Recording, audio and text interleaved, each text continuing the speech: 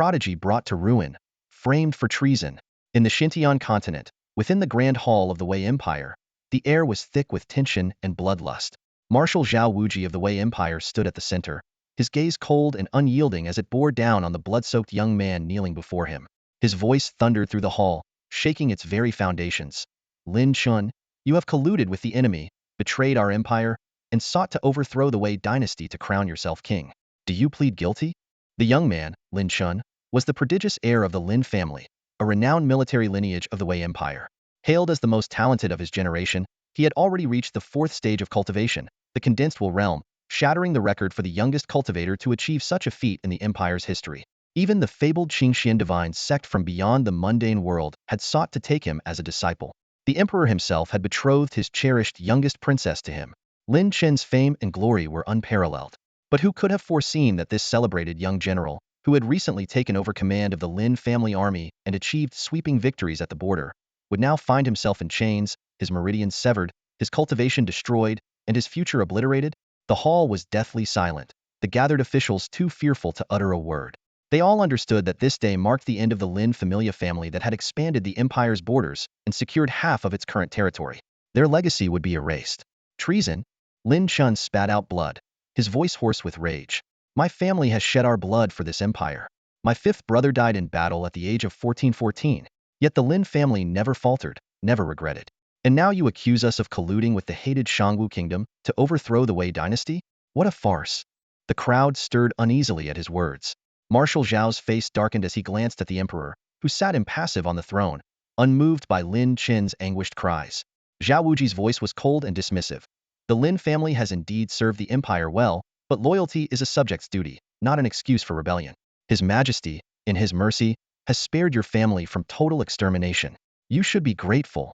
Lin Chen gritted his teeth, blood seeping from his lips. The Lin family has been loyal for generations. The real traitors are you. All of you. Enough of this insolence. Zhao Wuji's voice was icy. Guards, bring in the other traitors who conspired with him. Lin Chen's heart sank as familiar faces were dragged into the hall, their bloodied forms bound in chains. They were his comrades in arms, men who had fought and bled alongside him on the battlefield. Let them go. They are innocent. They are loyal soldiers of the empire. Lin Chen roared, his voice cracking with desperation. Loyal? Traitors, every one of them. Execute them. Zhao Wuji commanded. One by one, the soldiers as brothers in arms, men who had shared life and death with him, fell beneath the executioner's blade. Their heads rolled, and the sound of flesh and steel tore at Lin Chen's soul. He screamed in anguish, tears streaming down his face. Soon, another group was brought in his time, the elderly, the sick, and the frail. The sight of them made even the hardened nobles present avert their eyes. These were Lin Chen's kin, the remnants of the Lin family, the very bloodline that had sacrificed so much for the empire. These Lin family rebels shall also be executed. Zhao Wuji declared coldly. An old woman, her frail body hunched and her hair matted, pointed a trembling finger at the emperor on his elevated throne. Her voice was a mix of sorrow and fury. Chuner, you've done nothing wrong. Don't blame yourself. I've lived long enough. When I go to the afterlife, I'll ask the ancestors of the Qin dynasty how they could betray our Lin family like this. The blade fell, and heads rolled. Uncle, aunt, Gramotherno. No. Lin Chen screamed, his voice breaking as he coughed up blood and collapsed into unconsciousness. Outside, the sun shone brightly, but within the hall, a freezing chill gripped the hearts of all present. Take this traitor to the dungeon. In 3 days, he will be executed at the imperial sacrifice to honor the souls of our fallen heroes. Zhao Wuji sneered. The Lin family was finished, and with their downfall, the Zhao family would stand unrivaled. The empire needed only one marshal. In the deepest cell of the imperial dungeon, Lin Chen lay on the cold, blood-stained ground. The horrific scenes from the grand hall replayed endlessly in his mind, the blood-soaked floor, the severed heads of his comrades and kin. His heart was torn to shreds. His life force was fading. He might not even survive the 3 days until his execution. But how could he accept this fate? I refuse. I refuse to die like this. I won't let my family die in vain. I will make the Zhao family, the royal family, pay in blood. I will avenge them. Lin Chen's hoarse voice echoed in the darkness. But his body was broken, his strength gone.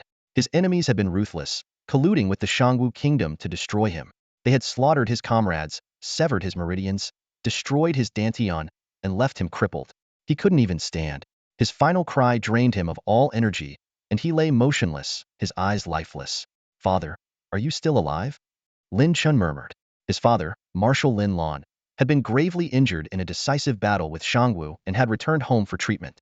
When Lin Chen took over command and marched to war, his father had still been recovering. But now, his father was nowhere to be seen. Lin Chen could only assume the worst. "Mother, I'm sorry. I failed to protect everyone. I failed you," Lin Chen whispered as blood and tears mingled on his face. He had promised his mother before her death that he would protect their family, but he had failed. "Mother, I miss you," he said softly, clutching the jade pendant she had left him. Unnoticed by him, the pendant began to glow faintly, its light growing brighter until it dissolved into a stream of energy that flowed into his body. "Little brother, did you wake me up? You seem so unwilling to give up. Do you want big sister to help you?" "Who's there?" Lin Chen called out sharply, his voice low but commanding as his eyes darted around the room, scanning every corner with vigilance. Out of nowhere, a languid and alluring voice echoed, dripping with charm. What a good sleep that was. I must have been asleep for 10,000 years. That felt amazing." Lin Chen's heart raced with suspicion and uncertainty. His gaze swept the small, empty cell. There was no one here, so where was the voice coming from? Was it an illusion? Or perhaps a ghost? The voice spoke again, this time carrying an enchanting tease. "Stop guessing already. I'm no ghost, little brother. I'm a stunning beauty. Come here, won't you?"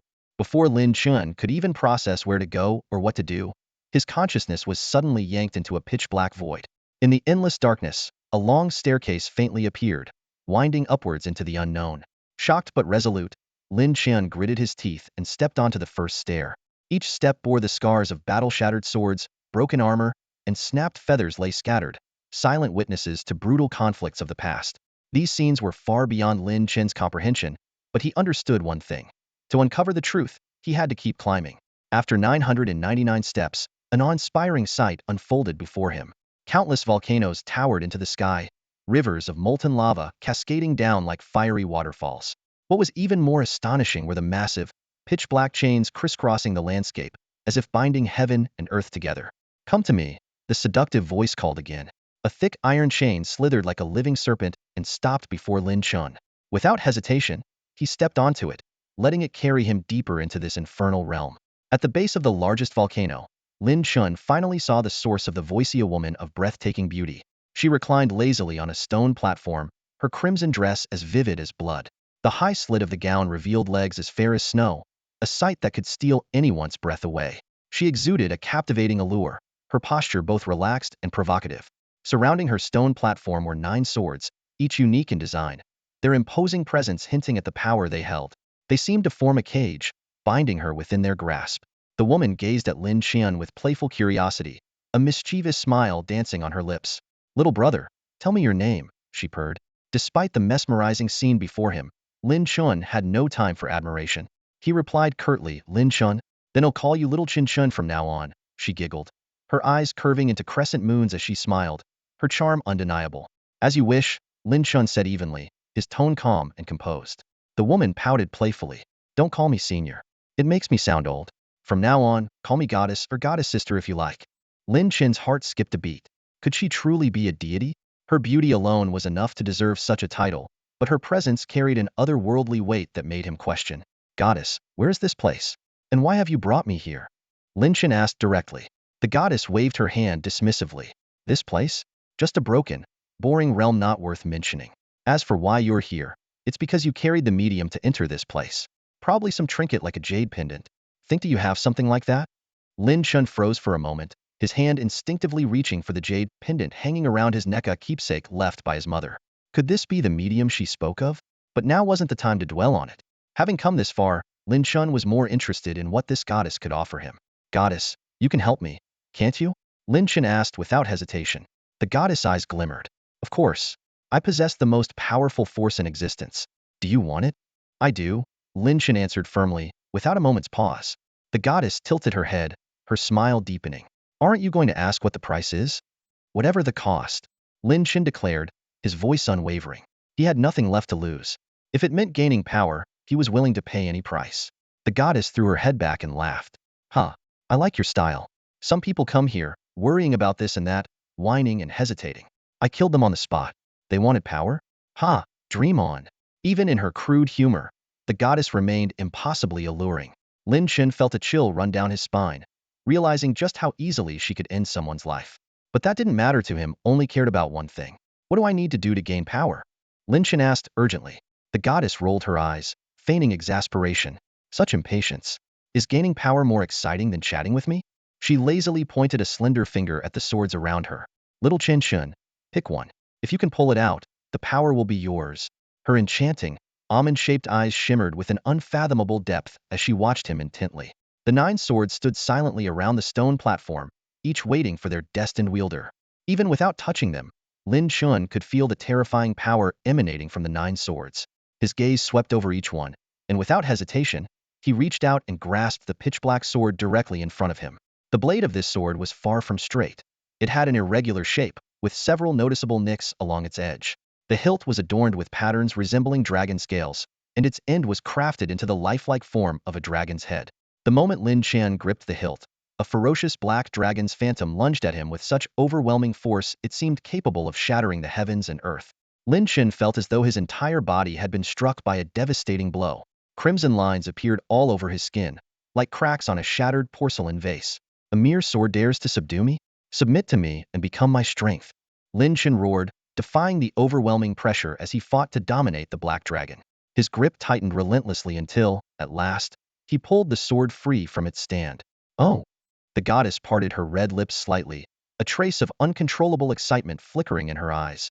To have drawn the Tianwu sword, this young man is no ordinary mortal.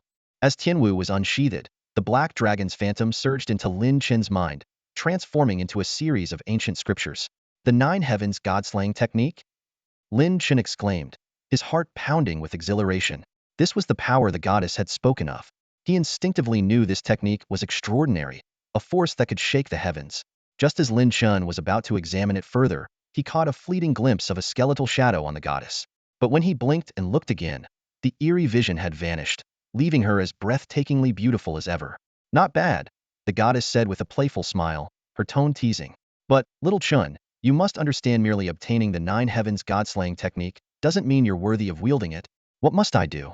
Lin Chen asked, frowning. Dear sister here can help you restore your dantian and give you a chance to start anew, the goddess said with a lilting laugh.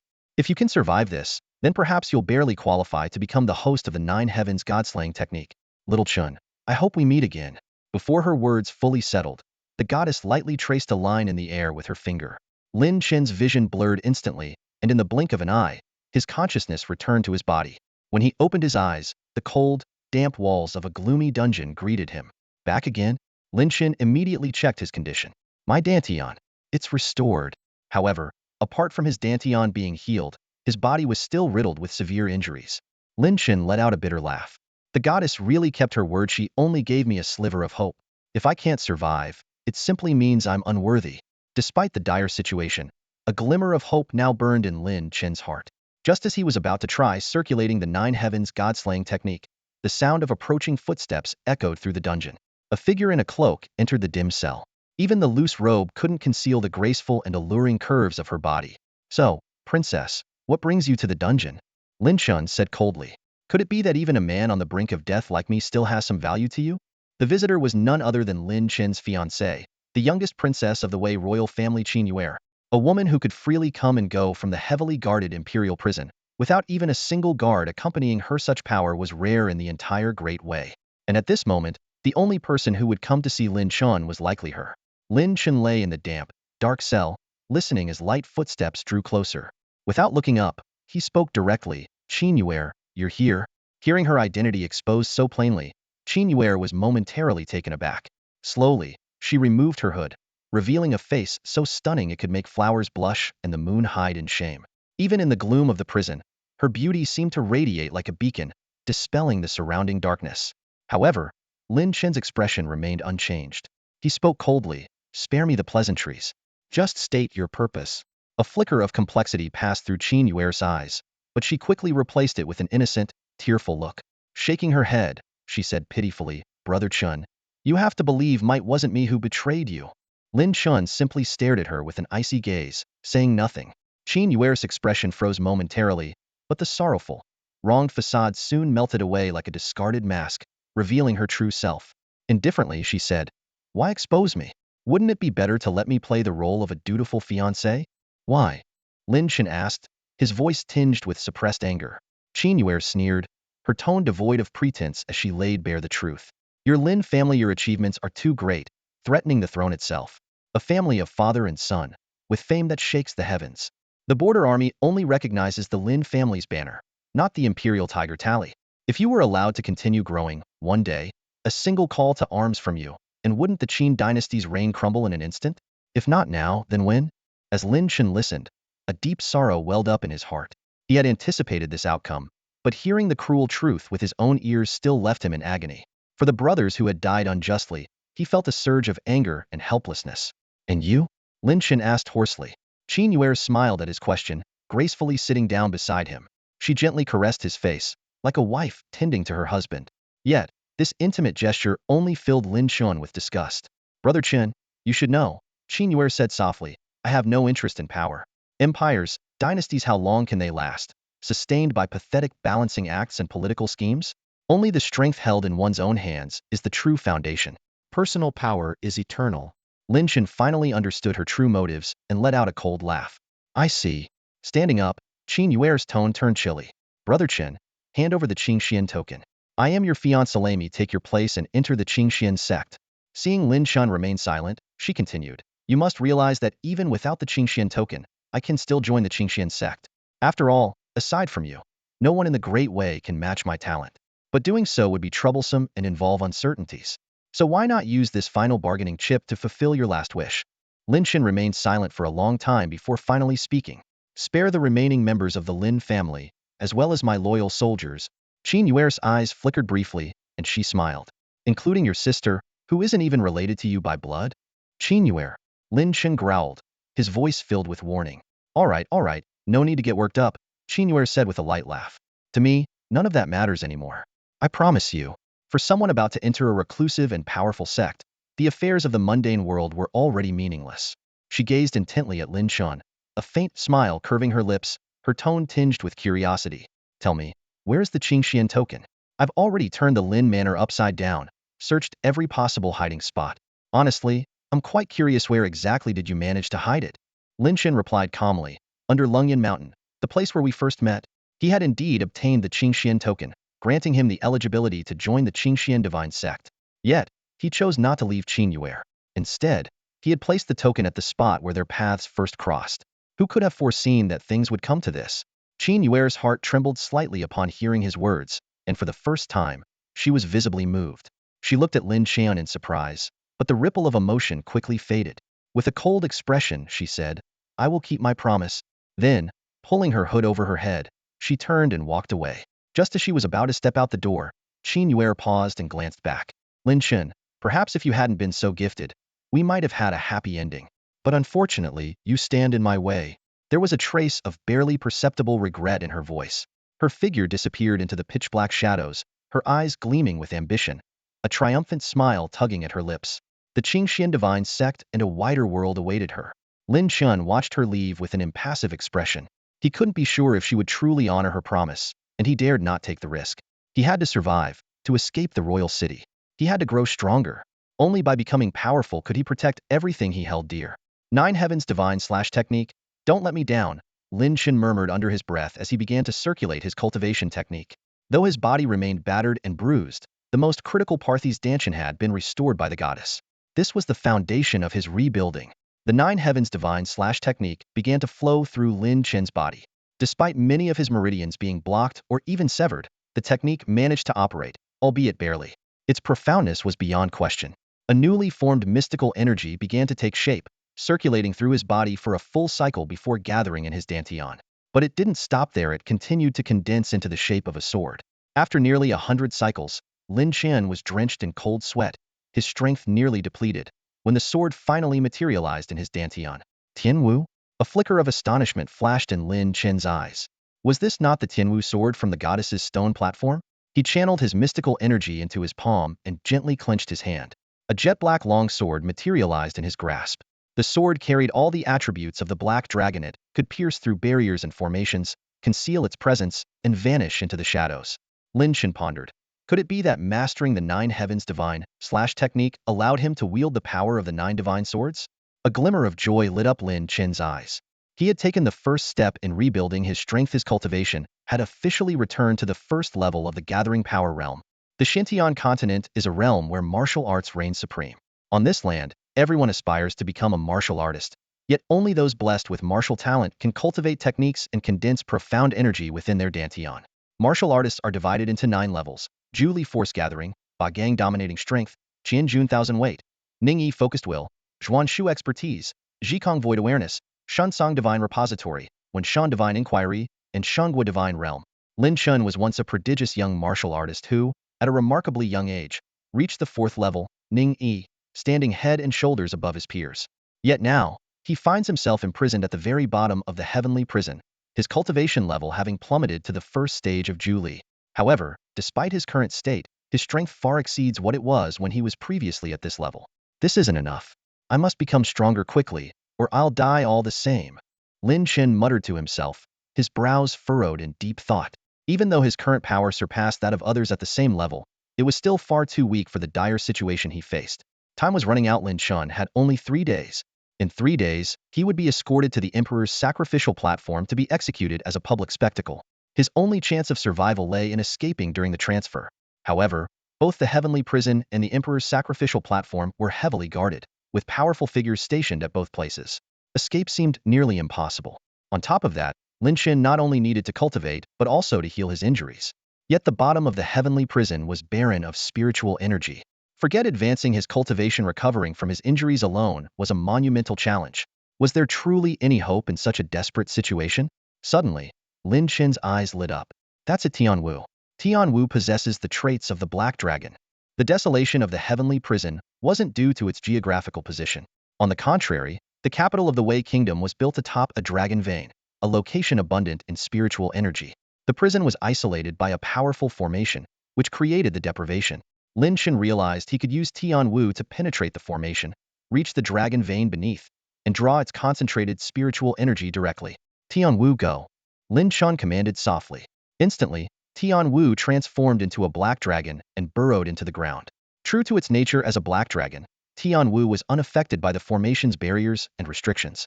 It dove deep into the earth, weaving through the crisscrossing veins, and finally located the powerful dragon vein. With a roar, the black dragon bit into the golden dragon vein, devouring its pure spiritual energy. The energy surged into Lin Chen's body like a torrential flood. He activated the 9 Heavens Divine Slash technique to its fullest, channeling the energy to nourish his battered body. In no time, his severe injuries began to heal at a speed visible to the naked eye. Once his injuries were healed, Lin Chen resumed cultivating. His profound energy condensed continuously, pouring into the shadow of a sword within his dantian. His cultivation level advanced rapidly. Ju Li Stage 2, Stage 3, Stage 4. 3 days passed in the blink of an eye. Since the bottom of the heavenly prison was deemed inescapable and Lin Chen was considered a cripple, no one had bothered to check on him. These 3 days allowed Lin Chen to focus entirely on breaking through. By the end of the 3rd day, Lin Chen's cultivation had soared to the 2nd stage of Ba Gang. Such a pace of advancement in just 3 days was nothing short of extraordinary. Lin Chen withdrew Tianwu. The Black Dragon's innate ability to conceal its presence allowed Lin Chen to continue feigning weakness, maintaining the appearance of a defeated man.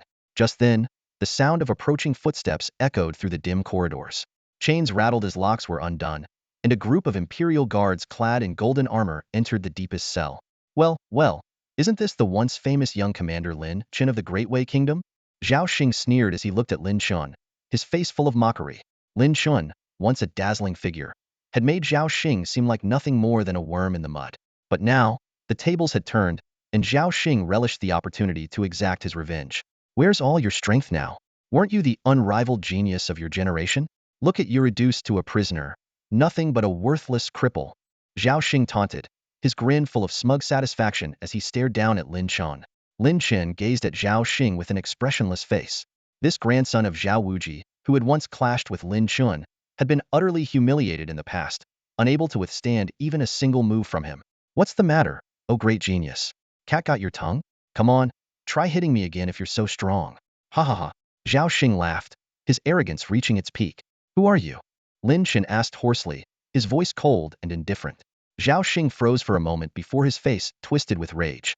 Lin Chen's meaning was clear. Zhao Xing was such an insignificant figure that he wasn't even worth remembering. You insolent fool! Zhao Xing roared, his fury boiling over as he kicked Lin Chen hard in the abdomen. Lin Chen collapsed to the ground, coughing up blood. Zhao Xing sneered as he looked down at Lin Chen, who was curled up on the ground. His eyes gleamed with cruelty. Don't remember me, do you? How about now? Starting to remember, he mocked. No matter how great you were in the past, Lin Chen, look at you now, just a worthless nobody. I, Zhao Xing, will always be better than you. Understand? Lin Chen said nothing, silently enduring the humiliation. Seeing this, Zhao Xing's lips curled into a sinister smile as he continued. Oh, let me share some good news with you. The little princess, out of old sentiment, spared the remaining rebels of the Lin family. They were excused from exile, hard labor, and even worse fates. Guess where they are now? They've been sent to Yinzhou. Yinzhou? Lin Chen's head shot up, a flash of shock in his eyes. Zhao Xing, noticing his reaction, grew even more triumphant and explained. Yinzhou, on the borderlands of the Wei Kingdom, a barbaric land full of unrest. It has always been a thorn in the side of the imperial court. I hear that this was all at the request of the king of Yinzhou himself. He personally petitioned the emperor, saying he wanted to take Lin Wanner as a concubine, to savor the so-called tiger daughter of a general's family. Zhao Xing burst into laughter, his voice dripping with malice and mockery. He went on, the king of Yinzhou is a depraved and violent brute, infamous for his cruelty towards women. Though he outwardly pledged loyalty to Wei, his ambitions have never waned. Years ago, he dared to suggest marrying Lin Wanner. Your father, Lin Lan, was so enraged that he personally marched to Yinzhou, slaughtered 12 of the region's commanding generals, and even broke the king's arm to put an end to it. And now, he dares to lay his filthy hands on Lin Wanner again. Feigning pity, Zhao Xing clicked his tongue and continued, Tisk Tiske, I can hardly imagine what your delicate, gentle sister will look like under that beast of a man. Shall probably be broken beyond recognition. But hey, considering the treachery of your entire Lin family, just being alive is a blessing.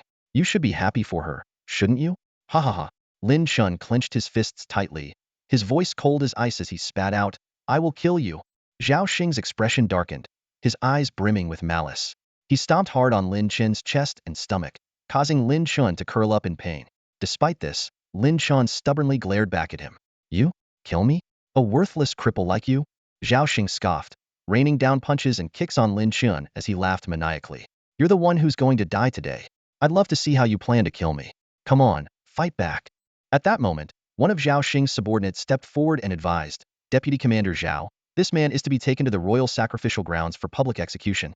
It wouldn't look good if he died here. Zhao Xing finally stopped, letting out a cold snort. This lowlife won't die so easily. Chain him up and take him away, he ordered, pulling out a set of shackles. The subordinate looked surprised and asked, Deputy Commander, do we really need to use such rare and powerful restraint shackles on a cripple like him? Zhao Xing sneered and replied, consider it a special privilege for the once great genius. The guards around him erupted into laughter. Zhao Xing leaned down, staring at Lin Chen with a smug grin. So, you want to kill me, huh? Go ahead, break out of these shackles and come find me. I'll be waiting. Just don't go back on your word. Lin Chen was bound in the restraint shackles and escorted out of the dungeon. He was loaded into a prison cart and paraded down Xinwu Long Street, toward the royal sacrificial grounds. Inside the cart, beneath his disheveled hair, a pair of cold, piercing eyes burned with icy determination. The capital of the Great Wei Kingdom was Lin Chen's hometown. He knew every street and corner of this city like the back of his hand. At this moment, his eyes were fixed on Xinwu Long Street, one of the largest streets in the capital. In his mind, it appeared vividly, with its crisscrossing alleys on either side forming a maze. Lin Chen's escape plan was unfolding in his mind step by step. First, he would pass through Hufeng Street in the middle section of Xinwu Long Street. This bustling area was teeming with people from all walks of life, with hidden pathways and secret tunnels scattered throughout. Next, he would cross Sanxin Gate and head straight to Yili Alley. The Yin Kong prince's residence was located there, and even if pursuers caught up, they wouldn't dare storm the prince's estate recklessly. Today was the grand royal sacrificial ceremony, and as a member of the royal family, the Yin Kong prince was sure to be absent from his residence. Lin Chen had two compelling reasons for choosing this route. Firstly, the Yin Kong prince was known for his eccentricity and detachment from court politics, leaving only his family in the estate. Secondly, the prince shared a past connection with Lin Chen's mother, having once trained together. Once through the prince's residence, Lin Chen would be near the north gate. Its commander, Wang Yuxi, was on leave due to a cultivation mishap, making the north gate the weakest defended among the 4 city gates. More importantly, according to the law, all city gates must remain open throughout the royal sacrificial day. This was Lin Chen's once-in-a-lifetime opportunity. If he could break through the city gates, he just might escape with his life. Taking a deep breath, Lin Chen mentally rehearsed the entire route once more. By now, the royal sacrificial ceremony had gathered the most prominent figures of the capital, proceeding in an orderly manner. Yet, all eyes were fixated on Lin Chen, who was about to be escorted to the ceremony. Both sides of Shenwu Long Street were packed with onlookers. Some hurled curses at the traitorous Lin family, while others shouted in disbelief, proclaiming his innocence. But everyone knew one thing. This once brilliant young man was unlikely to escape death today. The escort convoy moved slowly, finally arriving at the middle section of Shenwu Long Street. The crowd here was even denser, with Hafeng Street just to the side. One could even see the courtesans peeking out from the flower houses above. Today, it seemed, they had no heart for entertaining guests. Lin Chen quietly regulated his breathing, and the shadow of a sword within his dantian began to tremble. A surge of powerful mystical energy flooded his body, transforming into an overwhelming aura, ready to erupt. Tianwu, his blade, turned into a wisp of black mist, silently seeping into the manacles binding his limbs. The chains, inscribed with potent runes, loosened one by one. Zhao Xing glanced back at Lin Chen with a sneer. I remember the last time you walked down Shenwu Long Street. The crowd lined up to cheer for you. Now you're met with scorn. How does it feel? Lin Chen merely cast him a cold, indifferent look, yet it was enough to send a chill down Zhao Xing's spine. For a fleeting moment, he was transported back to the time when Lin Chen had defeated him with a single move. Shaking his head quickly, Zhao Xing dismissed the thought, convincing himself he was overthinking. After all, Lin Chen was now a cripple, shackled and powerless. What could he possibly do? But just as Zhao Xing began to let his guard down, he suddenly noticed that Lin Chen's restraints had somehow already been undone. Before he could even shout a warning, Lin Chen moved like an unsheathed blade, breaking free of the prison cart and lunging directly at Zhao Xing. The sudden turn of events sent waves of shock through the crowd. Zhao Xing roared, Lin Chen, do you really think you can escape? His body surged with mystical energy, forming a shield of force as the full might of his third-level 1000-weight realm cultivation erupted. Though he couldn't fathom how Lin Chen had broken free, Zhao Xing saw this as nothing more than a desperate a chance for him to crush Lin Chen publicly and become a hero of the capital. Starlight Spear Strike. Zhao Xing laughed maniacally as he unleashed the Zhao family's signature technique. The Spear Strike, once unmatched on the battlefield, shot straight toward Lin Chen. But Lin Chen only smirked disdainfully. A military technique, yet riddled with flaws. The Zhao family has indeed fallen. With that, Tianwu flashed in his hand. With one swing, he not only shattered the spear strike, but also cleaved Zhao Xing in two. Zhao Xing let out a final, despairing cry, but it was too late. His life was over.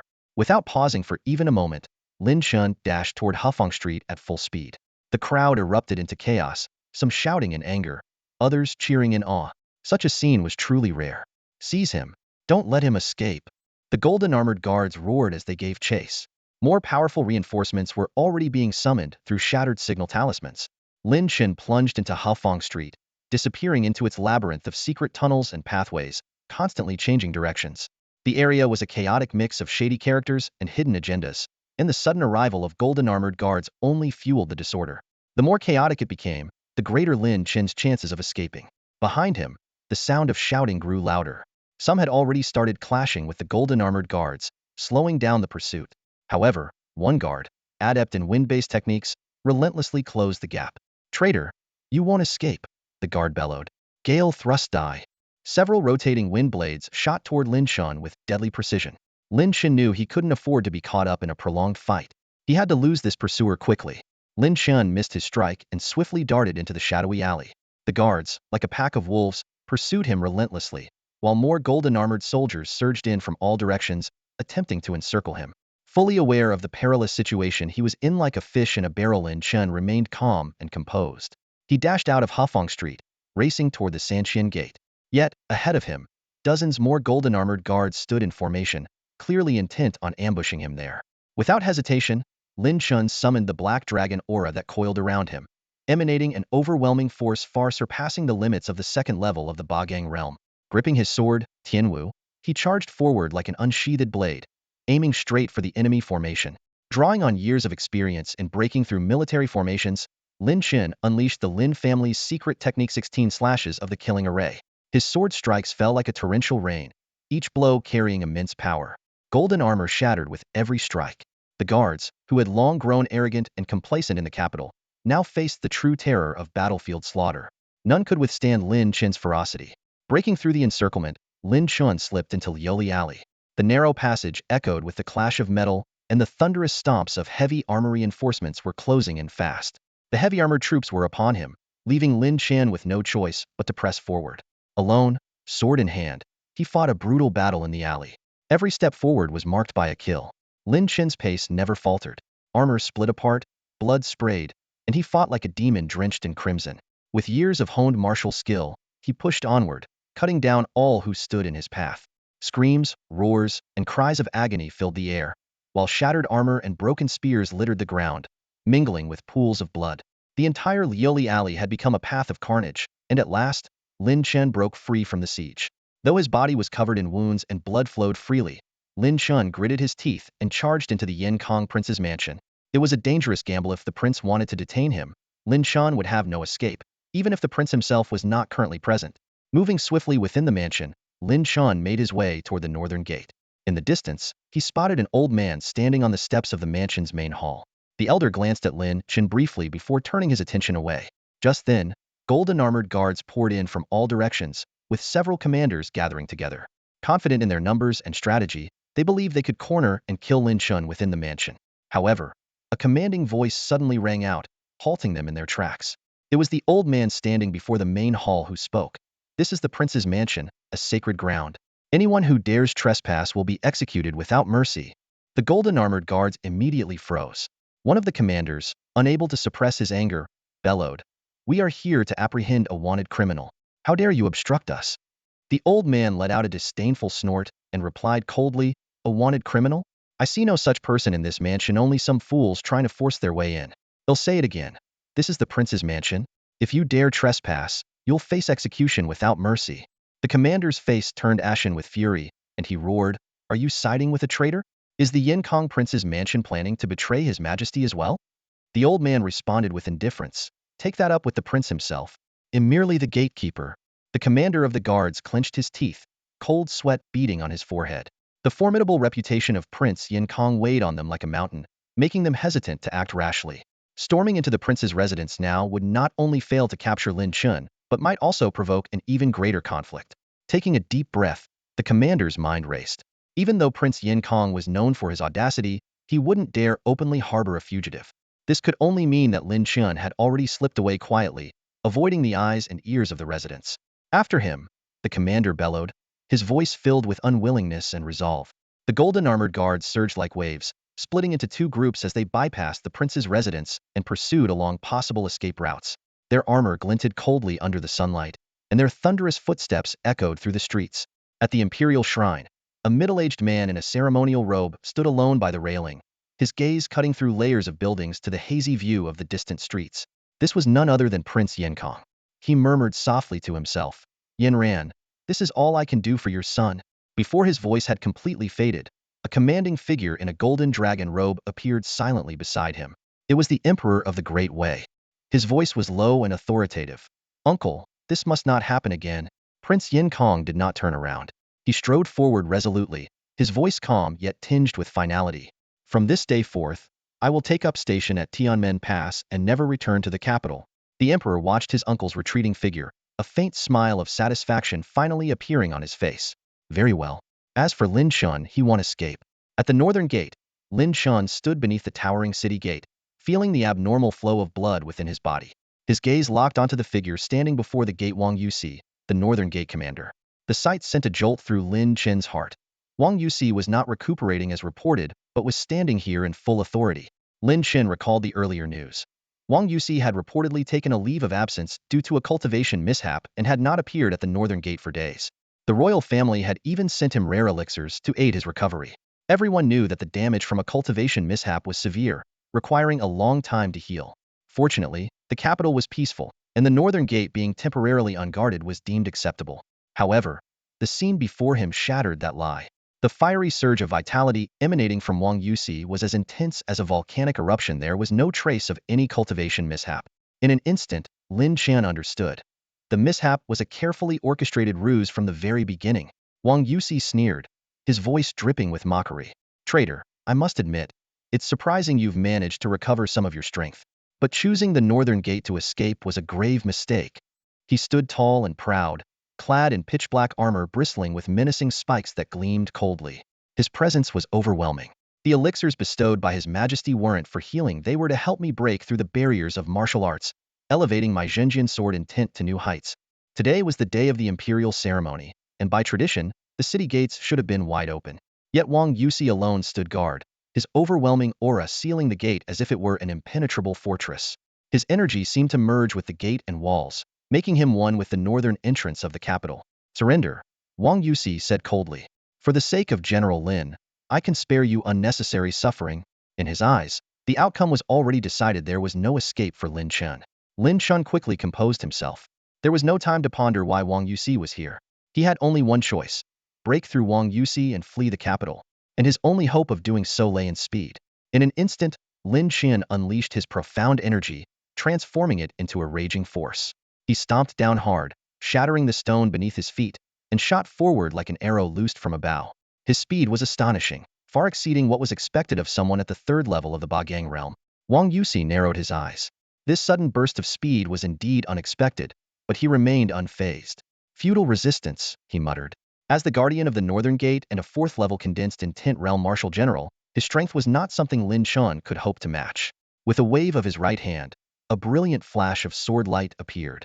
A heavy sword, as wide as a palm, materialized in his grasp. Despite its weight, the blade moved with agility, humming with power and causing the air around it to tremble. This was Wang Yusi's signature weapon, the Zhenjian, or Tremor Sword. It was this very sword, combined with his lethal Zhenjian sword intent, that had allowed Wang Yusi to rise above his peers and earn the critical role of guarding the capital's gates. His sword intent was uniquely insidious, inflicting relentless damage on an opponent's profound energy once it penetrated their defenses. Countless powerful foes had fallen to this sword in the past, and now, Wang Yusi was stronger than ever. He smirked coldly. Lin Chen, how will you counter this? With a swift horizontal sweep of his sword, Wang Yusi unleashed a devastating strike, its sheer force and speed like a bolt of lightning, cutting off Lin Chen's path. This was the terrifying power of the fourth realm level that a second-realm martial artist could never hope to withstand. Yet Lin Chen, who had once reached the fourth realm himself, was no stranger to the might of the condensed intent realm. More importantly, Wang Yusi had previously served under Lin Lan's command in battle, and Lin Chen was intimately familiar with his tendencies. Though Lin Chen appeared to be charging forward at full speed, he had been holding back, ready to adapt at a moment's notice. As the lethal sword strike swept toward him, he had already anticipated it. His body abruptly dropped, narrowly evading the attack. Then, in the blink of an eye, his figure flickered, splitting into multiple Lin Chens. This was the Lin clan's secret footwork technique, 8 shadow steps. When mastered, it allowed the user to create up to 8 afterimages, confusing opponents whether in attack or retreat. Wang Yusi snorted disdainfully. A petty trick, just a futile struggle. It must be admitted that Lin Chen's martial arts talent is truly astonishing. His mastery of the 8 shadow steps had reached perfection, with 8 figures flickering in the air, dazzling and impossible to distinguish between real and illusory. Wang Yusi cast a cold glance, a slight sneer curling at the corner of his mouth. No need to tell them apart. Sky-cleaving strike. Wang Yusi growled, sweeping his long sword horizontally. A surge of sword energy erupted like a tidal wave, engulfing the entire battlefield in an instant.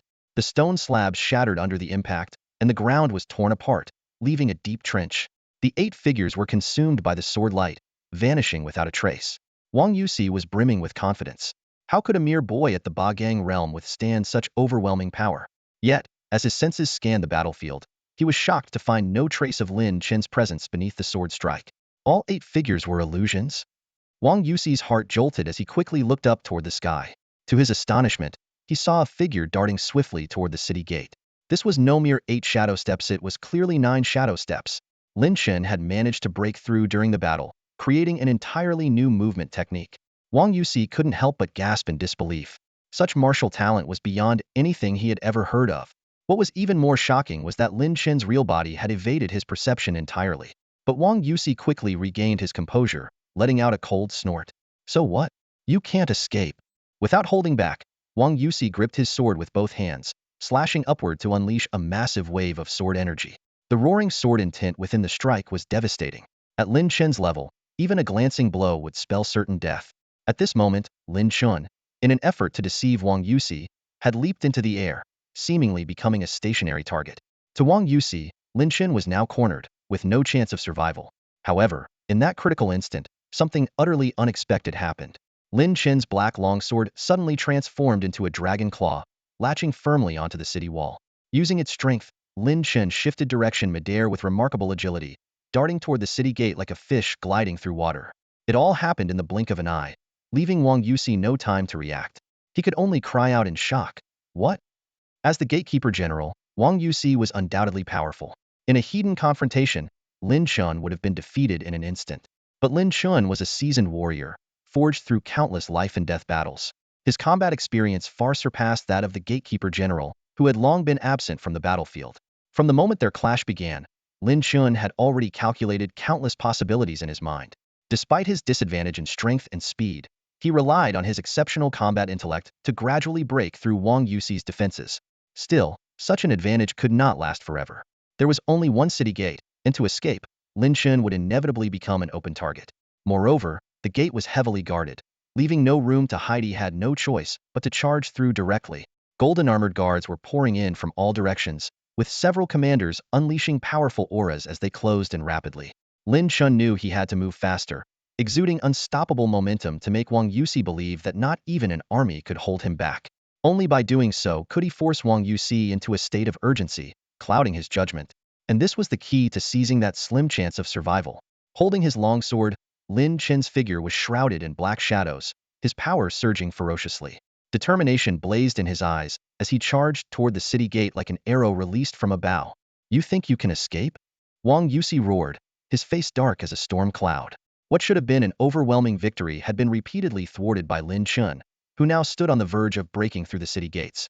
Though the gate was defended by soldiers, Wang Yusi, the general in charge of the city's defense, had already lost face. His eyes blazed with fury as he vowed to personally cut Lin Chen down. Blade intent, tremor sword.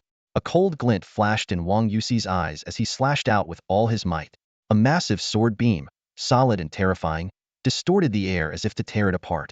The strike was aimed directly at Lin Chen, sealing off the city gate. If Lin Chen continued his escape attempt, he would be unable to dodge. If he tried to evade, he would inevitably be surrounded by the armored guards. Why won't you just die? Wang Yusi bellowed, pouring even more sword intent into his strike, its power growing to monstrous levels. Lin Chen, trapped in the narrow gateway, dodged desperately, but even a glancing blow from the edge of the sword beam would prove fatal. Amid the despair, Lin Chen caught a glimmer of hope, a subtle hesitation in Wang Yusi's sword technique. Nine Heavens God-slaying technique. Break for me! Lin Chen roared, unleashing his full power recklessly. The sword shadow in his dantian flared brilliantly, channeling all his strength into the Tianwu sword. The Tianwu sword transformed into a black dragon, striking precisely at the flaw in Wang Yusi's technique. Yet Wang Yusi only sneered. How could a warrior at the Bagang realm withstand the full-force attack of someone at the condensed intent realm? The next moment, Lin Chen was sent flying, coughing up blood. His body was shredded by sword energy, blood spraying everywhere, leaving him a mangled figure. Corpses of soldiers defending the gate were sent flying as well, crashing heavily to the ground. Though many loyal guards were inadvertently killed, it was all worth it as long as Lin Chen died. Traitor to the nation, executed, Wang Yusi declared loudly. Yet before his words could settle, the clatter of armor hitting the ground echoed. His expression darkened as he turned to see a blood-soaked figure struggling to stand in the gateway. It was Lin Chen. Gritting his teeth against the searing pain, Lin Chen pushed aside the bodies of the fallen guards. He had only one thought in his mind: escape. Escape from this city. Only by surviving could he one day return to take revenge. Activate the Grand Formation. Don't let him leave the city. Wang Yusi roared, chasing after Lin Chen in a frenzy. The city's defensive formation activated, a glowing barrier rising and connecting to the dragon vein beneath the earth, powered by the Empire's very lifeblood. Such a defense was impenetrable, or so it seemed. But then, a thunderous dragon's roar echoed across the heavens. The golden dragon of the Empire's dragon vein appeared, battered and broken, its form riddled with wounds, as though it had been savaged by some unknown force. The entire capital was thrown into an uproar, even the golden armored guards briefly stunned. Within the Imperial Shrine, the Emperor's expression finally changed. Damage to the dragon vein was a dire omen of the Empire's downfall. Wang Yusi had no time to pay attention to the celestial phenomenon. His focus remained solely on Lin Chen, who was now trapped within the formation. Die! He shouted, channeling his sword intent for another strike. But in the next instant, an unbelievable scene unfolded. Lin Chen, cloaked in a shadowy aura, passed straight through the formation as if it wasn't there. Meanwhile, Wang Yusi's sword energy was completely blocked by the barrier. The formation was clearly functioning properly, so how had Lin Chen managed to slip through? Shut down the formation now? Wang Yusi screamed, a sense of dread rising in his heart. The traitor who should have been dead was slipping through his grasp. Lin Chen charged forward, his vision blurry but his determination unwavering.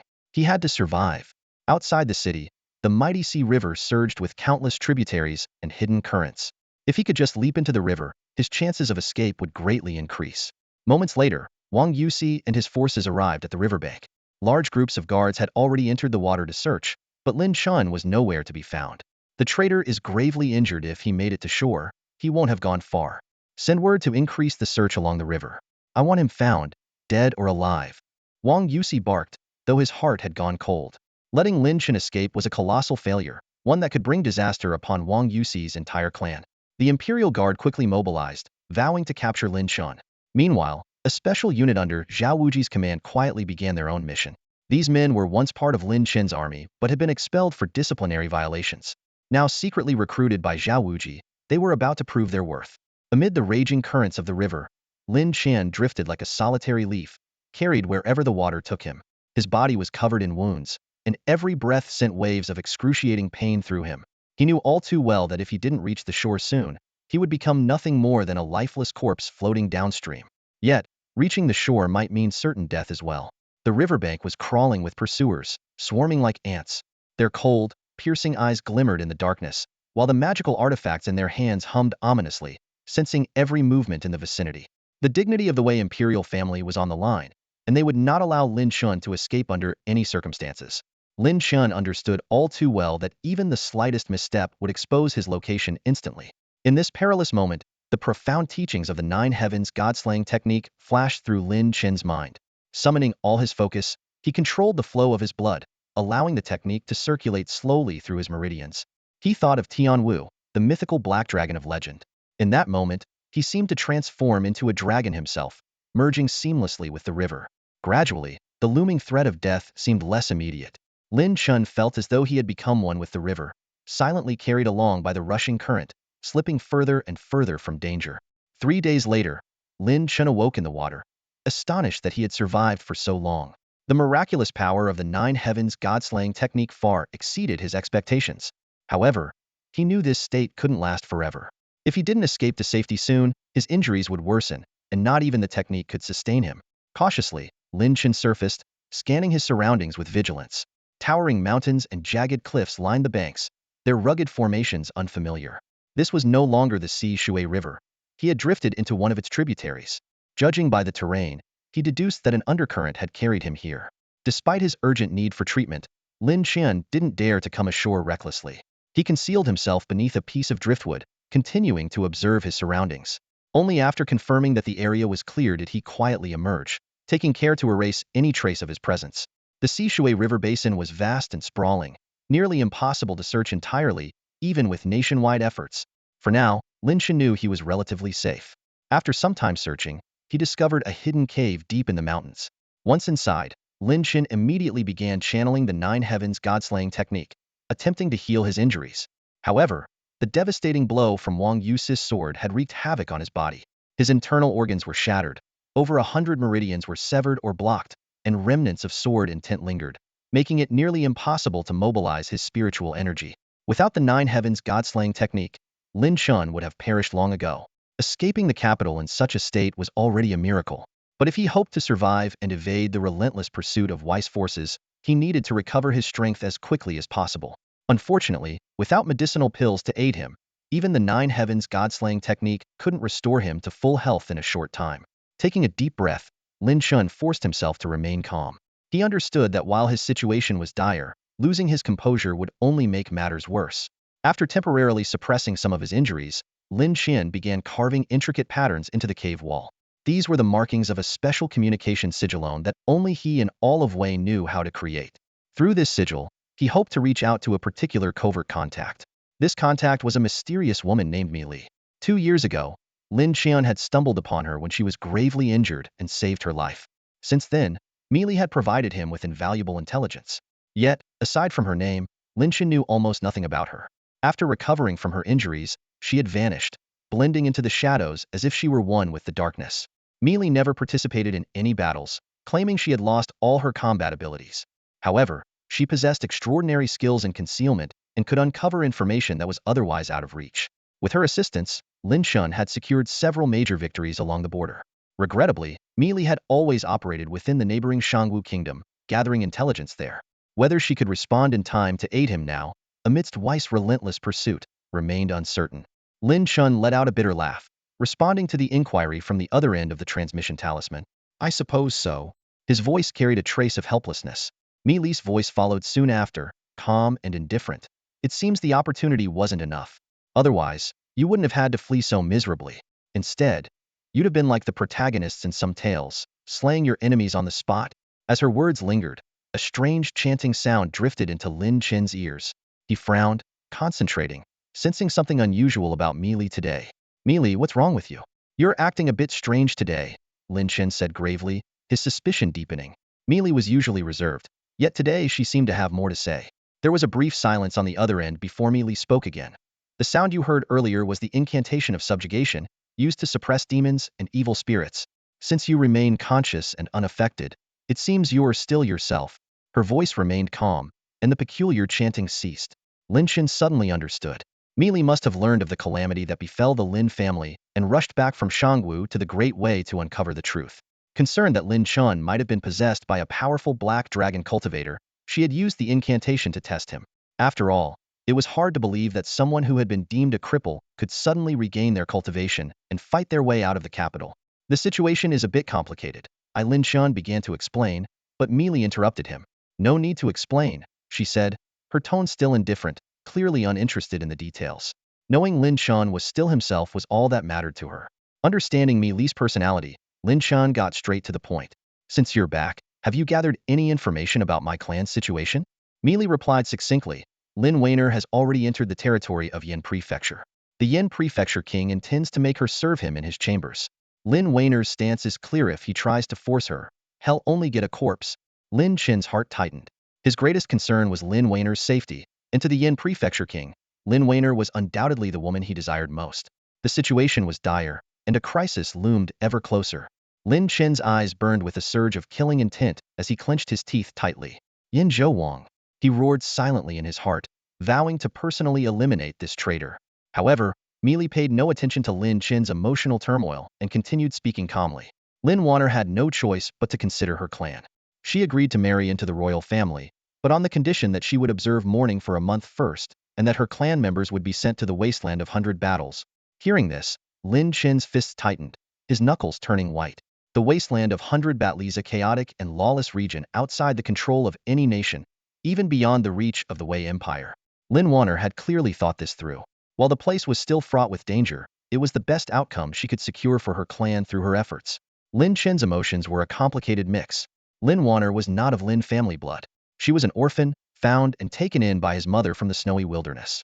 She had endured a life of displacement, hunger, and cold, and was saved from the brink of despair by the warmth of the Lin family. This kindness made her cherish the family more than anyone else, especially Lin Chen. Growing up together, Lin Weiner saw Lin Chen as the most important part of her life. For him, she was willing to endure anything, no matter how painful or humiliating. Meili's voice broke the silence again, still calm. You're in a dangerous situation now. You need to decide your next steps and act quickly. Through a communication talisman, she had already pinpointed Lin Chen's exact location. Lin Chen took a deep breath, forcing himself to calm down. He understood that everything Lin Weiner had done was for the survival of their clan. His only choice now was to head to the wasteland of 100 battles to protect his people, then storm Yin Zhouwang's estate to rescue Lin Weiner and exact his revenge. And he had only 1 month to accomplish this. For someone with merely a Ba Gang cultivation level, this seemed like an impossible task. But Lin Chen had no other choice. I understand, Lin Chen said, releasing his clenched fists. His voice was resolute. As soon as my injuries improve slightly, I'll set off for the wasteland of 100 battles. I must save the clan first and eliminate any distractions. That place is also better suited for someone in my current state. Meili responded briefly. All right. What do you need me to do? Go to Yinzhou, Lin Chen said in a low voice. He knew Meili understood this was a request for her to secretly watch over Lin Weiner and report any updates. Understood, Meili agreed, though she knew it would entail risks for her as well. Thank you, Lin Chen said apologetically. Just keep going, Meili replied indifferently. Lin Chen got straight to the point.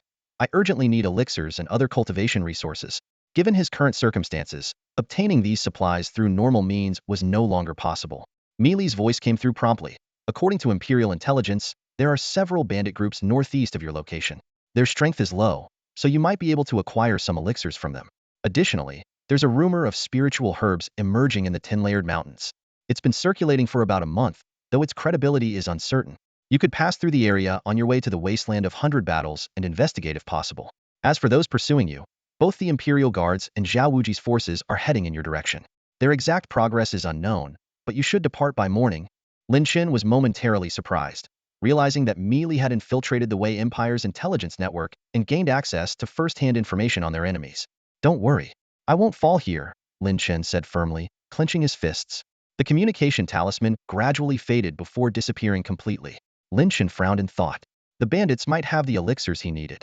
The lingering sword intent of Wang Yuxi's Zhen sword within his body was like a parasite, requiring a 6th-grade healing elixir to remove. However, with the 9 Heavens Divine Slaying technique in his possession, a 5th-grade healing elixir would suffice. Even though 5th-grade elixirs were rare and precious, the bandits' hideouts might contain other emergency remedies.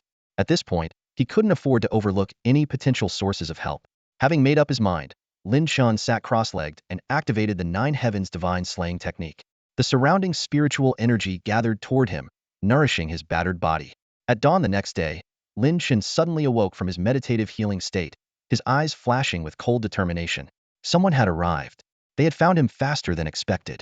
A flicker of firelight appeared as a figure entered the cave, the flames in their hand casting away the darkness. Lin Chen hid behind a rock, using the celestial tungsten concealment technique to suppress his aura. The newcomer carefully surveyed the cave. Lin Chen frowned, sensing a familiar energy from this person. Suddenly, it dawned on him understood how they had tracked him so quickly. This individual was a soldier of the Lin family army. The elite troops of the Lin family trained in a special technique that allowed them to sense the auras of their comrades, even in the chaos of battle, to maintain formation. As the young commander, Lin Chen had naturally mastered this technique, and years of warfare had ingrained it into his instincts. When he had been unconscious and weakened, his celestial tungsten concealment might not have been fully effective, exposing faint traces of his aura. Not here either. Could he have already left this area? A hoarse, grim voice muttered, seemingly to itself. I definitely sensed his aura earlier, even if just for a moment. It shouldn't have been a mistake. He needs to heal his injuries, so he must still be hiding somewhere in this region. Listening to the familiar voice, Lin Chen narrowed his eyes, racking his memory to identify the man. Xing Guangyuan, once Lin Chen's trusted deputy, has now turned into his relentless pursuer. This lawless criminal, who oppressed the people and desecrated women, should have faced justice and punishment, yet he was forcibly taken away by Zhao Wuji. Now, he leads an elite squad, scouring the dimly lit cave for any trace of Lin Chen. Xing Guangyuan cautiously scanned his surroundings, fully aware of Lin Chen's exceptional ability to conceal himself. Determined to adopt a strategy of indiscriminate attacks, he swiftly conjured a massive fireball in his hand. The searing heat distorted the air around him. Without hesitation, he began launching fireballs in all directions of the cave, the deafening explosions echoing through the confined space. Lin Chen let out a cold snort, begrudgingly acknowledging Xing Guangyuan's tactical prowess. Yet, he had no other choice but to take the initiative. Suddenly, a flash of sword light pierced through the darkness, aiming straight for Xing Guangyuan's throat. Startled, Xing Guangyuan instinctively summoned a golden shield. The clash between the sword light and the shield produced a thunderous sound, leaving the shield covered in cracks. His expression darkened. This was his prized defensive artifact, and its fragility was a result of his hasty reaction. After quickly creating some distance, Xing Guangyuan finally got a clear view of his attacker. His face lit up with twisted delight. Lin Chen. Ha ha ha, the heavens truly favor me. He stared greedily at Lin Chen, as if already envisioning the rewards and promotions awaiting him. Your head is worth quite a fortune, Commander. Xing Guangyuan sneered, his eyes glinting with cruelty. Lin Chen remained expressionless, responding only with a calm, "Is that so?" Xing Guangyuan smirked dismissively, confident he had seen through Lin Chen's weakened state. "Commander, am now at the 6th level of the Qianjun realm, while you're nothing more than a rat scurrying in the shadows." Before he could finish speaking, Lin Chen executed his 8 shadow steps, instantly creating 9 illusory figures that charged at Xing Guangyuan simultaneously. Xing Guangyuan sneered and swept his flaming sword in a wide arc. The fiery sword energy shattered all of Lin Chen's illusions, forcing his true form to stagger back, coughing up blood. "It's over, Commander." Xing Guangyuan laughed maniacally, his flame-wreathed sword slashing down relentlessly, each strike imbued with deadly intent. Lin Chen's body bore numerous burns and cuts, yet his gaze remained steadfast, fixed on Xing Guangyuan's every move. Suddenly, the light of his sword changed, transforming into a dazzling spinning blade that roared toward his opponent. A flicker of mockery crossed Xing Guangyuan's eyes as he unleashed his own sword formation, slash to counter it. The two sword wheels collided, and Lin Chen was clearly at a disadvantage. The disparity in their strength was too great. Injured and hindered by the residual sword intent of Wang Yusi within him, Lin Chen struggled to unleash his full potential. With a single clash, Lin Chen was forced back. Seeing this, Xing Guangyuan burst into laughter, his eyes gleaming with triumph. He was certain that victory was within his grasp. Seizing this once-in-a-lifetime opportunity, Xing Guangyuan launched an onslaught as fierce as a raging storm. His spinning sword roared through the air, driving Lin Chen into a corner. A cruel sneer spread across Xing Guangyuan's face, his eyes filled with malice. What a pity. I don't want any accidents. Otherwise, I'd love to see you kneeling before me. Determined to avoid any unexpected twists, Xing Guangyuan focused all his energy on ending Lin Chen as quickly as possible. With a loud cry, he shouted, "Blade array spinning slash, double cut." Before his voice even faded, his spinning sword split into two, both blades slashing ferociously toward Lin Chen. The scene was enough to make anyone sigh in disbelief. The blade array spinning slash was a technique Lin Chen had personally taught Xing Guangyuan. Yet now, Xing Guangyuan had perfected it to an extraordinary level, capable of executing the rare and deadly double cut with devastating power. To end Lin Chen with this very move filled Xing Guangyuan with immense satisfaction. However, at the critical moment, a dazzling light suddenly erupted in Lin Chen's eyes. Rather than retreat, he advanced. Lowering his body, he slipped through the nearly non-existent gap between the two spinning blades with astonishing precision. Impossible! Xing Guangyuan's eyes widened in shock. The space between the two blades was so minuscule, and the window of opportunity so fleeting, it seemed inconceivable. Yet Lin Chen seized this fleeting moment. Though both his shoulders were torn apart, blood spilling everywhere, his movements remained steady and unrelenting. In the blink of an eye, Lin Chen's sword pierced through Xing Guangyuan's heart. "You're not qualified to take my head," Lin Chen said coldly. Xing Guangyuan stared at Lin Chen, his eyes filled with unwillingness. You used the blade array spinning slash, just for this moment." At last, he understood. Lin Chen had deliberately led him to use the double cut, exploiting its inherent flaw to launch this counterattack. But regrets are meaningless in this world. As Xing Guangyuan's life ebbed away, a sudden thought struck him. He remembered something stored in his spatial ringa. Chilling realization dawned on him. Not only had he failed to kill Lin Chen, but his actions might end up helping him immensely. Lin Chen coughed up a mouthful of blood, his aura growing weaker once more. Xing Guangyuan's words were not without merit. Lin Chen had indeed deliberately used the array severing sword wheel. This technique was none other than Xing Guangyuan's signature sword skill, one he prided himself on and had mastered to a great degree. Lin Chen, well aware of Xing Guangyuan's temperament, had anticipated that he would retaliate with the same move to reclaim his honor and make Lin Chen's death all the more painful. However, this was precisely the opportunity Lin Chen had been waiting for. After all, the array severing sword wheel was originally taught to Xing Guangyuan by Lin Chen himself. Who could possibly understand its intricacies better than its creator? With a single decisive strike, Lin Chen ended Xing Guangyuan's life and quickly searched his spatial ring. The battle just now had been loud and destructive, and Lin Chen worried it might attract others. He had to leave as soon as possible. Third-grade healing pills. A glimmer of joy flashed in Lin Chen's eyes. Though not of the highest grade, they were still quite effective for recovering from injuries. Without hesitation, he swallowed one, feeling the medicinal power circulate through his body. Unfortunately, Xing Guangyuan's spatial ring was rather mediocre, with limited space inside. Aside from 2 bottles of pills, it contained only some basic travel tools, barely enough for emergencies. Just as Lin Chen was about to stop searching, he noticed something unusual: a leather mask. Upon closer inspection, his eyes lit up. A human skin mask. To think Xing Guangyuan carried such a treasure on him. With this, Lin Chen could alter his appearance and conceal his identity. Combined with the stealth capabilities of his Tianwu technique, he could achieve near-perfect anonymity. Lin Chen swiftly placed the mask over his face, channeling his spiritual energy into it and molding it carefully. In moments, he had transformed into an entirely different person. This will greatly reduce the threat of the wanted posters and allow me to move more freely. Lin Chen felt a sense of relief. Glancing at Xing Guangyuan's lifeless body, he remarked coldly, "I must thank you for going out of your way to deliver this mask to me. It'll make my escape much easier." After erasing all traces of his presence, Lin Chen left the scene without delay. He knew that Zhao Wuji had gathered many former members of the Lin family under his command, and Xing Guangyuan was unlikely to be the only one sent to hunt him down. His priority now was to distance himself from the area and locate the mountain bandits' hideout. The following afternoon, Lin Chen concealed himself in the shadows of a dense forest, his gaze fixed on a distant mountain pass. He spotted a group of agile, fierce-looking individuals moving through the trees. It was clear they were mountain bandits. Their hideout must be nearby. Lin Chen listened intently to their conversation. I heard we're hitting the Nine Cauldrons Trading Company this time.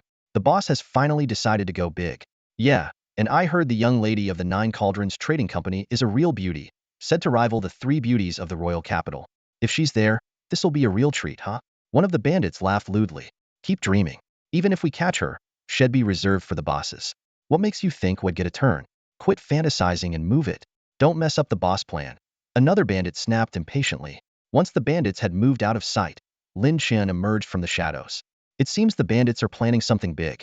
Their base must be lightly guarded right now. This is the perfect time to strike. Following the trail left by the bandits, he quickly located their hideout. The mountain stronghold had only one entrance, guarded by a few bandits. Lin Chen didn't hesitate. He moved like a phantom, his sword flashing coldly in the air. Before the guards even realized what was happening, their heads had already separated from their bodies. These low-level bandits were no match for Lin Chen, most of them only at the 4th or 5th level of the Bagang realm. Employing the lethal techniques he had honed in the military, Lin Chen cut through the stronghold with ruthless precision. Each strike was deadly, leaving no room for error or resistance. In less than half an hour, Lin Chen had annihilated every bandit in the hideout. None who crossed his path were spared. Finally, he stood before a stone door, where he dispatched the fourth in command of the bandits with a single thrust to the throat. Cough. Lin Chen suddenly coughed up blood, his internal organs racked with pain. The residual sword intent left by Wang Yusi had been growing stronger with each battle, pushing his old injuries closer to a relapse. I need to deal with this hidden danger soon. If I don't, they'll collapse under my own weight before anyone else even has a chance to strike. Wiping the blood from his lips, Lin Chen pushed open the stone door and stepped inside. This was the bandits' treasure vault. While spatial rings existed in the martial world, they were rare and often had limited storage capacity. As a result, large quantities of valuables were still stored in physical vaults. The treasure room was filled with spiritual artifacts, martial techniques, pills, and herbs of all kinds. Ignoring everything else, Lin Chen headed straight for the pills. He swiftly opened one bottle after another, carefully inspecting their contents. 4th-grade sacred water pills. Lin Chen's eyes gleamed with excitement. Even better than 4th-grade healing pills, these should be enough to heal both my internal and external injuries. He carefully stored the pills away, feeling a sense of relief. This risky venture had turned out to be worth it after all. Lin Chen frowned as he examined the pill in his hand, feeling a tinge of disappointment. It wasn't the ideal 5th-grade healing pill he had hoped for, but an entire bottle of holy water pills was sufficient to temporarily stabilize the sword intent within his body and prevent his injuries from worsening. He then picked up another bottle, which contained a single fiery red 4th-grade blood burst pill radiating an explosive energy. Lin Chen's eyes flickered with resolve. This pill could serve as a trump card in a critical moment, capable of greatly enhancing his profound energy after consumption. Shifting his gaze, Lin Chen noticed a scroll of martial arts techniques burst sword technique. This 4th-grade technique perfectly complemented the bloodburst pill. Given his current need to keep his identity hidden, his old cultivation methods and martial skills were no longer an option. This burst sword technique seemed like a suitable replacement. Quickly sorting through his spoils, Lin Chen pocketed the useful items and destroyed the rest. His eyes turned cold as he muttered to himself, "Time to check out the other bandit camps." He had no mercy when it came to dealing with bandits. After consuming a holy water pill, Lin Chen began to recover as he swiftly moved on. Meanwhile, on the main road, the caravan of the Jioding Merchant Guild was surrounded. A large group of bandits, armed with powerful bows and crossbows, stood on both sides of the mountain slopes, aiming at the caravan below. The Merchant Guild's guards hastily formed a defensive formation around the caravan, shields raised and ready for battle, though their pale faces betrayed their fear. This bandit force was overwhelming, clearly a coalition of multiple camps, and their sheer numbers were terrifying. Inside a luxurious carriage, the stunningly beautiful Zhang Tianxue was panicking, her voice trembling as she asked, "Third uncle, what should we do now?" Zhang Chongli forced a faint smile to comfort his niece, though his heart sank. He pondered silently, wondering why the bandits were going to such lengths, even breaking the unspoken rules, to attack them. Was it because of Zhang Tianxue, or were they after the batch of 5th-grade pills? Either way, the situation was dire. Zhang Tianxue, the eldest daughter of the Jioding Merchant Guild, had become a household name across the Great Wei Empire at the young age of 18. Her beauty rivaled that of the 3 renowned beauties of the imperial capital, captivating countless young elites, though she had yet to accept any suitor. By all accounts, someone of her status should not have been traveling with the merchant caravan. But this time, the circumstances were exceptional. Her grandfather, the elder chairman of the Jioding Merchant Guild, had fallen gravely ill. The guild's flying treasure ship had already been dispatched to summon a renowned physician and was unavailable to bring her back. In her desperation, Zhang Tianxue chose to accompany the caravan, as it was the fastest route. To ensure her safety, the Jioding Merchant Guild made extensive preparations. They paid off the local bandits and enlisted the assistance of the highly respected Three-Blade Chief to oversee the journey. Yet, despite these precautions, they were ambushed by a group of bandits. Zhang Chongli's face darkened.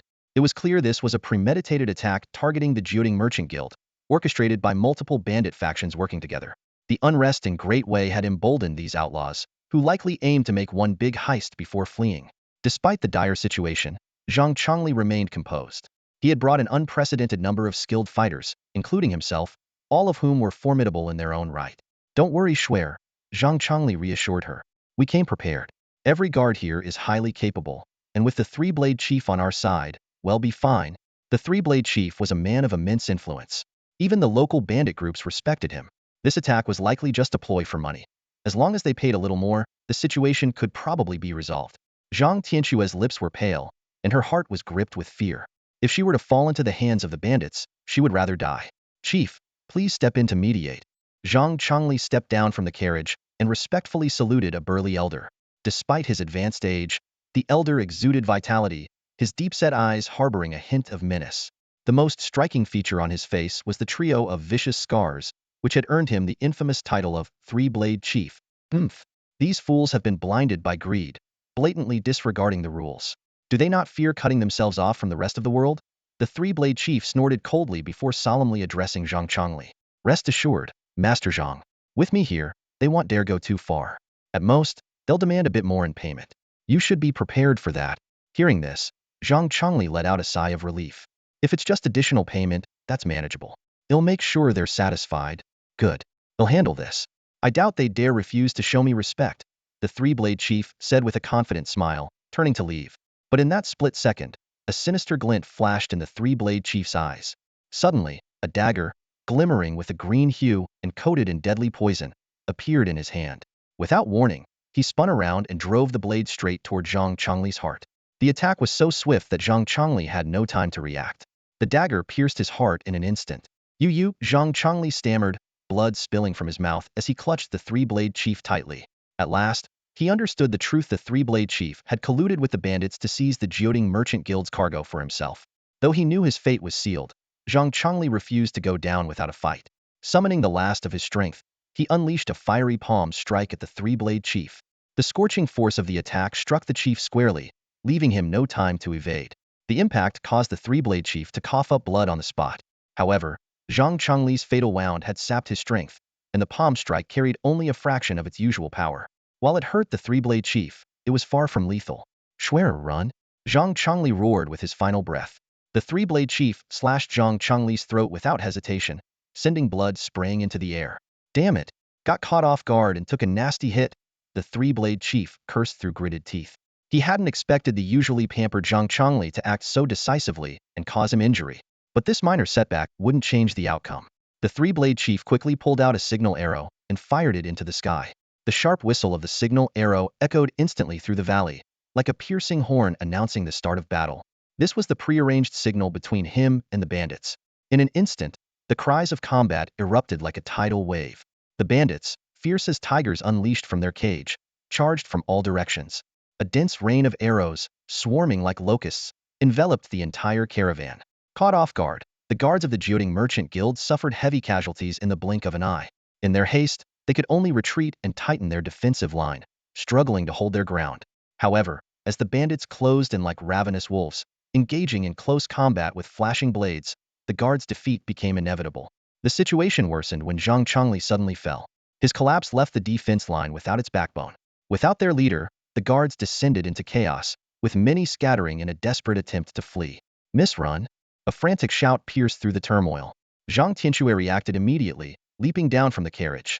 In an instant, a dozen elite bodyguards, meticulously trained by the Jioding Merchant Guild, formed a solid wall around her.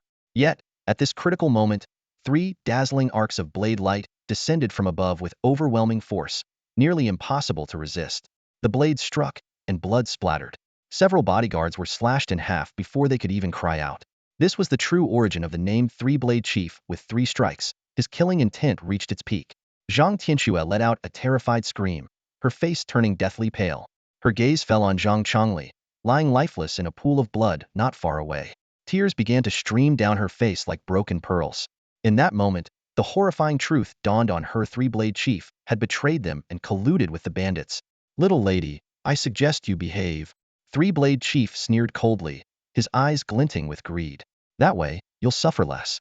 Otherwise, don't blame me for being ruthless. Though advanced in years and uninterested in Zhang Tianxue herself, Three-Blade Chief fully understood her value. To him, she was a bargaining chip to secure greater rewards. His greedy gaze swept over the caravan, and his mind raced with calculation-grade cultivation techniques, martial skills, rare treasures, and even the precious fifth-year healing pills. These were the spoils he was determined to claim. Miss Go. Well, hold them off. The remaining bodyguards stood resolutely before Zhang Tianxue, ready to sacrifice everything. A few of them roared and charged recklessly at Three-Blade Chief, creating a fleeting opportunity. Seizing the moment, Zhang Tianxue retreated quickly under the cover of the remaining guards. Watching this unfold, Three-Blade Chief merely let out a contemptuous chuckle. In his eyes, Zhang Tianxue was nothing more than prey already in his grasp. How could she possibly escape? He was already plotting how to sell this noble young lady for the highest price. To Three-Blade Chief, Zhang Tianxue's fate was sealed. His prize would inevitably fall into his hands. Can she escape? Sandao Bata sneered coldly, showing no concern about Zhang Tianxue's chances of getting away. Over the past few days, he had thoroughly assessed the convoy's strength. The greatest threat, Zhang Chongli, had already been slain. The other Qian Dunlevel guardians were currently suffering from poison, rendering them harmless. As for the death warriors and guards, they were nothing more than lambs waiting to be slaughtered in his eyes. Gripping his 3 sharp blades, Sandao Batu effortlessly cut down several death warriors who tried to block his way, slicing through them as easily as cutting vegetables. He then swiftly pursued Zhang Tianxue. The mountain echoed with shouts and the clash of weapons. Although the bandits had suffered some losses, the casualties of the Jiuding Merchant Guild were far greater, ultimately leading to their complete annihilation. Zhang Tianxue, too, failed to escape and was captured by Sandao Batu. Sandao Batu, we owe it all to you this time. As agreed, a third of the loot is yours. The 4 chiefs of the mountain strongholds gathered together, their faces beaming with joy as they admired the dazzling spoils before them. The collection included all manner of treasures, spiritual artifacts, rare materials, gold coins, and elixirs, with the 5-grade healing pill being the most precious among them. Sandao Bata chuckled lightly and pointed at Zhang Tianxue, who was bound tightly. What about this woman? Does anyone want her? The 4 chiefs' eyes immediately locked onto her, their breathing growing heavier. Zhang Tianxue was undeniably stunning. Her tall, graceful figure, flawless snow-like skin, and breathtaking beauty were captivating. Even more intoxicating was her natural aura of nobility, which drove these coarse bandits wild with desire. A woman like her is a rarity, even in the Great Wei dynasty. Just one night with her would be worth dying for. No less than a 5-grade martial technique in exchange. Sandao Batu set an exorbitant price. Damn it, this Sandao Bata really knows how to demand a fortune. But for a woman like her, it's worth it. Despite feeling the sting of parting with such a valuable item, the other chiefs were clearly tempted. After all, a noble lady of Zhang Tianxue's caliber was nearly impossible to obtain, even with a 6th-grade treasure. Gritting her teeth, Zhang Tianxue suppressed her humiliation and said firmly, "Let me go, and I will give each of you a 5-grade martial technique." At her words, the bandits burst into laughter. They were well aware of the Jiuding Merchant Guild's wealth, but wealth meant little if one didn't live to enjoy it. They certainly weren't foolish enough to release a tiger back into the wild. One of the chiefs pulled out a scroll from his coat and handed it to Sandao Batu. This is the 5-grade martial technique, Abi Blade. Is this enough? 5-grade techniques were extraordinarily rare, and even these chiefs felt the pain of parting with one. The other 3 hesitated for a moment before ultimately deciding to give up. After all, she was just a woman. With money, beautiful women could be found anywhere. Besides, once they grew tired of her, they could always sell her off at a lower price, earning a reputation for being frugal in the process. After dividing the spoils, the group hurried back to their stronghold. They needed to leave quickly to avoid any unexpected complications. Zhang Tianxue was slung over Wang Laojiu's shoulder, tears silently streaming down her face. Fear consumed her, drowning her in despair. She cried out in her heart, desperately hoping someone would come to save her. But who could possibly rescue her? These cunning bandits would undoubtedly flee far away, making it nearly impossible for anyone to track them down. The thought of becoming a plaything for these crude bandits, subjected to endless humiliation, left Zhang Tianxue utterly hopeless. Is there anyone who can save me? Please, save me, she screamed silently in her heart. Meanwhile, Lin Chen had just emerged from a few nearby strongholds, his expression grim. He wasn't injured, but he hadn't found what he was looking for. Despite ransacking every hideout, he hadn't come across a single 5-grade healing pill. This meant that the sword intent left in his body by Wang Yusi would continue to hinder him, even making cultivation difficult. Lin Chen let out a resigned sigh. It seemed that the Empire's previous anti-bandit campaigns, though failing to eradicate the problem entirely, had at least depleted the bandits' resources significantly.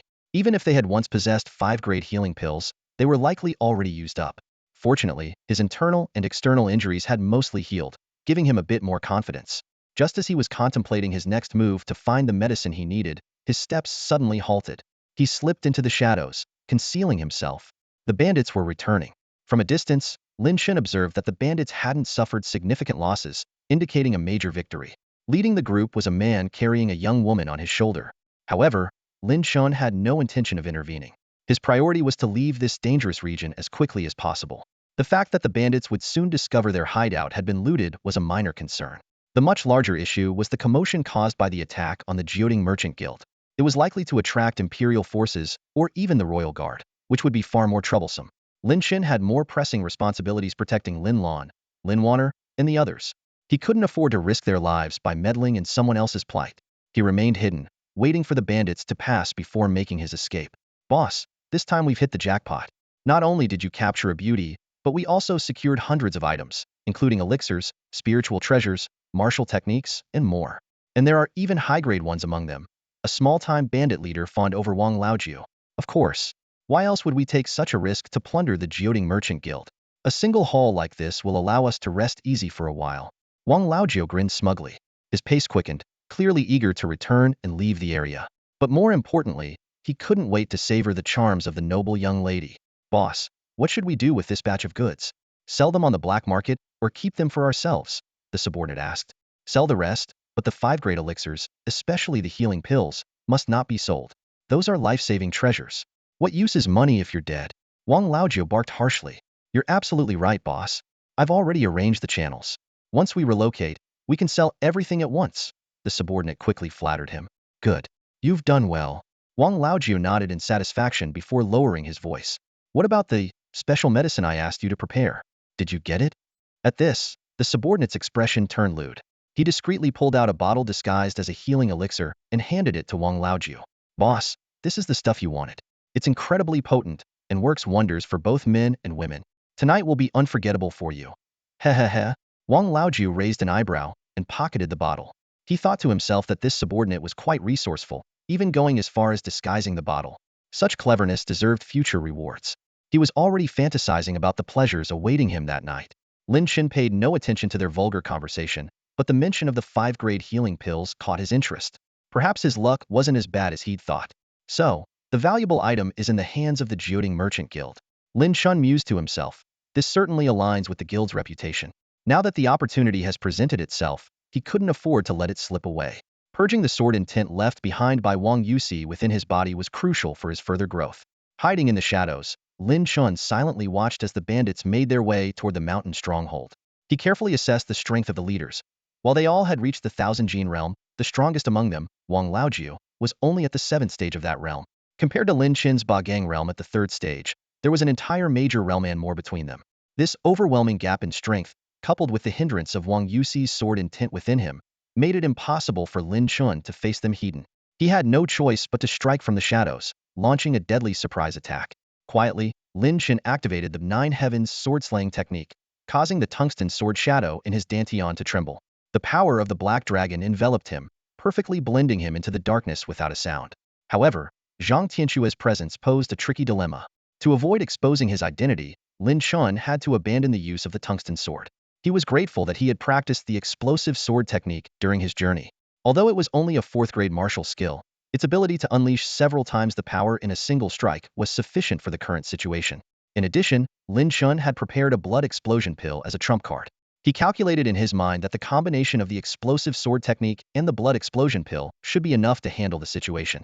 The only caveat was that he had to ensure a one-hit kill otherwise, Retreating without exposing his identity would be nearly impossible. Patiently, Lin Chen followed the bandits, waiting for the perfect opportunity. The group moved quickly, clearly eager to return. They crossed several mountain peaks before arriving at a chaotic stone forest. The area was filled with towering rocks mixed with dense trees, creating a natural maze. Lin Chen nodded to himself.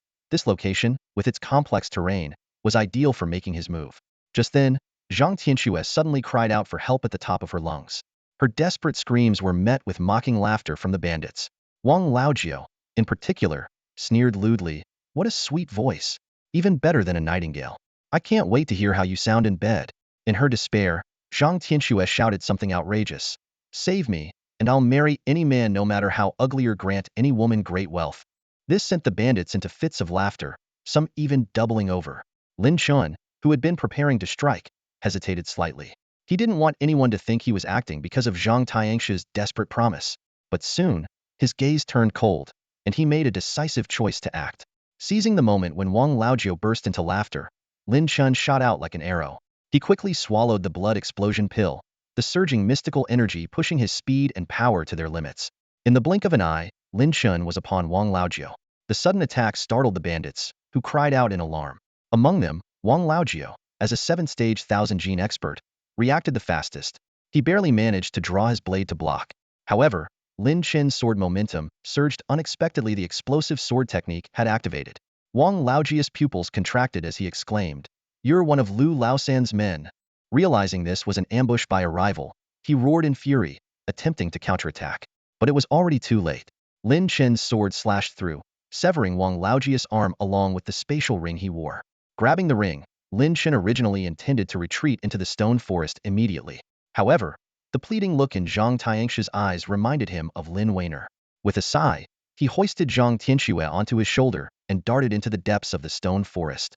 Behind them, Wang Laojiu's enraged roar echoed through the mountains, scattering flocks of startled birds. "Get him! Don't let him escape! He'll tear him to pieces!" The bandits finally snapped out of their shock and hurriedly chased after them into the maze-like forest.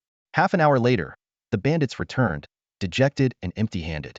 "Boss, that guy's too slippery. We just couldn't catch him," one of the underlings reported nervously. "Useless fools," Wang Laojiu bellowed, his fury erupting as he smacked the man's head clean off with a single strike. The other bandits froze in terror, not daring to utter a word. With a murderous glint in his eyes, Wang Laojiu gritted his teeth and growled, "Gather everyone. We're heading for Lu Laosan's stronghold. They'll make sure he learns that messing with me is the biggest mistake of his life." The outbreak of internal strife among the mountain bandits was of no consequence to Lin Chen. His objective had already been achieved. He should have left without delay, but a moment of compassion led him to save Zhang Tianxue. Though slightly annoyed by his own decision, Lin Chen felt no regret. As long as he remained cautious, Zhang Tianxue shouldn't notice anything unusual. Carrying Zhang Tianxue on his back, Lin Chen weaved through the rocky forest, constantly changing his direction. Despite the bandits' familiarity with the terrain, he managed to lose them. Taking advantage of the lingering effects of the bloodburst pill, Lin Chen disappeared into the mountain pass with Zhang Tianxue. As the sun set, the dense forest was consumed by darkness. This area was close to where beasts roamed, and nighttime was when the most ferocious ones emerged.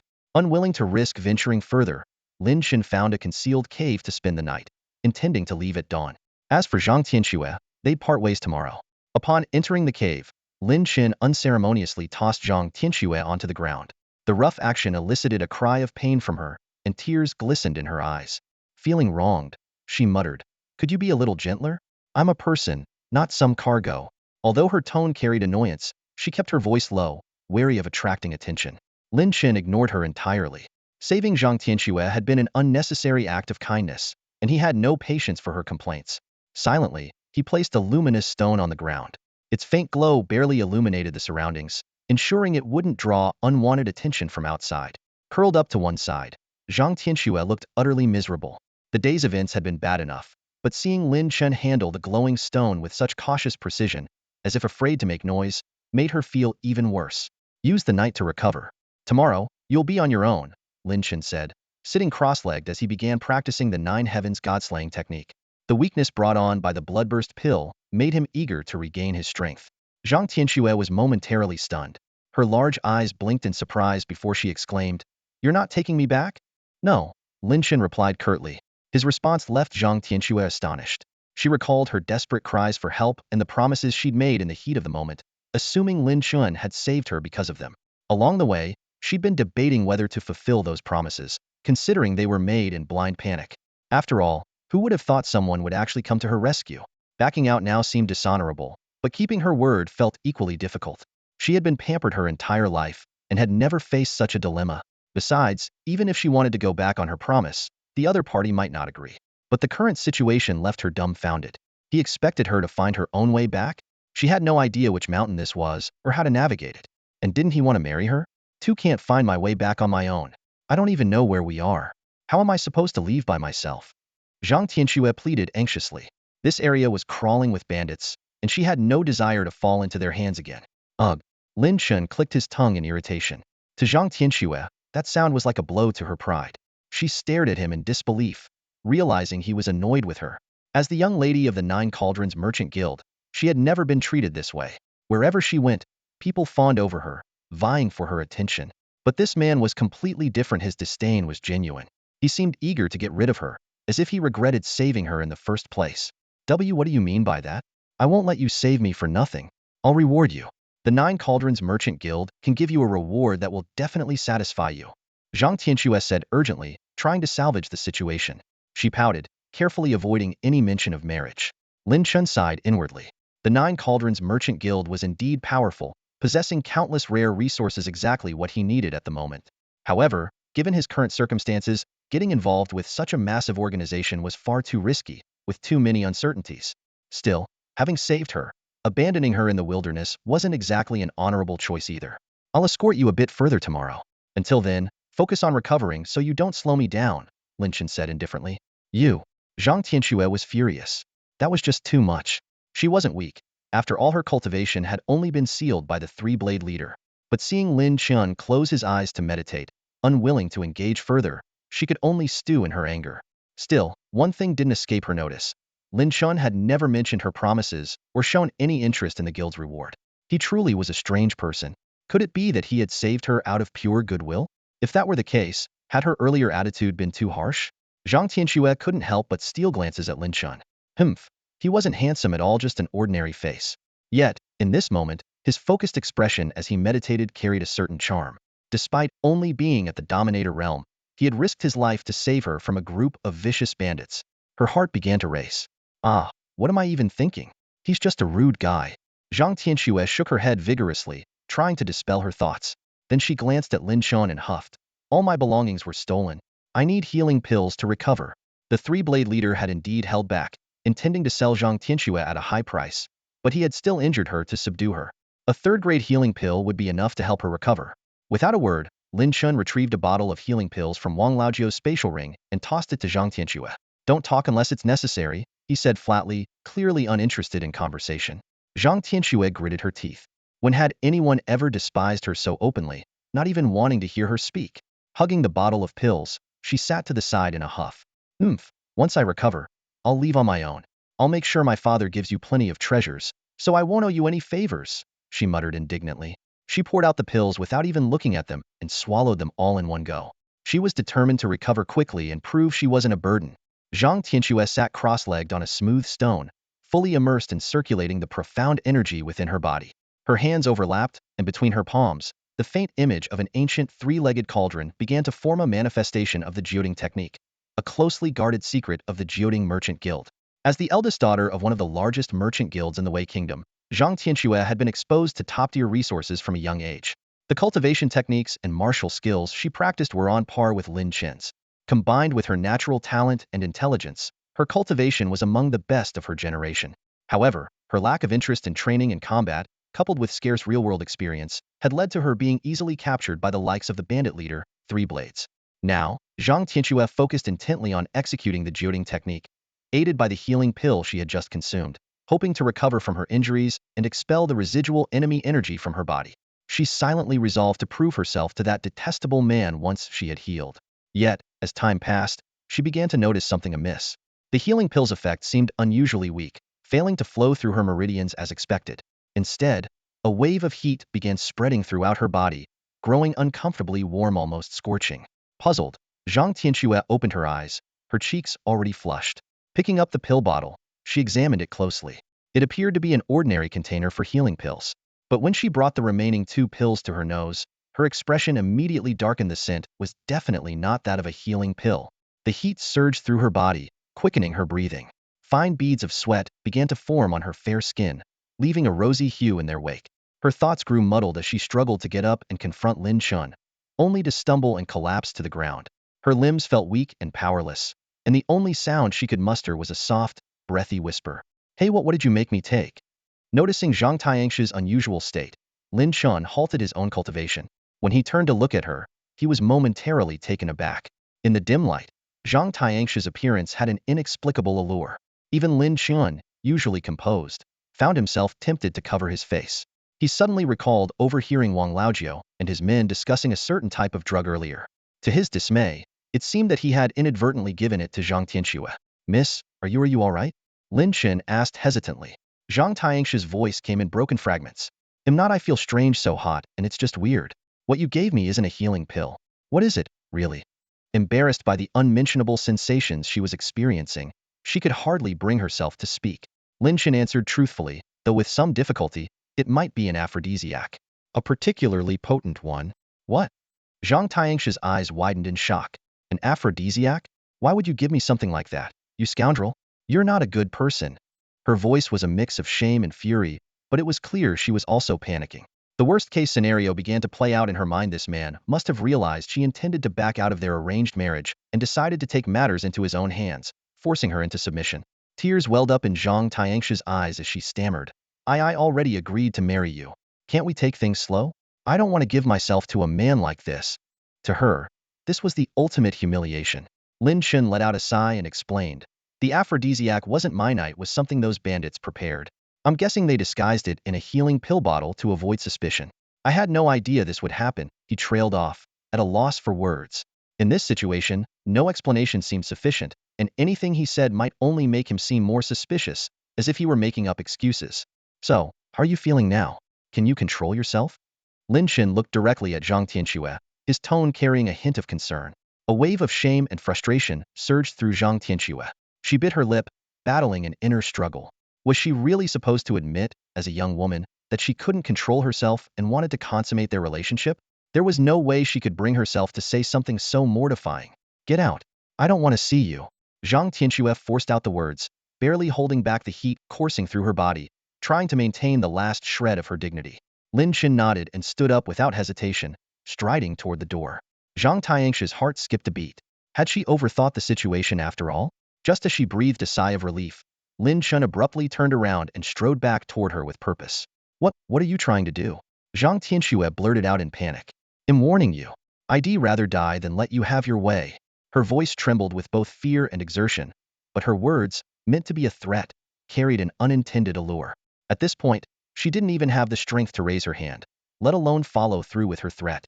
Lin Chen's expression remained serious as he explained. Don't misunderstand. I'm worried you might lose control and run outside. This mountain may seem deserted, but there are plenty of wild animals, monkeys, for example. Zhang Tianxue nearly choked on her own breath at his words, but a chill of fear quickly crept over her.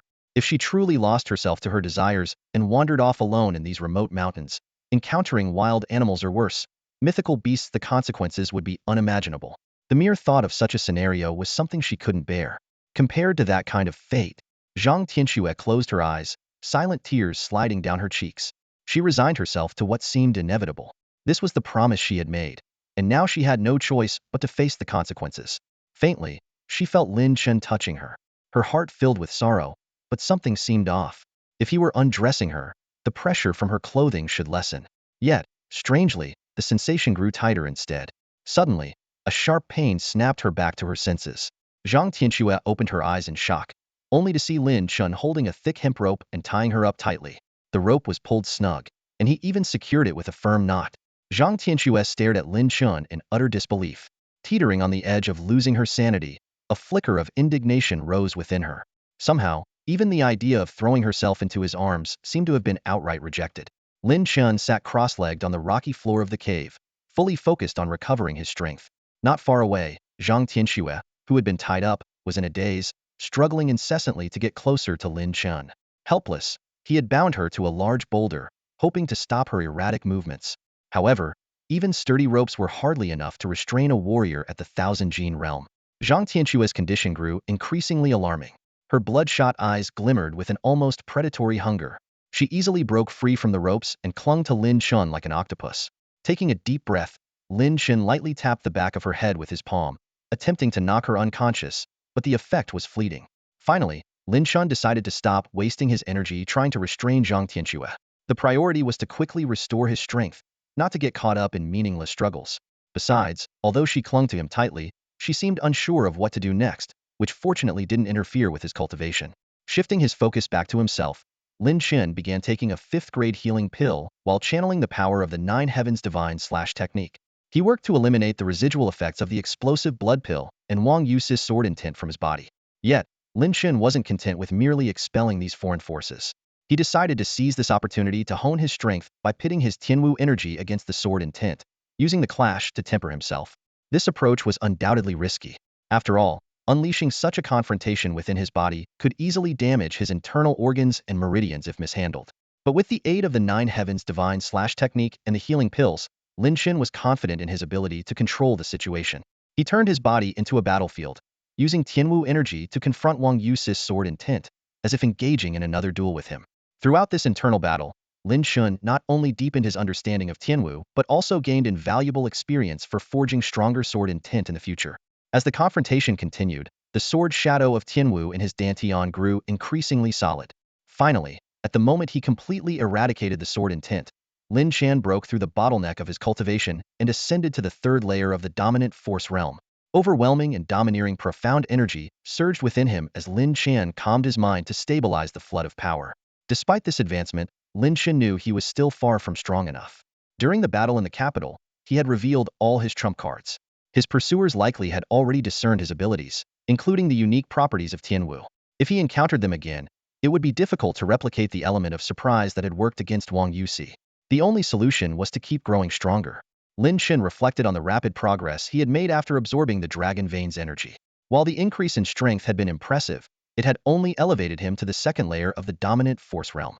This underscored the extraordinary nature of the Nine Heavens Divine/technique, as even the mighty dragon vein fell short of fully satisfying its demands. However, dragon veins were rare and couldn't be relied upon as a consistent source of growth. Lin Chen began to consider other potential methods. Rare spiritual herbs, unique energy crystals, or even training arrays crafted by master cultivators could all serve as possible aids. His mind drifted to a map outlining a route through the 100 Battles wasteland. Weighing the pros and cons of various locations, he decided to take a more remote path for safety. The 10 Towers mountain range near Goryeo City caught his attention. A month ago, there had been rumors of a spiritual herb ripening there, accompanied by strange phenomena. Although the credibility of the rumors was questionable, one seemed to have actually found the herbit was conveniently along his route. Lin Chen figured it was worth investigating. If he found something, it would be a bonus. If not, it would simply be a brief stop for reconnaissance.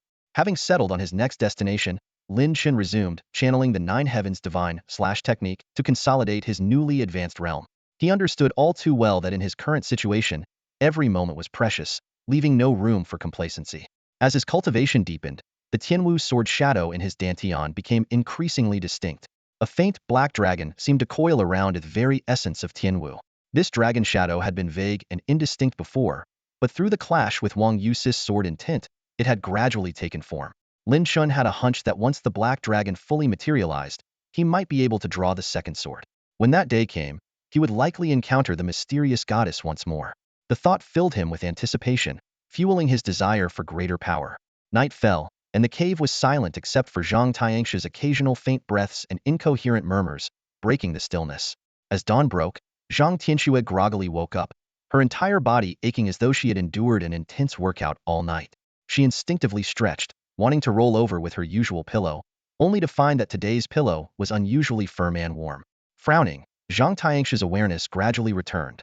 Suddenly, the memories of the previous night came flooding back.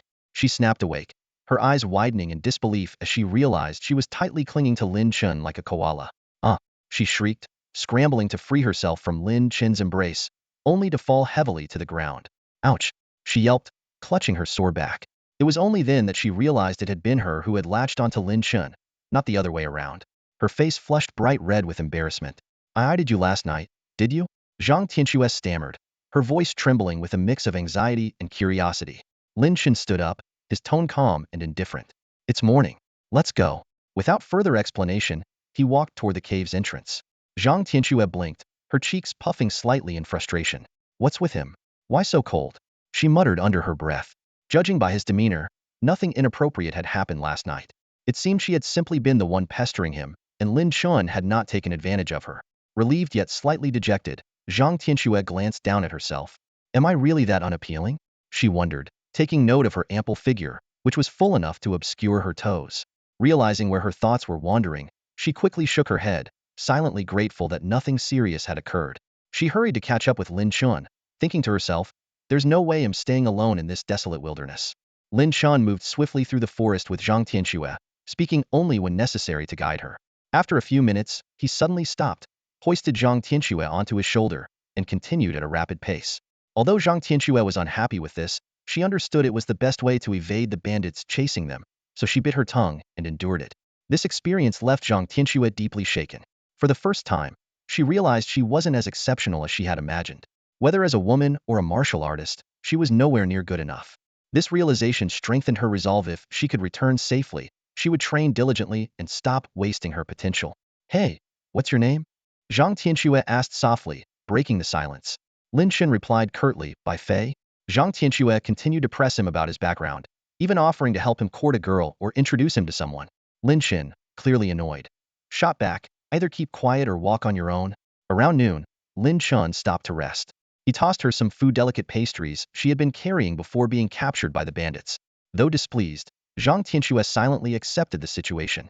As Lin Chen ate, he contemplated how to part ways with Zhang Tianxue as soon as possible. He estimated that members of the Jioding Merchant Guild would catch up within a few hours. Once we cross a few more mountains, there's a village ahead. You should be safe there, Lin Chen said. Zhang Tianxue felt conflicted after hearing Ti Sun one hand. She wanted to escape danger quickly. On the other, she felt an inexplicable sense of reluctance. After their brief rest, Lin Chen once again carried Zhang Tianxue and continued their journey. About an hour later, they crossed a mountain ridge and spotted a village in the distance. Lin Chen set Zhang Tianxue down and turned to leave. Unwilling to let him go so easily, Zhang Tianxue shouted at his retreating figure, by Fei, if you ever run into trouble, come find me at the Jioding Merchant Guild. I'll definitely help you. But honestly, I hope you don't have any trouble, because I don't really want to see you again.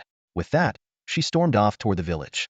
Lin Chen paused for a moment before quickly disappearing into the distance.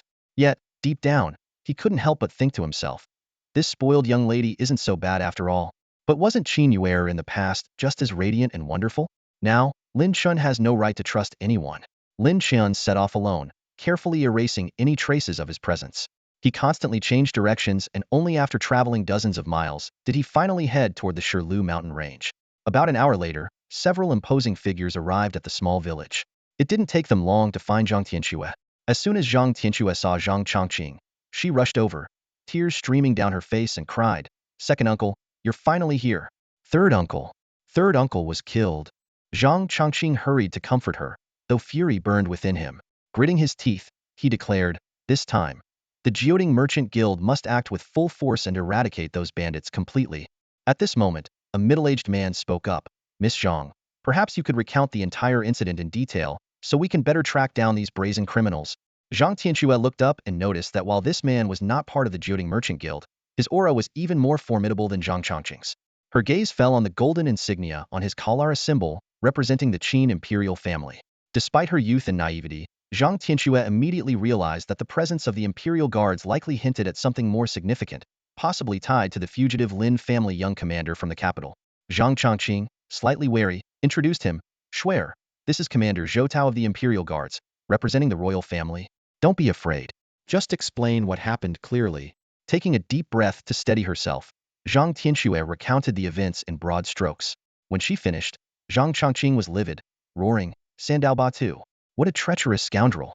I'll issue the highest bounty across the nation must pay for what he did to my brother. Zhou Tao, however, seemed uninterested in Sandao Batu. Fixing his gaze on Zhang Tianxue, he asked, you mentioned a young man named Bai Fei who saved you, and then left without asking for anything in return? Yes, Zhang Tianxue confirmed with a nod. Narrowing his eyes in thought, Zhou Tao murmured, such people are rare. Knowing you're the heiress of the Jioding Merchant Guild, saving you could have brought him immense fortune, yet he asked for nothing, not even staying to claim recognition. How curious. Zhang Tianqua's heart skipped a beat, worried that the commander might pursue Lin Chen. Whatever his intentions, being found by the Imperial Guards would spell disaster. Thinking quickly, she feigned indignation and blurted, "He wouldn't dare show his physique. He took advantage of me." Zhang Chongqing's brows shot up in alarm. "Swear, what did that boy do to you?" Blushing furiously, Zhang Tianqua stammered, He kissed me, once, twice."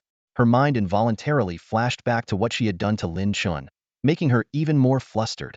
Even someone as experienced as Zhou Tao couldn't detect any signs of deceit. Zhang Tianqua's reaction seemed entirely genuine. Zhang Chongqing opened his mouth to speak, but eventually sighed in exasperation, commenting, "That kid really doesn't act like much of a man." In such a critical moment, the young man merely kissed Zhang Tianqua once, then fled in fear afterward. No matter how you look at it, Zhang Tianqua didn't seem to lose out after all. It saved her life. But the young man clearly lacked a sense of propriety. Zhou Tao squinted slightly, deep in thought. The explanation sounded plausible yet somewhat suspicious. He pressed further. Did he mention where he was going?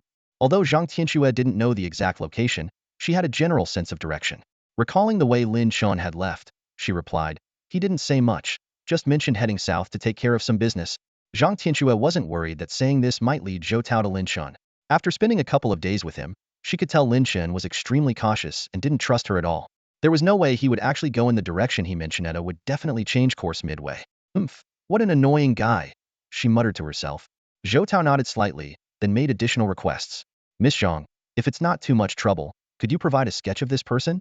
Additionally, could you describe his fighting style and habits in detail?"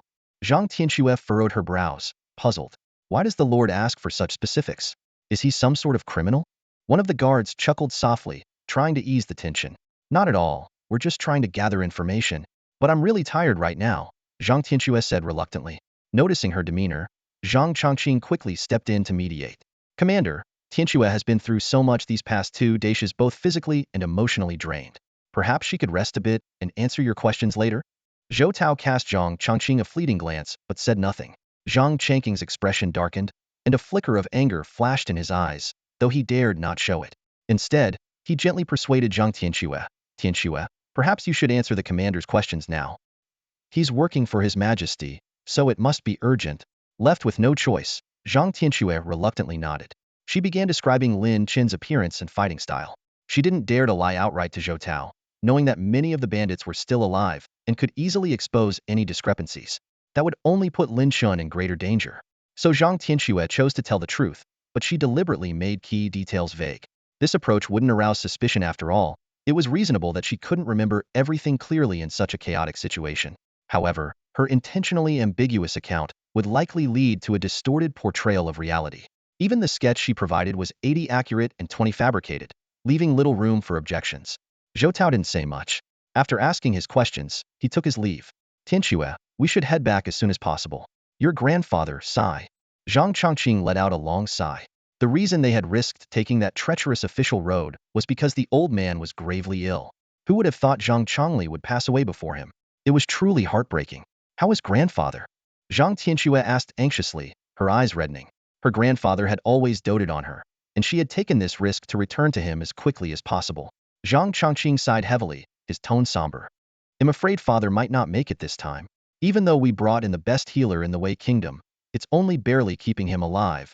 If Zhang Laoyi passed away, it would be a devastating blow to the Nine Cauldrons Merchant Guild. The guild owed its current stature entirely to the old man's connections, reputation, and skillful leadership.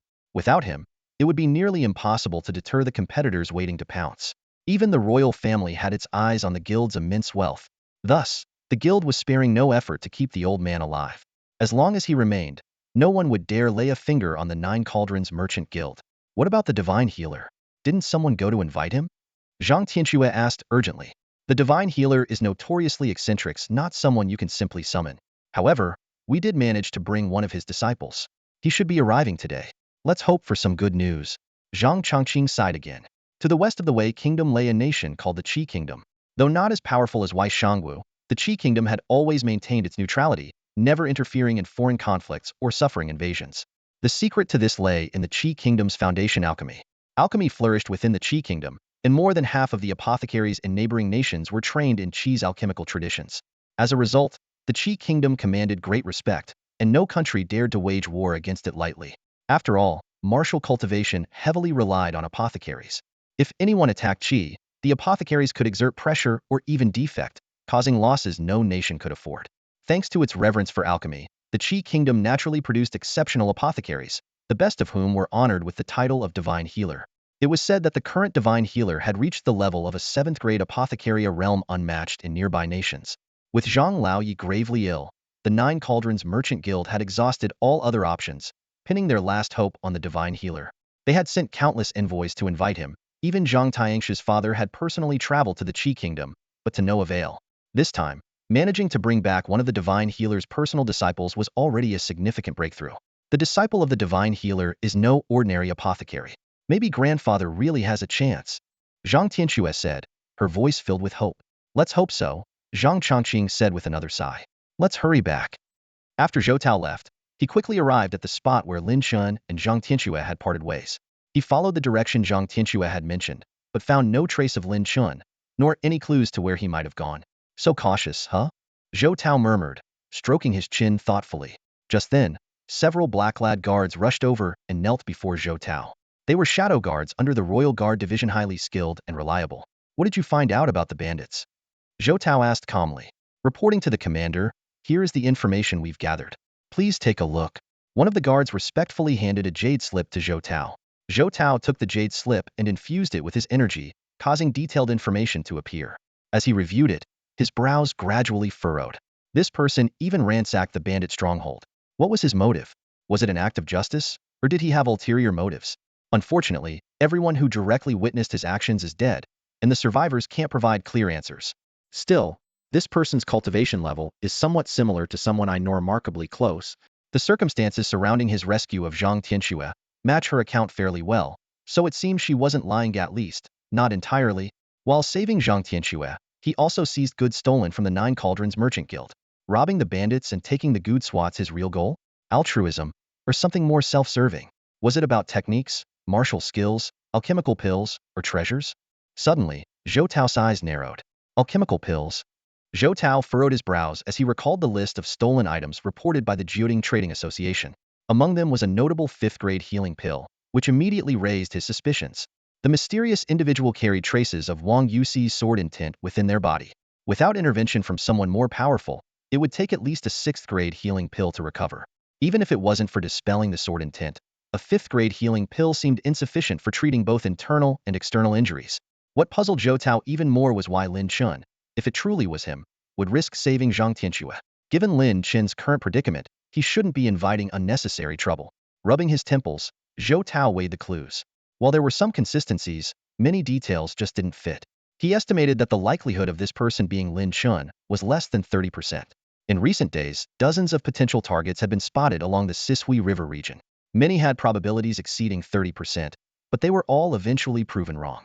This current target, with only a 30% chance, was likely another false alarm. However, Zhou Tao was acutely aware of the Emperor's unusually resolute stance. This time, no matter the cost, Lin Chen must be eliminated. Zhou Tao dared not slack off, for if Lin Chen escaped, their own lives would likely be forfeit. Better to kill the innocent than let the guilty escape. Zhou Tao sighed inwardly before issuing his command. Notify the others to thoroughly search all routes leading from this area to the battlefield wastelands. Exclude major cities and main roads, but mark areas where spiritual herbs or rare treasures might appear. He attempted to put himself in Lin Chen's shoes, speculating on the routes he might choose. While it was impossible to pinpoint Lin Chen's exact path, tracking all possibilities would eventually lead them to the correct one. After all, Lin Chen's ultimate destination was no secret. Understood. A black-clad guard bowed and swiftly departed. Soon, the vast imperial machinery began to operate, determined to uncover even the slightest trace. Meanwhile, Lin Chen was fully aware that saving Zhang Tianxue would inevitably bring trouble and unpredictable risks. Yet, he had no choice but to act and now had to accelerate his escape. The farther and faster he fled, the more the risk from saving Zhang Tianxue would diminish. This strategy was proving effective, as even Zhou Tao could only resort to casting a wide net, unable to pinpoint Lin Chen's exact location or direction. 5 days later, Lin Chen arrived at a new mountain range. The peaks here were far more imposing than any he had encountered before, towering into the clouds and stretching endlessly. It was a breathtaking display of nature's craftsmanship. This was the renowned Ten Towers mountain range. The 10 Towers mountain range was named after 10 ancient stone towers scattered throughout its expanse. These enigmatic structures stood tall amidst the mountains, shrouded in mystery. Despite countless legends, few were credible. Today, the towers were nothing more than ruins, serving merely as landmarks. Among them, the White Jade Tower was one of the 10 ancient structures, crafted entirely from white jade and exuding an extraordinary aura. The area surrounding the White Jade Tower was fraught with peril, home to powerful beasts. Yet, it was also known to yield high-grade spiritual herbs, drawing countless adventurers despite the heavy casualties. Rumors of a spiritual herb's emergence had been circulating for over a month, but no one had claimed it thus far. Lacking more detailed information, Lin Chen decided to head toward the White Jade Tower. He advanced along a narrow mountain path, maintaining a heightened sense of vigilance. Here, he not only had to guard against pursuers, but also the ever-present dangers of the wild. As he climbed over a massive boulder, Lin Chen suddenly felt a chilling sensation, as though he was being watched. His body tensed, and in an instant, he leaped away from his position. The next moment, a snake's tail, as thick as an iron whip, crashed down, shattering the boulder into dust. A third-tier beast. Lin Chen quickly identified the creature, a snake with a pitch-black body and a bright red neck that fanned out like a pair of eyes, adorned with layers of crimson patterns. Reed ring snake? Lin Chen's heart tightened. He averted his gaze almost immediately, knowing that this species of snake had potent hypnotic abilities. Direct eye contact could subject one to deadly illusions. The reed ring snake hadn't expected Lin Chen to react so swiftly. Its tongue flickered as it launched another attack, this time opening its jaws to bite. The snake's venom was highly lethal, and without at least a fourth-grade antidote pill, survival was impossible. However, Lin Chen had no intention of needing an antidote. Even without looking directly into the snake's eyes, he could accurately predict its movements. Using his shadow step technique, he effortlessly dodged the attack and, with a swift swing of his Tinu sword, sliced the snake into two. Now fully recovered and advanced to the third stage of the Overlord Qi realm, Lin Chen found dealing with a third-tier, one-star beast to be a trivial task. He used the Tinu sword to cut open the snake's body, extracting its beast core, a swirling orb of black and red, radiating potent energy. Beast cores had a wide range of uses, from alchemy and crafting spiritual weapons to direct absorption, though the latter was inefficient and wasteful. Unless one lacked other cultivation resources, direct absorption was rarely chosen. Having looted the mountain stronghold and acquired goods from the Jioding Trading Association, Lin Chen wasn't short on resources. Taking the beast core was simply convenient. Just as Lin Chen prepared to move on, the Tianwu sword in his hand suddenly stirred, transforming into a black dragon that coiled around the beast core. This unexpected change startled Lin Chen, but his surprise quickly turned to excitement. His greatest fear had been the Tianwu sword remaining inert, but its current reaction was a promising sign, possibly indicating its path to growth. The black dragon formed by the Tianwu sword was dark and ominous, exuding an aura of malevolence as though it were a harbinger of destruction. This was the essence of the black dragon, a symbol of evil and darkness. Of course, the Tianwu sword was ultimately just a weapon, entirely subject to Lin Chen's control and will. The dragon coiled tightly around the beast core, tendrils of dark energy seeping into the orb. The demon core sensed the threat, and a surge of red and black demonic energy burst forth, forming the shadowy figure of a crimson-eyed serpent. It raised its neck high, flicking its tongue menacingly at the black dragon. The black dragon's eyes were deep and ferocious. With a single roar, it shattered the serpent's shadow and immediately swooped down to swallow the demon core whole. Lin Chen felt a stirring in his heart. As the master of Tianwu, he shared an intimate connection with the divine weapon, forged from the Nine Heavens god-slaying technique. In that instant, he sensed the demon core being absorbed into Tianwu as pure energy, making its ethereal form even more solid. Devouring demon cores can strengthen Tianwu? Lin Chen's eyes gleamed with excitement. This was undoubtedly excellent news. However, he quickly calmed himself and murmured, "It's likely only the demon cores of serpents or dragon-like creatures that work. Serpents and dragons share a distant kinship. Powerful serpents can evolve into flood dragons, and flood dragons with enhanced bloodlines have the potential to transform into true dragons. Though not the same species, they are closely related. That might explain why the crimson-eyed serpent's demon core could be absorbed." Finding a hidden spot, Lin Chen took out various demon cores to experiment. First, he retrieved a pitch-black core from a third-tier demon beast, the three-eyed berserk python, and activated the Nine Heavens god-slaying technique to summon Tianwu. With a shift of his thoughts, Tianwu transformed into the black dragon and consumed the demon core. Lin Chen clearly felt the core being absorbed as pure energy, further strengthening Tianwu. What about the demon core of the blazing firebird? Lin Chen pulled out a fiery red core. The black dragon coiled lazily, showing little interest, but under Lin Chen's will, it reluctantly swallowed the core. While the energy within the core was broken down, it wasn't absorbed. Lin Chen frowned. If only serpent or dragon-related demon cores could be absorbed, the limited range would reduce efficiency. As he pondered, a thought struck him. If the black dragon can't absorb it, what about me? He commanded the black dragon to release the pure energy, which then appeared directly in his dantian. As the nine heavens god-slaying technique circulated, the energy permeated his body, enhancing his mystical power and loosening the barriers of his cultivation. It works. Lin Chen's eyes lit up with excitement. This means I can directly absorb demon cores for cultivation as well. The nine heavens god-slaying technique is truly extraordinary. I've never heard of any technique capable of such a feat. This discovery filled Lin Chen with newfound confidence. Even without rare spiritual treasures, he could grow stronger by continuously absorbing demon cores. Though it wasn't as powerful as dragon veins, with enough accumulation or by hunting stronger beasts, the results would eventually show. Determined, Lin Chen decided to consume all the demon cores he had on hand. He retrieved cores ranging from 2nd to 4th tiers, which Tianwu devoured one after another. Most were ineffective for Tianwu, but they proved beneficial to Lin Chen himself. He channeled the nine heavens god-slaying technique to absorb the energy, steadily increasing his mystical power and breaking through 2 cultivation levels, reaching the 5th level of the Tyrant Chi realm. Too bad I don't have any 5th-tier demon cores. Just one could advance me an entire level, Lin Chen remarked with mild regret. Still, relying on myself is better than depending on others. They'll just have to achieve qualitative change through quantity. Over the next 3 days, Lin Chen ventured deeper into the mountain range, hunting demon beasts. He had now approached the area near the White Jade Stone Tower, slaying dozens of beasts along the way. However, the strongest among them were only 30 or 5-star beasts, insufficient for a significant breakthrough. Still, the beasts in the upcoming area were clearly more powerful, perfectly suited to his needs. After crossing several towering peaks, Lin Chen arrived at a dense forest. The ancient trees were massive, requiring several people to encircle their trunks. These were 1,000-year-old giants. Keeping the black dragon in a concealed state, Lin Chen advanced cautiously, wary of any deadly ambushes from demon beasts. However, after progressing some distance, he noticed something unusual. There wasn't a single beast in sight.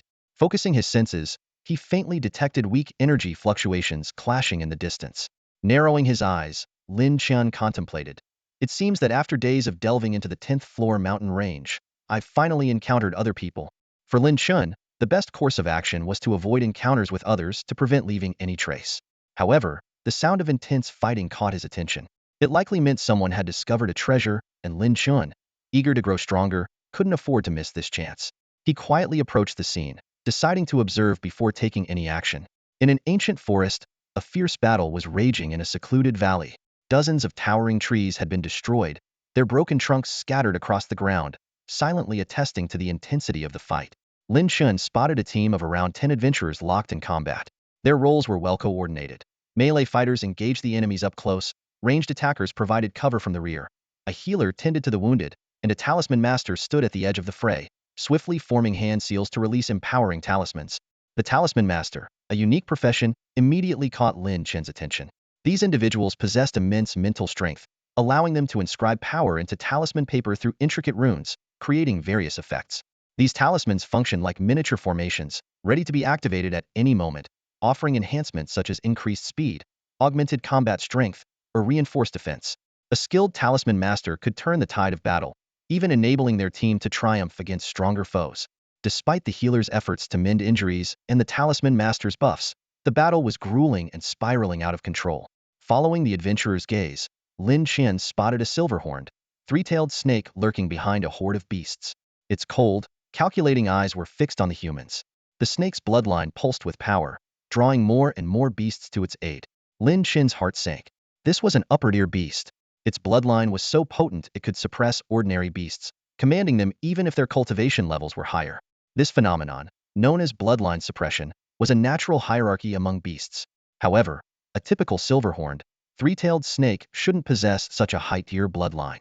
It likely consumed some rare spiritual herb or had a fortuitous encounter that allowed its bloodline to evolve. This snake is no ordinary creature. We underestimated it. We have no choice but to retreat, shouted a burly man wielding a large shield.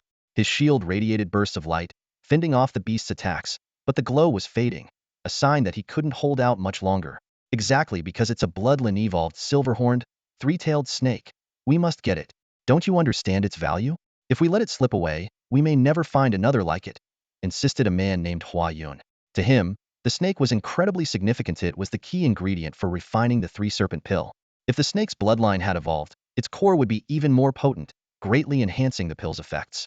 Hua Yun was a formidable fighter, having reached the 5th level of the Thousand-Gene realm.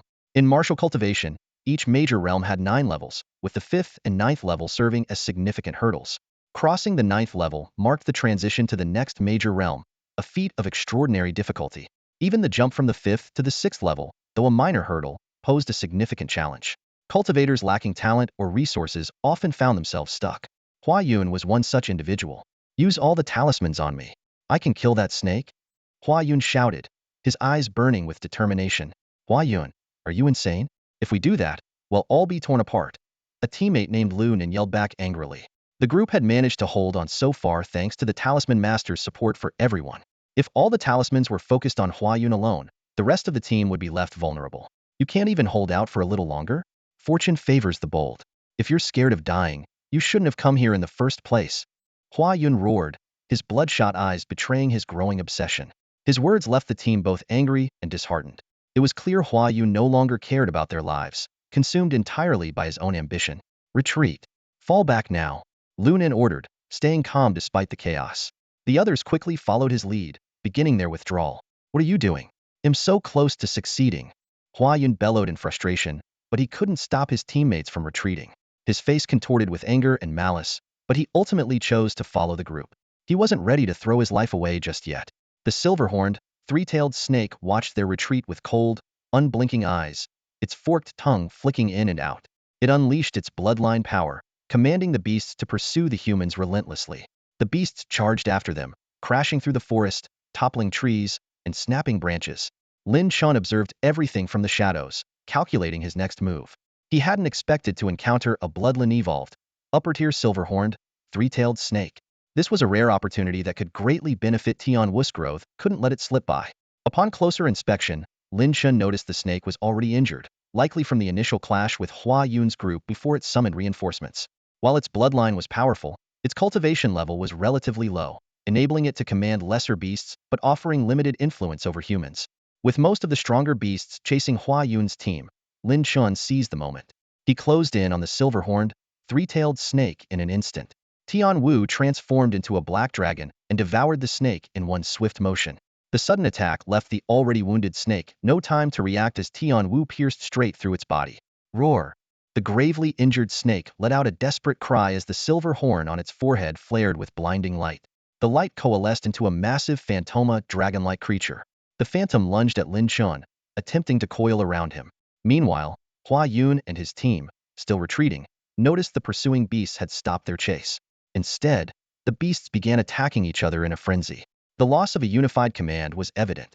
Damn it! Hua Yun's face darkened as he realized someone had killed the silver-horned, three-tailed snake. Letting out a furious roar, he turned and raced back toward the battlefield. Lin Chen, sensing the aura of a dragon's bloodline, showed a hint of surprise. The snake's bloodline evolution had granted it a higher-tier lineage, infused with dragon blood. With enough time, it might have fully transformed into a true dragon. This dragon blood was what allowed it to summon the phantom. Even with its body pierced by Lin Chen's blade, it managed one final act of defiance. But its resistance was futile. Tian Wu, in Lin Chen's hands, sliced upward, effortlessly severing the dragon phantom. Against a true black dragon, a mere imitation stood no chance. With the phantom destroyed, Lin Chen swiftly withdrew Tian Wu and switched to an ordinary longsword he had taken from a bandit. Just then, Hua Yun's enraged voice echoed from the distance. Leave the core. That belongs to me. His face twisted with fury as he charged toward the battlefield at full speed. Lin Chen paid no attention to Hua Yun's furious roars. With a flash of his sword, he swiftly extracted the demon core from the silver-horned three-tailed serpent and disappeared into the distance in an instant. Hua Yun bellowed in rage as he gave chase, but could only watch helplessly as Lin Chen's figure vanished beyond the horizon. He cursed angrily, "You won't escape, boy. I will kill you." Not long after, Lu Nan and the others arrived, quickly piecing together what had transpired. The Talisman Master gritted his teeth and said, "I didn't expect someone to be hiding in the shadows. He really got lucky." Before he could finish speaking, Hua Yun abruptly turned and slapped the Talisman Master hard, sending him flying. Hua Yun roared furiously, "If only you had listened to me back then and used all the talismans to enhance my power, we wouldn't have let someone else take advantage." This scene made everyone's expressions change drastically. Lunan shouted angrily, Hua Yun, are you out of your mind? Don't you understand what the situation was back then? If we had let you do whatever you wanted, we'd all be dead by now. A dark glint flashed in Hua Yun's eyes as he shifted all the blame onto the others. If you all weren't so afraid of dying, I would have already killed that silver-horned three-tailed serpent. Once it was dead, those beasts would have lost control and started slaughtering each other. By then, how could any of us have died? We would have achieved a great victory. These words enraged everyone, especially Lu Nan, whose chest heaved with fury. Hua Yun's obsession with the three-serpent pill had completely disregarded their lives. The team's veteran healer stepped forward to mediate. Enough. Everyone calm down. We've been working together for so long, are we really going to let this incident tear us apart? Hua Yun, you hit Li Ku. You need to apologize to him.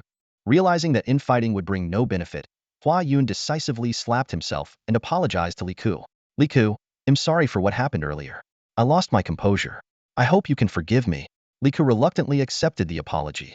While Lu Nan was dissatisfied with the healer's leniency toward Hua Yun, he also knew it wasn't the right time to press the issue and chose to remain silent. The healer shifted the conversation. For now, let's focus on what to do next. We still need to find the silver-horned three-tailed serpent. The three-serpent pill is crucial to us. Hua Yun spoke in a deep voice. We need to find Wang Tianyuan.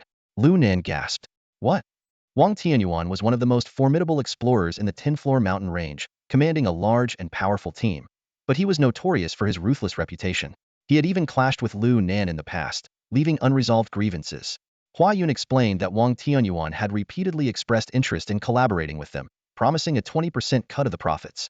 However, Lu Nan's objections had prevented any agreement. Now, with no other options, they had to consider working with Wang Tianyuan to search for the silver-horned three-tailed serpent in the Lingyun stone caverns. Lu Nan objected firmly. Teaming up with Wang Tianyuan is like walking into a trap. The healer tried to reason with him. Wang Tianyuan is indeed a dangerous man, but right now he's eager for allies. Since our goals align, he's unlikely to betray us. Besides, we're not pushovers either. It's precisely because of our strength that Wang Tianyuan is seeking our cooperation. We don't need to fear him. The healer's words somewhat reassured the group. As the team leader, Hua Yun, along with the healer, had their decisions accepted. The healer then addressed Lu Nan. Lu Nan, we've been through life and death together for so long. I hope you can prioritize the bigger picture and set aside personal grievances. Of course, if Wang Tianyuan dares to harm you again, we'll stand by you and end the partnership immediately. Hua Yun quickly echoed. That's right. I guarantee it. After much hesitation, Lu Nan finally nodded in agreement. Hua Yun smiled and said, Great. Since everyone's on board, let's head to the Lingyun stone caverns and meet with Wang Tianyuan. Don't worry, brothers, once the three-serpent pill is complete and I advance to the 6th tier of 1000 gene, they'll make sure all of you are well rewarded. With that, the team set off toward the Lingyun stone caverns. Meanwhile, Lin Chen had already distanced himself from the battlefield. In truth, given the state Hua Yun's group was in at the time, even if they had caught up to Lin Chen, he could have easily wiped them out. However, Lin Chen preferred to avoid unnecessary conflict, so he chose to leave. Along the way, Tianwu, his black dragon spirit, had already absorbed the demon core of the silver-horned three-tailed serpent. The refined energy greatly enhanced the dragon's solidity. Lin Chen could clearly see the black dragon's scales shimmering with a metallic luster, looking almost tangible. Quite the improvement. Lin Chen's eyes gleamed with satisfaction. Tianwu's growth directly translated into an increase in his combat power, as well as an upgrade to his 9 Heavens godslaying technique. Lin Chen was confident that it wouldn't be long before he could draw the second sword. I need more creatures like serpents or flood dragons, Lin Chen thought to himself. Just as he was about to continue on his journey, he suddenly sensed a faint tremor from Tianwu within his dantian. A glowing orb appeared inside. What is this? Lin Chen muttered in confusion. The moment his consciousness touched the glowing orb, a phantom of a flood dragon burst forth, enveloping his entire body. A flood dragon's shadow. Isn't this the innate ability of the silver-horned three-tailed serpent? Lin Chen was astonished to discover that he had somehow acquired the serpent's unique ability. Lin Chen felt a shock in his heart as he incredulously sensed the power released by the dying silver-horned three-tailed snake awakening within him. This immense force, derived from the blood of a transforming flood dragon, had been extracted from the demon core by Tianwu and was now at his disposal. Lin Chen speculated that perhaps only abilities awakened by superior bloodlines were worthy of the black dragon's favor. The benefits of this transformation were immense. Not only expanded his arsenal of attacks, but also fundamentally changed his combat style. He activated the Phantom of the Flood Dragon, experiencing a comprehensive enhancement in speed, explosive power, destructive force, and defense. More importantly, the Flood Dragon's Phantom could be launched as a mid-range attack. Thrilled, Lin Chen named this ability Flood Dragon Armor, feeling a newfound surge of confidence.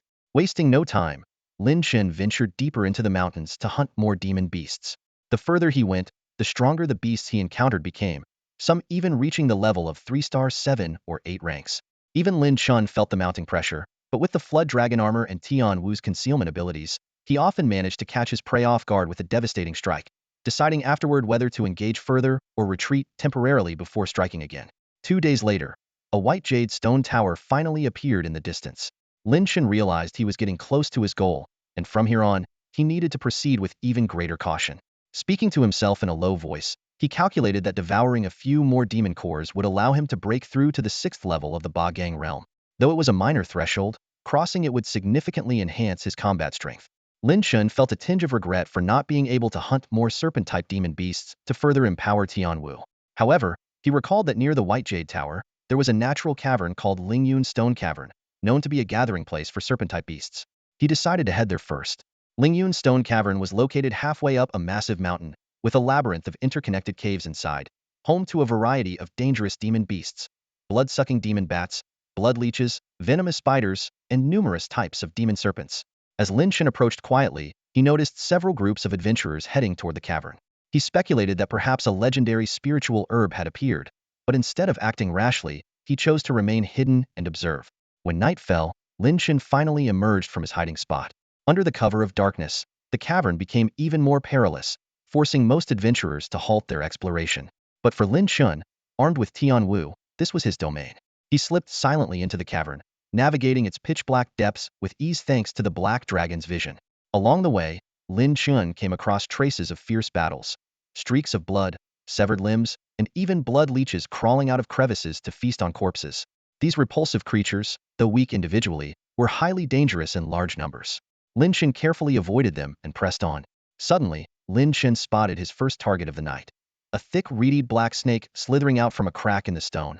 This type of snake was known for its formidable stealth and sensory abilities, but it was no match for the power of the Black Dragon. Just as Lin Chen was about to strike, he noticed something unusual. The snake seemed to be under the influence of some external force. A beast tamer. Lin Chen's expression shifted, clearly caught off guard.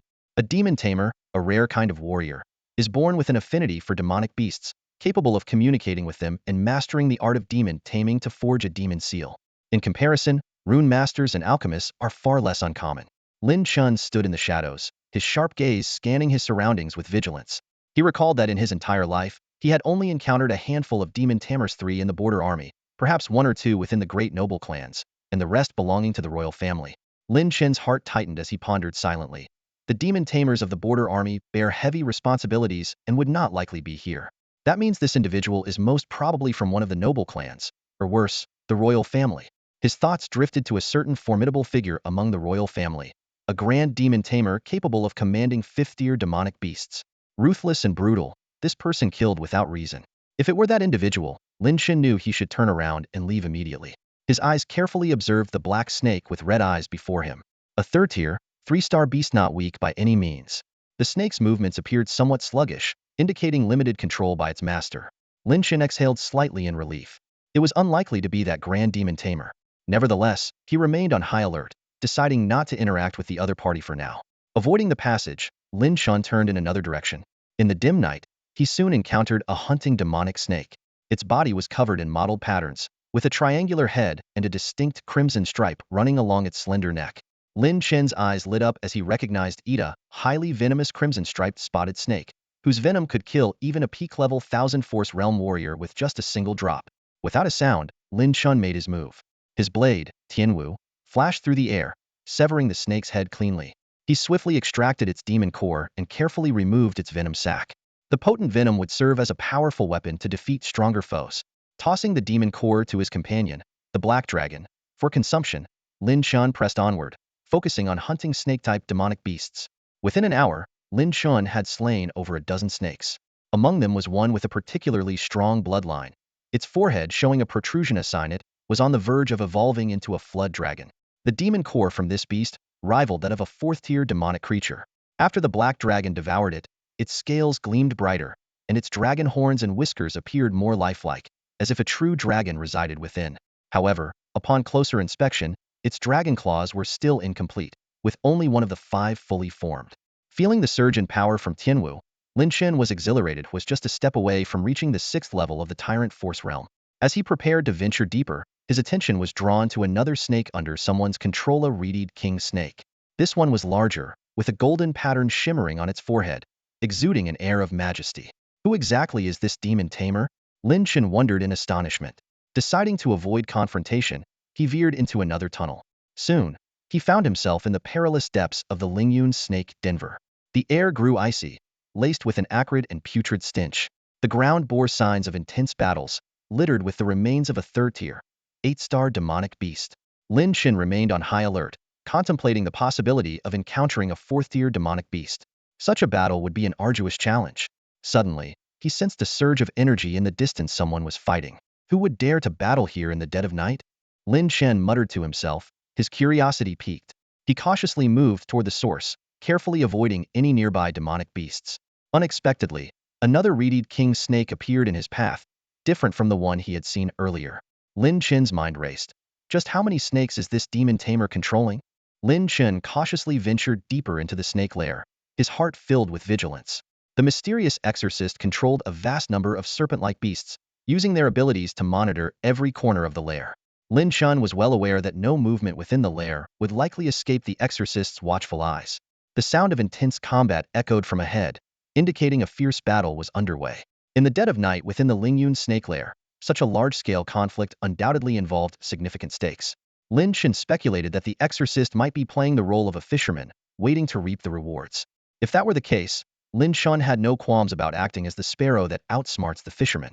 Carefully avoiding the detection of the reeded king snake, Lin Chen pressed on. Before long, he arrived at a rare open space within the Lyra massive cavern the size of 100 square meters and several dozen meters high. The uneven rock walls surrounded the space, while countless stalactites hung from the ceiling. In the darkness, numerous pairs of crimson eyes glinted ominously. A group of explorers was locked in a desperate struggle. Some held torches, while others scattered luminous stones on the ground to barely illuminate the area. Everyone gripped their weapons tightly, their expressions grim. Beasts surged in from all directions, leaving the explorers surrounded and in dire straits. Boss Wang, these beasts are too powerful. That serpent behind them might have the strength of a 4th-tier monster. Zhou Qing exclaimed, his face pale and his breathing labored. The long blade in his hand trembled slightly, evidence of his exhaustion. As one of Wang Tinyuan's strongest fighters, Zhou Qing possessed the formidable cultivation of the 8th stage of Qinjin realm, yet even he was struggling to hold on. While his comrades rotated in to replace the injured Zhou Qing, it was clear they couldn't sustain this for long. Swallowing a handful of healing and energy-restoring pills, Zhou Qing continued, Boss, you need to make a decision. Our brothers can't hold out much longer. The ground was littered with bodies. Some belonged to hired fighters from other exploration teams, while others were Wang Tinyuan's own men. The losses were already staggering. Zhou Qing couldn't fathom why Wang Tianyuan insisted on operating at night and venturing so deep into such a perilous place. However, Wang Tianyuan's expression remained unervingly calm. This burly man, clad in battle-scarred armor, had a savage glint in his eyes. He grinned, revealing sharp, white teeth. Zhou Qing, I've got a plan. Don't worry this time, we'll reap great rewards. Zhou Qing hesitated, but ultimately held his tongue. Despite Wang Tianyuan's unscrupulous nature, he treated his subordinates relatively well. If he said so, there must be a reason. Just make sure those people keep fighting, Wang Tianyuan sneered. If they all die, it won't matter to us, will it? Zhou Qing nodded in agreement. For this operation, they had promised hefty rewards to recruit numerous fighters from various exploration teams. Just before reaching Lingyun Snake Lair, even a formidable group had joined them. Zhou Qing couldn't help but scoff internally how foolish they were. The beasts are overwhelming us. We must fight with everything we've got. Zhou Qing shouted. Don't hold back. Rest assured, if we succeed, we'll compensate for all your losses and reward you handsomely. As he spoke, Zhou Qing subtly adjusted their formation, shifting more of the burden onto the other exploration teams. Before long, the casualties among these outsiders began to mount rapidly. Wang Tianyuan, what are you doing? Are you using us as cannon fodder? Someone roared in anger, realizing the ploy. At this rate, they would all perish, and any promises of rewards would be meaningless. That's uncalled for. Wang Tianyuan replied with a sinister grin. We're exploring the Lingyun snake lair. Did you think there wouldn't be casualties? These words sent chills down their spines.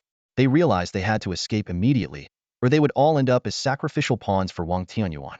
Yet, the moment their formation wavered, a venomous wolf spider tore through their defenses, causing devastating losses. Trying to run? Wang Tianyuan sneered. There's no way out now. This place is teeming with powerful beasts. Fighting to the death is your only slim chance of survival. Running will only lead to a faster death. So, I suggest you abandon any illusions and fight with all you've got. When this is over, those who survive won't regret it. At this point, whether Wang Tianyuan's words were trustworthy no longer mattered. Refusing to fight meant certain death. The cavern descended into a nightmarish bloodbath.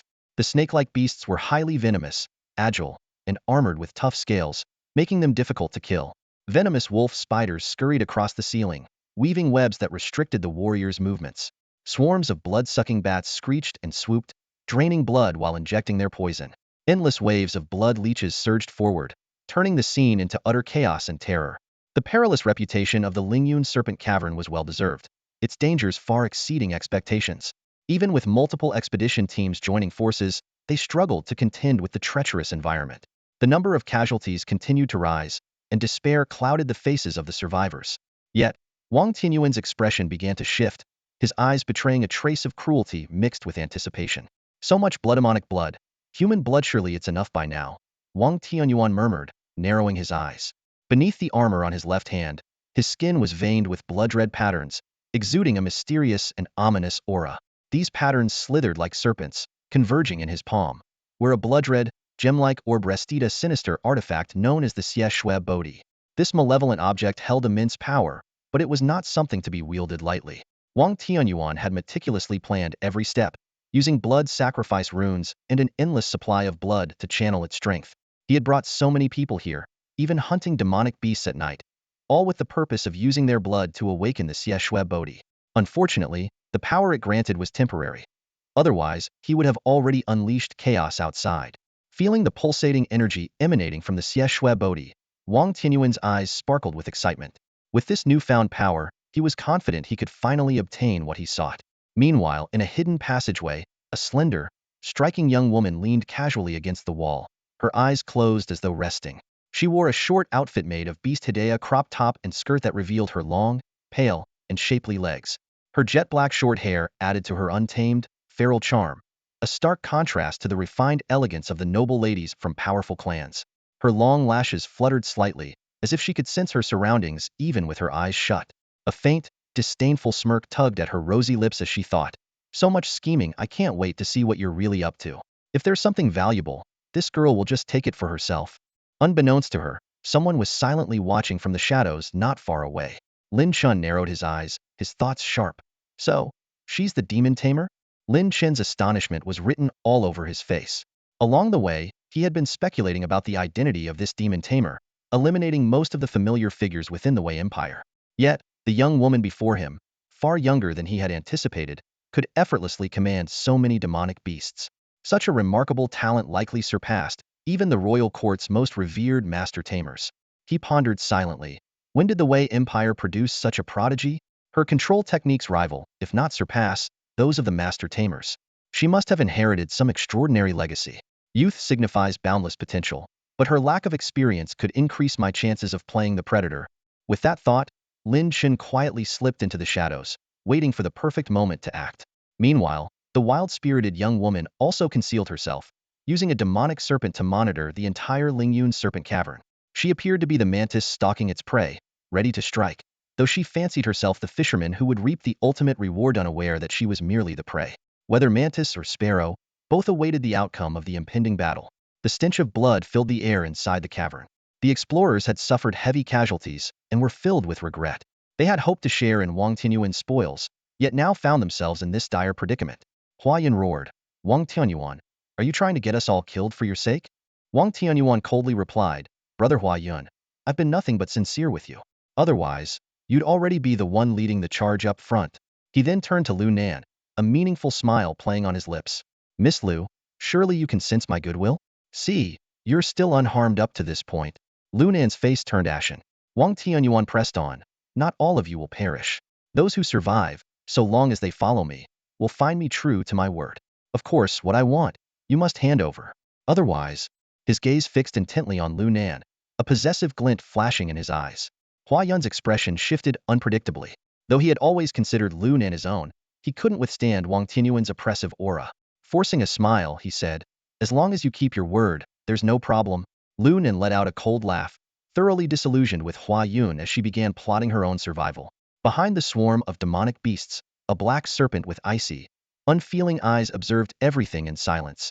Its body was entirely jet black, its scales reflecting the dim glow of the battle's fiery chaos. Faint patterns on its skin pulsed with demonic energy, and two horns atop its head occasionally crackled with lightning, exuding an intimidating presence. This was a higher-tier serpent species, its bloodline closer to that of a dragon than the silver-horned three-tailed serpent, and it ruled over the surrounding demonic beasts.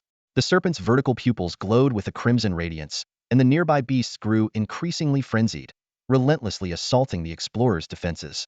"Boss, we can't hold on much longer," Zhou Qing shouted, his long sword entangled by a 3-star, 8-tier serpent, rendering him unable to free it. At the same time, a spider's blade-like claw slashed toward him, leaving him barely able to dodge. "That's enough." Wang Tianyuan's eyes gleamed with excitement. "Let me show you what absolute power looks like. You should feel honored to bow before me." The blood-red patterns on his left hand suddenly lit up, as if enveloped in a fiery glow. An eerie and sinister aura surged from him, transforming his entire presence into something dark and overpowering. Feeling the surging power coursing through him, Wang Tianyuan let out a wicked laugh. With a sudden burst of force from his legs, the ground beneath him shattered with a thunderous boom. He shot forward like a cannonball, smashing a 3-star, 8-tier venomous spider into pieces with a single punch. The sight shocked everyone, momentarily halting the fierce battle. All eyes turned to Wang Tianyuan, who was now enveloped in an ominous blood-red light. He didn't stop there, continuing his charge forward. A massive 6-eyed python, as thick as a grown man's torso, lunged at him with its gaping maw. Wang Tianyuan's left fist, infused with the power of the blood lotus Bodhi, punched straight through its open mouth, shattering it from within. "So strong!" the group exclaimed in awe. The 6-eyed python, a formidable 3-star, 90-year beast, was defeated in a single blow. "Our boss is unstoppable. Charge!" Zhou Qing shouted, reinvigorated. Suddenly, an earth-shaking roar echoed through the cavern. The height-ear demonic serpent that had been lurking in the rear finally made its move, sensing Wang Tianyuan as a legitimate threat. "Finally willing to show yourself? I've been waiting to kill you." Wang Tianyuan bellowed, charging forward like an unstoppable force, directly toward the serpent. The serpent roared in fury, its massive body twisting as it transformed into a blur, its movements accompanied by a deafening whoosh. It lunged with its jaws wide open, its terrifying demonic energy surging. Wang Tianyuan didn't flinch, meeting the attack head-on with his blood-red fist. Boom! The collision sent shockwaves rippling through the cavern, forcing both sides to take a few steps back. Wang Tianyuan's performance was nothing short of astonishing. Despite only being at the 9th stage of the 1,000-pound realm, he was able to go toe-to-toe with a 4th-tier, high bloodline serpent. A 4th-tier beast? That's all? Today, he'll kill you and take everything you've got. Wang Tianyuan laughed maniacally, his eyes brimming with bloodlust. He surged forward once more, this time wielding a long sword. The blade gleamed brilliantly, radiating an overwhelming killing intent. It was unmistakably a 5th-grade spiritual treasure. As the sword descended, its edge seemed to distort the very air around it. The monstrous serpent let out a thunderous roar, deafening in its intensity. Its thick tail, like an iron whip, lashed out repeatedly, shattering the surrounding rock walls into rubble. Twin horns atop its head crackled with lightning, sending blinding bolts of electricity hurtling toward Wang Tianyuan. The lightning attack, empowered by 4th-tier demonic energy, was overwhelmingly destructive. Boom, boom, boom. Violent collisions erupted continuously within the cavern, the shockwaves shaking the entire space. Loose stones rained down as the ground trembled under the onslaught. Wang Tianyuan, however, seemed fully prepared, clearly having come here specifically to confront this monstrous serpent. His long blade swung with deadly precision, its sharp glint accompanied by a pungent scent. The blade had been coated with Shangyang sulfur powder, a concoction specifically effective against serpent-type demonic beasts. Bolstered by the power of the blood lotus of malevolence, Wang Tianyuan appeared to have a real chance of emerging victorious in this brutal battle. Sensing the immense threat, the serpent was forced to fight with all its might. Yet, as its master struggled, the other demonic beasts, poisonous spiders, blood-sucking bats, and the like began to lose their coordination. Though they continued to attack the adventurers instinctively, without their leader's direction, their efforts became disorganized. The adventurers quickly seized the opportunity, their pressure easing as they launched counterattacks. The cavern turned into a chaotic battleground of flashing blades, clashing weapons, and unrelenting beastly roars.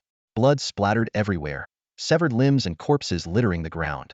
The overwhelming stench of blood seemed to fuel the power of Wang Tianyuan's blood lotus of malevolence even further.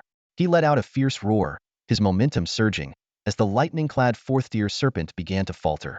From the shadows, Lin Chen observed the scene, his expression subtly shifting in surprise. This Wang Tianyuan has no shortage of tricks up his sleeve.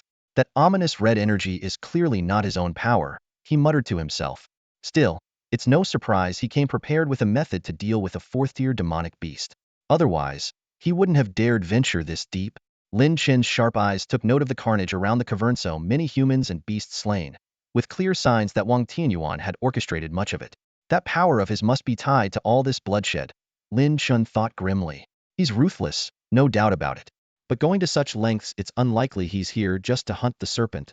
Using his black dragon vision, Lin Chen continued to survey the cavern. The serpent had remained hidden until Wang Tianyuan forced it out with his display of strength. Could it be guarding something? Perhaps the rumored spiritual herb truly is here, Lin Chen speculated, his eyes narrowing with interest. Spiritual herbs often grew in the wilderness, typically discovered and protected by demonic beasts. The stronger the beast, the more intelligent it became, often waiting until the herb fully matured before harvesting it. Until then, it would guard the herb fiercely, allowing no intruders near. The current situation certainly fit this pattern. Has he realized this as well? Lin Chen wondered, his attention suddenly drawn to the wild girl nearby as she opened her eyes. Xiao Ye's eyes were strikingly large, framed by long lashes that accentuated their dark, pearl-like gleam. Her gaze was filled with intelligence, but also carried an untamed, feral quality like a wildcat, fierce and unyielding. She abruptly turned toward Lin Chen's direction. Lin Chen's heart skipped a beat, but he remained perfectly still. He was certain she couldn't directly sense his presence. Her instincts were simply sharp. Just my imagination? Xiao Yi murmured, shaking her head. She had felt the faintest trace of a gaze, but there was nothing there when she looked. With so many demonic beasts and even tiny blood leeches swarming the area, it could easily have been a false alarm. Without dwelling on it, Xiao Yi raised her hand and traced a faint symbol in the air. A rune appeared, and moments later, a reedied king snake slithered silently toward the spot where the fourth-tier serpent had originally been. With the battle raging on, no one paid any attention to the snake's movements. Xiao Yi closed one eye, keeping the other fixed on the fight below. The closed eye now received the vision of the reedied king snake. Beyond the fourth-tier serpent's original position lay another cavern, twisting downward. Along the path, the walls were lined with shed serpent skins, evidence that the monstrous serpent had long claimed this territory as its domain. The reedied king snake trembled slightly, instinctively gripped by fear. The fourth-tier serpent's bloodline carried a superior, oppressive aura, and even its discarded skins radiated dominance, suppressing the smaller snake. This made it harder for Xiao Yi to maintain control. Her hands moved rapidly, casting a series of intricate seals to force the reedied king snake onward. Soon, the snake reached the bottom of the cavern, where a serene pool of water awaited. At the center of the pool, a lotus flower bloomed in quiet splendor. 3 leaves surrounded a single purple lotus. Its petals had already unfurled, but unlike ordinary lotus flowers, these petals were sharp and jagged, exuding an air of danger. Faint traces of lightning flickered around the flower, hinting at its extraordinary nature. A spiritual herb. Xiao Ye's eyes lit up with excitement. Purple thunder lotus. A glint of greed flashed in Xiao Ye's eyes. This top-grade 5th-tier spiritual herb was priceless for lightning attribute warriors and beasts alike. No wonder that 4th-tier serpent guarded it so fiercely. She let out a cold snort, immediately understanding Wang Tianyuan's intentions. The purple thunder lotus not only enhances lightning-based powers, but its seeds are even more valuable. Warriors can use them to induce a minor internal lightning tribulation, refining their bodies and unlocking latent potential. Such a miraculous treasure would be irresistible to any warrior. Xiao Ye's eyes shone with a primal glint as a sly smile curled on her lips. She commanded the reedied king serpent to swiftly swallow the lotus seeds from the pod and then retreated quickly. Under her control, the seeds would remain unabsorbed by the serpent. At that moment, the 4th-tier serpent let out an earth-shaking roar, realizing the seeds had been stolen. It went berserk, attempting to charge back. However, Wang Tianyuan, mistakenly thinking it was trying to consume the seeds, attacked with full force to stop it. He pushed the power of the blood lotus of evil to its peak, unleashing a flurry of blade strikes to block the serpent's path. Xiao Yi smirked to herself, delighted by the foolishness of these individuals playing right into her hands. She began calculating how to make the best use of the seeds, while keeping a vigilant eye on the serpent's lair to ensure her safe escape. However, just as she reveled in her triumph, a razor-sharp sword light suddenly tore through the air. Lin Chen, employing his explosive sword technique, unleashed a devastating slash that cleaved the reedied king serpent in two. The swallowed seeds fell out, and Lin Chen caught them effortlessly. Xiao Ye's smile froze on her face. All her grand plans and dreams shattered in an instant, undone by a single sword strike. Xiao Ye's wild yet captivatingly enchanting eyes suddenly widened, brimming with shock and fury. Moments ago, she had been brimming with confidence, believing herself to be the clever fisherman effortlessly reaping the rewards. But now, it felt as though she had been struck by lightning. She had underestimated her opponent, a far more cunning adversary lurking in the shadows. If she hadn't retrieved the lotus seed, that person would never have been able to delve deeper into the cave. It was as if she had prepared everything, only to hand it all over on a silver platter. Never before had Xiao Yi suffered such humiliation. Rage surged through her veins as her elegant eyebrows furrowed sharply. Her short hair swayed despite the still air, and an overwhelming surge of dark energy erupted from her body. With a swift motion of her hands, forming intricate seals, several shadowy figures emerged and darted toward Lin Chen. They were venomous, tarantula-like creatures. These monstrosities had the lower bodies of spiders, but humanoid upper torsos. At the ends of their arms were legs sharp as blades, and 6 crimson eyes adorned their heads, giving them a vision far superior to that of any human. These venomous tarantulas had been lurking among the ranks of the demonic beasts, seemingly under the control of a 4th-tier demon serpent, but, in truth, obeying Xiao Ye's commands. Their sudden attack indeed caught Lin Chen off guard. Blades from their sharp limbs struck from all directions, leaving him no room to retreat. Xiao Ye's strength was formidable. Her talent was undeniable, and her combat prowess was exceptional. She had clearly prepared meticulously. Yet, her lack of experience betrayed her. What appeared to be an impenetrable encirclement was, in the eyes of a true expert, nothing more than an elaborate facade.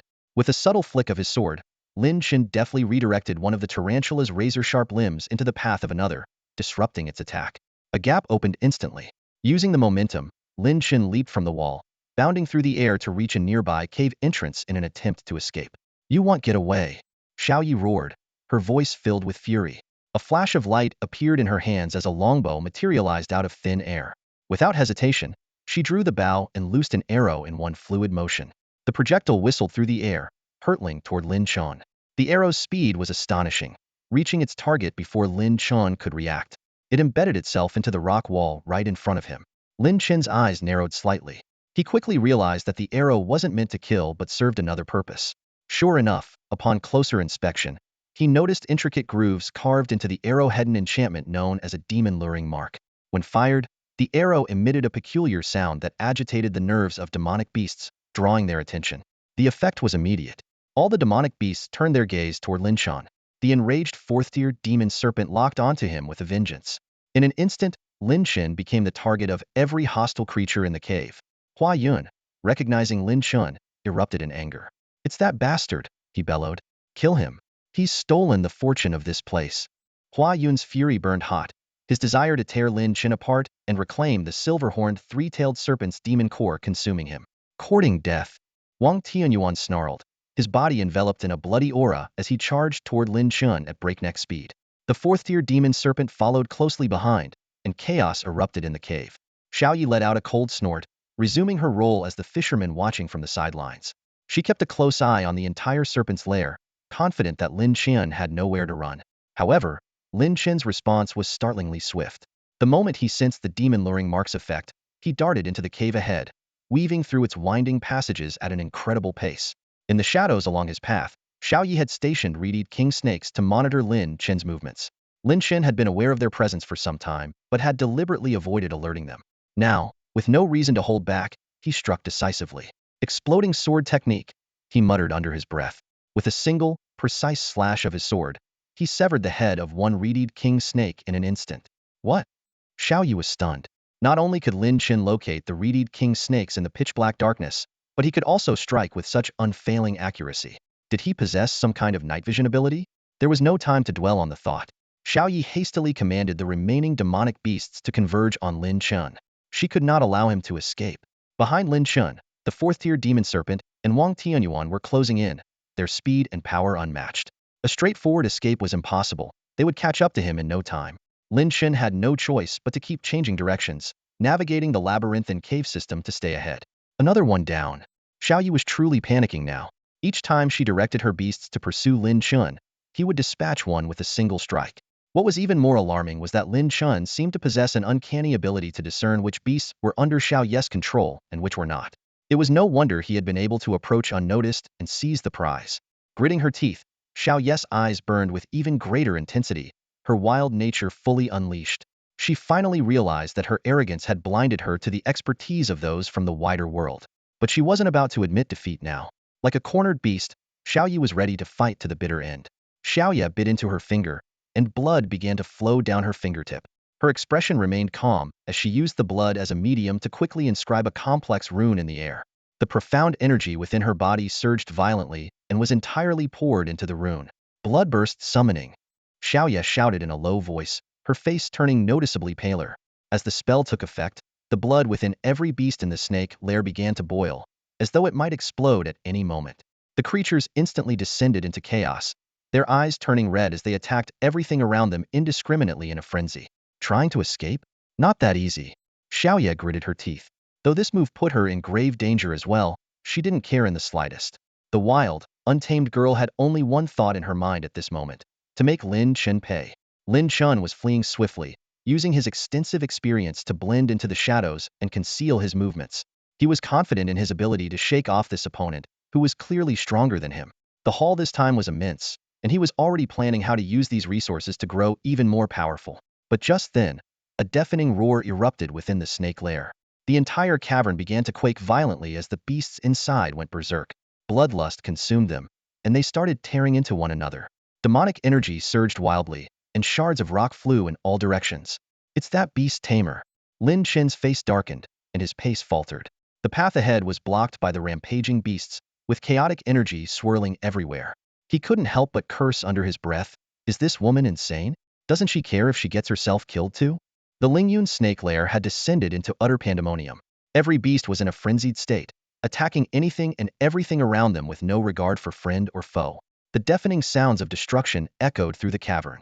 Even the fourth-tier demonic serpent was affected, rampaging wildly and smashing through walls of rock, leaving destruction in its wake.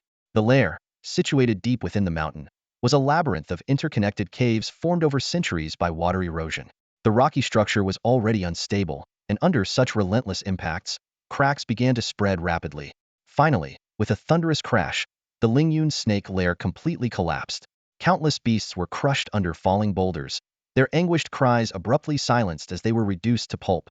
Fine, you win this round. Lin Chen gritted his teeth. He had to admit, he had underestimated the sheer ferocity of that girl. At this moment, Lin Chen had no time to dwell on his frustration. The entire cave system seemed to be collapsing in a chain reaction. Escaping before the total collapse was no longer an option. Frantically, Lin Chen recalled the layout of the caves he had passed through.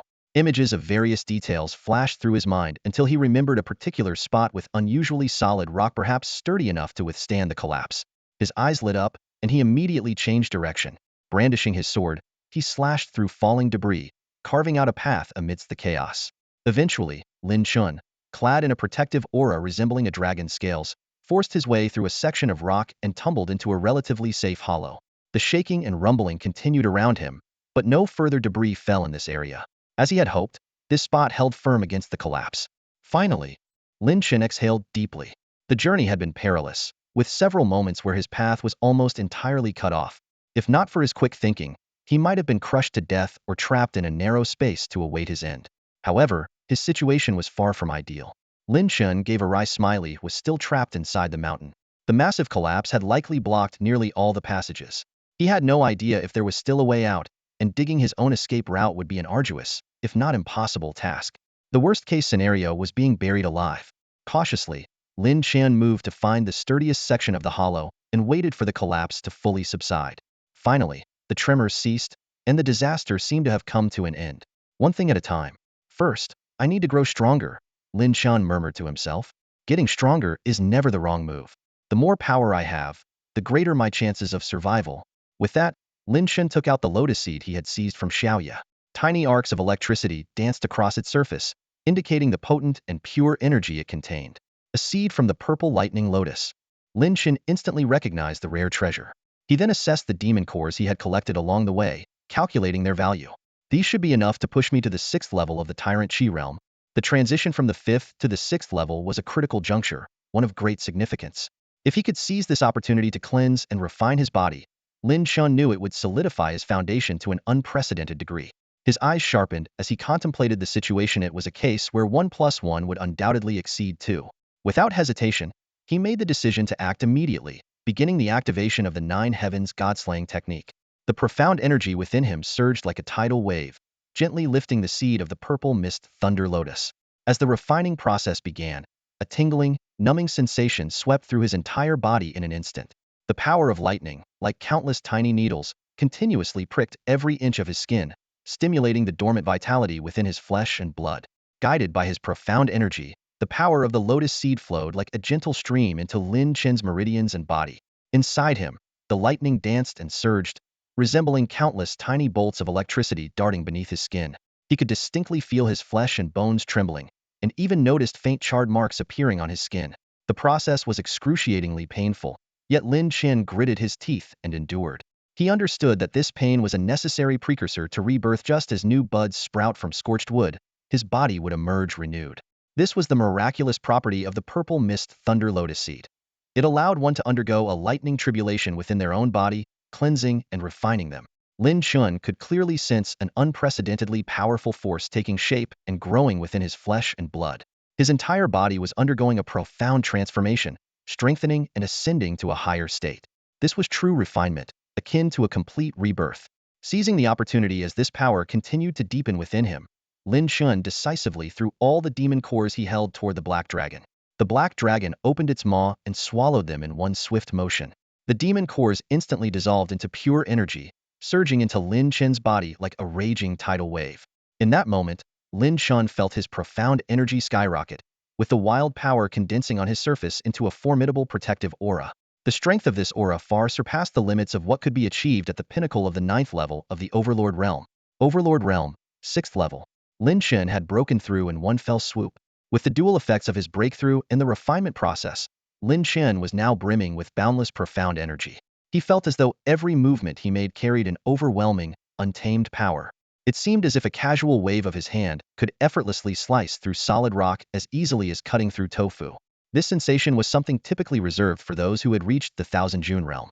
Yet now, thanks to his newly refined and powerful body, Lin Chen had attained the immense strength of the Thousand June realm without actually stepping into it. Not bad. This breakthrough exceeded my expectations, Lin Chen remarked, his eyes gleaming with satisfaction as he nodded to himself. Next, he resolved to explore his surroundings and figure out how to leave this place. At the same time, he was curious to see if anyone else had managed to survive. Taking a deep breath, Lin Chen began carefully surveying the environment, searching for possible escape routes or signs of other survivors. The Lingyun Serpent Cavern collapsed with a deafening roar. Massive boulders tumbled down, and clouds of dust filled the air. The passage to the outside world was almost completely buried. Lin Chen stood in a relatively safe corner, his heart heavy with unease.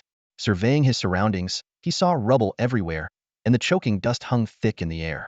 The casualties must be devastating.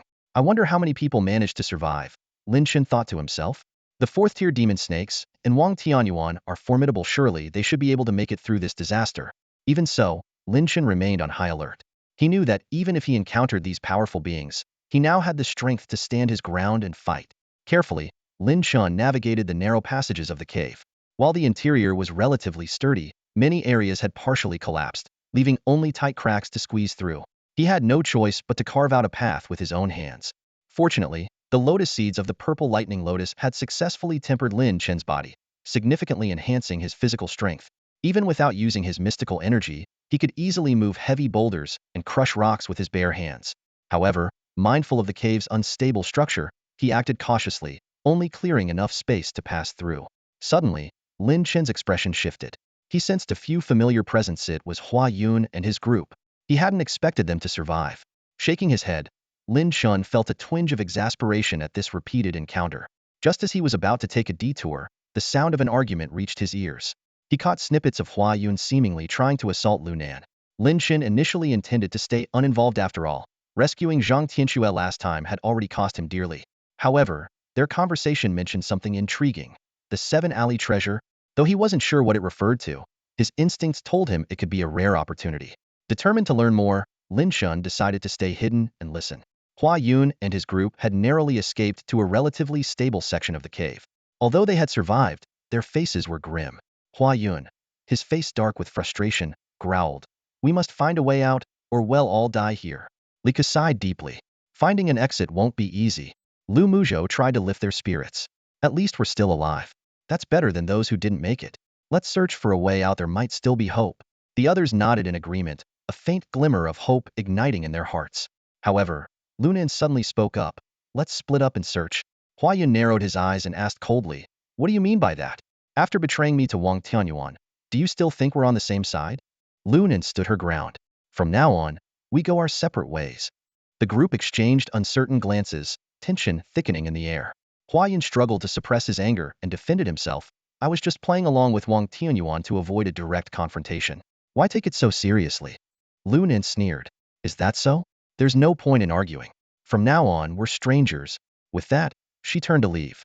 Unable to contain his fury any longer, Hua Yun snarled, "You ungrateful woman. Have I been too kind to you, letting you think you can defy me? Do you really think you can come and go as you please here?" As Lu Nan's mystical energy surged around her, she prepared for a fight. Li Ke quickly stepped forward to mediate. "Calm down, everyone. There's no need for this. Let's stay rational." But Hua Yun, enraged, grabbed Li Ke by the throat and threatened coldly, "Stop spouting useless nonsense. If you're on my side, then use your talismans to boost my power. If you're with her, then die here." Lu Muzhou didn't intervene. Instead, he spoke in a slow, measured tone. "At this point, there's nothing more to say. If anyone wants to stick with us, they'll enjoy the spoils. But if they want to leave, well, don't blame us for being ruthless." Hearing this, the others hesitated, fear flashing in their eyes as they dared not act rashly. Hua Yun turned his menacing gaze toward Lu Nan and sneered. "I suggest you stop being so stubborn and follow me. At least that way, you'll have a chance to survive. If you insist on leaving, you'll die." Lu Nan refused to back down. "The cave just collapsed, and the structure is highly unstable. If you want to fight me, then we'll all perish together." But Hua Yun burst into laughter. "Sometimes, I truly admire your naivety, Lu Nan." Hua Yun stared coldly at Lu Nan, a cruel glint flashing in his eyes as he sneered. "Foolish girl, did you really think all these years I was being kind to you, hoping you'd willingly become mine? Don't be so naive." He stepped closer, his tone dripping with mockery. "All this time, I've been secretly giving you soul control powder. The drug has been accumulating in your body, and it's just about reached its peak. Do you really think you can resist me now?" Standing to the side, Lu Muzhou curled his lips into a smirk, his eyes gleaming with satisfaction. Leonon's face instantly paled. She whipped her head around to glare at Lu Muzhou, her voice trembling with rage. "Soul control powder. You were the one who created it." Lu Muzhou let out a light chuckle, his tone laced with smugness. "Indeed, I spent quite some time perfecting it, ensuring it became colorless and tasteless. Even a powerful warrior wouldn't detect it, unless they had reached the condensed wool stage." He paused before continuing. "Unfortunately, I perfected it a little too late. It was only a few months ago that I managed to refine it. As a result, the drug hasn't yet accumulated enough in your body to turn you into a complete puppet. But rendering you incapable of fighting? That's easy enough." Leonon's expression turned ashen at his words, a cold chill running through her heart as she realized the depths of their treachery. Hua Yun sneered at her reaction. "So, why don't you just give up and spare yourself the pain?" Lu Muzhou's sinister laugh echoed as he raised a hand, channeling his energy to activate the soul control powder within Lu Nan. She felt an intense tremor in her soul, her thoughts spiraling into chaos. Her body refused to obey her will, her inner energy dissipating entirely. Though she could barely cling to her consciousness, her ability to fight was utterly stripped away. Weak and powerless, Lu Nan slumped against the rocky wall, despair filling her gaze. She glared coldly at Hua Yun, her voice trembling. "You did all this just to have me?" Hua Yun burst into laughter, a cunning gleam flickering in his eyes. "Oh, you're sharp, but no, that's not the only reason. If I wanted just you, there are countless ways I could have achieved that. Then what is it you want?" Lu Nan forced herself to ask, her voice strained. "The 7 alley treasure." Hua Yun enunciated each word deliberately. Leonon's face froze in shock as she stared at Hua Yun in disbelief. Seeing her reaction, Hua Yun grinned triumphantly. "Surprised, aren't you? Yes, I know about the 7 alley treasure. I've been chasing its trail for years.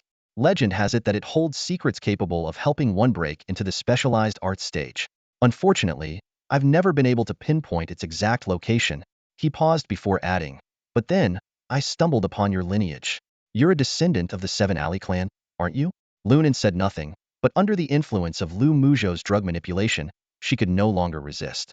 To her horror, she found herself speaking against her will. Yes, I am a descendant of the Seven Alley clan. I know where the treasure is. Hua Yun's laughter echoed loudly, his face twisting with a mix of greed and fury. What a shame, though. Even if you know its location, there's no way out now. This is all your fault. If you'd told me earlier, none of this would have happened. He stepped closer to her, his eyes burning with a mix of desire and anger. Come now, serve me willingly. Let me vent my frustration, and then we can figure out a way to escape together. Under Lu Muzhou's control, Lunan unwillingly moved toward Hua Yun, her hands beginning to undo her sash. Her eyes brimmed with despair as she struggled internally, desperate to resist but completely powerless. She was like a puppet on strings, her autonomy ripped away. The others present averted their gazes, too afraid to intervene. Suddenly, a voice rang out. Lunan, run. I'll hold them off. It was Li Ku. He quickly summoned his energy, forming two talismans in midair. One shot toward Lunan, immediately boosting her strength, while the other struck Lu Muzhou, not to empower but to weaken an entanglement talisman designed to disrupt energy flow and drastically reduce strength. Under the talisman's effect, Lu Muzhou lost control over the soul control powder. Enraged, he roared, "Kill him! Take him down!" The others hesitated. "If you don't, you'll all die." Lu Muzhou bellowed again. Under the threat, they reluctantly drew their weapons and charged at Li Ku. Lunan, now free from the drug's control, turned to Li Ku and shouted urgently, "Li Ku, run!" But Li Ku stood his ground, roaring as he fended off the attackers. Lunan had once saved his life. He couldn't abandon her now. Even if it cost him his life, he was determined to give her a chance to escape. Gritting her teeth, Lunan summoned her energy. She knew she couldn't waste the opportunity Li Ku was sacrificing himself to create. You think you can escape? Hua Yun chased after her, his cultivation level far surpassing hers. Even with the talisman's boost, it was nearly impossible for her to outrun him. But Lunan had already made up her mind. Instead of attacking Hua Yun, she directed her sword at the cracked rock wall nearby. The fractures resembled a spiderweb, and with just a bit more force, she could trigger a second collapse. She was prepared to bring everyone down with her. Stop her! Lu Muzhou screamed in panic. Though Li Ku had been killed and the talisman's effects had faded, it was too late for Lu Muzhou to regain control over Lunan. At this rate, everyone would be buried alive. No! Hua Yun shouted in terror, realizing he couldn't reach her in time. Lianon's strike was sure to sever the rock wall and unleash the collapse. But just as despair consumed everyone, an unexpected figure appeared. A man materialized out of nowhere, grabbing Lianon's sword arm with ease. She found herself unable to move even an inch further. You! Lunan stared at the newcomer in astonishment, her eyes wide with shock. It's the one who stole the demon core of the silver-horned three-tailed snake and previously seized the fortune of this place. Lin Chen's figure suddenly appeared before the crowd. His voice was calm and resolute. This place cannot collapse, or it will be beyond my ability to handle. Lunan opened her mouth to speak, but before she could utter a word, Lin Chen's hand struck the back of her neck like lightning. Her eyes lost focus instantly, and she collapsed limply to the ground. Inwardly, Lin Chen thought to himself, she needs to be unconscious to avoid being controlled by the soul-binding spell. Otherwise, it'll be a huge problem. The people around them exhaled in relief at the scene. However, their astonished gazes soon shifted to this unexpected interloper. Hua Yun's eyes widened in disbelief as he stared at Lin Chen. It's you. You're still alive. His voice was filled with anger and hatred, and his gaze turned twisted and cold in an instant. To Hua Yun, Lin Chen was the root of all his misfortunes. Well, aren't you lucky? Hua Yun sneered, his eyes glinting dangerously. But I didn't expect you'd dare to show your face in front of me. Fixing his gaze on Lin Chen, a look of sudden realization crossed Hua Yun's face. I see now, you know, don't you? If that wretch breaks through the rock wall and causes a secondary collapse, everyone here will die together. That's why you couldn't help but step in. Hua Yun's tone shifted to one of arrogance. Smart move. I don't want unnecessary trouble either. Hand over the demon core of the silver-horned three-tailed snake and the fortune you obtained earlier, and I'll spare your life. Excitement surged in his ear that hadn't expected that these treasures would ultimately fall into his hands. Everything was playing out in his favor, but Lin Chen simply looked at him indifferently, remaining silent in the face of Hua Yun's threat. This silence only fueled Hua Yun's fury. You think I'm afraid to fight, so you've decided to test me? Is that it? Hua Yun sneered, his tone dripping with mockery. Unfortunately, you've miscalculated. Earlier, I couldn't catch up to you, and accidents happened, sure. But now? You're standing right in front of me. Do you really think you can destroy that rock wall before I kill you? A gleam of confidence flashed in Hua Yun's eyes. In his mind, Lin Chen's earlier success was purely due to ambushes and concealment. Now that Lin Chen had revealed himself, stripped of his advantages, he was nothing more than a lamb to the slaughter. You're too weak, Hua Yun declared arrogantly. Without your stealth and sneak attacks, what can you possibly do? You're nothing but a clown jumping around. He was certain that the moment he made his move, Lin Chen wouldn't even have time to react. That was the undeniable gap in their levels of strength. A cruel smile tugged at the corner of Hua Yun's lips. In his mind, Lin Chen's defeat was already assured. Lu Muzhou followed closely behind Hua Yun, his heart pounding with excitement. The treasures Lin Chen had seized far exceeded their expectations. The demon core of the silver-horned three-tailed snake now seemed utterly insignificant. The real prize was the treasure snatched from the protection of the fourth-tier demon serpent, something that would undoubtedly enhance their strength significantly. Lu Muzhou couldn't help but feel a surge of glee. With Hua Yun's strength at the 5th level of the Qianjun realm, that sneaky little thief wouldn't stand a chance. He thought to himself, it was all thanks to Lu Nan. Otherwise, they might have fallen for the boy's trick. Hua Yun spoke arrogantly, his voice brimming with confidence and dominance. Kid, I've run out of patience. I either hand over the goods willingly, or I'll kill you and take them myself. Even before he finished speaking, the profound energy within him was already surging, ready to transform into a devastating attack at any moment. To ensure absolute victory, Hua Yun quietly activated a secret technique. A faint breeze swirled around his legs, boosting his speed significantly. Though he looked down on Lin Chen, he dared not be careless. Wary of accidentally collapsing the cave walls in a moment of miscalculation, Lin Chen remained silent. Now that his presence had been exposed, he had no choice but to eliminate these treacherous individuals entirely. Seeing Lin Chen's composure, Hua Yun let out a cold shout and instantly turned into a blur, appearing before Lin Chen in the blink of an eye. He thrust his spear forward with deadly precision. Die! Hua Yun laughed maniacally, convinced of his imminent victory. Yet, as the spear tip pierced through Lin Chen, he felt no resistance. Hua Yun's expression shifted drastically, and alarm bells rang in his mind. In that split second, a long sword struck with unparalleled accuracy, piercing Hua Yun's heart. He spat out a mouthful of blood in disbelief as the life drained rapidly from his body. Surrounding Lin Chen was the shadow of a dragon, reminiscent of the silver-horned, three-tailed snake from earlier. Before Hua Yun could process what had happened, Lin Chen split into 9 identical figures and charged towards Lu Muzhou and the others. Lu Muzhou's face turned ashen, and his trembling hand pointed at Lin Chen. You're... Before he could finish his sentence, his head was severed from his body. Lin Chen unleashed his full power, activating the draconic aura around him and no longer concealing the might of his Tianwu sword. Under his overwhelming assault, the others didn't even have a chance to react before they were all annihilated in an instant. After confirming that no one else was around, Lin Chen quickly tidied up the scene to ensure his identity wouldn't be exposed. He muttered to himself, the black dragon's senses detect no other presences. That girl is still unconscious, she should be fine. Lin Chen methodically looted the spatial rings of everyone, including Lu Nan's.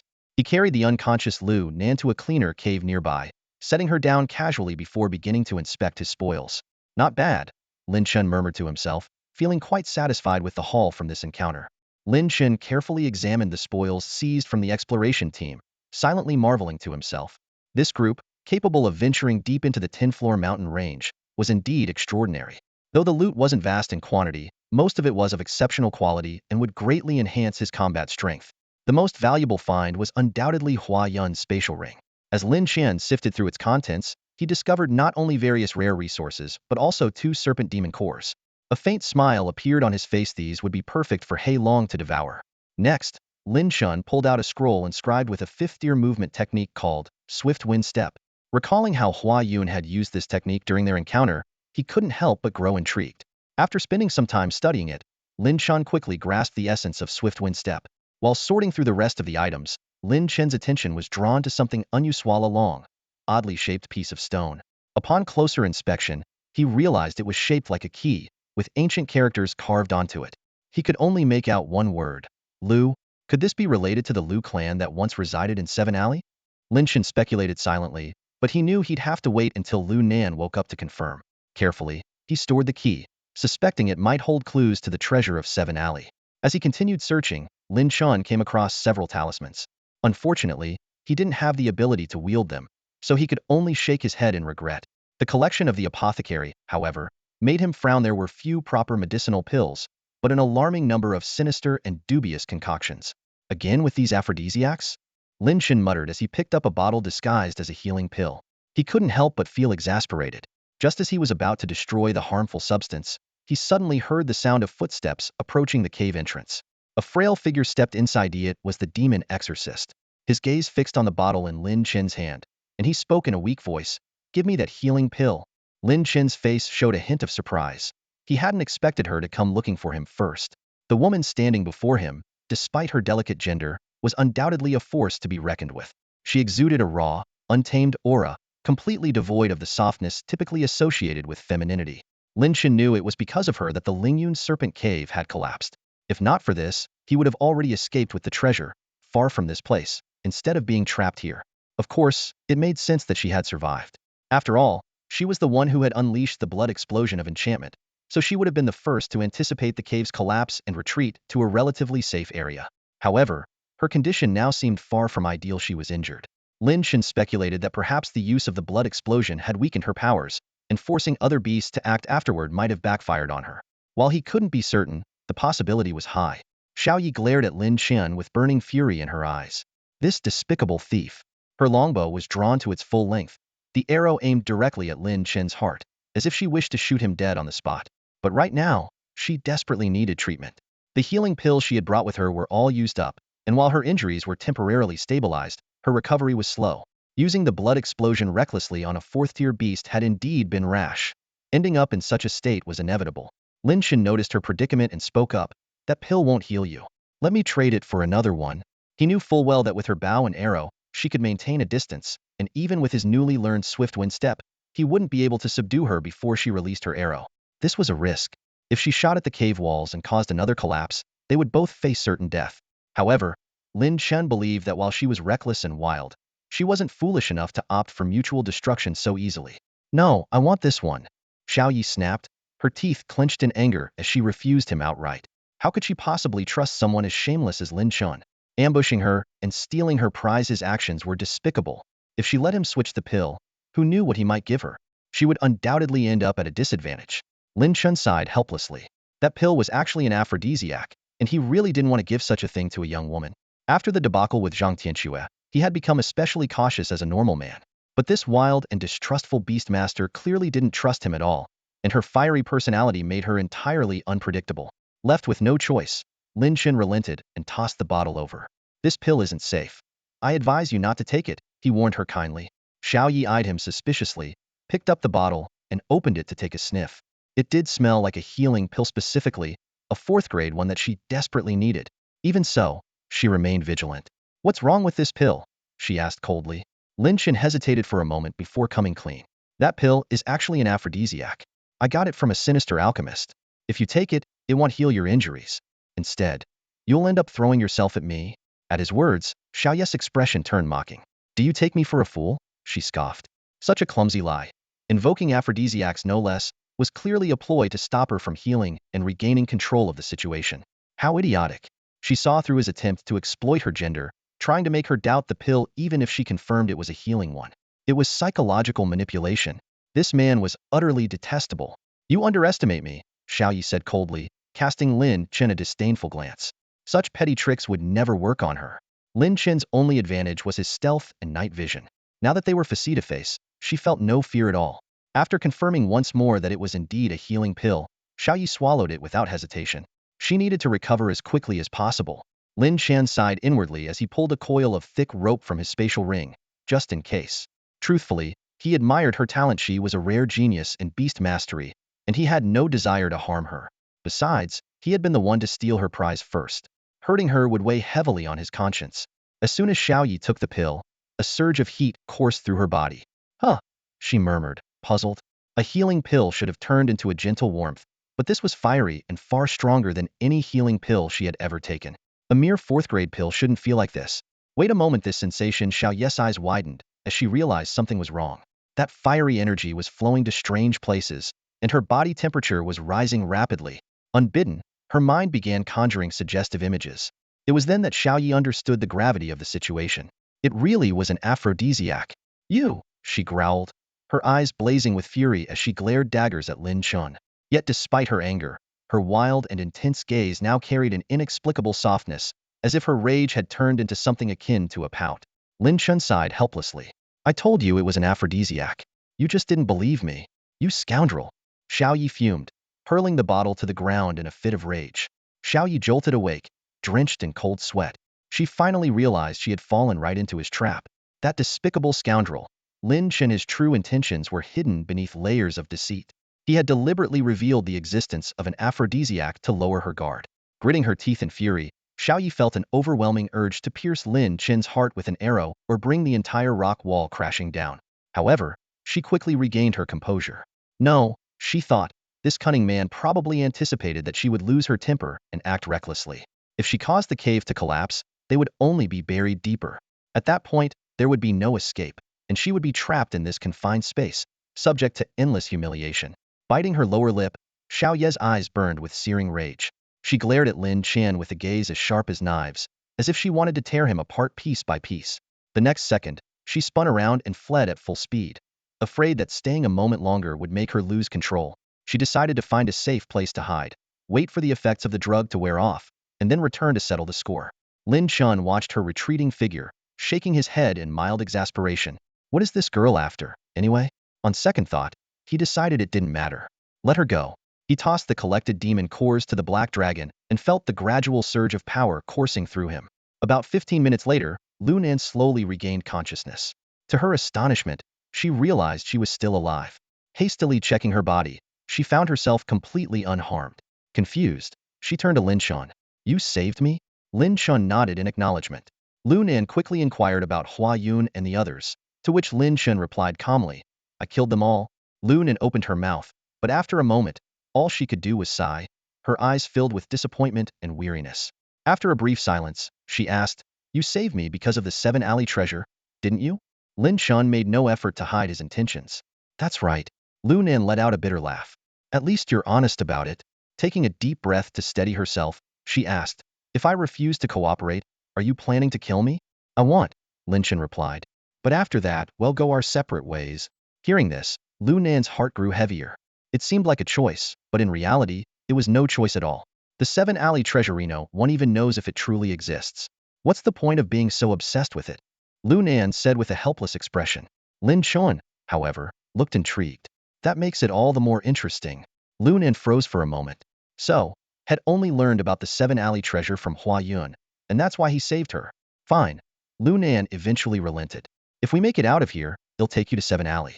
But I can't promise we'll find any treasure. As she surveyed the area, her gaze fell on some pills scattered on the ground.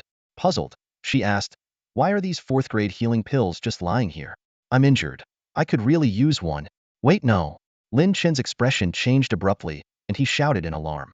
The last thing he wanted was to endure another ridiculous fiasco. Lin Nan froze for a brief moment, then quickly understood. With a smile, she asked, This is Lu Muzhou's pill, isn't it? Clearly, she was familiar with Lu Muzhou's character and knew he was skilled at crafting pills with unusual effects disguised as healing medicine. Then destroy it, Lin Nan said decisively.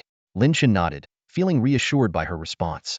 With a wave of his hand, he grabbed the bottle of pills and crushed it between his fingers. Then, he retrieved a bottle of genuine healing pills from his pocket and handed it to Lin Nan. Lin Nan accepted the pills and silently took one. As the medicine's power coursed through her body, she could feel her injuries rapidly healing. She refrained from mentioning the return of her spatial ring, knowing Lin Chen wasn't someone easy to reason with. Since the ring had already been taken, she decided to let it go. It was just a material possession after all. Preserving her life and dignity was already a fortunate outcome. Lin Chen silently approved of Lin Nan's maturity. Although her talent wasn't on par with Zhang Tianxue or the young demon-slaying girl, her composure and experience in handling situations made her someone Lin Chen enjoyed working with. While Lin Nan focused on recovering her strength, Lin Chen remained on high alert, scanning their surroundings. The wild girl could return at any moment, and if she did, she would likely be furious. Though he wasn't concerned about defeating her, he worried she might destroy the place in a fit of rage. Half a day later, Lin Nan's injuries had fully healed. Her energy and spirit were restored, and her sharp gaze was as keen as a blade. Let's move, Lin Chen said. From now on, we'll stick together. I'll escort you out, and after that, you'll take me to the 7th alley. All right, Lin Nan replied curtly. The two left the cave where they had been resting and headed in a different direction. The journey was still treacherous, with many areas blocked by debris, requiring extreme caution to navigate. The path was littered with bloodstains, severed limbs, and broken remains. Along the way, Lin Chen came across the corpse of Zhou Qing, one of Wang Tianyuan's trusted subordinates. A powerful warrior at the 8th level of the Qianjun realm, Zhou Qing had been crushed by a massive boulder, leaving his lower body a mangled mess. Lin Chen showed no emotion as he scavenged the battlefield, collecting various pills and materials. Among the spoils, he found a scroll of martial arts techniques, and his eyes lit up. It was a 5th-grade swordsmanship technique titled Thunderclap 9 Swords. Lin Chen quickly skimmed through the scroll's contents. The technique was known for its ferocity, enveloping the user in lightning during execution. Its attacks carried a thunder attribute and significantly boosted speed. Among 5th-grade techniques, it was considered impressive. He began pondering its potential. Although his previous cultivation focused on wind-based techniques, his recent rebirth had left his ideal attribute undecided. However, thanks to the cleansing effects of the purple thunder lotus seed, he believed he could fully unleash the power of this lightning-based technique. Lu Nan watched Lin Chen in astonishment, wondering if he could comprehend such a complex technique with just a glance. But she quickly dismissed the thought. No matter how talented Lin Chen was, mastering a 5th-grade martial art in such a short time was impossible. The two pressed on, carving out a new path through the rubble. After breaking through yet another obstacle, they found themselves in a vast underground chamber, untouched by the collapse. I never knew there was such a massive space beneath the Lingyun Serpent Cavern, Lu Nan marveled. Lin Chen nodded in agreement. The discovery of this hidden chamber was undoubtedly a stroke of luck. Its stable structure meant they wouldn't have to worry about being buried alive if a fight broke out. However, Lin Chen quickly became wary. He halted and carefully scanned the surroundings. Despite his enhanced sight from the Black Dragon vision, something felt off. What is it? Lu Nan asked, puzzled. Under the faint light of the luminous stones, she couldn't detect anything unusual ahead. Lin Chen didn't answer. Instead, he pulled a long spear from his spatial ring and tossed it forward. The spear arced gracefully through the air before suddenly shattering into pieces. By the time it hit the ground, it was reduced to fragments, the edges of each piece as smooth as a mirror. There are countless invisible threads ahead, razor sharp and crisscrossing. Lu Nan exclaimed, her face paling. Lin Chen frowned. It's the silk of colorless demon spiders, he said grimly. He hadn't expected to encounter such a deadly creature in this place. The colorless demons are an eerie and chilling presence. Their webs are transparent and nearly invisible, just like their elusive forms. Lin Chen and Lu Nan found themselves trapped in the territory of these dangerous creatures. The surroundings were filled with nearly imperceptible yet razor-sharp spider silk, forming a lethal cage. Lu Nan asked uneasily, what should we do now? Her voice trembled with fear, terrified that one more step forward might bring her into contact with the invisible strands. Lin Chen replied gravely, it's too late to retreat. He pulled out a long spear and hurled it toward the path they had come from. Shockingly, the spear was sliced clean in half within an instant. The once clear escape route was now laced with deadly silk. Lu Nan gasped in disbelief. How could this happen? We didn't even notice. Lin Chen analyzed the situation calmly. It's a trap. The path was left clear to lure us in. Now that the way back is blocked, we're like fish in a barrel. Faced with this invisible and intangible threat, Lin Chen channeled his spiritual energy into his sword. With a single slash, a piercing metallic sound echoed through the air, as if countless steel wires were being stretched to their limits. Then came a series of snapping sounds. Although the spider silk was severed, Lin Chen's sword blade was left with several notches. A 4th-grade sword is still too fragile, Lin Chen remarked with a hint of frustration, though he refrained from using his treasured Tian tongue weapon. As Lu Nan asked if they should just cut their way through, Lin Chen suddenly sensed an imminent threat. He swiftly raised his sword to block, and with a sharp clang, the blade was pierced. If not for his quick reflexes, the attack would have gone straight through his shoulder. Shooting needle demon spider, Lin Chen exclaimed, quickly explaining, these spiders spin silk that's impossibly hard and rigid, unsuitable for weaving webs. Instead, they use it to pierce their prey directly. Its penetrating power is astonishing. Ordinary armor won't stand a chance. The situation grew increasingly dire. Lin Chen made a decisive call. Watch yourself, we're retreating for now. Lu Nan nodded gravely in agreement. The two began a painstaking retreat. Lu Nan, with her advanced cultivation at the 3-fold strength realm, swung her sword to sever the webs. Lin Chen used a massive shield to fend off the incoming silk projectiles. The relentless clanging of impacts echoed as they inched backward.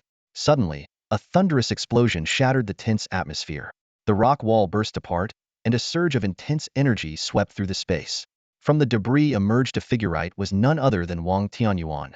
Wang Tianyuan's unexpected arrival made the demon spiders wary, halting their attacks momentarily. Accompanied by a few remaining subordinates, he strode into the underground chamber, his gaze locking onto Lin Chen and Lu Nan in an instant. You. Wang Tianyuan roared, his eyes blazing with hatred. How could he forget Lin Chen, who had stolen the purple lightning lotus he had coveted so desperately? A treasure he had been willing to sacrifice everything for, even resorting to the sinister power of the blood bodhi. Wang Tianyuan sneered as he approached. You've got guts, boy, daring to take what's mine. Do you regret it now? Too late, I'll make sure you pay the price for crossing me. His eyes gleamed with cruelty, though inwardly he reveled in the unexpected opportunity. In the face of Wang Tianyuan's threats, Lin Chen simply responded with a calm, "You can try." This nonchalant reply enraged Wang Tianyuan further. Murderous intent surged around him like a tide, and he almost struck out to kill Lin Chen on the spot. But then, Wang Tianyuan hesitated. Though ruthless, he was no fool. Suppressing his bloodlust, he gestured for one of his men to step forward instead. The brutish subordinate grinned wickedly and charged at Lin Chen with his blade. The danger was imminent, and Lin Chen's fate hung in the balance. The fifth level of the Qianjun realm. Such power could easily kill Lin Chen. However, just as the man charged toward Lin Chen, his body suddenly shattered into pieces, scattering onto the ground. This unexpected turn of events shocked everyone, and Wang Tianyuan's eyes widened in disbelief.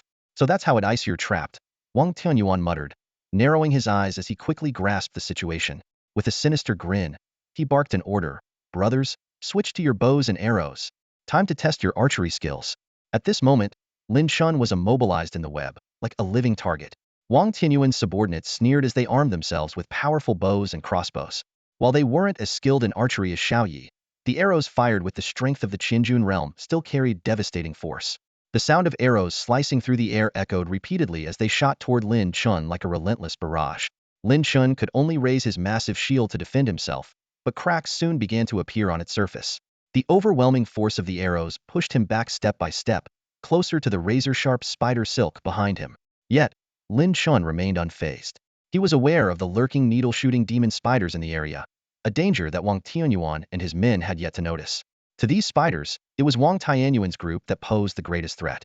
As expected, a scream suddenly broke the tension. One of Wang Tianyuan's men froze, trembling, as a thin, straight thread pierced through his forehead and exited the back of his skull, leaving a gaping hole.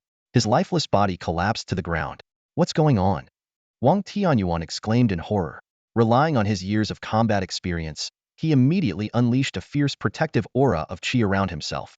Even so, he felt sharp, needle-like pain as several threads managed to pierce his skin. Without the protective qi, he would likely have been killed on the spot. The others weren't as fortunate. One by one, they were struck in their vital points and fell dead where they stood. Wang Tianyuan's heart raced with fear. He abandoned his plan to kill Lin Chen and seize the lotus seeds, focusing instead on escaping this deadly place. But as he rushed toward the tunnel they had entered through, a series of taut, vibrating sounds stopped him in his tracks. The path was now sealed off by a dense web. Lin Chen, observing from the side, was slightly surprised. The intelligence and coordination of these demon spiders seemed far beyond his expectations. At that moment, a wild and commanding voice rang out, "Why don't you fight it out and see who dies first?" Xiaoyi emerged from the path Lin Chen had taken earlier, her eyes blazing with fury as she glared at him. In her hands, she formed a demon-controlling seal. It was Hershey was the one orchestrating the spiders. Lin Chen's expression hardened as the situation unfolded in an unexpected direction. The wild and unruly girl, Xiaoyi, had come straight to him as soon as the effects of the medicine wore off. What shocked him even more was her immediate command over the local demon spiders, showcasing extraordinary talent. Lin Chen thought to himself, her methods were indeed impressive, but far too reckless. Normally, controlling demon beasts required extensive preparation, often involving the use of drugs or assistance from others to weaken the creatures before casting a spell. A failed attempt could result in severe mental backlash with unpredictable consequences. Yet here were two demon spiders with intelligence, and Xiaoyi had recklessly taken control without any preparation, an act that sent chills down his spine. Xiaoyi's gem-like eyes glared fiercely at Lin Chen, her short hair trembling slightly with her movements, exuding a commanding aura. She let out a cold snort. "You'll fight to the death. Let's see who survives." With that, she ordered the colorless demon spiders to remove parts of the web, creating a space for battle, while still using the threads to seal off any escape routes. Wang Tianyuan sneered as he approached Lin Chen. "Kid, that girl wants your life. Fine by me. I'll grant both of you your wish." Though displeased with Xiaoyi taking control of the situation, he decided to go along with her plan for now. In Wang Tianyuan's left hand, the evil blood bodhi emitted a sinister crimson mist, its blood-red patterns glowing ominously. The blood of the nearby corpses was instantly drained, absorbed as nourishment for the Bodhi. Wang Tianyuan's entire body was enveloped in a powerful aura, waves of energy rippling outward, showcasing the terrifying strength of someone at the 9th level of the Thousand Gene realm. Hand it over, and it'll make your death less painful, Wang Tianyuan said arrogantly. Lin Chen didn't respond. Instead, he motioned for Lu Nan to step aside. Wang Tianyuan scoffed. Still trying to act noble? How foolish. Before his words had fully landed, he launched himself like a cannonball toward Lin Chen, the ground cracking under the force of his leap. In the blink of an eye, Wang Tianyuan was upon Lin Chen, his fist glowing with a blood-red light as he aimed to pulverize him. Yet, the seemingly unstoppable blow missed its mark. Lin Chen's movements were swift and agile, allowing him to effortlessly evade. Swift wind steps? A mere party trick. Let's see how long you can keep dodging. Wang Tianyuan growled, charging again with even greater speed. This time, Lin Chen didn't evade. Instead, a sudden burst of sword light appeared, countered with explosive sword technique. Xiao Ye's eyes widened in astonishment at the sight. Lin Chen dared to confront Wang Tianyuan hidden? How was that possible? Fist and sword collided. While Wang Tianyuan's formidable force shattered the sword light, it was significantly weakened in the process. Lin Chen seized the opportunity, sidestepping and countering with a precise thrust just as Wang Tianyuan was retracting his fist. What? Wang Tianyuan exclaimed in shock, hastily meeting the attack hidden. Though he only suffered a minor injury, it was enough to surprise everyone. Lu Nan stood frozen in disbelief. How could Lin Chen land a strike on Wang Tianyuan? Xiao Yi gritted her teeth in frustration. Damn it, he used the lotus seed. She realized bitterly that the treasure she had coveted was now Lin Chen's trump card. It was clear that Lin Chen had consumed the seed of the purple cloud thunder lotus, which had cleansed and strengthened his body. His physical resilience had increased to the point where he could face off against someone at the 9th level of the Thousand Gene realm. Wang Tianyuan, too, recognized this fact and became even more enraged. Killing Lin Chen now wouldn't undo the effects of the lotus seed. With a furious roar, Wang Tianyuan's body erupted in a surge of blood-red energy, charging at Lin Chen like a berserk blood tiger. But suddenly, a shadow of a flood dragon emerged around Lin Chen, had summoned the flood dragon mantle. A ferocious aura emanated from him, instantly elevating his combat power to match Wang Tianyuan's. Lin Chen swung his sword, and the air crackled with thunder. Thunderstrike 9 swords. In a flash of lightning, Lin Chen's speed surpassed Wang Tianyuan's, catching him completely off guard. For the first time, Wang Tianyuan felt a genuine sense of danger. The roar of thunder echoed as Lin Chen's sword, wrapped in lightning, slashed downward. Despite Wang Tianyuan's full-force defense, his domineering aura was torn apart, leaving him wounded once again. Enraged, Wang Tianyuan retaliated with a sweep of sinister, blood-red energy, determined to make Lin Chen pay dearly. However, Lin Chen's attacks only grew fiercer. Sword after sword, each strike was unrelenting and deadly. In this moment, Lin Chen was using the battle to fully master the Thunderstrike 9 swords. Once again, lightning flashed, and Lin Chen's second sword shot toward Wang Tianyuan's throat like a bolt of electricity. The threat of death caused Wang Tianyuan's pupils to contract sharply. With a thunderous roar, he abandoned his attack and twisted his neck in an almost contorted manner to evade the strike. Although the movement appeared perilous, Wang Tianyuan's profound cultivation and formidable physical strength allowed him to perform this extreme maneuver without injuring himself. He narrowly avoided Lin Chen's lethal blow. Wang Tianyuan's combat experience was indeed extensive, but Lin Chen's was even greater. Relentless in his pursuit, Lin Chen refused to grant his opponent a moment to recover. With a step forward, his gale step instantly closed the distance between them, eliminating any chance of retreat for Wang Tianyuan. Thunder roared once more as the third sword strike descended. That's Zhou Qing's Thunder 9 swords. How do you know it? Wang Tianyuan cried out in shock as he recognized the 5th-grade martial skill. A storm of speculation swirled in his mind. Could Zhou Qing be dead? Had Lin Chen seized the technique? But what truly astonished him was Lin Chen's mastery of the Thunder 9 swords, reaching such a level in such a short time.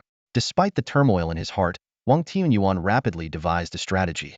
He concluded that Lin Chen's understanding of the Thunder 9 swords was limited, capable of executing no more than 4 strikes. Even if Lin Chen were exceptionally gifted and managed a 5th strike, Wang Tianyuan was confident he could withstand it and launch a deadly counterattack.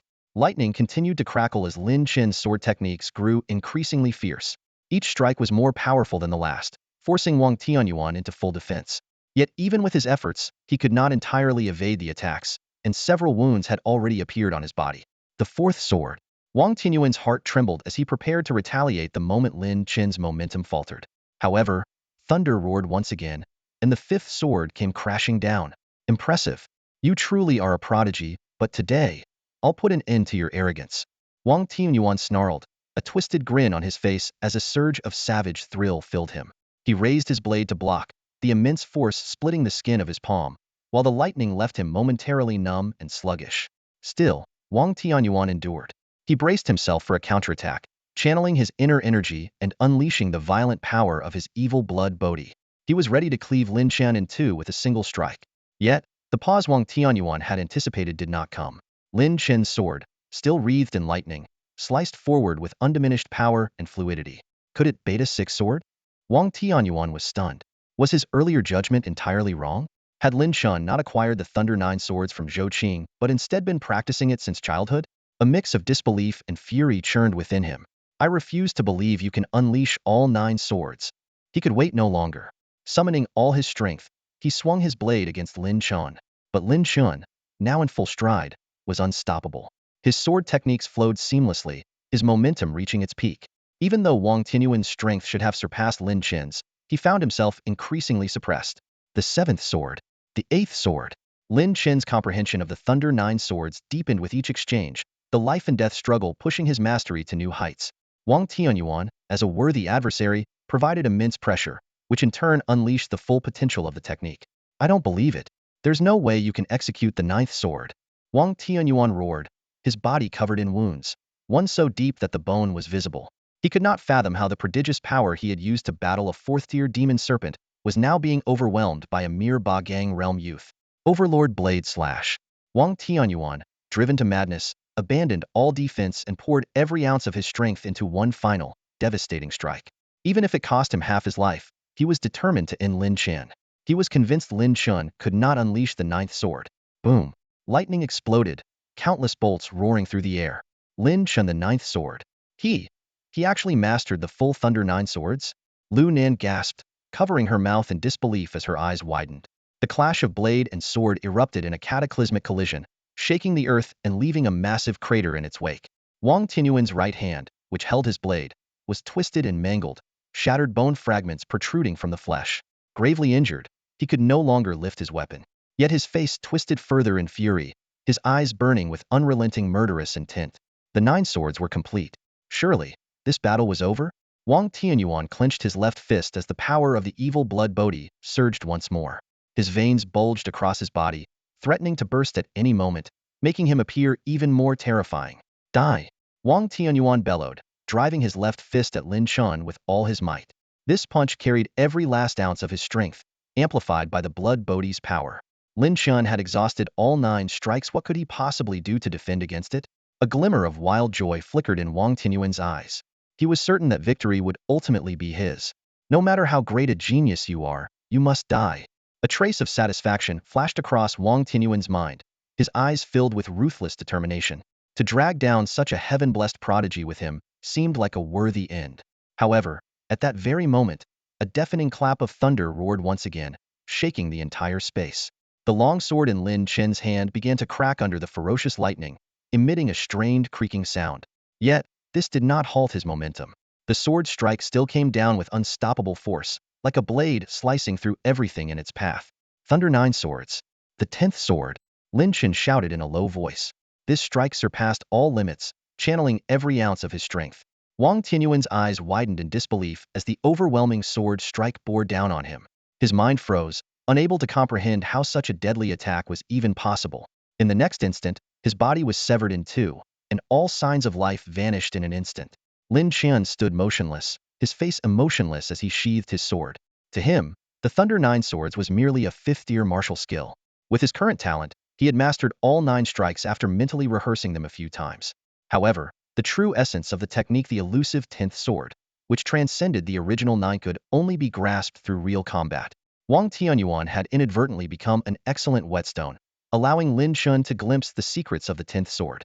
Of course, this achievement wouldn't have been possible without the enhancement of the Purple Mist Thunder Lotus Seed. The power of the 10th sword had already touched the threshold of a 6th-tier martial skill, compensating for Lin Chen's lack of strength in the absence of his Tianwu weapon. Standing on the sidelines, Lu Nan was utterly dumbfounded, unable to calm her racing thoughts. She vividly recalled that Lin Chen had only come into contact with the martial skill less than half a day ago. Yet, he had already mastered its essence and even surpassed its limits. Such exceptional talent was nothing short of astonishing. Xiaoyi was equally shocked. She had initially intended for Wang Tianyuan to eliminate that detestable man, preferably tearing him apart limb by limb. Who could have anticipated that the situation would flip entirely? Not only had Lin Chen emerged unscathed, but he had also killed Wang Tianyuan. The display of Lin Chen's strength sent a shiver through Xiao Ye's heart, forcing her to acknowledge his extraordinary aptitude. Useless trash. Xiao Yi muttered through gritted teeth, clearly cursing the now-dead Wang Tianyuan. Her fingers moved deftly, forming a series of intricate hand seals. She had suffered greatly at Lin Chen's hands, enduring both humiliation and defeat. There was no way she would let this go. As her movements continued, the surrounding webs began to hum and vibrate. Xiao Yi commanded her demonic spider, preparing to launch a new wave of attacks against Lin Chen. Faced with this situation, Lin Chen didn't bother wasting words. His opponent was clearly obstinate, and reasoning with her was futile. Since that was the case, there was only one solution: using strength to subdue her. With Lin Chen's current strength, breaking through the web and reaching Xiao Yi was not impossible. He firmly believed that as long as he closed the distance, victory would be within his grasp. Conversely, Xiao Yi was equally convinced that as long as she kept her distance, she would remain invincible. Just as the tension between the two reached its peak, Lu Nin anxiously interjected, may I say something? She glanced cautiously between the two, wary of being drawn into their conflict.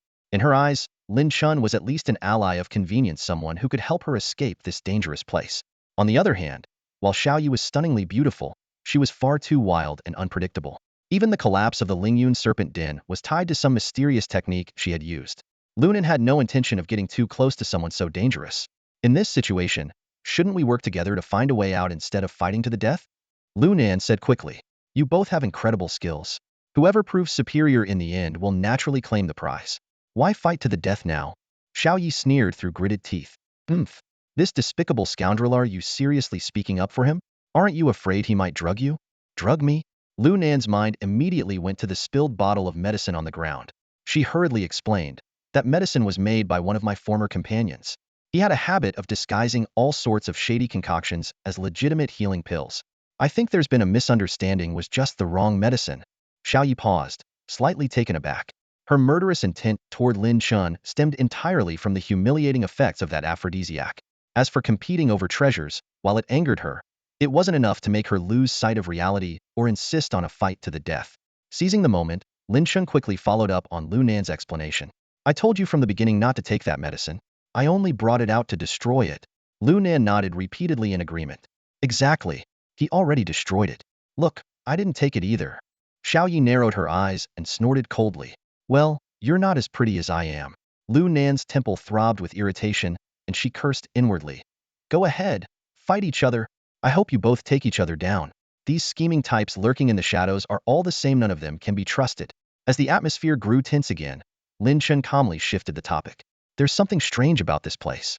Uncolored demon spiders and needle-shot demon spiders aren't common creatures. It's possible that an even more powerful being resides here, perhaps a higher-tier spider like the gargoyle queen spider. Lin Chen recalled his past encounter with a spider nest in the treacherous mountains along the borderlands. The ruler of such nests was often a female queen spider. In this region and the surrounding empires, only a handful of queen spider species were known to exist, and the gargoyle queen spider was among the rarest. The gargoyle queen spider possesses a higher-tier bloodline and is renowned for its formidable illusionary abilities. It's a beast with extraordinarily powerful mental strength, Lin Chen explained. Though he couldn't yet confirm the exact species of the queen spider in this nest, he mentioned the gargoyle queen spider because he understood how tempting such a creature could be for a beast tamer. Due to the immense mental strength of the gargoyle queen spider, taming it was an extraordinarily difficult challenge, a true test of a beast tamer's skills. But if successful, it would mark a significant milestone in one's mastery of beast taming. This was why tamers often sought out beasts with strong mental abilities or even intelligence as foundational partners for their growth. Lin Chen glanced at Xiao Yi and thought to himself, this young beast tamer is undoubtedly gifted, but she likely hasn't had the experience of taming a higher-tier bloodline beast, let alone a gargoyle queen spider. The temptation for her must be immense. As expected, Xiao Yi's expression shifted, her eyes glinting with excitement. In truth, her current expedition was specifically aimed at finding a higher-tier bloodline beast to tame. With her usual pride, she naturally sought the highest challenges. A beast with strong mental abilities or even intelligence would be ideal. After a brief moment of hesitation, Xiao Yi ultimately refrained from attacking. She let out a cold snort and said, I don't need your help. Of course not, Lin Chen replied, nodding in agreement. He wasn't eager to clash with Xiao Yi at this point. Reaching some level of understanding was the best outcome. With a tacit understanding reached, Xiao Yi withdrew her seals. The uncolored demon spider and needle-shot demon spider descended from the ceiling, landing obediently on her. This display of skill was truly remarkable. Of course, this was a spider nest, and there was no way only 2 demon spiders inhabited it. While Xiao Yi had only tamed 2, passing through this area would still not be easy. However, with the 2 spiders under her control, she could pinpoint the locations of the others. Even the nearly invisible uncolored demon spiders shared a unique connection with their kind. Xiao Yi retrieved her longbow and began shooting one arrow after another. Each shot was precise and powerful, striking her targets with unerring accuracy. The arrows pierced through the spiders effortlessly. However, the remaining spiders, sensing the threat, began screeching in agitation. Countless strands of webbing, as sharp as steel needles, rained down like a torrential storm. Lin Chen drew another sword, its blade crackling with electricity. Wind howled around his feet as he moved swiftly, slashing through the air. His sword strikes formed a protective web of light, deflecting nearly all the incoming threads. Lunan also joined the fray. Though her strength was limited, she managed to hold her own. Xiao Yi scoffed at Lin Chen's efforts to block some of the threads for her, clearly displeased. She believed she didn't need anyone's protection. However, despite her prideful nature, she wasn't entirely irrational and understood what needed to be done. She continued firing her arrows, systematically taking down the surrounding spiders. After about 15 minutes of intense fighting, the path ahead was finally cleared of most spiders. By this time, Xiao Yi had already tamed over 10 demon spiders. Lin Chen couldn't help but be impressed. This girl's mental strength was truly remarkable, taming 10 spiders simultaneously without showing much strain. He wondered just how far her limits extended. With the spiders defeated, the webs no longer obstructed their path. The trio pressed forward, only to discover that this underground space was unexpectedly vast, stretching into a long, narrow terrain with no clear destination in sight. After navigating through a relatively tight passage, they entered an even larger underground chamber. The sound of rushing water echoed around them, and below, a turbulent subterranean river roared past. Suddenly, Lin Chen's expression shifted. He turned sharply to one side, where the webs were soaked in blood, glowing a sinister crimson in the darkness. Entangled in the layers of webbing was the massive body of a demon serpent. It had clearly struggled fiercely, its flesh torn and bones exposed. Though countless strands of webbing had been severed, the serpent ultimately failed to break free and had died there. Fresh blood still dripped from its wounds. It had only recently perished. A gleam flashed in Lin Chen's eyes as he exclaimed, "It's the 4th-tier demon serpent." The serpent's bloodline was immensely powerful, exactly what Lin Chen needed. When the serpent's den collapsed, this 4th-tier demon serpent managed to escape through a fissure into an underground space. However, its luck quickly ran out as it fell into the heart of a spider's lair, ultimately meeting its end tangled within the web. Xiao Yi analyzed calmly, "The serpent is already dead. Its flesh and blood are a rare treasure for other demon beasts and will surely be devoured soon." Sharing her vision with the colorless demon spider, she could clearly see the corpse of the 4th-tier serpent in the darkness. A faint anticipation stirred within her, eager to catch a glimpse of the spider that occupied this domain. Lunan let out a soft sigh and leaned against the wall, doing her best to conceal her presence. In the pitch-black surroundings, her vision was limited to the dim area illuminated by a glowing stone, leaving her unable to see anything beyond. She murmured inwardly, "You 2 monsters, go ahead and do as you please." Lin Chen nodded slightly, holding his breath and focusing intently, patiently awaiting the spider's emergence. Moments later, both he and Xiao Yi felt a surge of awareness. It was coming. The allure of the 4th-tier serpent's flesh was too great. Now that the prey was dead, the spider, as the hunter, could no longer restrain itself and crawled out from its hidden lair. Though the sound was faint, Lin Chen's keen senses picked up on it immediately. Within Lin Chen's dragon vision, a spider the size of a black ox slowly approached along the web. Its appearance was utterly horrifying. Its body was covered in a sturdy black carapace, with razor-sharp barbs lining its legs, head, and thorax. The creature's body was marked with white patterns that, from a distance, resembled a sinister ghostly face. A single glance was enough to make one dizzy, as though their very soul was being drawn into its depths. A gargoyle queen spider. Lin Chen's heart jolted. Though he had anticipated it, he hadn't truly expected it to be such a rare and formidable creature. He couldn't help but glance at Xiao Yi, whose eyes glimmered with excitement. Xiao Yi stepped forward without hesitation, her inner mystical energy surging as she began to cast a demon-expelling technique. Her hands moved swiftly, forming intricate seals in the blink of an eye. These seals glowed faintly as they revolved around her, amplifying the power of her spell. In a flash, A unique arrow appeared in Xiao Ye's hand. Its shaft was intricately engraved with complex patterns leading to the tip, while its fletching was made from the specialized feathers of a soul-hunting eagle. A soul-calming arrow. Lin Chen's gaze sharpened. This artifact was considered a treasure among demon-expelling practitioners. To his knowledge, only the royal family's most esteemed practitioners possessed such a weapon. Clearly, this young woman's background was far from ordinary. The soul-calming arrow could suppress the very essence of its target, significantly enhancing the effectiveness of demon-expelling techniques. Practitioners would often fire this arrow before initiating their spells, disrupting the spirit of their target and making it much harder for the creature to resist the expelling force, thus achieving greater success. However, the gargoyle queen spider was no ordinary demon beast. Its spiritual power was exceptionally strong, bolstered by its superior bloodline. A single soul-calming arrow might not be sufficient to determine the outcome. Despite this, Lin Chen remained silent. He understood that Xiao Yi would not heed any warnings, and that she likely had her own strategy in mind. Without hesitation, Xiao Yi acted decisively, drawing her bow and releasing the arrow. The soul-calming arrow streaked through the air with astonishing speed, creating invisible ripples that spread outward like a vortex. A chilling, soul-stirring energy enveloped the gargoyle queen spider. The spider, which had been preparing to feast on the fourth-tier serpent's flesh, suddenly sensed the incoming arrow. It let out a piercing, ear-splitting screech that seemed to tear through the air. The sound was so intense that it felt as if one's head might explode, their soul convulsing, leaving them momentarily disoriented. Fragments of chaotic images flickered uncontrollably through the mind. This was a form of mental assault, akin to the effects of the soul-calming arrow.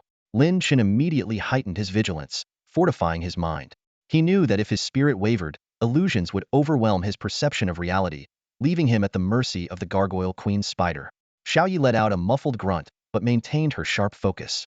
As an experienced demon-expelling practitioner, her mental fortitude was formidable and not easily shaken. She had anticipated the gargoyle queen spider's counterattack. The next moment, the power of the soul-calming arrow began to take effect. The spider's screech abruptly ceased as it writhed uncontrollably on its web, its 8 legs flailing wildly as though intoxicated. The arrow had succeeded in disrupting the gargoyle queen spider's mind. The gargoyle queen spider's mental state plummeted, exposing a critical opening. Xiao Ye reacted swiftly, forming seals and unleashing an exorcism spell. Beams of light shot directly toward the demonic spider. If they hit their mark, she would be able to challenge it on a spiritual level. However, the ghostly face on the gargoyle queen spider's back suddenly lit up, flickering with a sinister glow. It forcefully suppressed the power of the soul-calming arrow, regaining clarity.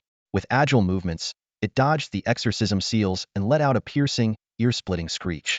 As the screech echoed, rustling noises began to rise from all directions within the underground chamber. Countless demon spiders were converging. The gargoyle queen spider's demonic aura surged, and a wave of mental energy crashed toward the group, seeking to break their resolve. Lu Nan's eyes glazed over clearly. He had already fallen into an illusion. Lin Chen's sword gleamed, ringing sharply as it severed incoming spider silk one strand after another. He shouted, "They'll help you take down the gargoyle queen spider, but that tier 4 demon snake is mine." His gaze was as sharp as a blade, and instead of succumbing to the mental assault, it only fueled his killing intent further. Xiaoya commanded the previously tamed demon spiders to counterattack while assessing the situation. She knew that capturing the gargoyle queen spider on her own was nearly impossible, and the endless wave of demon spiders left her with no room to maneuver. Retreat or cooperation, those were her only choices. The soul-calming arrow had already been unleashed. Retreating now would only make the task even harder next time. Fine. Xiaoya bit her lip and agreed, feeling a sting of frustration. Yet the priority was to capture the gargoyle queen spider. Succeeding would be a crucial step forward on her path as an exorcist. Lin Chen stood protectively in front of Xiaoya. His dragon-scale cloak swirling as arcs of lightning danced along his sword. He fended off every incoming attack with all his might, creating an opening for Xiaoya. Success hinged on this moment. If they failed, retreat would be their only option. Xiaoya focused completely, channeling all her mental energy into combating the gargoyle queen spider. She formed another exorcism seal, and this time, the spider failed to evade.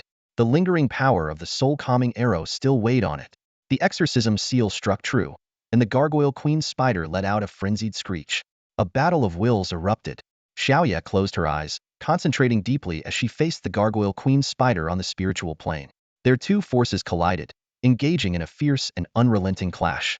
The gargoyle queen spider and Xiaoya stood face to face, outwardly motionless but engaged in a fierce mental duel. The violent gargoyle queen spider unleashed an overwhelming spiritual force, its murderous intent crashing around like a raging storm. Xiaoye felt an immense threat as her mental defense was relentlessly battered. Yet she stood her ground, unwavering. Her eyes burned with determination as she waited for the perfect moment to strike, ready to unleash her power.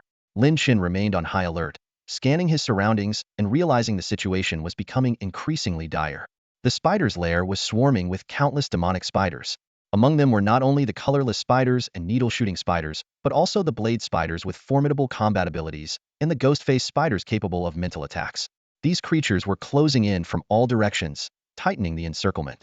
Lin Chen knew he had to protect Xiaoye at all costs, and could only do so by fighting with everything he had. His sword danced like the wind, its light forming an impenetrable barrier as he pushed his body to its limits. Lightning crackled around him, weaving a protective net that shielded both him and Xiaoye, creating an unbreakable line of defense. This brutal battle honed Lin Chen's combat skills, elevating his strength to a new level. However, even with the constant consumption of elixirs to replenish his energy, Lin Chen began to feel the strain. His brow furrowed in concern. Xiaoye had yet to triumph over the gargoyle queen spider, and the situation was far more precarious than he had anticipated. After all, commanding a gargoyle queen spider was a daunting task one even seasoned beast tamers would hesitate to attempt, let alone a young girl, no matter how gifted. Realizing the need for a swift retreat, Lin Chen prepared to carry Xiaoye out of the encirclement. He reached out to lift her, but just as his hand was about to touch her slender waist, Xiaoye's eyes suddenly snapped open. Though exhaustion was evident in her gaze, it shone with sharp, resolute light. She grabbed Lin Chen's hand and let out a soft snort. "Don't underestimate me," she said, her tone brimming with pride and a hint of annoyance at his intent to carry her. The next moment, a deafening roar shattered the tension in the air. The gargoyle queen spider let out an earth-shaking bellow, its spiritual force rippling outward in a powerful wave. But instead of targeting Lin Chen and Xiaoye, the energy surged toward the surrounding demonic spiders. Instantly, the creatures recoiled, their bodies curling in submission as they retreated, too afraid to advance further. Xiaoye had succeeded. She had triumphed in the mental clash against the gargoyle queen spider, successfully taking control of it. Lin Chen couldn't help but marvel at the young girl's strength. Pointing to a distant four-tiered demonic serpent, he reminded her, as agreed, that one is mine. Xiaoye snorted lightly and nodded in acknowledgement. She knew how hard-won this victory was, narrowly avoiding failure. Lin Chen's support had been crucial. His ability to hold out for so long was nothing short of extraordinary. Though Xiaoye was always confident in her own abilities, she had to admit that Lin Chen's talent might rival her own, perhaps even surpass it in certain ways. Pale and visibly drained, Xiaoye had expended a tremendous amount of energy in the battle, nearly suffering severe backlash that could have damaged her very soul. She quickly consumed a restorative elixir to recover her mental strength and commanded the gargoyle queen spider to intimidate the remaining demonic spiders, effectively neutralizing the immediate threat. Despite her exhaustion, a spark of excitement lit up within her. This experience had pushed her mental abilities to new heights, advancing her progress as a beast tamer. Xiaoye's gaze shifted toward the horizon, her mind already planning her next Goala 5-tier demonic beast. Successfully taming such a creature would mark her ascent into the ranks of master beast tamers, a milestone of immense significance. The greatest reward from this battle wasn't just the gargoyle queen spider but the breakthrough she had achieved, opening the door to a broader and more ambitious path ahead. While Xiaoye was lost in thoughts of her future, Lin Chen had already leaped into action. He landed atop the 4-tiered demonic serpent, ready to begin his own challenge. The long sword struck with precision, extracting the demon core from the beast. Within the core, pure demonic energy surged like boiling magma, emanating waves of heart-stirring power. Lin Chen's gaze locked onto the core of this 4th-tier, upper-level demonic beast, and his heartbeat quickened involuntarily. He understood deeply that this core would not only enhance the solidity of the black dragon, potentially elevating it to the realm of a 3-clawed dragon, but it also marked a critical step towards the legendary 5-clawed dragon stage. Lin Chen's heart was filled with anticipation. Achieving the 5-clawed stage could mean he might once again meet the goddess and pull out the second sword. More importantly, devouring this core would grant him the formidable abilities carried by a higher-tier bloodline. At this moment, Xiaoye, exhausted from her immense expenditure of spiritual energy, paid no attention to Lin Chen's actions. Seizing the opportunity, Lin Chen discreetly activated the Tianwu technique to absorb the demon core. With Tinu's stealthy nature, Xiaoye would remain completely unaware. Even if it were discovered later that Lin Chen could consume demon cores to enhance his strength, it would simply be attributed to him possessing an overbearing cultivation technique. The black dragon devoured the core in one gulp, and its immense, pure energy immediately surged through its body. Lin Chen could clearly sense the black dragon's form becoming more tangible. Among its 5 claws, 3 had already solidified. Its power had multiplied, and it had even gained a new ability, Thunder Horn.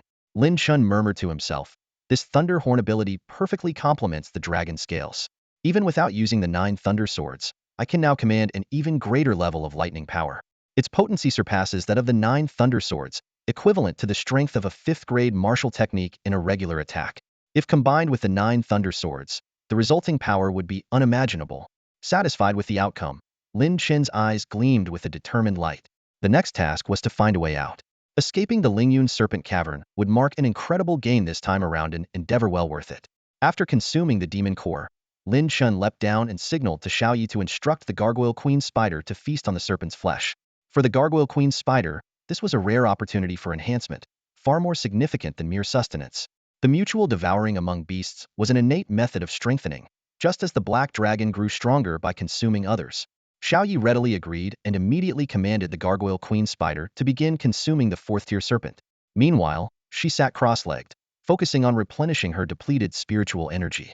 Lin Chen took advantage of the moment to roam the area, gathering the demon cores of other spiders. Though weaker in comparison, he adhered to the principle of wasting nothing and consumed every core he could find. Unfortunately, some cores had been swept away by the underground river, making them irretrievable. Even so, Lin Chen's cultivation level saw some improvement, though he was still a step away from breaking through to the 7th level of the Dominator realm. As the commotion in the area subsided, Lin Chen finally returned. Despite having mentally prepared himself, the scene before him still made him gasp, inwardly marveling. 2 absolute monsters. Half a day passed in the blink of an eye. Lin Chen decided it was time to move on. Xiaoyi, though slightly displeased as she had yet to fully recover, could sense Lin Chen's urgency. Nearly a third of the month-long time frame had already elapsed, and Lin Chen couldn't afford to linger any longer. He needed to reach the 100 Battles Wasteland before the deadline, leaving no room for delay. The underground river twisted and turned, its length seemingly immeasurable. Lin Chen and his group followed the river's course, venturing deeper into the unknown darkness. Every step was fraught with danger, with many sections narrow and difficult to navigate, and some leading to dead ends.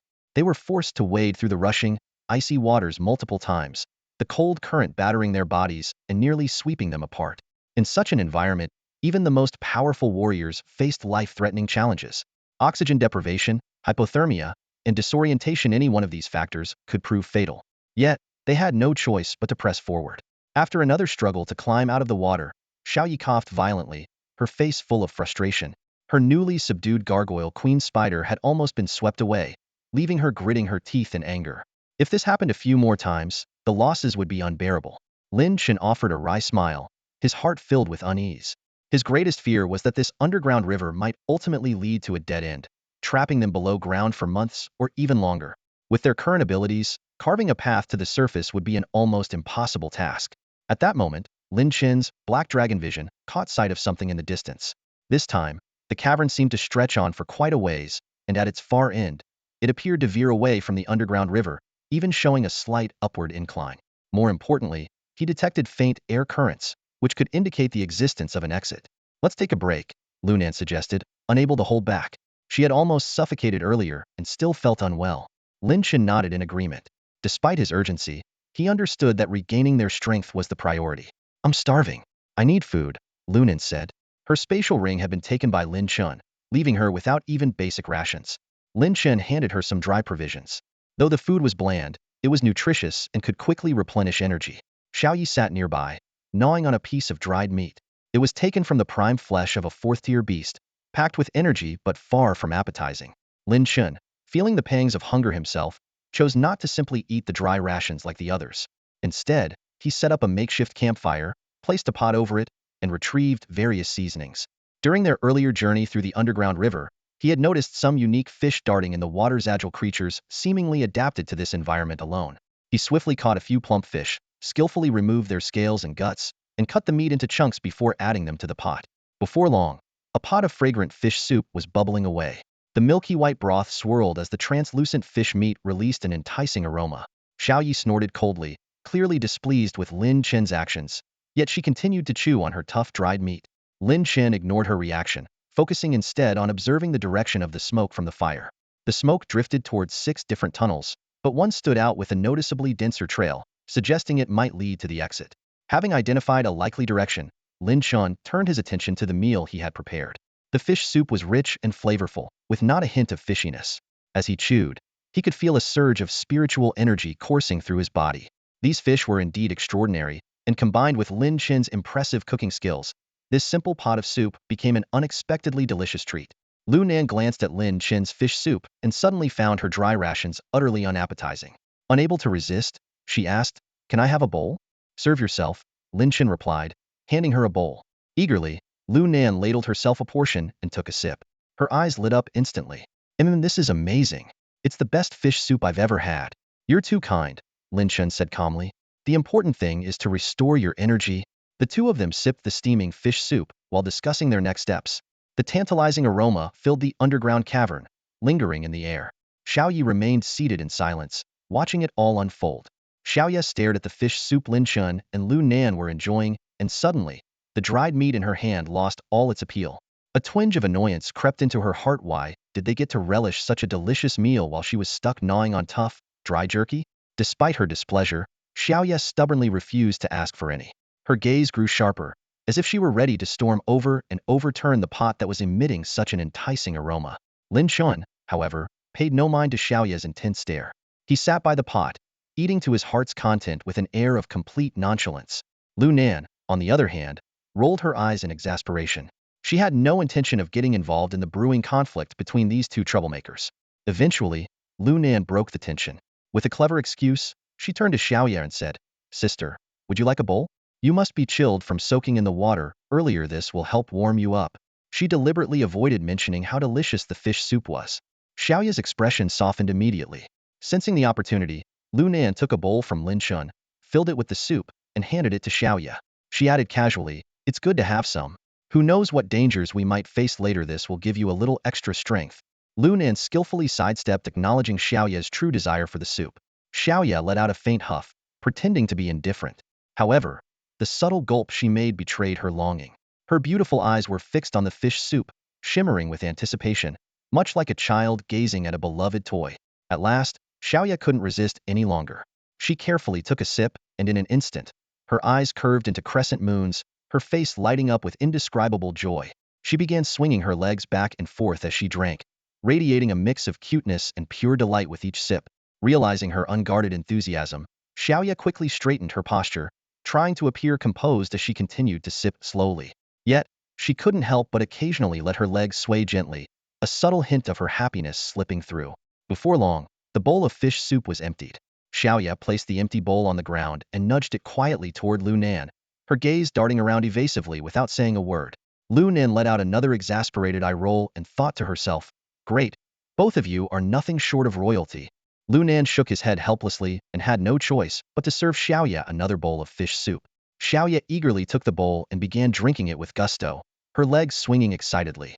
Lin Chen watched the scene unfold, a flicker of surprise flashing in his eyes.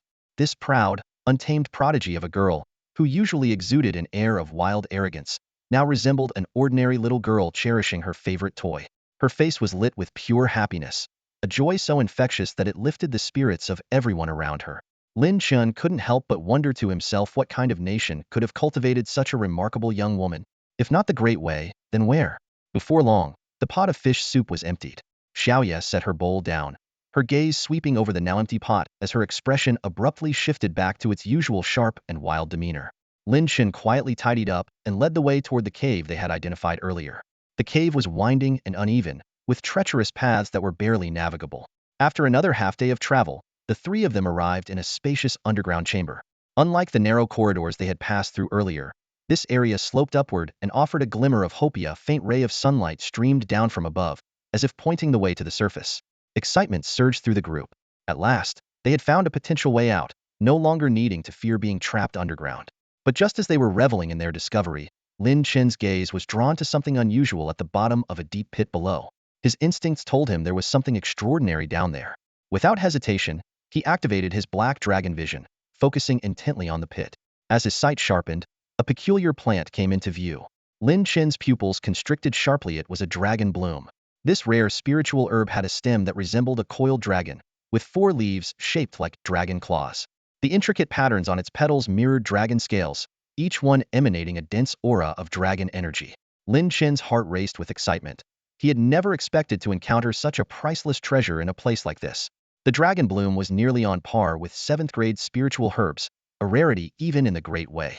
Herbs of such caliber were typically hoarded by powerful factions, locked away in their vaults, and only used in the direst of circumstances. For any martial artist, the dragon bloom was a treasure beyond compare. Consuming it could strengthen the body, provide a protective dragon aura, and enhance both defensive and offensive capabilities. For those practicing dragon-based techniques, its effects were even more pronounced. Lin Chen was overwhelmed with joy. With the foundation of the heavenly tungsten and the flood dragon armor, combined with the dragon bloom's power, his strength would undoubtedly soar to new heights. This herb might very well be the legendary treasure rumored to exist in the Tenfold Mountains. What a twist of fate! What had seemed like a disaster with the collapse of the snake den had instead led him to this incredible find. Before the others could react, Lin Chen leapt decisively into the pit. Xiaoya let out a startled cry. Although she had already sent her demon spider to scout the area, it couldn't match Lin Chen's speed. Gritting her teeth, she followed him down, urging her demon spider to accelerate in hopes of beating him to the prize. However, Lin Chen's movements were quicker.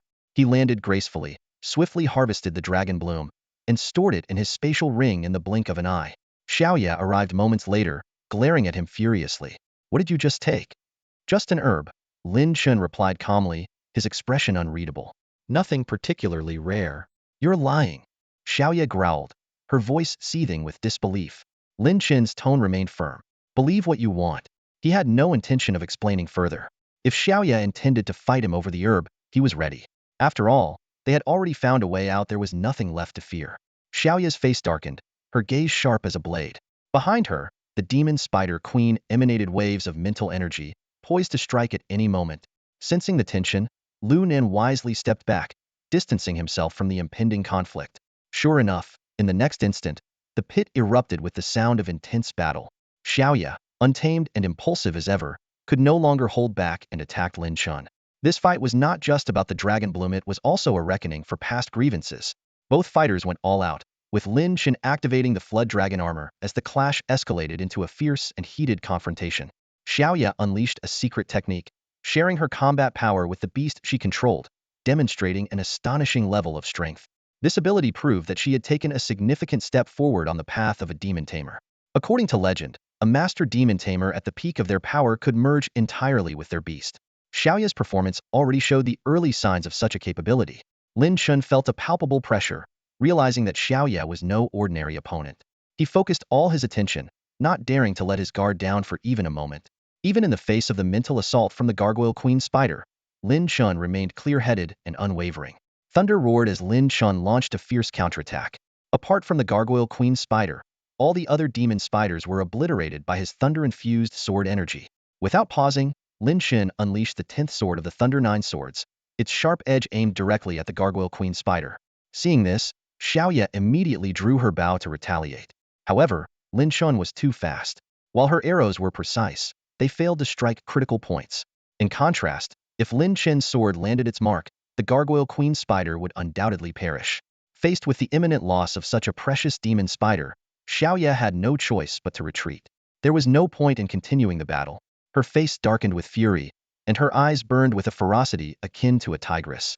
It was clear she was deeply dissatisfied with the way the fight was unfolding. She understood that if the battle continued, her chances of victory were slim, and she might even suffer defeat. The mere thought of losing flared up in her mind, but was immediately suppressed. She would never allow herself to lose. "Don't let me see you again." Xiaoya shot Lin Chen a venomous glare before leaping onto the back of the gargoyle queen spider and storming off, clearly unwilling to spend another moment in his presence. Lin Chen exhaled deeply, relieved by the outcome. This was the best result he could hope for. He was eager to find a safe place to refine and absorb the dragon yen flower. Lin Chen was filled with anticipation, hoping this time it would allow the black dragon to fully materialize. Next, he would head to the place where the goddess resided and draw the second sword. Shouting continued her relentless ascent, furiously smashing the rocks at the top. Massive boulders crashed down with alarming force, as though intent on crushing Lin Chen into pulp. Swift and nimble, Lin Chen dodged the falling debris and quickly retreated into the cave to regroup with Lu Nan. Once the chaos subsided, the two cautiously stepped outside. "Well, at least she didn't go as far as trying to kill us," Lin Chen remarked. She simply admitted defeat, knowing she was outmatched. "But the next time we cross paths, she'll probably be even harder to deal with." "We need to get out of here," Lin Chen said, scanning their surroundings. All this commotion might attract unwanted attention. Looking up, sunlight streamed through the newly formed opening above, illuminating the depths of the cavern. Without wasting time, the two began their ascent. After about 15 minutes of climbing, they finally emerged back onto the surface. Finally, we're out. Lin Chen took a deep breath of fresh air and sighed. All I want now is to find a place to get some proper rest. Lin Chen, still alert, asked, "Where's Xiong?" "It's in Guliu City," Lin Chen answered without hesitation. Lin Chen hesitated briefly. He wasn't fond of venturing into bustling cities full of prying eyes and loose tongues. However, the lure of the treasure in Xiong was too compelling to pass up. Opportunities for growth like this were rare. "Got it," he nodded. "Let's head to Guliu City." After sealing the cave entrance as best they could, the two left the secluded mountain hollow and climbed a nearby peak to get their bearings. Lin Chen pointed toward a distant landmark. "That's the White Jade Tower, and over there is the Lingyun Serpent Denver. The 10 towers of the Shalu mountain range are truly enigmatic," she murmured. "They've stood for thousands of years, their purpose shrouded in mystery. Many believe they hide secrets, but no one's ever uncovered them." "Wait," Lin Chen squinted her eyes. "It looks like there's a fight happening on top of the White Jade Tower." Lin Chen, with his exceptional vision, had already noticed. It's not just two groups, it's a chaotic clash among several factions. One of them is particularly strong. The others are struggling even with their combined efforts. He observed closely, noting that the dominant group was highly disciplined and organized, almost like a military unit. Uniform silver armor, could it be the Silver Armored Corps? Lin Chen speculated. Lin Chen explained, "The Silver Armored Corps is a renowned mercenary group, elite and dependable, highly sought after by major powers. Some even claim they rival the Border Army's elite units, but that's just baseless exaggeration." He then noticed a few individuals under the protection of the Silver Armored Corps, dressed in luxurious attire and bearing a 3-legged cauldron insignia on their chests. "The 9 Cauldron Merchant Guild?" Lin Chen muttered, recalling the trouble caused by Zhang Tianxue. He shook his head. "Wealthy enough to hire the Silver Armored Corps, but who knows what they're after." "Let's go." To Guliu City, Lin Chen decided, dismissing the unexpected scene from his mind. Lin Chen's goal had already been achieved, and it had even exceeded his expectations. He had no intention of lingering in the 10th-floor mountain range, and was unwilling to get involved in the conflicts there.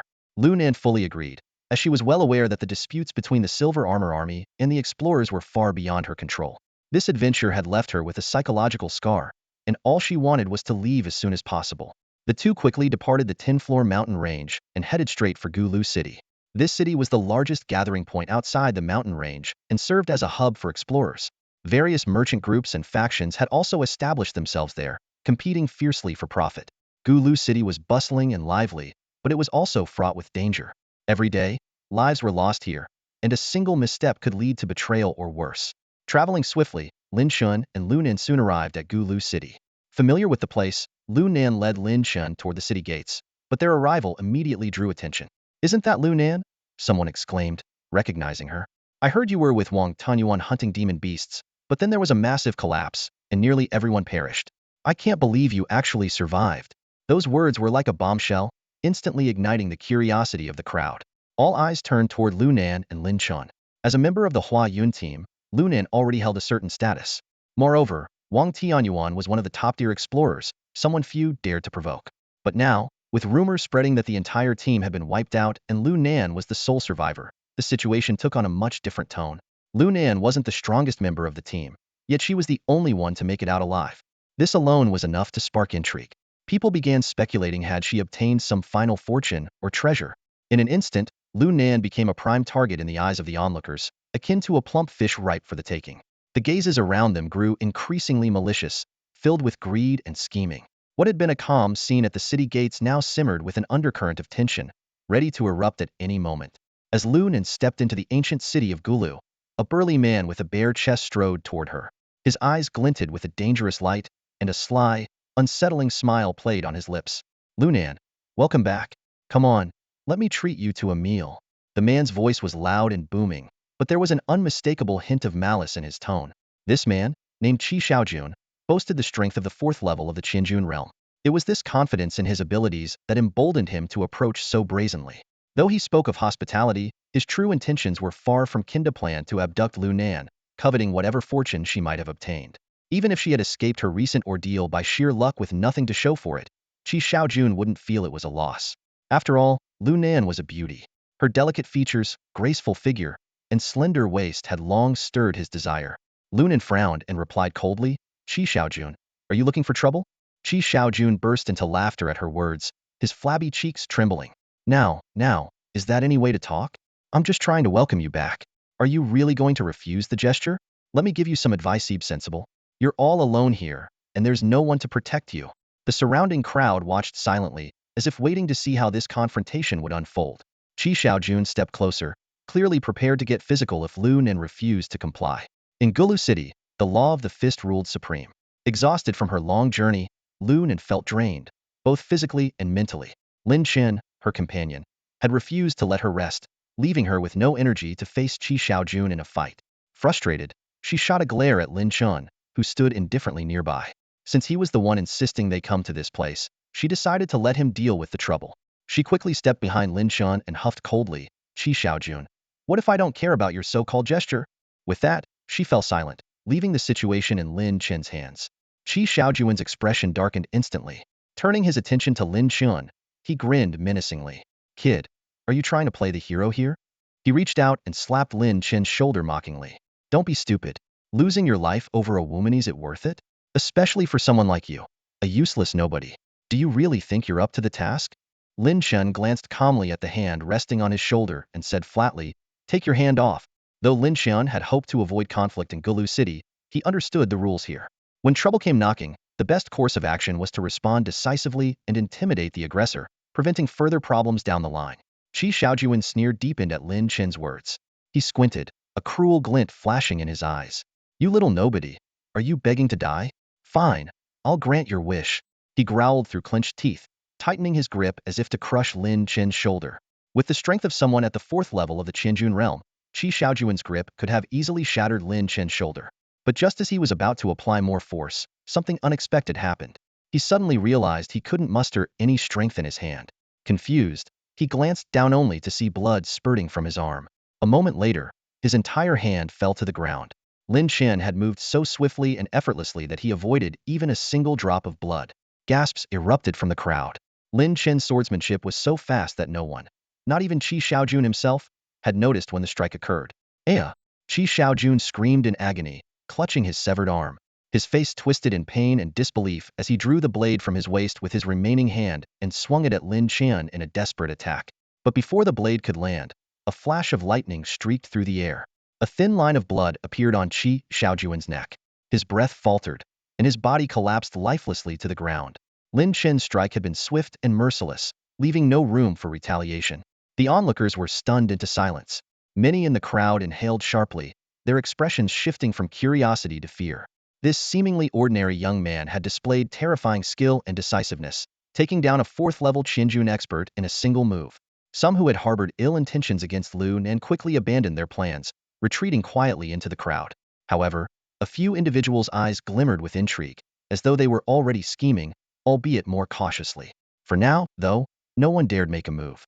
"Let's go," Lin Chen said simply. Lu Nen nodded quickly, following him without hesitation. She couldn't help but feel both awe and admiration for Lin Chen's methods. In a place like Gulu City, ruthlessness was often the key to survival. Hesitation or mercy would only invite disaster. The two walked through the bustling main street of the city. While it lacked the grandeur of the capital, Gulu was still lively, with its many shops, taverns, and a particularly crowded marketplace where transactions were in full swing. Lin Chen cast a casual glance at the market but showed no interest in stopping. Instead, he followed Lu Nan to their previous base of operations, a secluded courtyard. The resources originally owned by the expedition team now naturally belonged to Lu Nan. She needed time to recover her strength, while Lin Chen focused on absorbing the power of the Longyan flower. In fact, Lin Chen had already entrusted the Longyan flower to the Black Dragon, fully aware that the sooner this process was completed, the better, to avoid any unforeseen complications. The Longyan flower was immensely beneficial to the Black Dragon, enough to push it to the critical point of transformation. The Black Dragon had been steadily digesting and absorbing this power, though it had yet to return any feedback to Lin Chen. However, Lin Chen could already sense that the energy of the Longyan flower was on the verge of being fully absorbed. When that moment came, the Black Dragon would completely take shape, and the power it returned would make Lin Chen even stronger. Lin Chen secluded himself in his room, sitting cross-legged on the floor, and began channeling the Nine Heavens Divine Slayer technique to assist the Black Dragon in further absorbing the medicinal essence of the Longyan flower. He had already used up all the petals, but 4 leaves remained. These leaves were large, shaped like 5-point stars, resembling the 5 claws of a dragon. While the essence of the Longyan flower was primarily concentrated in its petals, the leaves were by no means ordinary. Lin Chen decided to keep them for now, saving them for future needs. Success was within reach. Lin Chen could clearly see that the Tianwu in his dantian had become much more solid, resembling a tangible sword. The black dragon coiled atop the Tianwu exuded an even more menacing aura, now fully materialized. Its claws, including the 5th claw, had completely formed a true 5-clawed black dragon. Just then, Lin Chen seemed to hear a resounding dragon's roar that echoed through the heavens and the underworld, shaking the very fabric of existence. A surge of immense power rushed over him, leaving Lin Chen in awe. This was the true power of the Tianwu. At the same time, the medicinal effects of the Longyan flower were returned to Lin Chen by the black dragon, propelling his cultivation level forward without any barriers, straight to the 7th stage of the Overlord Qi realm. Not only that, but his physical body underwent another transformation, significantly strengthened. Lin Chen's body was now surrounded by streams of dragon energy, making him appear like a humanoid dragon of immense power. These changes filled Lin Chen with boundless joy, but what he yearned for most was to see the goddess again. Closing his eyes, he poured all his effort into channeling the 9 Heavens Divine Slayer technique. In a trance, he found himself in another realm, standing before the familiar 999 stone steps. At last, he had returned to this place once more. Returning to the stone steps, Lin Chen felt a shift in his mindset. Without hesitation, he ascended quickly, soon arriving in the molten lava realm. Iron chains coiled like serpents, lifting his feet and carrying him straight to the center, where the goddess resided. The goddess remained lazily sprawled on the stone platform, her stunning beauty and alluring figure enough to captivate anyone. Her starry eyes sparkled faintly as she chuckled softly. Well, isn't this little Chen Chen? Not bad. You've come back so soon, quite unexpected. Approaching the 8 swords, Lin Chen asked directly, now that I've harnessed the power of Tianwu, can I attempt to draw the 2nd sword? The goddess burst into laughter, her body trembling with amusement. Shaking her head, she replied, you've got some nerve, kid. With your meager skills, you dare to say you've mastered the power of Tianwu? You're still tens of thousands of miles away from that. Lin Chen frowned slightly but resolved silently in his heart that one day, he would fully master the power of Tianwu. Noticing his silence, the goddess stopped laughing and complained, ugh, you're no fun, kid.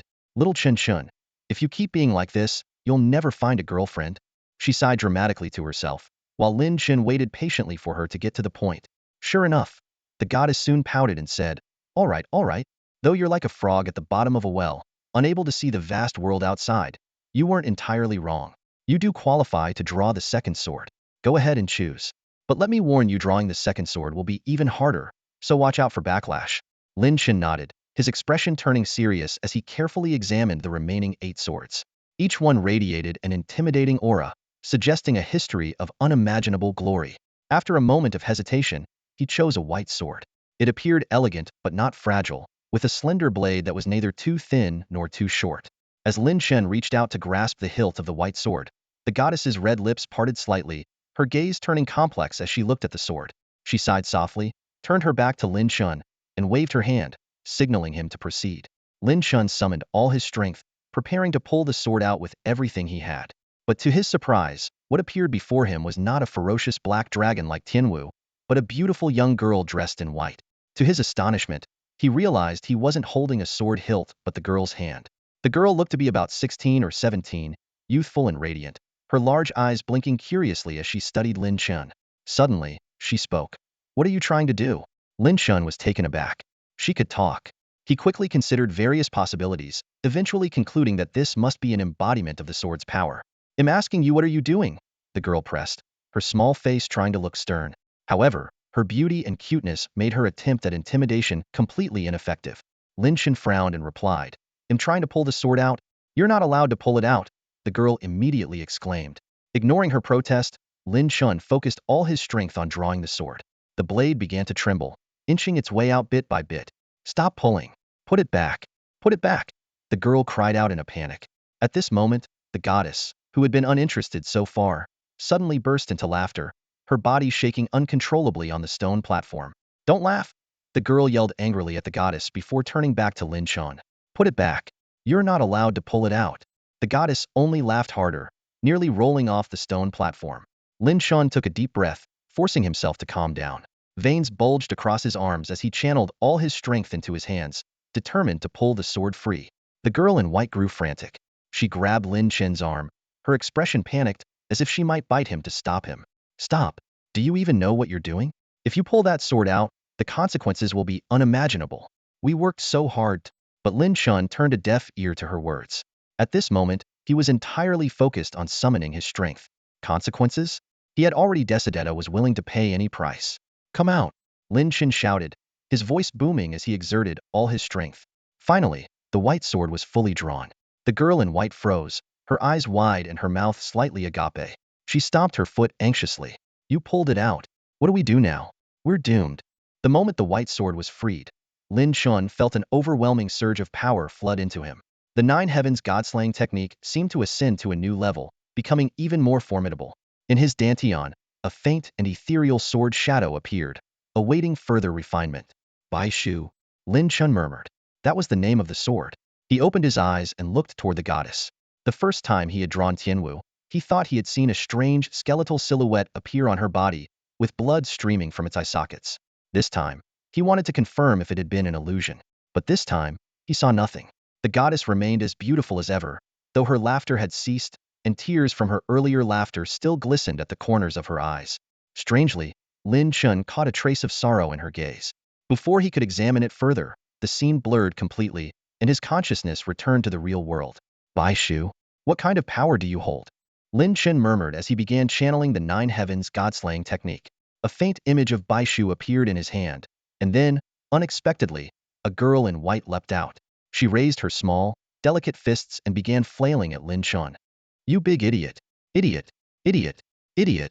The girl in white yelled and pouted furiously, though it was clear her punches couldn't actually reach him, serving only as an outlet for her frustration. Lin Chen couldn't help but ask, are you the sword spirit? The phenomenon was so extraordinary had never heard of a sword housing a girl before. It seemed the goddess was right. His understanding of the world was far too narrow to grasp its vastness. Humph! The girl in white huffed, venting her anger for a while before finally calming down. She glared at Lin Chen with obvious irritation, then sighed. Fine. I knew this day would come eventually. Her attitude softened slightly as she looked him up and down, but then she frowned disdainfully. You're so weak. I've never seen anyone as weak as you. Lin Chen felt a bit stung but shifted the conversation. Has no one ever drawn you before? No. The girl in white replied with a shrug, her tone tinged with bitterness. They all thought I wasn't suitable for them, so they left me behind. And then, nothing. However, remembering that she had never wanted to be drawn in the first place, her emotions grew more complicated. Lin Chen couldn't help but press further. In the past, how many swords did people manage to draw at most?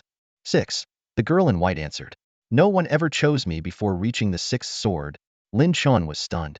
Across countless eras, with so many divine heirs, prodigies, and favored children of their times, the most anyone had managed was 6 swords?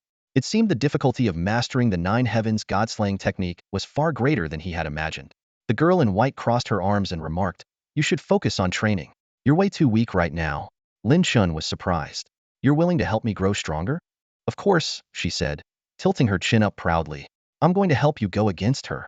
Go against the goddess? Lin Chen had no such intention and doubted he could ever succeed. But since the girl in white was willing to assist him, he wouldn't refuse. How can I unlock more of your power? By consuming demon cores. Lin Chen asked. Previously, Tianwu's power had been enhanced by absorbing the cores of serpent-like demon beasts. However, Bai Shu, as a girl in white, might require a different method. I'm not some crude dragon who levels up by devouring things. The girl in white scoffed, her expression full of disdain. Then what should I do? Lin Chen asked. Learn to read, she said with a gleeful smile. Lin Chen froze, thinking he must have misheard. Learn to read? This method of growth was utterly unheard of. The girl in white grinned smugly and explained, you wouldn't understand.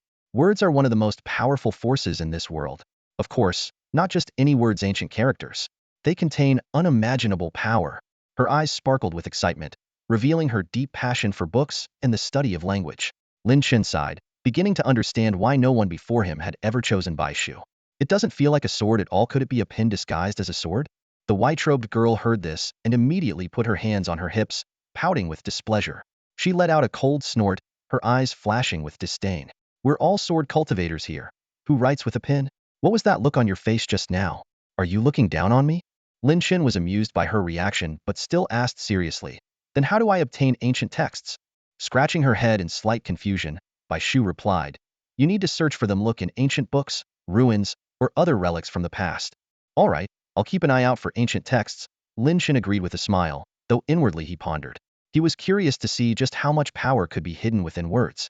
With the second sword in hand, the Nine Heavens divine slash technique had progressed further. Lin Chen could feel his combat strength improving significantly. His eyes gleamed as he thought to himself, it's about time to search for the 7-alley treasure. Lin Chen pushed the door open and stepped outside. In the courtyard, Lu Nan had already finished her rest and was practicing a martial technique. Her movements were fluid and powerful, showing that she had begun to grasp the essence of the technique. Her strikes carried a faint yet impressive force. Noticing Lin Chen emerging, Lu Nan paused her training and said with mild surprise, you're out? I didn't expect you to take longer than methods not like you. Lin Chen replied calmly, I was cultivating and gained some new insights. Hearing this, Lu Nan was slightly startled. She thought to herself, with someone as monstrously talented as Lin Chen, his so-called insights are probably extraordinary, but she didn't press further and simply said, let's go. I can take you to the entrance, but I can't guarantee you'll be able to get in. Just as the two were about to leave, a group of menacing thugs suddenly blocked their way. They surrounded the courtyard with an aggressive aura. A cold, harsh voice rang out. Where are you two planning to go? After killing my man, you think you can just walk away? From the group stepped a bald man, exuding an oppressive aura that felt as heavy as a mountain, suppressing everyone around him. Lu Nan's expression changed drastically. She quickly whispered into Lin Chen's ear, that's Lu Guangtou. He's on equal footing with Wang Tianyuan. That Qi Shaojun you killed earlier was one of his men. Lu Nan was shaken to her core. She had anticipated some form of retaliation for killing Qi Shaojun, but she hadn't expected such a massive response. Not only had Lu Guangtou shown up personally, but he had also brought so many people with him, clearly intending to eliminate them. This kind of formation far exceeded her expectations. In Gulu City, killing one or two people usually wasn't a big deal. But the current situation was clearly beyond ordinary logic. Lu Nan thought to herself, there's no reason for them to go this far. For someone like Qi Shaojun, is it really necessary to make such a big fuss? Lu Nan questioned coldly, her brows furrowed tightly. Her sharp gaze bore into Lu Guangtou, clearly indicating that his reaction far exceeded Qi Shaojun's worth. Lu Guangtou let out a sinister laugh, revealing a set of uneven, yellowed teeth. Lu Nan, are you still pretending to be clueless? Word about your little affair has already spread. He snorted and waved his hand dismissively. Instantly, over a dozen burly men surrounded Lu Nan and Lin Chen, trapping them in a tight circle. Taking a deep breath, Lu Nan suppressed the unease rising within her. What exactly are you talking about? I have no idea what you mean. Her voice remained steady, but her clenched fists betrayed her tension. Narrowing his eyes, Lu Guangtou licked his lips. For an entire month, no one has been able to locate the spiritual herb rumored to have emerged in the Tinfloor Mountains. But not long ago, word came back it's been harvested. His eyes gleamed with greed. Now, let me spell it out for you. I think you know what I'm getting at. Lu Nan's heart sank as she grasped Lu Guangtou's implication, believed the spiritual herb was in their possession. If it's not you, then it must be that boy. Lu Guangtou jabbed his rough finger toward Lin Chen. For someone so young to display such extraordinary strength, even crossing realms to kill Qi Shaojun, there's something fishy going on. I bet it's all thanks to that herb. Lu Nan forced herself to stay calm, though her voice trembled slightly. We didn't get any spiritual herb. I think you've got the wrong people. Despite her words, she knew full well that Lu Guangtou wouldn't believe her. A rare spiritual herb, capable of shaping one's martial destiny, was too tempting to resist. People like Lu Guangtou, who lived without any moral boundaries, wouldn't hesitate to kill and plunder if they sensed even the slightest opportunity. Lin Chen stood silently by her side, his face expressionless. His gaze, however, shifted past Lu Guangtou and his men to the distance. Amid the towering structures of Guluo City, one building stood out, the imposing Guning Tower, the highest and most prestigious in the city. On the top floor of Guning Tower, several figures clad in silver armor leaned casually against the railing, sipping wine. Among them were members of a merchant guild, identifiable by the ancient cauldron insignias they wore. They appeared to view the conflict below as nothing more than an amusing spectacle, their expressions filled with disdain. One young man among the group was particularly striking. He carried himself with arrogance, raising his glass to others as though granting them a favor. Though his demeanor rubbed many the wrong way, no one dared to voice their discontent. His status was evidently extraordinary. The young man soon noticed Lin Chen looking his way. Smirking with contempt, he raised his wine glass in a mocking salute before slowly pouring its contents onto the ground, as if offering a preemptive memorial for Lin Chen. Master Ningyu, Do you think this will lead us to the spiritual herb? A middle-aged man asked. He was Zhang Changlin, a direct descendant of the Zhang family and Zhang Taiangshu's fourth uncle. Ningyu chuckled, his tone brimming with superiority. Who can say for sure? But if it does, wouldn't that be a pleasant surprise? In the meantime, let the rats in the gutter tear each other apart. We're just here for the show. Though Zhang Changlin was uncomfortable with such an attitude, he dared not show it. Instead, he redirected the conversation.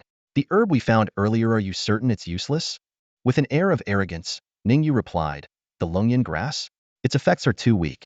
While it aligns with what Elder Zhang needs, it's far inferior to the pills I've specifically crafted for him. Zhang Changlin sighed, his expression clouded with worry. If that's the case, should we search elsewhere? My father's condition cannot afford further delay. Ningyu frowned. Are you doubting me? Zhang Changlin quickly backtracked. Not at all, Master Ning. I'm only concerned that the Longyan grass, being so rare, might actually be the spiritual herb in question. I fear we may be wasting time here. A flicker of disdain crossed Ningyu's eyes. Rest assured, my judgment is flawless.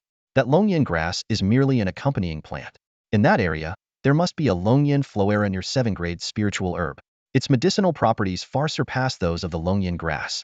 In fact, just 2 of its leaves would be enough to pull Elder Zhang back from the brink of death. Ningyu's eyes gleamed with greed as he calculated his plans silently. He had long coveted the medicinal effects of the Longyan flower. If he could obtain it, the majority of its potency would naturally be reserved for himself. As for old Master Zhang, restoring him slightly would suffice. A full recovery would be undesirable. After all, how else could he continue to extract benefits from the Zhang family in the future? A chilling scheme formed in Ningyu's mind, and he was already confident of his success. Hearing this, Zhang Changlin was overwhelmed with excitement and exclaimed repeatedly, if that's the case, it would truly be wonderful. He'll have to rely on the master's assistance when the time comes. Ningyu gave a faint smile, exuding the aura of a master of life and death. Let's wait and see. Perhaps the Longyan flower really is in the hands of some rat. Meanwhile, elsewhere, Lu Guangtou's eyes were filled with malice as he barked out orders, attack, kill them and take everything they have. Lin Chen scanned his surroundings warily and whispered to Lu Nan, stay safe. Without hesitation, he activated his swift wind step, his figure turning into a blur as he dashed forward. His sword unsheathed, radiating streaks of white light along the blade. This was the power of the Baishu sword surging forth. Lin Chen thought to himself, the power of Baishu isn't as prominent as Tianwu, but being one of the 9 swords, it must hold extraordinary potential. This was the perfect moment to test its might in real combat. With a single slash, an approaching expert at the 8th level of the Overlord realm was instantly cleaved in 2. Lin Chen moved like the wind, his steps leaving the ground cracked and echoing with thunderous booms, his speed akin to teleportation. Wherever he went, someone inevitably met their end. The onlookers were stunned and murmured among themselves, how powerful is this guy's physical strength? He's achieving the impact of 1,000 pounds with sheer brute force, and his swordsmanship is bizarre. As if he's using some kind of advanced martial technique. Each strike is exponentially more powerful. Lu Guangtou watched as his men fell one after another and roared in anger. It seems that the spiritual herb really ended up in your hands. With a wave of his hand, 2 experts at the 7th level of the 1,000-pound realm stepped forward to attack Lin Chen. Their massive blades, bolstered by immense force, seemed to tear through the air as they slashed toward him in a deadly cross. Lin Chen's eyes glinted sharply as he thought, perfect timing. The earlier lackeys had been too weak to truly test the Baishu sword's power, but these 2,000-pound experts were more worthy opponents. Thunderstrike 9 swords. Lin Chen's blade suddenly crackled with lightning, threads of white light intertwining with the electric arcs. His sword moved like a flash of lightning, its edge radiating an overwhelming killing intent. The 2 massive blade attacks, though immensely powerful, were split apart by Lin Chen's single strike. The 2 experts cried out in shock, their hands going numb, nearly losing their grip on their weapons. Even more terrifying was the sight of cracks forming on their grade 4 treasured blades. Despite this, the 2 remained confident of victory. Their teamwork was seamless, their attacks flowing together flawlessly, amplifying their strength and putting considerable pressure on Lin Chen. Yet Lin Chen felt a surge of excitement. This was an excellent opportunity to delve deeper into the power of the Baishu sword. So far, it seemed to merely enhance the strength of his strikes, without offering the unique advantages of Tianwu. Tianwu possessed the traits of the Black Dragon, even capable of transforming for long-range attacks abilities Baishu currently lacked. In comparison, Tianwu's utility was clearly superior. Lin Chen pondered, could Baishu truly be as plain as a blank sheet of paper? As if hearing his thoughts, a young woman in white appeared in his mind, pouting as she said, a book without words, how can it be called a book? Naturally, it holds no power. You need to engrave ancient characters onto it, and within the book, you'll find everything you seek. Lin Chen suddenly understood. So that's it. The power increases based on the ancient characters engraved. While its current impact is subtle, its potential is limitless. One day, it might even surpass Tianwu. The power of the Baishu sword surged continuously. Though its immediate enhancements were modest compared to Tianwu, for an ordinary warrior, such a boost was already astonishing. Even with a mere grade 3 sword, the Baishu sword's augmentation allowed it to unleash the might of a grade 5 weapon. Lin Chen thought, for now, it's decent enough a good substitute for Tianwu, which I can't use lightly. Having roughly gauged the strength of the Baishu sword, Lin Chen decided to stop toying with his opponents. In a flash, he moved like a streak of lightning toward his foes. With a single strike, he not only shattered their blades, but also slit their throats in one swift motion. The sudden end to the battle left everyone around utterly stunned. No one had expected the fight to conclude so abruptly. Lu Guangtou roared furiously. Is this the power of that spiritual herb? Damn it! He was now fully convinced that Lin Chen had seized the herb. Otherwise, there was no way to explain such an unbelievable display of strength. Unfazed by the outburst, Lin Chen continued targeting the remaining enemies. After all, Lu Guangtou's men had the advantage in numbers, and Lin Chen needed to alleviate some of the pressure on Lu Nan. Lin Chen's sudden arrival threw Lu Baldi's subordinates into complete panic. If even a master at the 7th level of the Qianjun realm could be effortlessly slain by him, how could they, with far weaker abilities, possibly stand a chance? The crowd began retreating in fear, with some even turning to flee outright. How dare you? Lu Baldi roared, a flicker of panic flashing in his eyes. Lin Chen ignored him entirely, continuing to cut down his enemies with his sword. Watching his men fall one after another, Lu Baldi could no longer hold back. With a furious shout, he stepped forward to engage personally. The energy around him surged violently, and the terrifying power of a 9th-level Qianjun realm cultivator erupted in an instant. The ground beneath his feet groaned under the pressure, with loose stones rising into the air. The 9th level of the Qianjun realm, someone exclaimed in shock. What incredible power! Lu Baldi's attack was indeed formidable. The force of his power, honed to its peak, was enough to shatter massive boulders in a single strike. However, in Lin Chen's eyes, it was merely on par with Wang Tianyuan's strength. Having already defeated Wang Tianyuan before, this was no challenge for him now. Lin Chen's gaze sharpened. With a single step forward, he unleashed the 10th strike of the Thunder 9 swords. You think you can kill me with just one strike? Lu Baldi roared furiously, his 5-tier blade gleaming coldly in his hands. He poured all his strength into executing the 5th-tier martial technique, sky-splitting slash.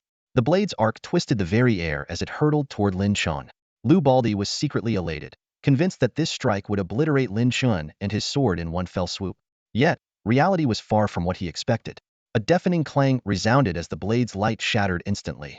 Lin Chen's sword not only broke through the dazzling blade energy, but also pierced straight through the weapon itself, driving directly into Lu Baldi's throat. One strike. Just one strike, and Lu Baldi, a 9th-level Qianjun realm master, fell lifeless to the ground. The crowd around them collectively gasped in shock. Moments ago, Lin Chen had needed several exchanges to defeat a 7th-level opponent. Now, facing a far stronger Lu Baldi, he managed to kill him in a single move? This was a battle between completely different tiers of power. Though Gulu City was no imperial capital, a 9th-level Qianjun realm cultivator was considered a top-tier expert.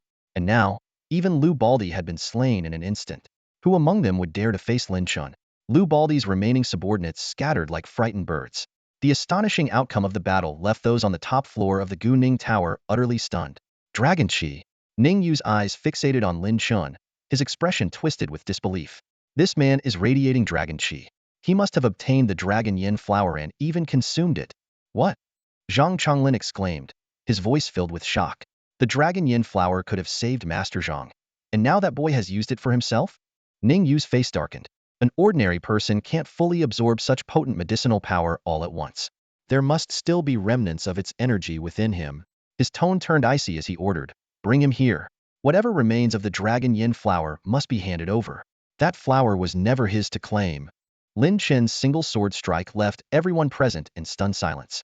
Lu Guangtou, a powerhouse at the 9th stage of the Qianjun realm, had always been a dominant figure in Gulu City, a man who could summon the wind and rain at will. Yet, this so-called overlord was slain in a single blow by what appeared to be an ordinary young man. The scene delivered a shocking impact to everyone witnessing it. On both sides of the street, the unsuspecting crowd began to stir restlessly. Lu Guangto's death meant that his territory and resources were now up for grabs, an irresistible opportunity for those who had long coveted them. No one mourned for someone like Lu Guangto. On the contrary, many secretly rejoiced at his demise. However, his death also signaled the beginning of inevitable chaos. A bloody struggle was bound to unfold, and many more lives would likely be lost in the ensuing conflict over his spoils. Lin Chen, however, was indifferent to all of this. With a simple gesture, Lu Guangto's spatial ring flew into his hand. It was his rightful trophy of battle, and he was certain its contents would not disappoint. Just as he was about to inspect the ring, a commotion erupted from the direction of Guning Tower. Two figures emerged, making their way toward him, instantly causing a stir among the crowd. The onlookers parted like a tide, creating a path for the newcomers. Whispers and murmurs spread through the crowd. That's the insignia of the Nine Cauldrons Merchant Guild, the largest merchant guild in the nation, with businesses spanning across the globe, wealth beyond imagination. What are they doing here in Galu City? Looks like they've hired the silver armor guards and even booked the entire Guning Tower. I heard they clashed with some explorers at the White Jade Stone Pavilion not long ago. A lot of people died there. They must be here for that rare spiritual herb that's recently surfaced. Leading the way was a portly middle-aged man adorned with the ancient cauldron insignia. His luxurious attire and demeanor made it clear that he held a significant position within the Nine Cauldrons Merchant Guild. Following closely behind him was a young man clad in silver armor. Though he appeared to be in his late 20s, his aura was sharp and imposing, akin to a ferocious beast ready to strike, clearly a seasoned warrior. That silver-armored man must be the vice commander of the Silver Armor Guards, not even 30. Incredible! Someone in the crowd exclaimed in awe. The two men walked straight up to Lin Chen. The middle-aged man wore a genial smile, but there was a trace of coldness in his eyes. With a polite bow, he said, "Young friend, my master has taken note of your impressive skills and wishes to make your acquaintance. He invites you to join him for a discussion on the top floor of Guning Tower. Would you oblige?" Though his tone was courteous, there was an unmistakable air of command in his words. Lin Chen rejected him outright, his voice calm but firm. "I have other matters to attend to. Am not available." The middle-aged man's smile remained, but the chill in his eyes deepened. He pressed on, "Perhaps you're unaware me master is none other than Zhang Sai of the illustrious Zhang family, the head of the Nine Cauldrons Merchant Guild. Rarely does he summon outsiders. This is a special exception. If you gain his favor, the benefits you'll receive will be beyond imagination." Lin Chen snorted coldly, unimpressed. "Anything else? If not, it'll be on my way." The middle-aged man's expression darkened, his eyes narrowing dangerously. "Listen, boy, don't mistake a kind offer for weakness. When my master invites you, it's not a request, it's an order." Beside him, the vice commander of the Silver Armor Guards opened his eyes, their piercing gaze gleaming like a drawn blade. His entire being exuded a sharp, oppressive aura. Though he was only at the half-step condensed stage, the pressure he emanated was enough to intimidate most people. The middle-aged man continued, his tone colder now. "I trust you're smart enough to understand the situation. Refusing us will only bring trouble upon yourself. Accepting, on the other hand, will bring you great rewards. A win-win situation, wouldn't you agree?" Lin Chen's gaze turned icy in an instant. These men were far too confident, believing they could easily coerce him. But they had clearly underestimated both his strength and his resolve. Lin Chen thought to himself, "These fools aren't qualified to threaten me." The middle-aged, overweight man stood proudly, exuding an air of arrogance and supremacy. As the president of one of the branches of the Jiuding Commerce Guild, he was a towering figure in the ancient city of mixed trades and characters. With a cold sneer, he scanned the crowd, his gaze dripping with contempt. To him, not a single person here was worth his attention. Lin Chen observed the scene quietly, a faint sense of helplessness in his heart. He had come for the treasures of 7 alleys, but had unexpectedly been dragged into conflicts with the Jiuding Commerce Guild. Though unafraid, he understood this would be a troublesome ordeal. He consoled himself with the thought that saving Zhang Tianxue was at least a silver lining amidst the chaos. "Have you made up your mind?" The middle-aged man huffed impatiently. Lin Chen replied calmly, "Meeting him is fine." The man's lips curled into a condescending smirk, convinced the young man was finally caving in out of fear. Raising his chin, he commanded, "Then follow me." But Lin Chen remained motionless. His voice turned icy. "Meeting him is fine, but you're insufferable. I don't want to see you again." The middle-aged man froze momentarily, then let out a mocking laugh. "And what do you propose? Trying to save face and make a scene? Kid, do you really think you're in a position to negotiate?" Lin Chen replied nonchalantly, "You can kneel here." "That'll do." The man burst into laughter at the absurdity of the suggestion, ready to retort, but Lin Chen had already moved. With a powerful stomp, he launched himself forward like a cannonball. Courting death, the man roared. Nearby, Jin Wei, the young deputy commander of the Silver Armor Guards, opened his eyes sharply. A flash of divine light shot forth, and crackling electricity filled the air. His aura surged as he drew his sword, which radiated the embryonic form of a sharp sword in tint. Jin Wei maintained his haughty demeanor, his blade slashing toward Lin Chen with lightning speed. The strike was ferocious, its angle cunning, leaving almost no room to evade. Jin Wei had already calculated Lin Chen's defeat, dismissing him as nothing more than a reckless brute. However, Lin Chen didn't dodge. Instead, he chose to face it head-on. His sharp eyes saw through Jin Wei's intentions in an instant. Draconic mantle, he growled, and a roaring dragon materialized around him, its horns crackling with lightning, exuding a terrifying aura. Channeling all his strength, enhanced by the fusion of the purple radiant thunder lotus seed and the dragon yin flower, Lin Chen unleashed a force akin to a volcanic eruption. "10th sword," he shouted, slashing with overwhelming power, shattering Jin Wei's embryonic sword in tint as if it were nothing. The arrogance on Jin Wei's face hadn't yet faded when he felt himself being struck by what could only be described as a humanoid dragon. He was utterly overpowered, crushed without resistance.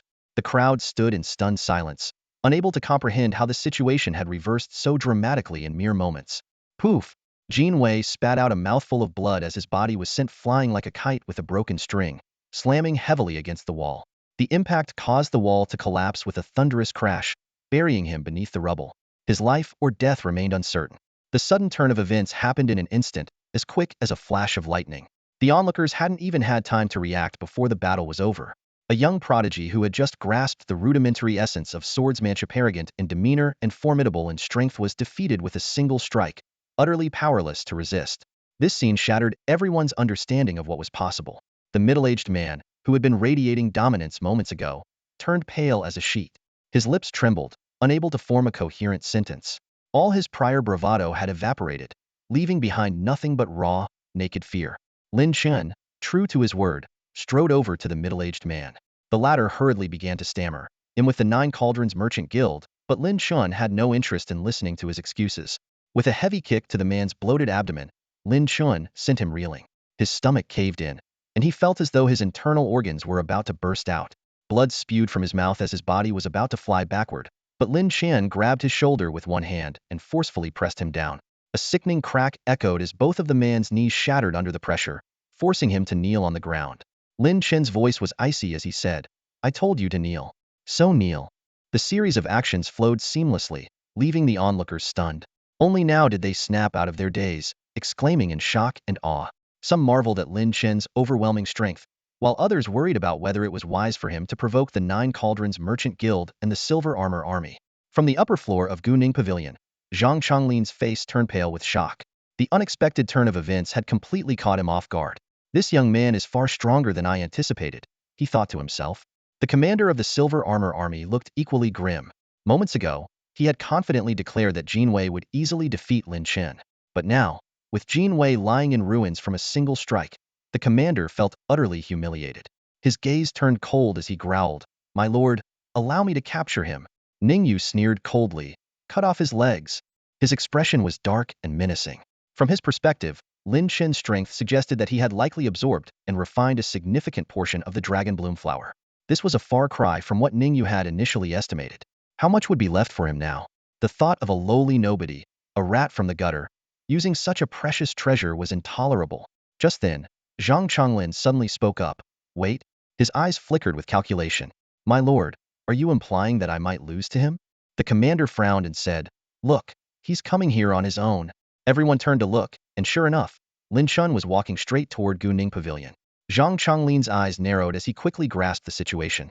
Lin Chen's actions were a clear statement. Jin Wei and the middle-aged man were merely examples of the consequences he could deliver. This young man is no ordinary talent, Zhang Chonglin thought to himself. Ning Yu let out a sinister laugh. "Good. Let him come. I want to see what this rat thinks he's capable of." All eyes turned toward the staircase. Moments later, Lin Chen ascended the steps. "What do you want from me?" "Speak," Lin Chen said bluntly. Ning Yu glanced at Lin Chen with disdain, sipping his wine as he asked indifferently, "So, you're the one who obtained the dragon bloom flower?" Lin Chen studied Ning Yu carefully.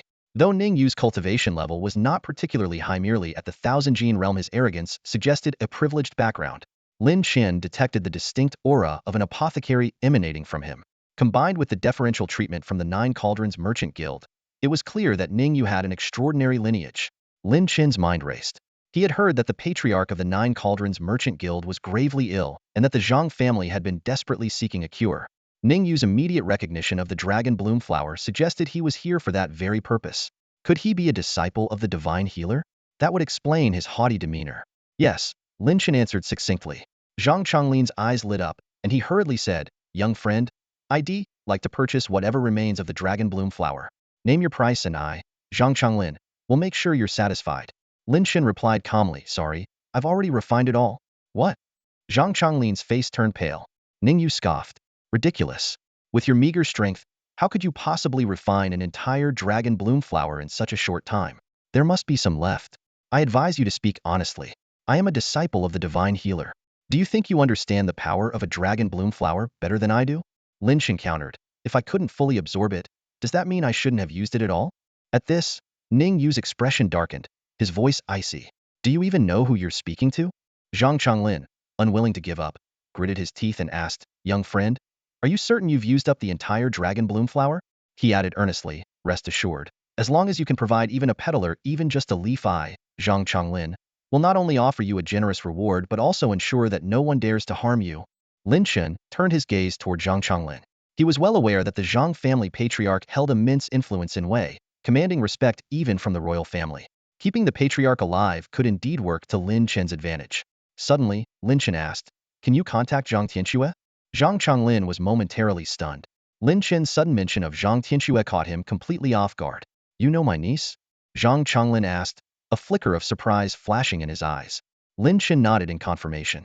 Zhang Chonglin's face immediately lit up with joy. This was undoubtedly a good sign. Without hesitation, he retrieved a jade token from within his robes, intricately engraved with complex runes. This high-grade communication jade could transmit images and sound over long distances, far superior to traditional methods like carrier pigeons. Such a finely crafted item was beyond the ability of ordinary array masters, and even in the Great Wei Kingdom, it was a rare treasure. However, given Zhang Chonglin's position as a senior figure in the Jiuding Commerce Guild, owning one was not surprising. He infused the jade with his spiritual energy to activate it. The runes glowed, projecting a beam of light that formed a screen. Moments later, Zhang Tianxue's image appeared on the screen. Tear stains were still visible at the corners of her eyes, indicating she had recently cried. Upon receiving Zhang Chonglin's transmission, she immediately responded and established a connection. "Fourth uncle, is there any news? Have you found the medicinal herb grandfather needs?" Zhang Tianxue's voice was filled with hope. "We have a lead. Don't worry too much," Zhang Chonglin reassured her. He then transmitted Lin Chen's image to her and asked, "Tianxue, do you know this young man?" "By Fei," Zhang Tianxue exclaimed, her cheeks instantly flushing red. She couldn't help but ask, "Fourth uncle, why is he with you?" Zhang Chonglin explained, "The medicinal herb your father needs might be in this young man's possession." Internally, he was equally surprised. From Zhang Tianxue's reaction, it was clear that not only did she know Lin Chen, but their relationship was far from ordinary. "Really?" Zhang Tianxue's eyes lit up with excitement. Turning to Lin Chen, she pleaded earnestly, "By Fei, please, can you help save my grandfather? I'll do anything you ask." Despite her words, Zhang Tianxue knew Lin Chen's personality well enough to realize that such a direct plea might not easily sway him. However, she believed that deep down, Lin Chen was a kind person after all. He had once saved her without expecting anything in return. "I know I owe you a lot, and I can never repay it all. But how about I spend the rest of my life repaying you bit by bit?" she continued, her tone growing more desperate. "If that's not enough, I don't need to be your wife, I can be your concubine. Just please, save my grandfather." Her words revealed the depth of her love and devotion to her grandfather. She was willing to sacrifice everything for his life. Zhang Chonglin stood to the side, utterly dumbfounded.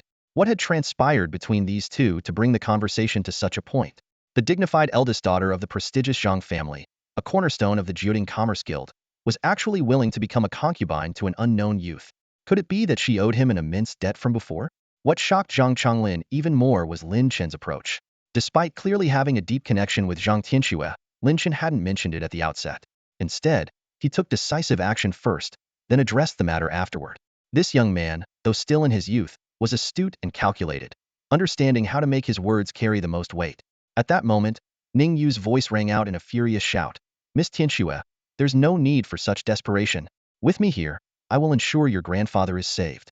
There's no need to lower yourself to this gutter rat." Ning Yu's expression was dark, his anger barely contained. When he had first visited the Zhang family, he had been captivated by Zhang Tianxue's beauty and grace, convinced that only a woman of her stature was worthy of him. In his mind, she was already his future wife. His plan was to cure Zhang Tianxue's grandfather and then propose, confident that the Zhang family would eagerly agree. After all, an alliance with a future divine healer would be a dream come true for the Zhang family. But now, the noble princess of the Zhang family was humbling herself before a rat and even suggesting she would settle for being a concubine. To Ningyu, this was a disgrace to her family's honor. He seethed with rage and longed to eliminate Lin Chen on the spot. Zhang Changlin, a shrewd judge of character, immediately saw through Ningyu's thoughts. Without giving Lin Chen or Zhang Tianxue a chance to respond, he quickly interjected, "Young friend, Tianxue is understandably anxious. She is willing to do anything for her grandfather's life. I ask that you consider her devotion and agree to help us. The Zhang family will reward you generously." With that, he bowed deeply to Lin Chen, his gesture filled with sincerity. Zhang Chonglin's actions were carefully calculated. He sought to defuse any potential fallout from Zhang Tianxue's emotional outburst, pacify Ningyu's anger, and demonstrate his own earnestness.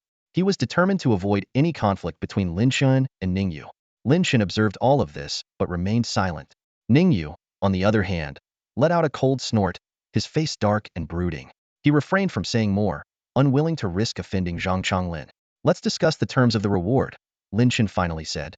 Reaching out, he took the communication jade from Zhang Chonglin's hand and stored it in his spatial ring. Zhang Tianxue's image disappeared as the connection was severed, but the brief exchange had already conveyed enough. Zhang Chonglin's eyelid twitched slightly, inwardly marveling at Lin Chen's decisiveness. The value of the communication jade was significant, yet Lin Chen took it without hesitation. Lin Chen calmly remarked, "This is all I can think of for now. If I need anything in the future, I will contact Zhang Tianxue directly." Zhang Chonglin forced a faint smile and had no choice but to agree.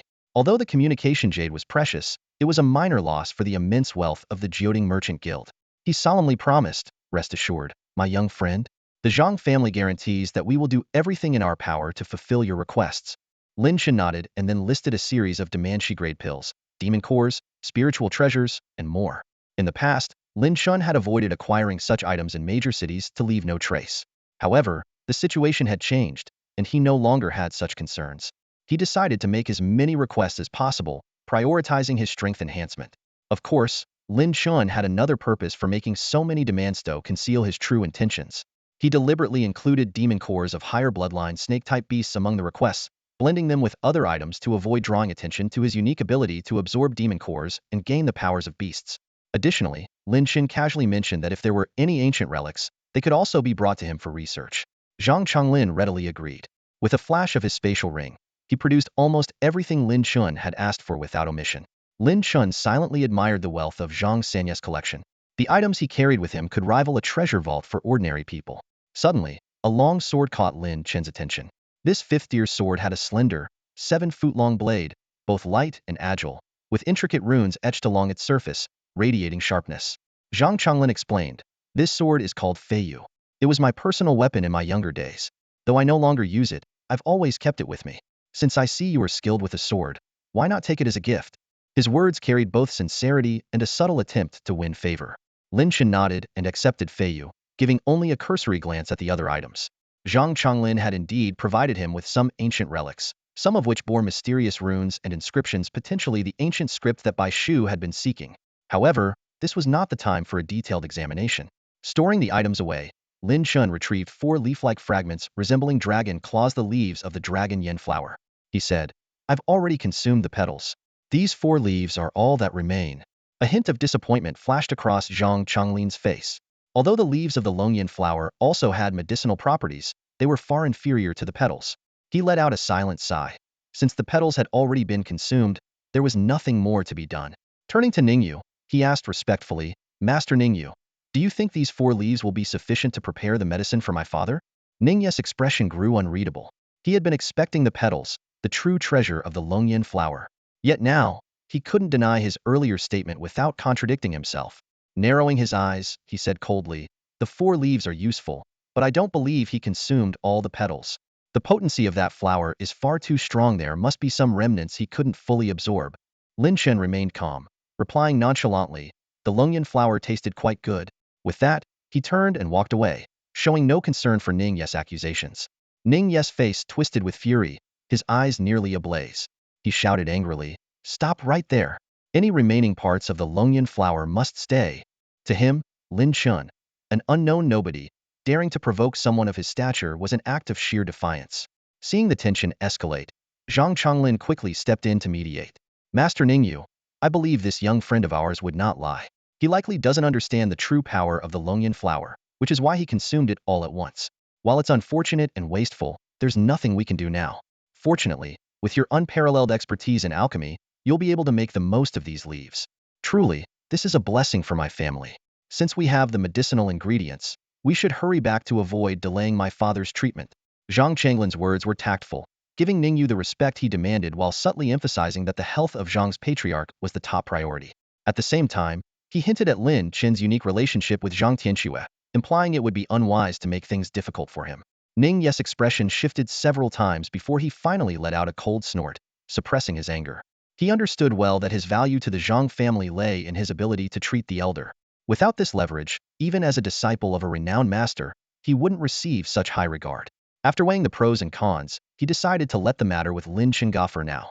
After all, the rewards from the Zhang family were what he truly cared about. With an air of arrogance, Ningyu declared, "My expertise in alchemy is unmatched. With me here, the old master's condition poses no challenge at all." Zhang Chonglin was overjoyed and responded enthusiastically, "We're counting on you, Master Ningyu." Afterward, Zhang Chonglin bid Lin Chen farewell, speaking to him with warmth and unmistakable intent to strengthen their connection. Then, the group boarded their long-prepared flying treasure ship. This flying treasure ship was a strategic marvel coveted by all major powers. Not only could it traverse the void, but its speed was extraordinary. Due to its complex construction, only the royal family, border armies, and the Nine Cauldron Commerce Guild possessed such vessels within the Wei Kingdom. Once Zhang Chonglin and his party were safely aboard, the silver-armored soldier's mission was considered complete. After all, anyone on the treasure ship was virtually untouchable. The strongest cultivators in the Wei Kingdom were only at the specialized arts stage, and no Void Realm experts capable of flight had ever emerged. Only a Void Realm master could hope to challenge such a ship.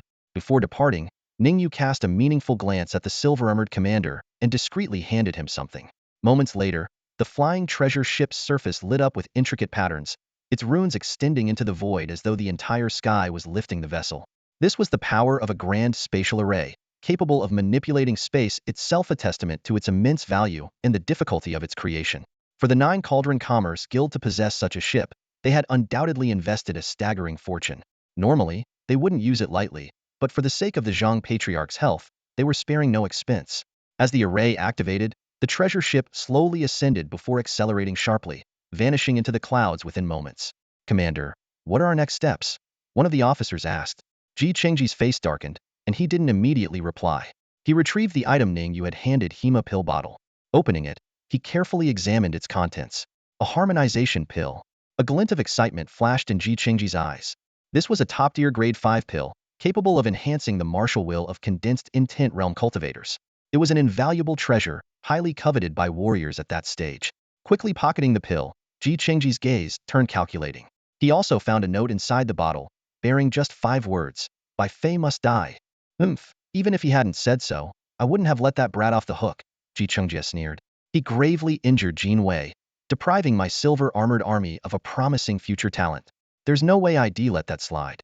Now that Ningyu also wants Lin Chen dead and has offered such a reward, it only strengthens my resolve." "Are the men we sent keeping a close eye on him?"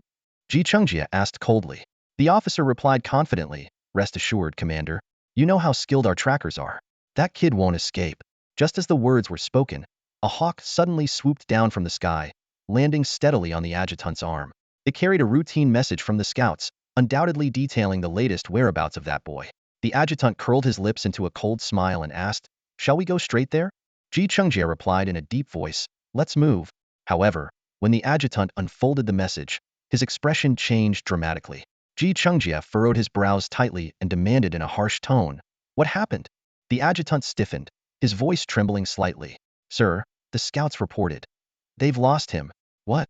Ji Chengji's face darkened, his fury boiling over. "Useless fools. They can't even keep track of a single boy. What good are they?" Feeling the searing heat of his superior's anger, the adjutant instinctively shrank back. Ji Chengji took a deep breath, forcing himself to remain composed. He issued a firm order, That boy can't have left Gala City yet. Send word of everyone spread out in search. I want him found at all costs. Yes, sir. The adjutant quickly acknowledged, departing in haste. Meanwhile, Lin Chen was leading Lu Nan through the labyrinthine alleys of the city at a rapid pace. With his sharp senses, he had long detected the presence of flies tailing them. However, compared to the elite trackers Lin Chen had faced on the borders of Shangwu Kingdom, these silver-armored scouts were hardly worth mentioning. Lin Chen guided Lu Nan with swift and precise movements, constantly changing directions. His agility and accuracy made it seem as though he was intimately familiar with this unfamiliar city. In no time, they had completely shaken off all their pursuers. Subsequently, Lin Chen skillfully disguised himself, erasing any trace of their path. Lu Nan followed closely behind, utterly impressed. While she was more familiar with Gulu City, Lin Chen had taken charge of their every move as if this were his domain. She couldn't help but feel a sense of relief. Thankfully, Lin Chen was an ally. With his level of skill and combat expertise, she knew she wouldn't stand a chance if he were an enemy. After composing herself, Lu Nan spoke up, "The entrance is just ahead. The key you got from me will take you to the Gate of Seven Alleys, but I've never been able to truly enter the Seven Alleys myself." Lin Chen and his companions stepped into the dilapidated alleys of the ancient city. This area was home to common folk, most of whom survived by doing hard labor within the city. The streets were filthy and chaotic, with the air thick with the stench of decay. Having already disguised themselves, Lin Chen and his group blended in seamlessly with the local residents, attracting no unwanted attention. However, they were well aware that they could not linger for long, as their true identities would inevitably be exposed. They moved quickly through rows of crumbling buildings. These structures, aged and repeatedly repaired over countless years, had long lost their original appearance. The oldest sections likely dated back thousands of years. Following Lu Nan's guidance, Lin Chen turned into a secluded alley. Even the locals rarely ventured here, and the eerie silence was palpable. Midway down the alley, Lu Nan came to a halt and pointed to a faintly visible stone tablet embedded in the wall. The tablet was set deep into the wall, blending seamlessly with the surrounding bricks and stones, appearing at first glance to be nothing more than an ordinary piece of the structure. But Lin Chen's sharp eyes noticed a small indentation on the tablet, one that matched the shape of the key Lu Nan had given him. Carefully, Lin Chen retrieved the key and inserted it into the groove. In an instant, it was as though an ancient, dormant power had been awakened. Intricate patterns of runes emerged from the surface of the tablet, intertwining with the key in a radiant glow. A flash of light engulfed them, and in the blink of an eye, Lin Chen and Lu Nan vanished from sight. When Lin Chen opened his eyes again, he found himself in an entirely different realm. The sky hung low and oppressive, its heavy gloom pressing down on him, evoking a suffocating sense of dread. Before him stretched a desolate complex of ruins, green bricks, black tiles, and red pillars, most of which had crumbled into decay. Yet, from the remnants of the architectural layout, it was clear that there had once been 8 rows of houses, separated by 7 narrow alleys. Lin Chen was stunned. He had never imagined that the legendary 7 alleys would be an entirely separate world.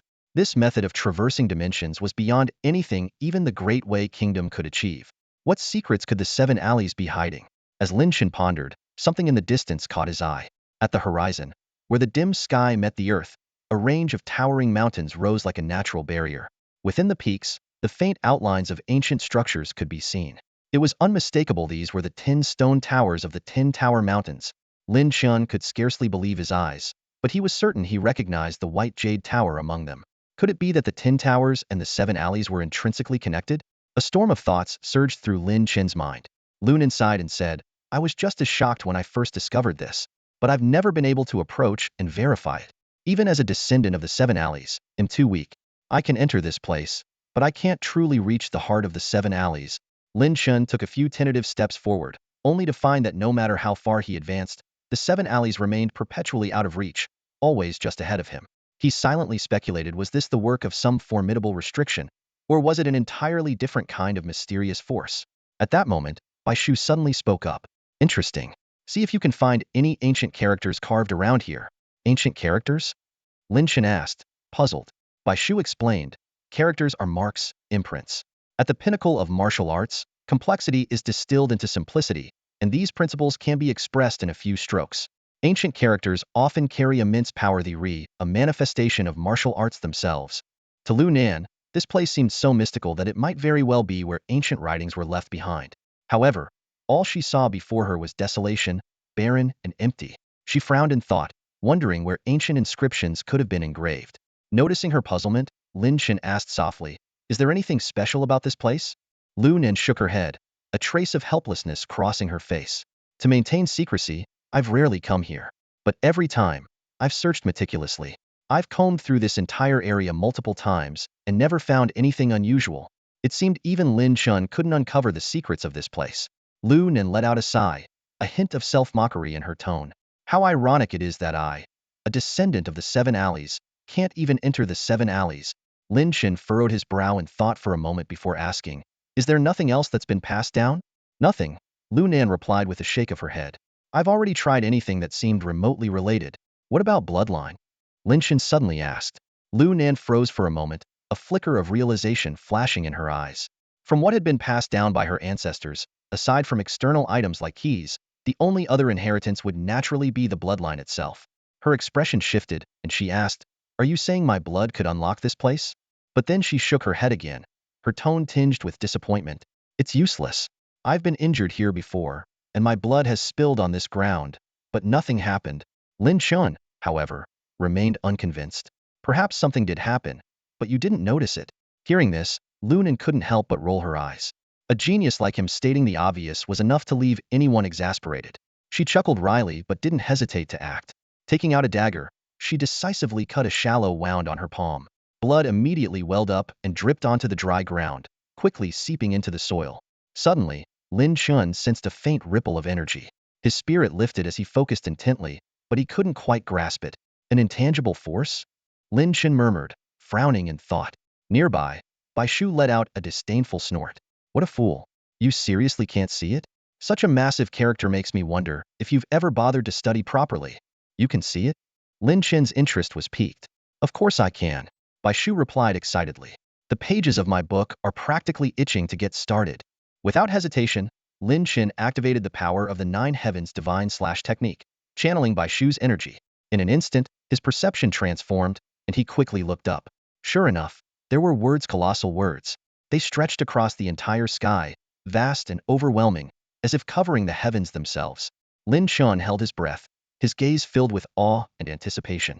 Lin Chen stared up at the sky in shock, his gaze fixed on an enormous character suspended in the heavens, so vast it seemed to stretch across the entire firmament. He strained to discern its form, but no matter how hard he tried, he couldn't take in the character in its entirety. In that moment, a realization dawned on him. What Bai Shu referred to as ancient script was not merely writing from a distant past, but a unique symbol imbued with immense power. He couldn't help but marvel silently at how superficial the understanding of the Seven Alley treasure was, even among people like Lu Nan and Hua Yun. Hua Yun had naively assumed that this place merely held the power to ascend to the realm of specialized arts. Now, it was clear that such a notion was far too simplistic. The immense character floating in the sky alone was far beyond what any practitioner in that realm could hope to inscribe. What a massive jia! Bai Shu chuckled softly, his tone carrying little surprise. Lin Chen speculated that at the peak of Bai Shu's power, his entire sword might have been covered with such ancient characters, each one capable of unleashing earth-shattering might. Jia. Is that what this character is called? Lin Chen attempted to commit it to memory. Strangely, though the strokes didn't appear overly complex, the moment he closed his eyes, he couldn't recall its precise form. This peculiar phenomenon sent a chill through him. He realized that this was the unique nature of ancient script. The character itself served as a vessel for power, containing immeasurable force. Without comprehending the deeper meaning behind each stroke, it was impossible to truly master it. Noticing Lin Chen's confusion, Bai Shu sighed and said, "Don't bother staring at it. You won't understand it yet. A character of this magnitude is beyond your ability to inscribe. Moreover, the Jia character embodies principles of martial law, so profound that it has formed its own rules. You're not ready to wield it." Lin Chen nodded, feeling a tinge of regret. But he also recognized that simply passing through this place was a reward in itself. He resolved silently that once his strength was sufficient, he would return to claim this ancient character as one of his ultimate trump cards. Bai Shu continued, "Let's move forward. With me here, this character won't stop us." Upon hearing this, Lin Chen immediately activated the Nine Heavens God-slaying technique. The shadow of Bai Shu's sword within his dantian began to tremble, releasing streams of white energy that enveloped Lin Chen entirely. With Lu Nan in tow, Lin Chen stepped forward. The Jia character in the sky suddenly radiated divine light, and an invisible force descended, forming a massive, transparent barrier in front of them, isolating them from the Seven Alley. However, as Bai Shu's energy made contact with the barrier, ripples spread across its surface like waves on a taut membrane. While resistance remained, It was no longer an insurmountable obstacle. Meanwhile, Lin Chen noticed intricate patterns beginning to surface on Bai Shu's pristine sword form, resembling brushstrokes being sketched one by one. It was a single stroke of the Jie character, Bai Shu explained. Fortunately, I possess consciousness as a spirit, so I can actively inscribe part of it. But to fully carve it, that will depend on your own abilities. So, study hard, understand? Lin Chen smiled wryly, all the while sensing Bai Shu's power growing. He realized the urgency of increasing his strength if he hoped to inscribe more ancient characters in the future. This sense of urgency prompted him to ask, with this kind of power, could it pierce through Tianwu as well? Tianwu? That broken black dragon? Bai Shu's tone was filled with disdain. A brute with no knowledge of books or words, what could it possibly achieve? Could it even recognize characters? Despite his dismissive tone, Bai Shu added, though I suppose it's possible. Black dragons are naturally adept at bypassing restrictions and formations. That said, they can only break through such barriers, not ignore the power contained within them. You should still be cautious. Keep in mind, ancient script is somewhat like formations, but fundamentally different. It represents the pinnacle of martial arts, tied to the very laws of existence. You'll understand in time. Lin Chen took Bai Shu's advice to heart. Gripping his sword, he stepped forward. Bai Shu's partial inscription of the Jia character merged with the barrier, and in the next instant, the sword pierced through the boundary. Lin Chen and Lu Nan finally entered the domain of the Seven Alley. The moment they crossed the threshold, Lin Chen noticed a radiant glow emanating from Lu Nan, as though her very bloodline had been ignited. Clearly, her lineage was the key to this place. As a descendant of the Seven Alley, she was destined to gain greater opportunities here. In a flash, the light enveloped Lu Nan, and she vanished, directly drawn away by the power of the place. Taken away so quickly. I wonder what she'll gain, Lin Chen murmured. Though curious, he wasn't overly concerned. As the inheritor of the Seven Alley, Lu Nan was entitled to the strength left behind by her predecessors. Lin Chen also believed he wouldn't leave empty-handed. Besides, her absence made it easier for him to act freely. Having breached the barrier, Lin Chen truly set foot in the Seven Alley. An ancient aura filled the air, and even the atmosphere carried a stale, aged quality that was slightly unsettling. This place had been sealed by the Jie character for far too long. Surveying his surroundings, Lin Chen refrained from acting rashly. Instead, he chose to sit cross-legged and activated the Nine Heavens God-slaying technique. To face whatever challenges lay ahead, he decided to first strengthen himself. Previously, Lin Chen hadn't had the chance to utilize the resources he had taken from Zhang Changlin. Now, in this new realm, he could finally make use of these precious materials without worry. The beast cores provided by Zhang Changlin were of exceptional quality, with the weakest being at the third rank, 6 stars. Lin Chen immediately employed Tianwu to devour them, channeling the pure energy into himself. This allowed him to break through his cultivation level, reaching the 8th stage of the Tyrant Qi realm in one go. Among the resources was a particularly rare beast core from a serpent with a high-tier bloodline. After absorbing it, Tianwu's sword shadow grew more solid, and Lin Chen gained a brand new ability. This core belonged to a battle serpent fire jiao, Lin Chen murmured. Its greatest strength lies in its serpentine thread blasta technique that condenses its energy into an extremely fine thread and fires it like a cannon, with devastating force. Such creatures were rare in the Wei Kingdom. It was said that in the lands of the beast clans, they were often used in border warfare. Tens of thousands of these serpents could simultaneously fire their energy threads, obliterating most defenses. Even in single combat, their power was formidable. With a single thought, Lin Chen activated his newfound power. A dragon-like aura enveloped his body, with lightning flickering around the dragon horns on his head. The phantom of a dragon transformed into a thunderous jiao, more ferocious than ever before. The jiao opened its mouth, gathering an immense amount of energy into a blazing beam of light, radiating explosive power. The serpentine beam suddenly erupted. With a single thought, Lin Chen activated the powers of the flood dragon armor. The armor's massive maw opened wide, aimed toward the heavens. In an instant, a concentrated force shot forth like an arrow, piercing straight into the sky. The beam, no thicker than the width of a pin, carried immense destructive power as it struck heavily against the boundary barrier. Though the sturdy boundary barrier remained unscathed, the moment the serpentine beam made contact, it exploded and dissipated. Still, Lin Chen could feel the overwhelming power of this technique firsthand. A flash of excitement crossed his eyes. This was a formidable long-range attack, and more importantly, it allowed for omnidirectional, seamless strikes through the flood dragon armor. Lin Chen silently expressed his gratitude for Zhang Chonglin's generous gift. The only drawback was the tremendous energy consumption of the serpentine beam. Even with his extraordinary reserves of profound energy, far surpassing others of his level, he could only execute the technique 10 times before exhausting himself. He resolved to use it sparingly in the future.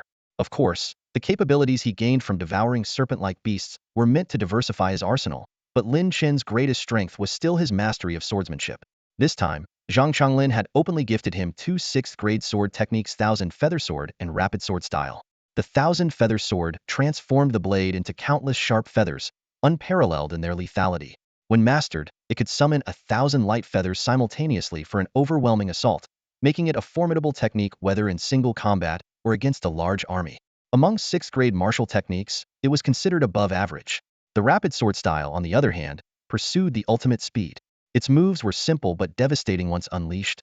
The sword's speed became nearly imperceptible to the naked eye, attacking with the ferocity of a storm. Its power was by no means inferior. Both techniques were perfectly compatible with the Feiyu sword, clearly a deliberate choice by Zhang Changlin, who had put great thought into this gift. Lin Chen understood Zhang Changlin's intention to win him over and did not hesitate to accept the gesture. Inwardly, Lin Chen pondered whether it might still be possible to save the elder of the Zhang family. Regardless, Zhang Changlin's successful acquisition of the medicine had undoubtedly drawn the attention of major factions in the Wei Empire. The royal family's focus would likely now be on the Zhang family. For Lin Chen, this was advantageous, as it reduced the pressure on his side. Lin Chen took out the ancient artifacts Zhang Changlin had given him and asked, "Bai Shu, take a look at these artifacts. Some of them have ancient inscriptions. Do you recognize any ancient characters?" As a high-ranking member of the Jioding Merchant Guild, Zhang Changlin had easy access to rare and peculiar items.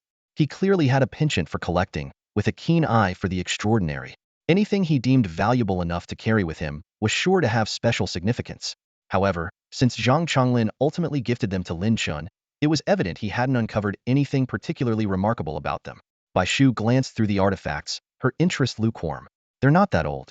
At best, they're around 1,000 years old." Lin Chen opened his mouth but said nothing. After all, for a goddess who could sleep for 10,000 years, a mere 1,000 years was but a fleeting moment, hardly worth mentioning. He couldn't help but wonder which era the goddess and the 9 swords belonged to. Could they even predate the current epoch? Shaking his head to dispel these thoughts, Lin Chen focused on the task at hand, hoping for some kind of discovery. Suddenly, Bai Shu let out a soft hem of intrigue. "Found something?" Lin Chen's eyes lit up. Bai Shu gave a slight nod and gestured toward a partially damaged stone tablet among the pile of artifacts. This tablet appeared even older than the one outside Seven Alley, its surface weathered and marked by time. Although the inscriptions were faint and difficult to discern, it was clear that a single character had once been etched upon it. However, the erosion made it impossible for Lin Chen to recognize. "There's residual power on this tablet. It once bore an ancient character," Bai Shu explained. "I suspect it might have been the cornerstone of a sect, a mountain guarding tablet. After the sect's destruction, it somehow ended up here." Her tone was indifferent, lacking the excitement she had shown when encountering the boundary character earlier. Clearly, this wasn't a particularly powerful ancient character. Bai Shu approached the stone tablet and gently ran her hand across its surface. Though she was a sword spirit, unlike the Black Dragon, she could actively channel the power of the Bai Shu sword. White light radiated from her hand, illuminating the tablet as the faded inscription gradually became clearer. "Pay attention and learn well," Bai Shu instructed like a stern teacher. "You should be able to carve a character of this level." Lin Chen studied the emerging character closely, confirming that it bore no resemblance to modern script. Once again, he realized that ancient characters represented power and laws rather than mere meanings. Compared to the profoundly intricate boundary character, this one seemed more decipherable. He could feel a resonance with its strokes, as if he were beginning to grasp its essence. Gradually, Lin Chen became immersed in the process. In his mind's eye, he envisioned a burly, rugged warrior tirelessly tempering his body day after day, transforming himself into an indestructible shield. In every battle, this warrior charged to the forefront, drawing enemy attacks with his sheer physical presence. To use one's body as a shield, only then can the formation be broken. Lin Chen stared at the ancient and mysterious inscription before him, his heart filled with awe. The character seemed to embody the lifelong dedication and unwavering determination of a martial artist, a testament to pushing the boundaries of martial arts to their absolute peak. Lin Chen could almost visualize the process of that martial artist breaking through their own limits, ultimately forging their physical body into an unparalleled shield, surpassing even the mightiest defensive treasures. As time passed, a sudden gleam of realization flashed in Lin Chen's eyes. He exclaimed, "Shield? This is the character for Shield?" Bai Shu cast an approving glance at Lin Chen and smiled. "If you manage to draw me out, you must have some skill." Lin Chen was astonished that he had managed to decipher the character and fell into deep thought. Bai Shu, noticing his confusion, explained, ancient characters are the crystallization of immense martial power. To inscribe them requires one to forge their own path. However, everyone's path varies. Some are inherently stronger, others weaker. For instance, the previous character, Boundary, was inscribed with a terrifying martial will, while this shield is but a minor path. Bai Shu continued, as an observer, if your martial talent is sufficient, you can resonate with the strokes of the character and the will of the one who inscribed it in the past. This resonance allows you to naturally comprehend its meaning and power. However, seeing a character, recognizing it, inscribing it, and mastering its inscription are entirely different levels of difficulty, each progressively harder. Lin Chen nodded thoughtfully. He realized that he was currently at the stage of recognizing characters, but was far from being able to inscribe them himself. Yet with Bai Shu's guidance, it seemed possible to bypass intermediate steps and directly engrave the characters he understood. With this thought in mind, Lin Chen decided to give it a try. He closed his eyes, focusing all his energy, meticulously tracing every stroke of the shield character in his mind. Then, using his intent, he began engraving the character onto Bai Shu's sword.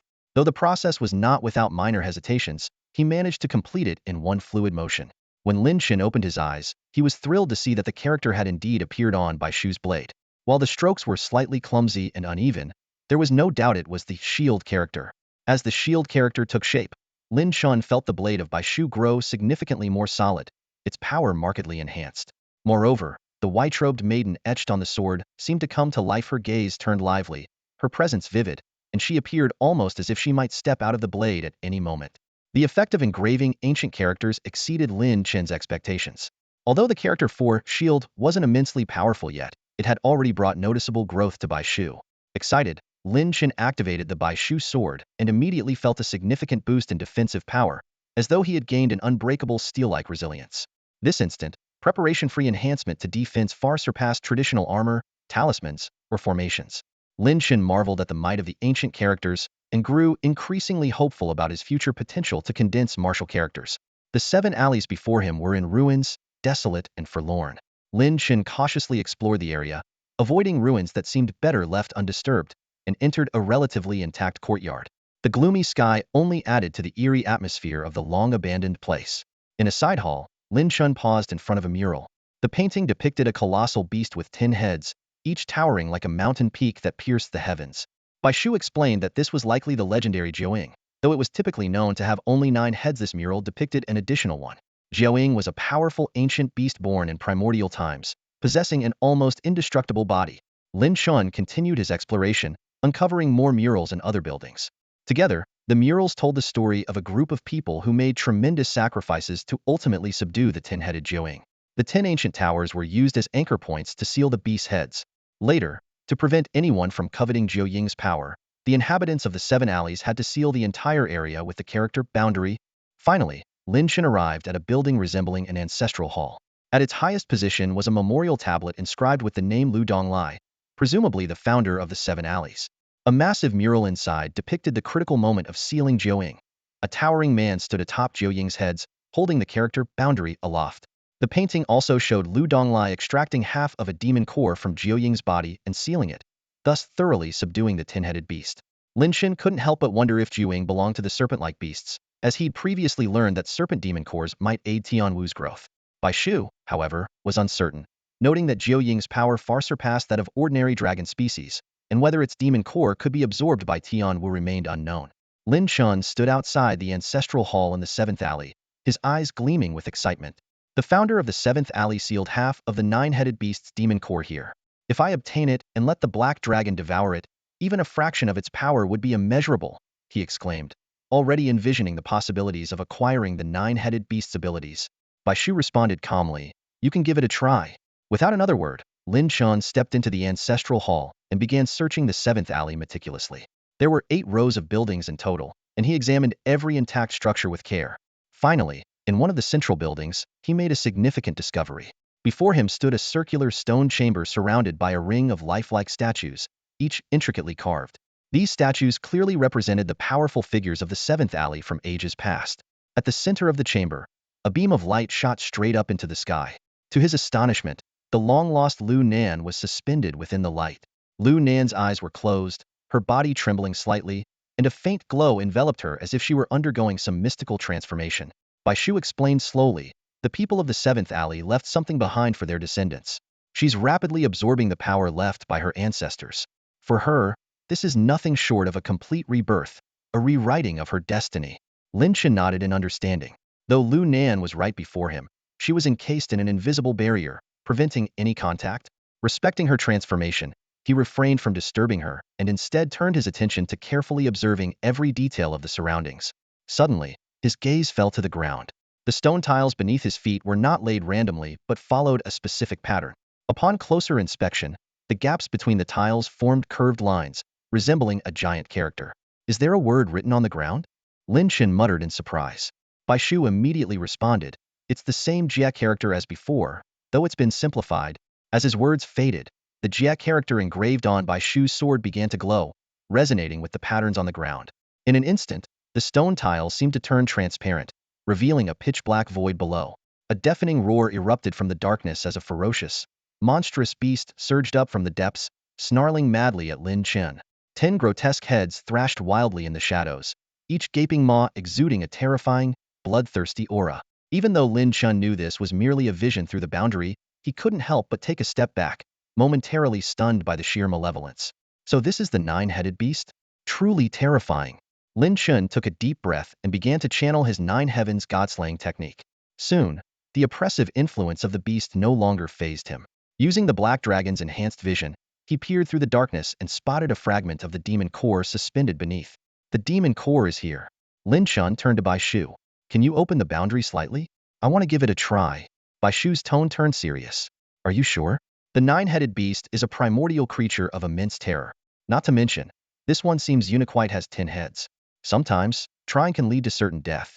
Even the smallest trace of its power is dangerously overwhelming. Think carefully. Lin Chen smiled confidently. Since when does Bai Shu joke around? I believe that with my mastery of the nine heavens god-slaying technique, a mere beast is nothing to fear. Without further argument, Bai Shu nodded in agreement. The Jia character on his sword lit up once more, casting a beam of white light that distorted the boundary and opened a narrow crack. Instantly, a foul wind swept through, and the beast's ferocious aura surged directly toward Lin Chen. This was no longer a mere vision, its presence was real, tangible, and menacing. A projection of the 10-headed, nine-headed beast crossed the boundary, casting a massive shadow over Lin Chen. 10 pairs of blood-red eyes glowed ominously, as if the true beast were standing right before him. Roar! The projection bellowed, lunging at Lin Chen with its gaping jaws. Oomph! Lin Chen snorted coldly, and his flying feather sword shot out of its sheath. 1,000 feather blades. Countless sword feathers materialized around him, launching forward in unison to strike at the beast's projection. At the same time, the flying feather sword accelerated, executing a swift slash aimed at severing one of the projection's heads. The nine-headed beast's projection grew even more ferocious, all 10 heads opening wide as torrents of water, flames, lightning, and other destructive forces erupted toward Lin Chen. The sheer power was enough to make anyone tremble. However, this was only a fragment of the beast's power insufficient to bring Lin Chen to his knees. With a sharp vibration of Bai Shu's sword, the glowing, shield character enveloped Lin Chen, greatly enhancing his defense. Charging forward like a raging dragon, Lin Chen met the projection heat. His sword light cleaved through the torrents of elemental fury, and his body radiated an aura of invincibility as if impervious to water and fire. The beast's projection retaliated with even greater intensity. Each of its heads now bore mysterious runes, amplifying its power in an attempt to obliterate Lin Chen. The battle instantly escalated into a fierce and relentless clash. Lin Chen stood firm, his entire body drenched in blood. Each clash with the projection of the nine-headed hydra not only honed his mastery of the 1,000-feather sword, the swift sword technique, and the serpent tongue bind, but also pushed his combat prowess to greater heights. The black dragon formed from Tinu stirred restlessly within him, devouring the hydra's power with every impact. Bai Shu silently observed Lin Chen's performance, nodding to herself in approval. Even among the countless prodigies and extraordinary talents she had encountered over her long life, Lin Chen stood out as exceptional. She began to wonder if this young man might truly have the potential to draw all 9 swords. Yet, whether such an outcome would bring fortune or disaster was something even Bai Shu could not predict. Still, since Lin Chen had chosen this path, she resolved to support him with all her strength. The battle raged on. Though Lin Chen was battered and scarred, he fought with a ferocity that surpassed even the hydra. Wielding the 1,000-feather sword, he struck with the might of a bloodthirsty beast, each blow landing with overwhelming force. This sight enraged the hydra beyond the barrier, its 10 heads unleashing an earth-shaking roar. Lin Chen's heart skipped a beat. Could it be that even this fragmented demon core possessed sentience? As the Hydra roared, the ground began to tremble faintly, as if an even greater power was trying to break through the barrier. However, a massive character 4 boundary suddenly materialized, blocking the Hydra's assault entirely. Release me if you dare, the 10-headed Hydra bellowed. Bai Shu ignored the Hydra's provocation and instead whispered to Lin Chen, the barrier is solidifying. Your time is running out. Lin Chen nodded, his bloodshot eyes burning with determination. He unleashed the full might of the 1,000-feather sword, sending countless sword feathers raining down like a storm. The relentless barrage pinned the Hydra's projection to the ground, its anguished howls echoing as it struggled in vain to break free. At that moment, the dragon-like armor covering Lin Chen's body expanded violently. The dragon's head opened wide, gathering an intensely focused beam of energy. This beam slashed upward in a single, unbroken stroke, cleaving the Hydra's projection cleanly in two. This innovative technique drained Lin Chen of his profound energy, causing him to cough up blood, but he had no time to tend to his injuries. The black dragon formed from Tianwu surged forth, sinking its fangs into the Hydra's projection and ravenously consuming its power. From beyond the barrier, the 10-headed Hydra ceased its fury, its voice turning icy as it issued a chilling warning. Human, you dare to devour my power?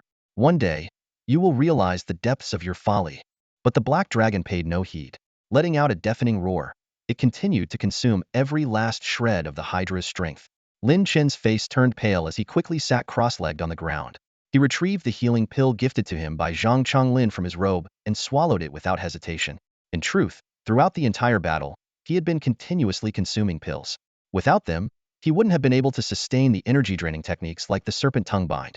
A surge of gratitude welled up in his heart. Were it not for Zhang Chonglin's generous gift, even making it to this point wouldn't have been enough to withstand the power of one of the 9 infants' heads. However, the rewards he had gained so far outweighed all the effort he had expended. As the black dragon devoured the projected power of the 9 infants, a vast and pure energy surged toward Lin Chen like a tidal wave. At the same time, the black dragon's form grew increasingly solid, as though it was on the verge of becoming corporeal. This energy was an unparalleled boon for Tianwu, far surpassing all the demon cores it had consumed before. Thanks to this, Lin Chen's cultivation level skyrocketed, reaching the 9th layer of the Bagang realm. The formidable, profound energy surged within him like a dormant volcano, ready to erupt with unimaginable destructive force at any moment. Lin Chen marveled at the power of the Bagang realm, which had already surpassed the 6th layer of the Qianjun realm he once prided himself on. In the past, he had been a prodigy, unrivaled among his peers. Now, he had surpassed his former self by several times over. Taking a deep breath, Lin Chen focused his mind, and the profound energy within him quickly condensed into Bagang. The fierce aura distorted the air around him, as though he were draped in an invisible suit of armor. What is this? Lin Chen asked in surprise. He had never encountered such a phenomenon upon reaching the 9th layer of the Bagang realm before. This is the Bagang battle armor, Bai Shu explained. Only warriors who have cultivated the Bagang realm to an extremely high level can manifest it. Those who possess the Bagang battle armor experience a significant boost in combat power. It's quite rare. Given how remote your homeland is, it's no surprise you've never seen it before. Lin Chen's eyes gleamed with determination as he pondered the immense gains from this journey to the 7 alleys.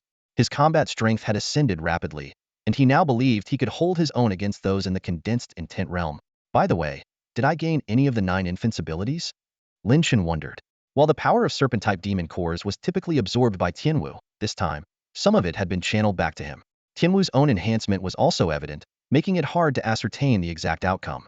Without hesitation, Lin Chen activated the Flood Dragon Cloak and immediately sensed something new. Beneath the dragon's head on the cloak, several protrusions had appeared, as if something was about to break free. With a thought, those protrusions transformed into entirely new dragon heads. This is the power of the 9 infants' 10 heads, Lin Chen murmured. However, this form can only be maintained temporarily. Each additional head provides another direction and method of attack, which is incredibly useful. Unfortunately, it seems I didn't acquire the unique abilities of each head. Lin Chen wasn't discouraged. After all, this time, he had only absorbed a portion of the 9 infants' power through its demon core. He silently vowed that one day, he would completely drain the 9 infants of all its strength. Standing up, Lin Chen felt an overwhelming surge of power coursing through his body, accompanied by crackling sounds like popping beans. The rewards from this encounter had far exceeded his expectations. It was time to leave. He glanced at Lu Nan, who was still in a deep slumber, undergoing her transformation. Her entire being had subtly changed. Her figure was more balanced, her features even more captivating, and she exuded an indescribable air of nobility. This was the side effect of her physical enhancement, but the real transformation lay in the significant boost to her potential and innate talent, which was beyond measure. Until we meet again, Lin Chen whispered. Seeing that Lu Nan wouldn't awaken anytime soon, he decided not to linger and left the 7 alleys. Returning to the hidden alleys of Guilio City, Lin Chen tightened his hood and quickly blended into the crowd. He needed to head to the 100 Battles wasteland without delay. As he made his way, Lin Chen soon noticed spies patrolling back and forth. They were from the Silver Armor Army. Their persistence made it clear they were determined to take his life. A cold glint flashed in Lin Chen's eyes. If that was the case, he would grant them their wish. Deliberately exposing a small opening, Lin Chen allowed the spies to catch wind of his trail. The information quickly reached Ji Chengjia. Finally showing yourself? Ji Chengjia sneered. Did you really think hiding for a day would let you slip out of Guilio City unnoticed? A rat with no patience deserves to die. Let's go kill him, and we can return early. This time, I will kill him myself. Jin Wei growled through gritted teeth. Being defeated by Lin Chen with a single strike last time was a humiliation he couldn't bear. He had vowed to personally erase that shame. Jin Wei was convinced that, if he fought seriously, his talent as a young prodigy in sword intent was more than enough to ensure victory. Don't worry, his life will be yours to take, Ji Chengjia said with a chuckle. The Silver Armor Army immediately mobilized, closely tracking Lin Chen's movements. Lin Chen seemed eager to leave, hastily heading toward the city outskirts, playing right into their hands. Before long, as Lin Chen made his way through the wilderness outside the city, a group of soldiers clad in silver armor appeared ahead.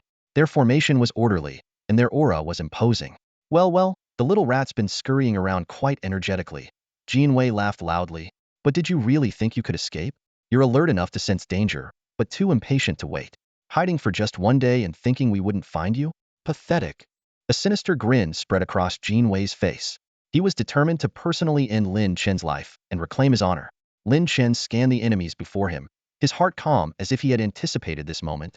In a steady voice he asked, "You've waited an entire day just to kill me. All because I defeated one of your men?" Although it was clear they were out for his life, Lin Chen was determined to fight back. Still, he wanted to understand their motives. After all, the silver armored troop was not known for picking fights without reason. Ji Chengjia let out a cold snort, a trace of disdain flashing in his eyes. You're sharp, I'll give you that. But not sharp enough. Otherwise, you'd have crawled into some sewer and stayed hidden from us. His tone brimmed with confidence, as if victory was already within his grasp. Though Lin Chen was already marked as a dead man in Ji Chengjie's eyes, the latter decided to indulge the dead man's curiosity. I suppose it doesn't hurt to tell you. Lord Ningyu desires your death even more than I do, and was willing to pay the price of a he pill for it. Imagine Theta worthless life like yours being worth a he pill. You should feel honored. Hearing this, Lin Chen lowered his gaze slightly, his voice calm yet icy. In that case, Ningyu doesn't deserve to live either. Enough talk. Time to die. Ji Chengjia waved dismissively, his patience wearing thin. Stop wasting our time. From the crowd, Jin Wei stepped forward, the nascent form of sword intent rippling around him like an invisible storm. His aura was sharp and oppressive as he closed the distance between himself and Lin Chen, looking down at the man who had once bested him. You think you really defeated me? You think that pitiful strength of yours surpasses mine? You think your surprise tactics will work twice? Jin Wei raised his long sword, pointing it directly at Lin Chen's throat. I'll show you now clowns will always be clowns. A lucky victory changes nothing. Jin Wei's aura surged to its peak, leaving no openings for Lin Chen. His nascent sword intent condensed, and with a swift motion, his sword shot forward like a meteor streaking across the night sky, aiming straight for Lin Chen's chest. The strike was lightning fast and devastatingly powerful, bolstered by the embryonic sword intent. It was an attack few could hope to withstand. Yet Lin Chen remained motionless, his expression calm as he gazed at the incoming blade. To him, it was as insignificant as a passing breeze. Just as the sword tip was about to pierce his chest, Lin Chen moved. One strike. Simple, direct, devastating. The force of his sword was so immense, it seemed to distort the very air. In the blink of an eye, Jin Wei's attack was completely obliterated. Lin Chen's sword didn't stop there, it continued forward with unrelenting momentum, cleaving Jin Wei cleanly in two. Blood sprayed through the air, painting a gruesome scene. Jin Wei didn't even have time to scream. He died without understanding what had just happened. His life extinguished in an instant. Ji Chengjie's eyes widened in disbelief as he watched the scene unfold. Jin Wei had fought with everything he had. Yet this time he was defeated even more decisively than before, cut down like he was nothing. How could Lin Chen's strength have grown so much in just a single day? Gang Realm, 9th level. Ji Chengji's expression darkened. Lin Chen had not only broken through to the 9th level of the Gang Realm, but the energy emanating from him was so dense and solid it seemed to form a protective armor around his body. Such overwhelming, domineering energy was something Ji Chengjia had never encountered before. A chill ran down Ji Chengji's spine, and regret began to creep into his heart. But it was too late to turn back now. He had no choice but to kill Lin Chen here and now, or the consequences would be dire. If Lin Chen were allowed to continue growing, not even the commander of the silver armored troop would be able to stop him. With a grim expression, Ji Chengjia raised his hand and made a signal. Instantly, the silver armored troop let out a unified battle cry, their collective aura surging like a tidal wave. The energy from each soldier merged into a single, cohesive force. The silver armored troop began advancing in perfect formation, their movements precise and disciplined. Under the sunlight, their polished armor gleamed, exuding an intimidating presence. This renowned mercenary force was now unleashing its full might, focusing all its power on one man, Lin Chen. The Silver Armor Army's reputation resounded throughout the Great Way, their names spoken with awe and reverence. Rumors claimed their combat prowess could rival that of the elite border regiments. This elite force held itself in the highest regard, considering itself a premier corps. At this moment, the Silver Armor soldiers advanced in a disciplined formation, each soldier moving in perfect harmony, forming an inseparable whole. Their march resembled a surging, unstoppable flood, exuding an overwhelming aura that struck fear into all who witnessed it. Ji Chengjia sneered coldly and said, "In the face of such a formation, individual bravery is meaningless. It will be ground into dust. You may be stronger than I anticipated, but today, you will meet your end under the might of my Silver Armor Army." Though Lin Chen possessed extraordinary strength, he was, after all, just one man. Surrounded by the Silver Armor formation, escape was impossible, no matter how skilled he was. The military formation, designed for overwhelming offense and defense, was far beyond the capabilities of any individual warrior. Moreover, it was personally led by Ji Chengjia, a powerful cultivator at the first level of the condensed intent realm. How could Lin Chen possibly stand a chance against such odds? Initially, Ji Chengjia believed he could slay Lin Chen on his own. But to ensure absolute victory, he resolved to unleash the full force of the formation, leaving Lin Chen no chance of survival. With a cruel grin, Ji Chengjia declared, "Boy, the Silver Armor Army is unparalleled in great way, its strength equal to that of the elite border regiments. To die under such a formation is an honor you should take pride in." With that, he waved his hand sharply. In an instant, a deafening roar erupted as the entire formation surged forward like a ferocious beast, bearing down on Lin Chen with overwhelming momentum. However, Lin Chen suddenly spoke, his voice icy and sharp. "What did you say you're not inferior to?" His face was expressionless, but his eyes glinted with a dangerous light. As a commander who had once led his troops in fierce battles against the elite forces of Shangwu Nation at the border, achieving 7 decisive victories, Lin Chen knew the strength of the border regiments better than anyone. For the Silver Armor Army to compare themselves to the elite border regiments? It was nothing short of an insult to the brave warriors who bled and died defending the frontier. Ji Chengjia replied arrogantly, "Naturally, we are no weaker than the Lin family army. If my Silver Armor Army were sent to the battlefield, we too would achieve great victories." Hearing this, Lin Chen's gaze turned as cold and sharp as a blade, his demeanor merciless and unyielding. Fury surged within him as he thought, the Silver Armor Army? Daring to compare themselves to the Lin family army? These fools are nothing but a disorganized rabble. How dare they sully the name of the battle-hardened troops Lin Lan personally forged? Consumed by rage, Lin Chen tightened his grip on his sword and charged headlong into the Silver Armor Army's formation without hesitation. In his eyes, this so-called formation was nothing more than a half-baked attempt. Lin Chen vowed to use his strength alone to utterly destroy it. Kill! Ji Chengji's furious roar echoed across the battlefield as his aura merged seamlessly with the military formation, amplifying its power exponentially. The silver-armored troops surged forward like a raging flood, their momentum unstoppable. Lin Chen stood unflinching, the power of his Gang technique condensed into battle armor covering his body. Wielding a sharp sword, he summoned Qianyu, which swirled around him. In an instant, he accelerated like a phantom, darting into the enemy formation. Swift sword technique, he muttered under his breath. His sword slashed like thunder, tearing through the enemy ranks with unstoppable force. "Do you think this is just a disorganized mob?" Ji Chengjia bellowed, channeling the power of the military formation into a fearsome beast that charged ferociously at Lin Chen. Yet Lin Chen met it heated like a wild dragon, while Qianyu rained down like a storm, piercing the formation and forcing the silver-armored soldiers to divert their focus to defend. Lin Chen's sword swept through the battlefield like a rainbow, breaking armor and cutting down enemies as he carved a straight, bloody path through the silver-armored troops. When their charge passed, all that remained was a field of corpses and a crimson trail of blood. Die! Ji Chungjie roared, his sword intent surging to the heavens. Empowered by the military formation, his strike radiated blinding brilliance, forcing everyone to shield their eyes. The ground beneath shattered to dust under the sword's immense energying attack, strong enough to severely injure even a first-tier condensed intent realm warrior. But Lin Chen did not retreat. Instead, he charged forward toward the formation. Ba Gang battle armor, he shouted, unleashing the full extent of his unique power. The air around him distorted, exuding an overwhelming and ferocious aura. What? Ji Chungjie was stunned, disbelief etched across his face as he watched Lin Chen, like a human-shaped typhoon, barrel through the dazzling sword light. In a flash, Lin Chen closed the distance and unleashed the swift sword technique once more. The sword light streaked by, and Ji Chengji's shoulder was cleaved in half, rendering his defensive spiritual treasure useless. Though grievously injured, Ji Chungjie managed to grab Lin Chen with his remaining hand, shouting fiercely, "Kill him!" Dozens of silver-armored soldiers responded, their blades flashing simultaneously. Lin Chen smirked coldly. Is that all? In an instant, a phantom of a flood dragon coiled around him, its neck swelling rapidly before sprouting three heads. Three-headed roar. The dragon heads moved, unleashing serpent-like energy beams that scattered like lightning. Wherever they struck, the ground blackened and caved in. The silver-armored soldiers were obliterated in an instant, their bodies torn apart as blood rained down in torrents.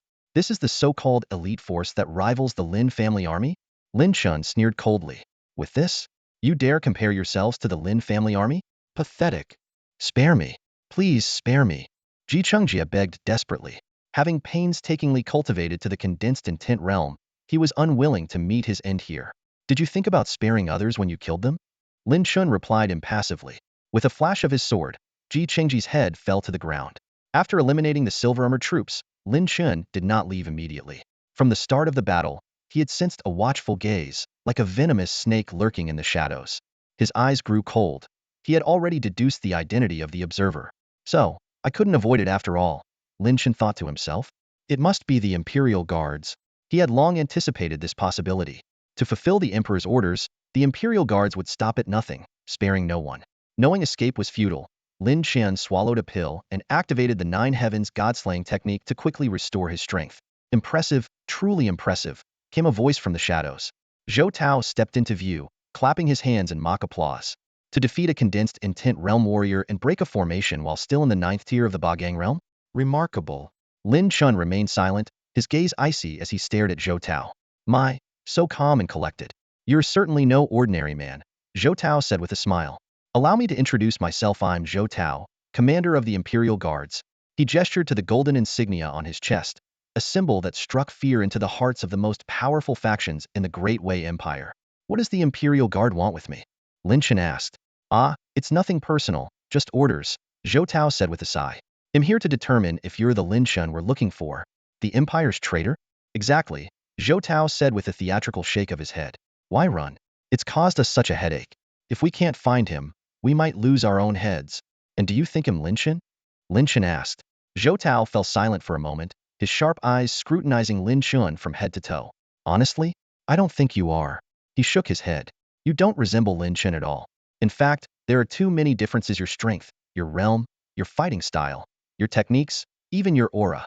They're all completely different. Then perhaps you should look elsewhere. Isn't time of the essence? Lin Chen suggested. Zhou Tao nodded. You're right, there's still work to be done elsewhere. Busy days indeed. Lin Chen's gaze sharpened. What work?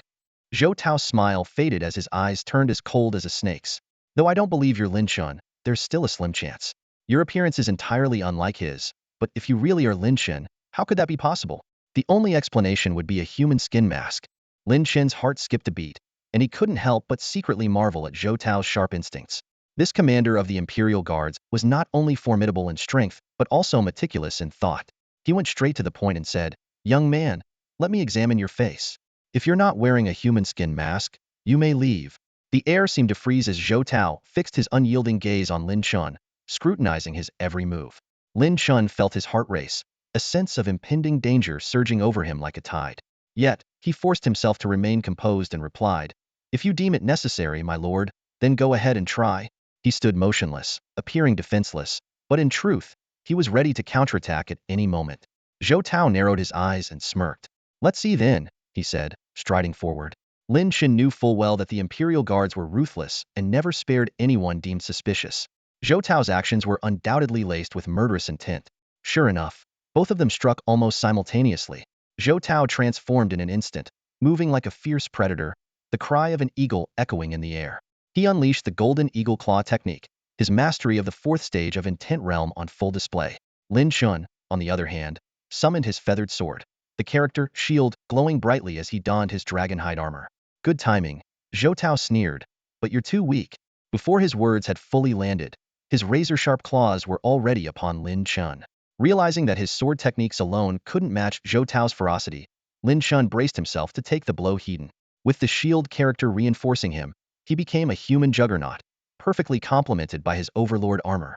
Zhou Tao's eagle claws tore downward, ripping through the overlord armor.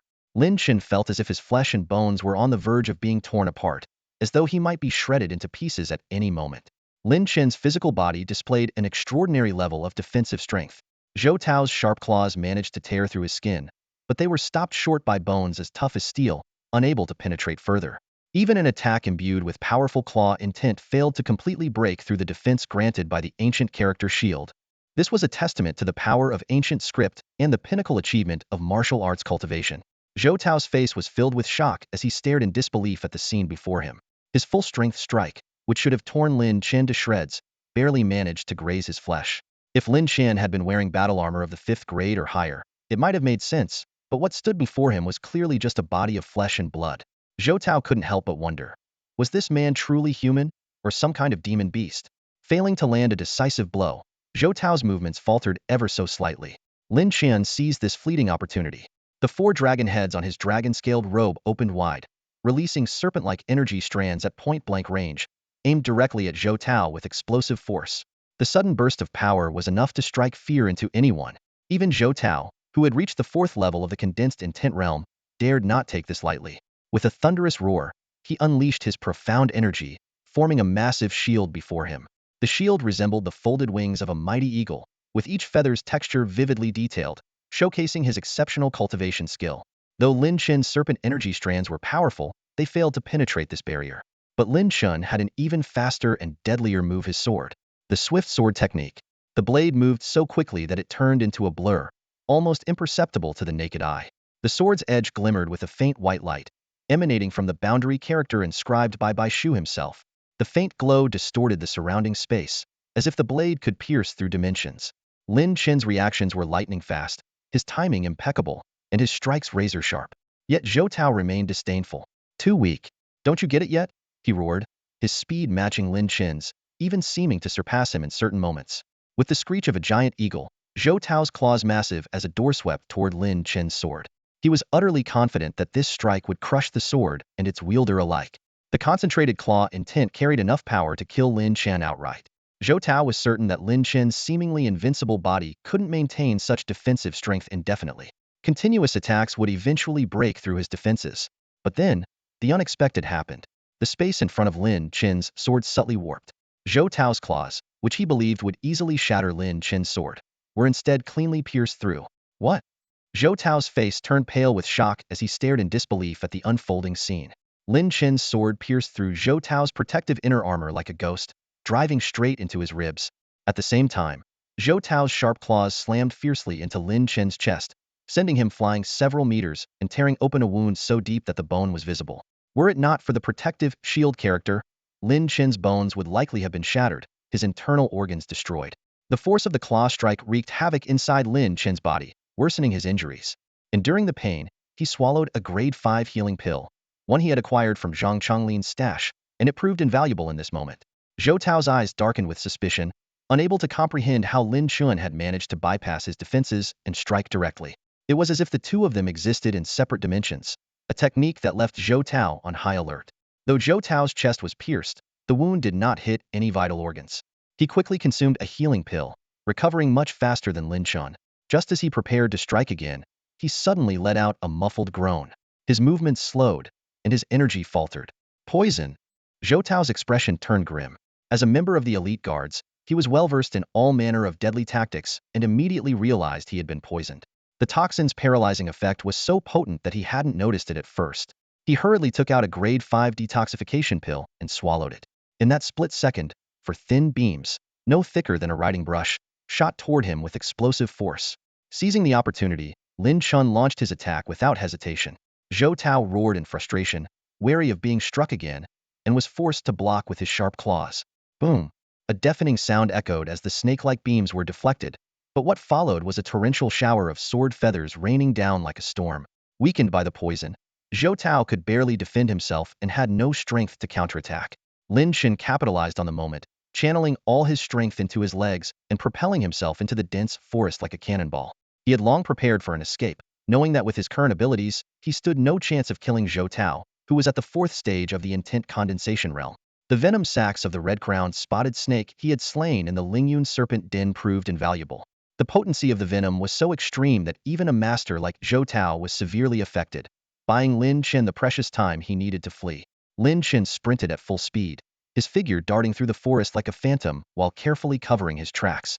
Zhou Tao roared furiously as he gave chase, leaving destruction in his wake, but the complex terrain eventually caused him to lose Lin Chen's trail.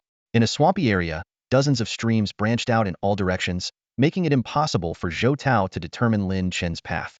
He rampaged through the surroundings, overturning everything in sight, but his efforts were in vain. He escaped. Zhou Tao's face darkened like iron, his eyes blazing with fury. For years, he had always been the one to slay his enemies. Now, to be outmaneuvered by someone of a lower realm was a humiliation he could hardly bear. Beaten in my own game, Zhou Tao muttered through gritted teeth. Poison had always been his specialty, yet he had been outplayed, and that only fueled his rage. Taking a deep breath, Zhou Tao forced himself to calm down. At least there's a good chance this isn't Lin Chen, he thought, consoling himself. If it were, I'd likely have lost my head by now. Though the opponent's fierce resistance was notable, it wasn't enough to confirm that it was Lin Chen. After all, the reputation of the elite guards was enough to make anyone fight desperately when targeted. Looks like I'll have to head to the wastelands of 100 battles, Zhou Tao said coldly before turning and leaving.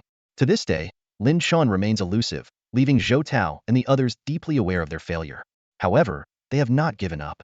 The battleground wasteland is like an intricately woven net. No matter how much Lin Chen understands its mysteries, he is bound to investigate it. If they cannot capture Lin Chen, even when he walks into their trap, their very existence would lose its purpose. Zhou Tao cast a final glance at the perilous swamp before turning to leave, a plan already forming in his mind. The next day, Lin Chen emerged from the marshland with great difficulty, drenched and in utter disarray. The scene was eerily reminiscent of his escape from the capital, prompting a wry smile. This will be the last time, Lin Chen murmured to himself, a glimmer of resolve in his eyes. Next time we meet, they'll be the ones running. Taking a deep breath, Lin Chen began to regulate his breathing and recover from his injuries while heading toward the battleground wasteland. There were still more than 2 weeks until the agreed-upon time, tight, but manageable. The 10-layer mountain range was thousands of miles away from the battleground wasteland. Though the distance seemed daunting, Lin Chen's speed meant he could reach it within 5 days. Wasting no time, he traveled day and night, finally arriving at the way border by dusk on the 5th day. Before him stretched a vast and imposing mountain range, dominating the horizon. This was a branch of the 100,000 mountains, far more treacherous than the 10-layer mountains. The range teemed with ferocious beasts, venomous creatures, and poisonous miasma, serving as a natural barrier that had long protected way. On the other side of these perilous peaks lay Lin Chen's destination, the battleground wasteland. Typically, warriors seeking to enter the battleground wasteland would pass through Jingsha Pass, relatively safe route with minimal miasma and rare sightings of beasts.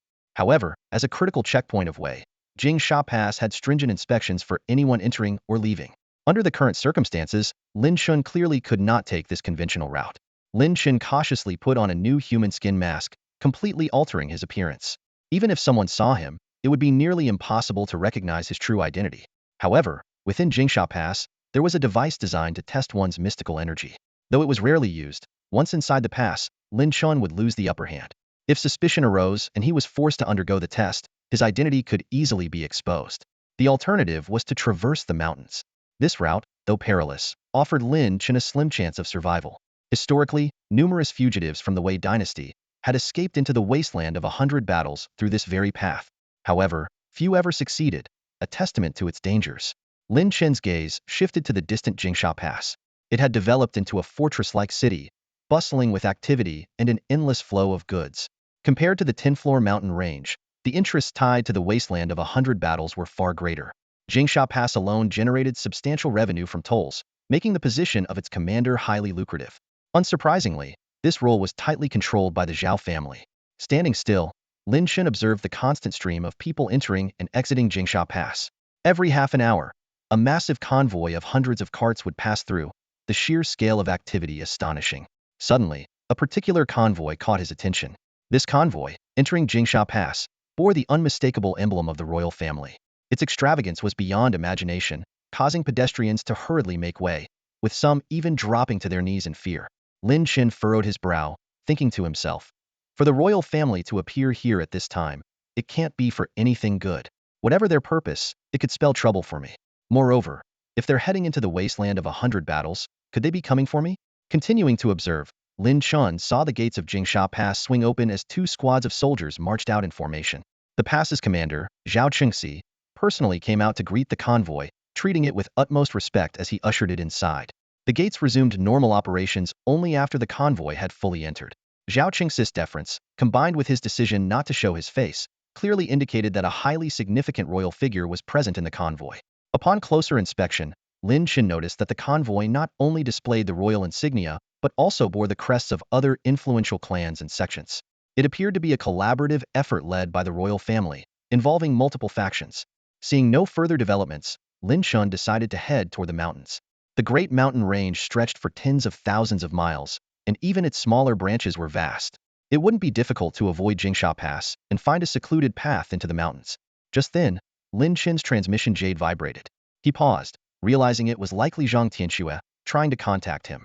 After a moment of hesitation, he infused the jade with mystical energy to activate it, but refrained from transmitting his surroundings. A glowing screen appeared, revealing Zhang Tianxue's face.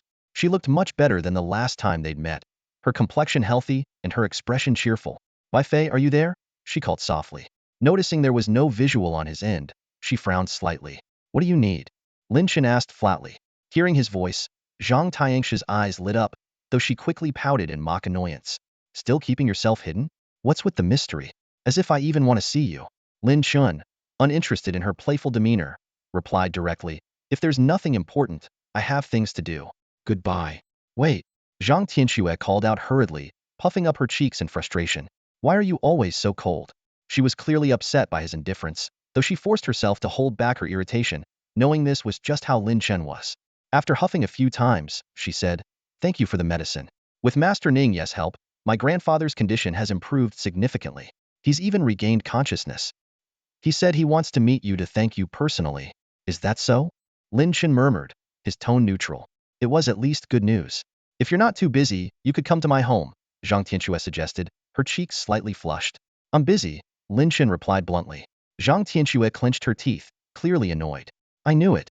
Always the same throwing cold water on my enthusiasm," she snapped. Her temper flared momentarily before she sighed in resignation. "Fine, don't come. I have plenty of things to do myself. Master Ning Yu needs a lot of medicinal herbs, and I'll be helping him gather them." She had initially planned to bring up the idea of becoming his concubine again, but now she didn't feel like saying it. "Ning Yu." Lin Chen's eyes flickered with a cold glint. "You've been spending a lot of time with Ning Yu?" Zhang Tianxue froze, surprised by his question.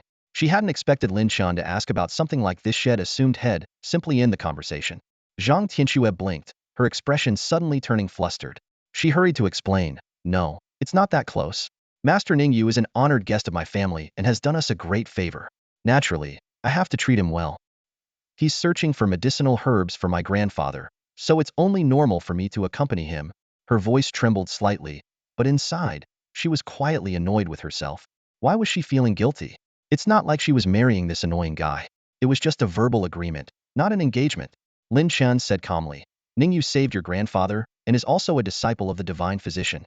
His intentions toward you are pretty obvious, and I imagine your family would be more than happy to go along with it." Hearing this, Zhang Tianxue raised an eyebrow, a hint of pride in her tone. "Weren't you completely uninterested in me? What's this now? Are you trying to hold me to that agreement? Let me tell you, my family is indeed very pleased with Master Ning Yu. Some of the elders have already sounded me out about it." Despite her words, a trace of sweetness welled up in her heart. Lin Chen's aloofness wasn't it just a front, because he cared about her? Still, She silently vowed that she would never marry Ningyu. She might be grateful to him, but she didn't like him at all. Is that so? Lin Chen murmured. Unable to hold back, Zhang Tianxue retorted. Aren't you someone who avoids women altogether? Why are you asking about this? Lin Chen replied bluntly, I don't avoid women, I just avoid you. You. Zhang Tianxue was instantly furious, her chest heaving with anger. This infuriating man. What was wrong with her, Zhang Tianxue? Was she not attractive enough? Then who do you want to be close to? She asked indignantly. Lin Chen answered casually, at the very least, someone like a princess of the dynasty. His gaze drifted toward the distant Jing Sha Pass. Zhang Tianxue immediately caught on. A princess of the dynasty? Are you saying there's a princess in the caravan of the Great Wei royal family? Her chest rose and fell again, and she looked as if she might explode with anger. Fine, go find your princess. Let me tell you, there are royal princes and princesses heading to the 100 Battles Wasteland recently. Why don't you try your luck there? Best of luck to you. Really?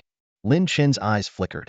Inwardly, he thought to himself that as the eldest daughter of the Zhang family, Zhang Tianxue naturally had access to far more information than most.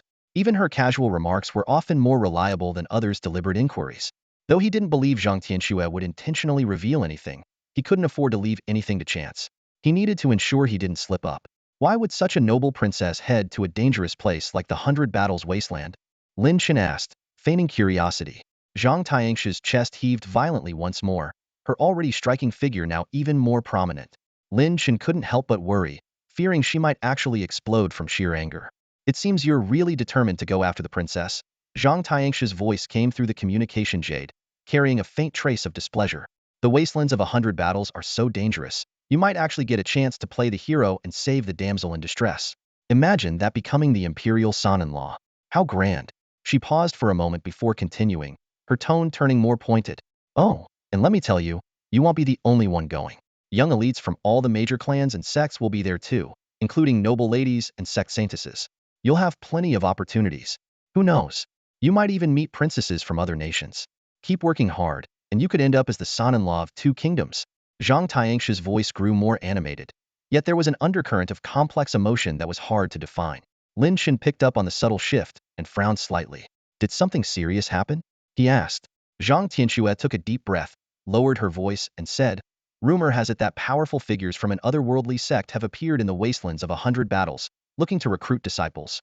Her tone suddenly turned mocking again. Oh, right, another golden opportunity for you.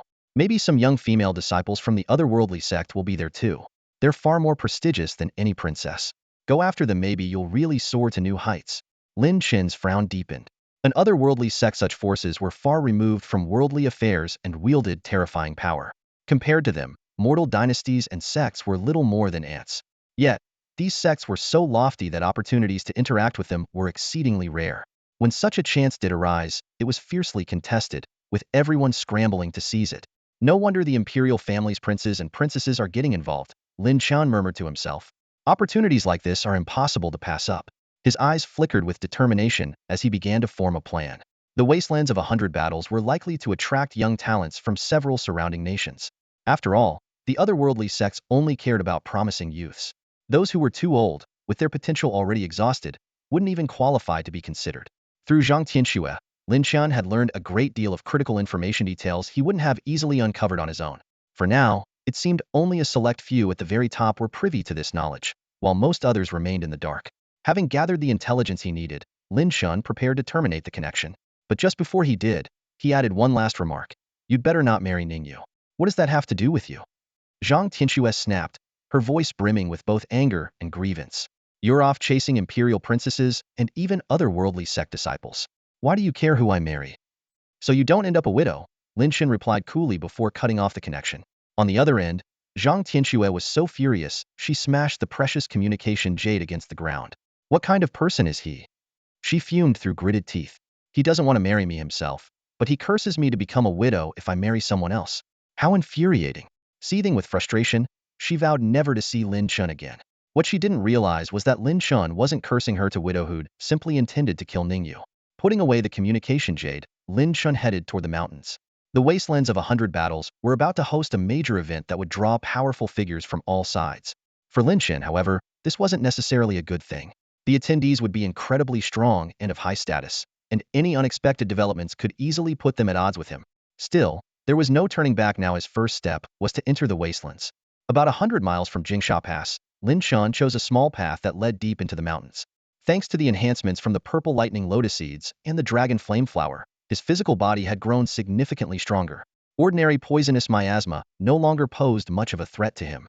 Additionally, he had antidote pills on hand, so he wasn't overly concerned. As he ventured deeper into the mountains, the wilderness grew increasingly untamed. Towering ancient trees and countless unfamiliar plant species blanketed the land. Many ferocious beasts lurked in the dense forest, forcing Lin Chen to stay on high alert. Moving swiftly, he relied on his heightened senses to avoid most of the beasts. The creatures in this area weren't particularly strong, and killing them would yield little benefit, so Lin Chen had no intention of wasting his time. But as he pressed further into the wilderness, the danger escalated. Fourth-tier beasts began to appear, posing a significant threat to Lin Chen. If he encountered a beast king of this level, his only option would be to flee, who was no match for such creatures. Traversing the outskirts of the 10,000 mountains without passing through Jingsha Pass was proving to be no easy task. Fortunately, Lin Chen had honed his skills in escaping danger to near perfection over the past few months. Though he occasionally found himself in peril, he always managed to survive, sustaining injuries that were serious but not fatal injuries he could recover from. Along the way, he came across several areas shrouded in dense, toxic miasma. Even Lin Chen didn't dare venture into these places and had to take long detours. Other natural hazards, such as corrosive swamps, volcanic outcrops, and bone-eroding gases, were equally treacherous. A single misstep in these environments could easily cost him his life. Even with his speed and caution, Lin Chen's progress slowed significantly. He had to navigate with extreme care to avoid the countless dangers that lay in wait. This was the 10,000 mountains, a vast, untamed wilderness where nature reigned supreme. Here, humans were the ones who seemed out of place. Such perilous places often give birth to spiritual beings, offering both danger and great opportunity. Lin Chen ventured deep into the mountains, secretly hoping to witness the emergence of a spiritual entity. He was only a step away from reaching the Qianjun realm, desperately needing a breakthrough to rescue his clan. Shaking his head, Lin Chen pulled his wandering thoughts back to reality. He was seated cross-legged in a dimly lit cave, channeling the nine heavens god-slaying art to heal his injuries. The suffocating environment around him was daunting. Ahead lay a stretch of toxic miasma, thick as ink. On either side were foul-smelling corrosive swamps, their bubbling surfaces constantly bursting. And behind him, the path was blocked by bone-eroding mist, swirling in dense white clouds. He was completely surrounded. Lin Chen was well aware that a slight shift in the wind could merge the toxic miasma with the bone-eroding mist, spelling certain death for him. The dangers of the 10,000 mountains were far greater than he had anticipated.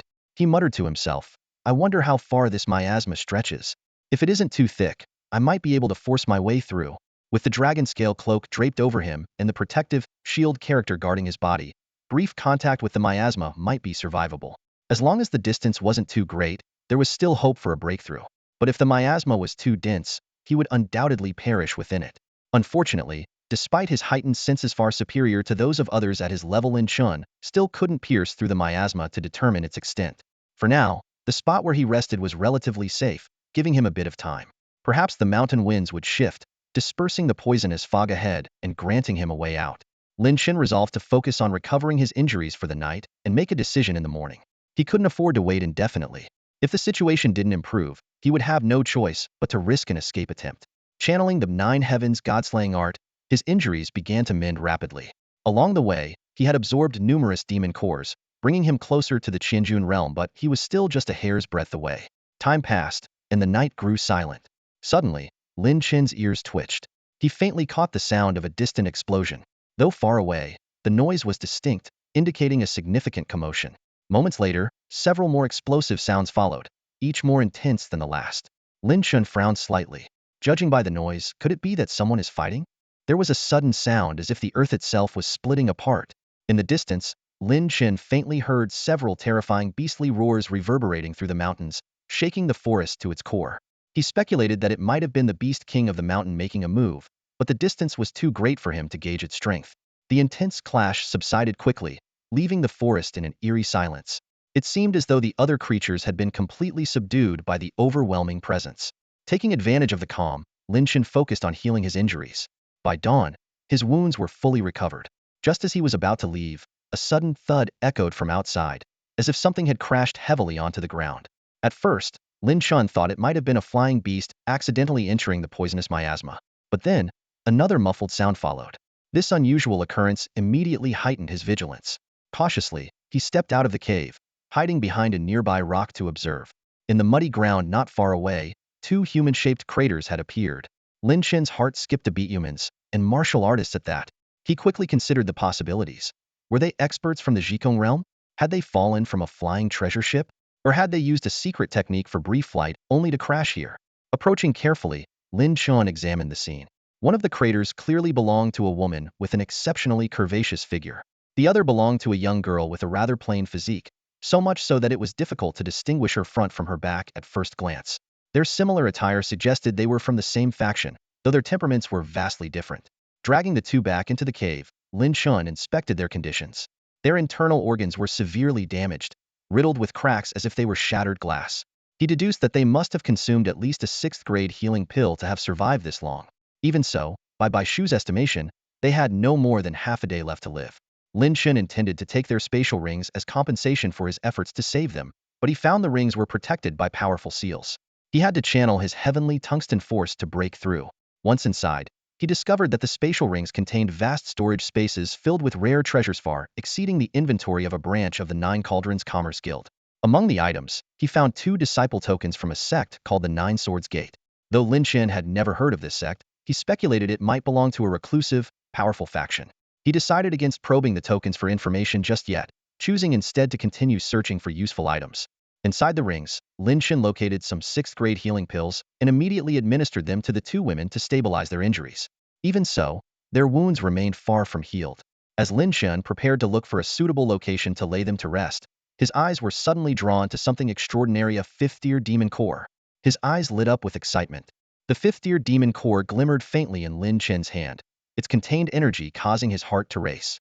This was a rare resource from a 5th-tier demonic beast, equivalent to the power of a Zhuangshu realm expert. In the Great Wei Kingdom, Zhuangshu realm was already considered the pinnacle of strength, with only a select few, such as Lin Lan and Zhao Wuji, reaching this level. Unable to contain his excitement, Lin Chen quickly retrieved 2 5th-tier demon cores. Although they weren't from serpent-type beasts, their value was still astonishing. Summoning the black dragon within him, a shadow flashed, and the cores were devoured in an instant. The next moment, a surge of energy flooded through Lin Chen's entire body like a tidal wave. He immediately activated the Nine Heavens Divine Slash technique, greedily absorbing the pure energy. With this power propelling him forward, Lin Chen broke through to the Qianjun realm with little resistance. First stage of the Qianjun realm, he murmured to himself, as crackling sounds erupted from his body. It was the profound energy surging within him, rippling through the surrounding air. This breakthrough marked a qualitative leap in Lin Chen's combat strength. Previously, he could exhibit the power of 1,000 Jun through sheer physical might. But the true Qianjun realm represented an essential enhancement of profound energy. From the domineering nature of the Bagong realm to the controlled might of the Qianjun realm, profound energy underwent a transformation through these stages, preparing it to bear the martial intent cultivated in the condensing intent realm. Without sufficient strength in profound energy, the martial intent's power would be unsustainable. Lin Chen couldn't help but wonder if it was possible to form martial intent at the 6th stage of the Qianjun realm. The thought alone left him astonished. Creating a preliminary martial intent is feasible, but forming a complete martial intent before reaching the condensing intent realm is exceedingly difficult, Shu cautioned. Lin Chen nodded in understanding. Even the mere presence of a preliminary martial intent would grant him the power to challenge stronger condensing intent realm warriors. Without martial intent, no matter how formidable one's pure profound energy was, it would struggle against the might of martial intent. This disparity was especially evident against opponents at the 2nd stage of the condensing intent realm or higher, where martial intent's advantage became overwhelmingly dominant. Reflecting on his previous encounter with Zhou Tao, Lin Chen deeply felt the terrifying strength of a 4th-stage condensing intent realm expert. Without the use of poison, escape would have been impossible. A direct confrontation offered almost no chance of victory. Hunting 5th-tier demonic beasts to obtain their cores on my own is nearly impossible, Lin Chen sighed. I'll need to rely on spiritual herbs and relentless cultivation. The road ahead remains arduous. Standing up, he stretched his limbs, feeling the powerful energy coursing through him. His next step was to leave this area. The spatial rings of the two women contained antidote pills and miasma-repelling pills, enough to help him traverse the toxic mist zone. Lin Chen crouched down to examine the two women closely. He found that they still had faint life signs. Since they were alive, he couldn't bring himself to leave them behind. Let's take another look. There might be something I missed, Lin Chen muttered as he searched through the 2 spatial rings again. This time, he carefully inspected every item, hoping to find some healing technique or treasure. Unfortunately, while he discovered various techniques, none were related to healing. The treasures were equally unhelpful. His only hope now rested on a collection of ancient artifacts. The two women had amassed numerous antiquities, seemingly older than those collected by Zhang Chonglin. These items were likely excavated from ancient ruins or the dwellings of predecessors. Lin Chen took out all the ancient artifacts and asked Bai Shu to appraise them. These can barely be considered ancient artifacts. A few of them are roughly 10,000 years old, Bai Shu remarked, her gaze suddenly lighting up. That plaque, take it out. Following Bai Shu's instruction, Lin Chen retrieved a scorched plaque. Its material was unidentifiable, and its surface was covered in burn marks, as if it had been struck by lightning. Observing it closely, Lin Chen could sense a faint trace of the thunder's ferocity lingering within the charred marks. In his soul sea, he seemed to hear the rumble of thunder, as if the lightning were striking once more. This strange sensation caused Lin Chen's face to pale slightly. Even the residual trace of such power was enough to affect his mind, an undeniably astonishing phenomenon. There used to be two characters on this plaque, but one was destroyed by lightning. Only one remains, Bai Shu explained regretfully. Her glowing white form shimmered as she infused her energy into the plaque. Gradually, strokes of writing emerged, and the remaining character became increasingly clear. It's definitely an ancient script. Lin Chen held his breath, focusing intently on the character. Drawing on his previous experience, he began to grasp its essence. Emptying his mind, he used his understanding of martial arts to comprehend the meaning behind the character. Every stroke and every line carried the distilled martial essence of the one who had written the character. Lin Chen focused intently, sensing that this character was far more profound and powerful than the shield character he had previously comprehended. Despite his extraordinary martial talent, his speed in grasping its meaning was notably slower this time. However, Lin Chen did not give up. He remained fixated on the mysteries within the character, eventually seizing a thread of its essence. Using this as a breakthrough point, he gradually delved deeper into the truths embedded within. In a fleeting moment, Lin Chen's consciousness seemed to transcend time and space, and he saw a blurry image of a woman. Her demeanor was gentle, lacking the sharpness of a martial artist, resembling more the compassion of a healer. Lin Chen instinctively understood this must be an apothecary. In the vision, the female apothecary was desperately trying to save a man who clearly meant everything to her. She exhausted every method she could think of, yet none succeeded. In the end, she made a shocking decision. She began burning her own life essence in a desperate attempt to heal the man. Perhaps it was destiny, or perhaps the extreme circumstances pushed her to a new realization about her path. At the peak of her sacrifice, she broke through the limits of her medical art, inscribing an ancient character in the air, heal. The character instantly amplified her healing abilities. A miracle occurred. Not only was the man fully cured, but she also escaped death. Lin Chen was amazed, realizing that this was a profound moment of transcendence in the face of despair, allowing the apothecary to take a significant step forward on her path. Returning to reality, Lin Chen had fully grasped the meaning of the ancient character. He began inscribing heal stroke by stroke onto the blade of the White Book sword. White Book smiled faintly. Though heal was not as exalted as characters like pill or medicine, for someone like Lin Chen, whose focus lay in swordsmanship, successfully engraving such a character was no small feat. As the healed character was completed, White Book felt a surge of power, her form becoming more solid. She informed Lin Chen that characters like pill, medicine, or even doctor were beyond his current ability to inscribe. Lin Chen silently resolved to one day find a sword character or perhaps even create one himself. The power of the heal character was now at Lin Chen's disposal. He turned to the two women nearby, a decision forming in his heart. It seems that fate has indeed spared your lives. Lin Chen sighed inwardly. Since he had already helped these two women, he couldn't just stop halfway. With a flip of his hands, a glowing white book materialized, radiating a gentle light. The character for heal shimmered on its pages, and a warmth akin to spring sunlight flowed into the two women's bodies. The dormant medicinal energy from the healing pills was reactivated, unleashing its full potency. At the same time, wherever the power of the healed character passed, their nearly collapsing internal organs began to miraculously mend. Tiny cracks fused together, and under the nourishing effects of the 6th-grade healing pills, their injuries quickly recovered. Lin Chen's eyes lit up, and he thought to himself that while this power didn't directly enhance combat strength, it was incredibly practical. Who would want to fight someone with such extraordinary healing abilities? It would be like facing two opponents at once, with a powerful healer always at their side. Just as Lin Chen was contemplating the potential of the White Book, a faint cough pulled him back to reality. The taller of the two women was the first to awaken. Though her face was still pale, a hint of color had returned. She struggled to speak, her voice hoarse and weak. Not dead? Xiang Tiange was clearly shocked by her survival. The despair she had felt before losing consciousness still lingered, and waking up now filled her with a mix of emotions. However, a sudden bout of violent coughing racked her body, and the sharp pain in her chest sent cold sweat streaming down her face. Fighting through the pain, Xiang Tiange glanced around. When her gaze landed on Lin Chen, a hint of wariness flickered in her eyes. Forcing herself to speak, she asked, "Who are you? Did you save me?" Lin Chen nodded in acknowledgement. Surprise flashed in Xiang Tiange's eyes. This seemingly ordinary young man possessed such remarkable abilities. Truly unexpected. Lifting her chin, she spoke in a commanding tone. "Not bad. Saving me will be the greatest fortune of your life. They'll reward you handsomely. Now, focus all your efforts on healing me." Lin Chen's expression remained indifferent as he replied, "You're stable for now. The next step is to treat her." He gestured toward the other unconscious woman.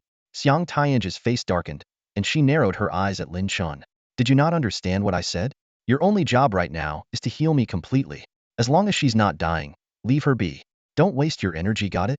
"Shut up," Lin Chen said coldly. "You." Xiang Tiange was furious, her chest heaving with anger. But her rage triggered another violent coughing fit, leaving her even paler than before. Gritting her teeth, she hissed, "How dare you speak to me like that? Do you even know who I am?" Lin Chen's face showed a hint of irritation. This woman, even in her dire condition, was still so overbearing it was truly exasperating. He replied flatly, "Does it matter?" Xiang Tiange froze for a moment, then realized the meaning behind his words. Her anger flared once more, and she was about to lash out when another wave of sharp pain struck her, leaving her drenched in cold sweat. Yes, her lungs really did feel like they were about to explode.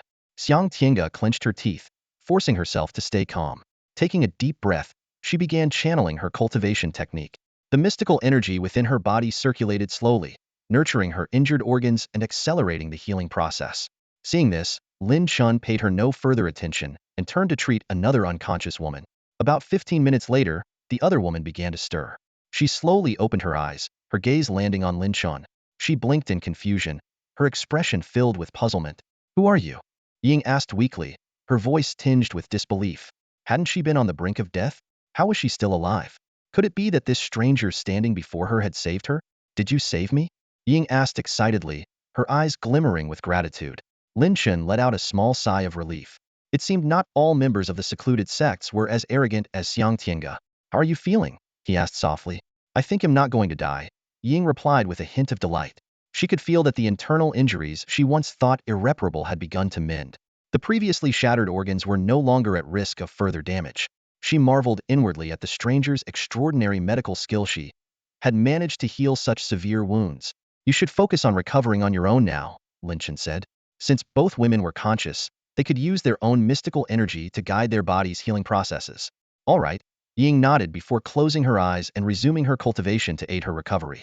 Lin Chen stepped aside, taking the opportunity to recover as well. Using the healing technique had drained him significantly. At the same time, he observed the two women closely. Even in their weakened states, the fluctuations of mystical energy within their bodies were astonishing. It was clear that the techniques they cultivated were of an extremely high caliber. Judging by their ages, they were likely in their early 20s at most. For them to reach such a level of mastery at this age, their talent rivaled his own back in the day. The two women focused entirely on their recovery. Despite Xiang Tiange's hostile attitude, Lin Chen had still provided her with a healing pill, refraining from intentionally hindering her recovery. 2 hours later, the women finished their healing processes. However, they couldn't sustain such intense cultivation for long and needed to rest. "Young master, what's your name?" Ying asked with a cheerful smile as she stood up. Her demeanor was lively and approachable, with no trace of arrogance. She curiously studied Lin Chen, intrigued by the man who had managed to heal such critical injuries, something exceedingly rare in the mortal world. After a brief moment of thought, Lin Chen replied, "Xiang Tiange." He decided against using the name by Fei any longer. Ying couldn't hold back her laughter upon hearing the name, bursting into a fit of giggles. "You vile scoundrel! Do you think I can't kill you?" Xiang Tiange roared in fury, her face darkened like a storm cloud as she glared intently at Lin Chen. Her eyes flickered with a dangerous light, as though she might pounce at any moment and tear him apart. Lin Chen, utterly baffled, looked at her with a mix of confusion and disbelief. He couldn't fathom why this well-endowed but seemingly brainless woman had suddenly gone berserk. Ying, witnessing the scene, crossed her arms and huffed in disapproval. "Senior sister, what's with all the anger? Young Master Shang saved our lives, and this is how you repay him?" As she spoke, she subtly moved closer to Lin Chen, positioning herself between him and Xiang Tiange. Xiang Tiange, incensed, snapped, a shameless man like him who knows what filthy intentions he had in saving us. I should gouge out his eyes. Ying frowned deeply, her tone turning stern. Senior sister, it's you who are disgraceful with this ungrateful attitude. Ying, are you deliberately opposing me? Xiang Tiange spat through gritted teeth. If it weren't for you fighting me every step of the way, I wouldn't have been injured like this, nor would I have been humiliated here. Her aura flared with surging energy, but Yi Ying's presence seemed to suppress her slightly. Xiang Tiange's face fell as she noticed this disparity. You've recovered faster than me? She asked, her voice tinged with surprise. Gritting her teeth, she turned her glare back to Lin Chen. You even played favorites while saving us? Lin Chen had already discerned the tension between the two women, though he hadn't expected their animosity to run so deep. Calmly, he explained, it's due to your own unique constitution, which partially obstructed the energy transfer. In truth, he had exerted nearly the same effort for both of them. What do you mean? Are you implying I'm inferior to her? Xiang Tiange's anger flared even more. Ying arched a brow and smirked. Senior sister, it's nothing to be ashamed of. After all, I'm younger than you. By the time I'm your age, of course, I'll surpass you. Proud as she was, Xiang Tiange refused to admit she was inferior. However, a sudden realization dawned on her. Her gaze swept over Ying, and an enigmatic smile crept onto her face. You're right. You are younger. But whether you'll ever reach my age, well, that remains uncertain. Ying blinked, momentarily puzzled by Xiang Tiange's words. She thought to herself, did Xiang Tiange get hit on the head? In just a few years, I'll be the same age as she is now, won't I? Then it hit her this insufferable woman was essentially cursing her to die young. Yi Ying's face instantly darkened, and she gritted her teeth. Even if you die, I won't. Xiang Tiange snorted disdainfully, casting a contemptuous glance at Yi Ying. Lin Chen, observing their childish squabble from the sidelines, could only shake his head, feeling exasperated by their immaturity. Ying decided to stop bickering with Xiang Tiange and instead turned to Lin Chen. Smiling, she said, Young Master Shang, thank you for your help. Rest assured, I will repay you properly. As she spoke, she instinctively reached for her spatial ring, intending to select a few valuable items as a token of gratitude. However, the ring didn't respond. Ying blinked in confusion, only to realize that her spatial ring was missing. What? Did I drop it? She muttered in surprise. Xiang Tiange's expression also shifted as she discovered that her spatial ring was gone as well. Her gaze snapped to Lin Chen, and she demanded harshly, You took it? Lin Chen nodded calmly. Yes, I did. It's my compensation for saving your lives. His straightforward admission caught Xiang Tiange off guard. She sneered coldly. At least you're honest. Now hand it back. Not possible, Lin Chen replied with a resigned shake of his head. Xiang Tiange's fury reached its peak. She clenched her fists, wishing she could pummel Lin Chen into the ground. Unfortunately, her injuries left her unable to muster much strength. Yi Ying, on the other hand, was perplexed. What does not possible mean? She asked, more curious than angry. While she had been upset at first upon realizing Lin Chen had taken her ring, she quickly reasoned that her life was worth far more than the items inside. Letting it go, she focused instead on the intriguing dynamic between Lin Chen and Xiang Tiange. What could those two words possibly mean to provoke such a reaction from her senior sister? Seeing that neither of them intended to elaborate, Yi Ying began piecing it together on her own. Turning back to Lin Chen, she said, Young Master Shang, you can keep the ring. But if we want to make it out of the outer reaches of the 10,000 mountains alive, we'll still need weapons, medicine, and other essentials. Lin Chen nodded and returned the necessary supplies to Yi Ying. You're quite considerate, Young Master Shang, Yi Ying said with a smile. Now, return my disciple token as well. She retrieved a token and infused it with her energy. A glow emanated from the token, revealing the information within. 9 Sword Sect, Core Disciple, Yi Ying. A core disciple? Lin Chen's heart skipped a beat. A core disciple from a reclusive sect, this was no small matter. Yi Ying continued, Oh, and you should return senior sister's token too. Otherwise, if she can't leave the 10,000 mountains, wouldn't your efforts to save her be wasted? Her words were meant to ease the tension between Lin Chen and Xiang Tiange. In Yi Ying's eyes, Lin Chen wasn't a bad person. Considering the vulnerable state they had been in, Lin Chen could have easily done whatever he wanted. He could have taken not just their rings but their dignity as well. Yet, he had only taken material possessions, a rare restraint. Though she wouldn't admit it, Yi Ying was acutely aware of how much Xiang Tiange's beauty appealed to men. As this thought crossed her mind, a faint realization began to dawn on her. Big deal? How interesting. Lin Chen chuckled softly, swiftly storing the essential items into a spatial ring. With a casual and effortless motion, he tossed the ring towards Xiang Tiange. The moment Xiang Tiange caught the ring, her expression darkened. A surge of humiliation overwhelmed her, and her eyes nearly ignited with fury. Proud as she was, when had she ever been treated with such disdain? Yet, survival instinct ultimately triumphed over pride, and she gripped the ring tightly. Young Master Shang, Ying suddenly interjected, her eyes glimmering with mischief. Let me tell you something, me seeing your sister's name is Xiang Tiange. She's like a proud swan, you know? Hearing this, Lin Chen's lips twitched ever so slightly. Only then did he realize the source of the killing intent in Xiang Tiange's gaze. So that's what it was. Although every disciple carried an identity token, Lin Chen, out of caution, refrained from inspecting them. He was wary of leaving behind traces of his spiritual energy, potentially drawing the attention of the Nine-Sword sect. He knew little about the methods of these secluded sects, and preferred to err on the side of caution. However, to Xiang Tiange and Ying, Lin Chen's actions undoubtedly appeared deliberate, as if he had knowingly used a fake name to mock them. Xiang Tiange, Shang Tiange. Lin Chen glanced at Xiang Tiange, intending to offer an explanation. The name Shang Tiange was a phrase he had casually made up, meaning dancing with a spear in the heavens, to align with his Nine Heavens Divine Slayer technique. But all he received in return was Xiang Tiange's blade-sharp glare. Realizing that explaining would be futile, Lin Chen swallowed his words. The remaining pills should be enough for you two ladies to recover most of your strength, Lin Chen said, rising slowly. Leaving this place shouldn't be too difficult for you. You'd better run far, far away and make sure I never see you again. Xiang Tiange hissed through gritted teeth, her words laced with venom. Take care of yourself, young master, Ying said with a light-hearted smile, her tone carrying a hint of playful ease. Indeed, the pills Lin Chen had left behind were sufficient for them to regain their strength. Once recovered, leaving this place would be no challenge for them. Their injuries had resulted from rashly provoking the Beast King deep within the mountains, which had left their internal organs severely damaged, nearly costing them their lives. As long as they avoided the Beast King, traversing the mountain would pose no real difficulty. Lin Chen turned and headed toward the cave entrance. He had already delayed long enough and needed to cross the mountain and enter the battlefield of 100 wars as soon as possible. But just as he was about to step out of the cave, he suddenly froze, his body instantly tensing. Both Xiang Tiange and Ying noticed the shift as well, their expressions turning grim. Someone's approaching, Lin Chen warned in a low voice. Damn it, it's Chi Bofei and his men, Ying exclaimed, her face going pale.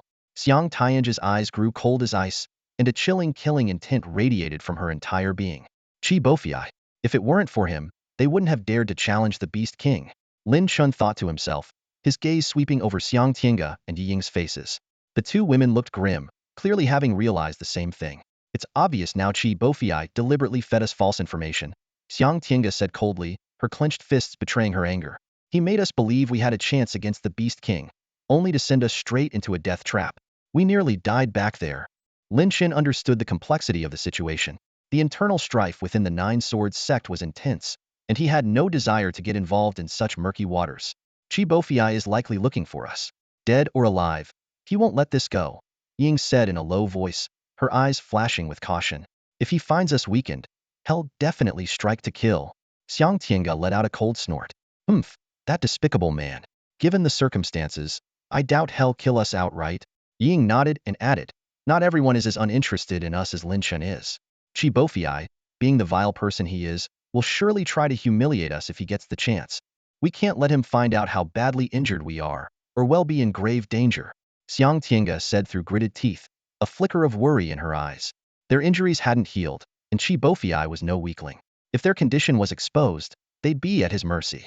We have to put on a front, make him hesitate to act, Xiang Tiange said firmly, then turned to Lin Chen and stepped forward to block his path. You need to cooperate with us and play along. Lin Chen refused without hesitation. I'm not risking my life for this. You. Xiang Tiange glared at him furiously. Ying stepped closer, lowering her voice. Young Master Lin, Chi Bofei is a dangerous man. If he finds out you are connected to us and realizes we're injured, he won't spare you either. Lin Chen frowned. He didn't want to be dragged into this mess, but it was already too late to avoid it. Letting out a quiet sigh, he acknowledged the reality benefits often came with risks. The rewards he had gained from these two women were accompanied by significant danger. There was no turning back now, so he decided to face the challenge head-on. What's his cultivation level? What techniques and skills does he use? Lin Chen asked as he returned to his spot and started a fire, sitting down cross-legged. Ying and Xiang Tiange exchanged a glance before sitting on either side of him, carefully concealing their energy. Ying quickly replied, he's at the 5th level of the condensed will realm and practices the Nine Swords divine technique. His martial skill is the Outer Path 9 Swords. The Outer Path 9 Swords? Lin Chen's expression shifted slightly as he recalled seeing this 7th grade martial skill in the space rings of the two women. What about the Inner Path 9 Swords? He asked. Why are you asking about that? Xiang Tiange snapped impatiently, unable to hide her tension. Lin Chen gave her a meaningful look, his gaze sweeping from her chest to her head. Xiang Tiange's temple twitched, fully aware of what he meant. Ying quickly explained. The Inner Path 9 Swords is the strongest martial skill of the Nine Sword sect, superior to the Outer Path 9 Swords.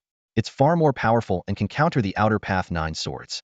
It's only given to those who win the Saintess competition. We were granted the Inner Path 9 Swords, but haven't started cultivating it yet. For now, we, like Chi Bofei, only know the Outer Path 9 Swords.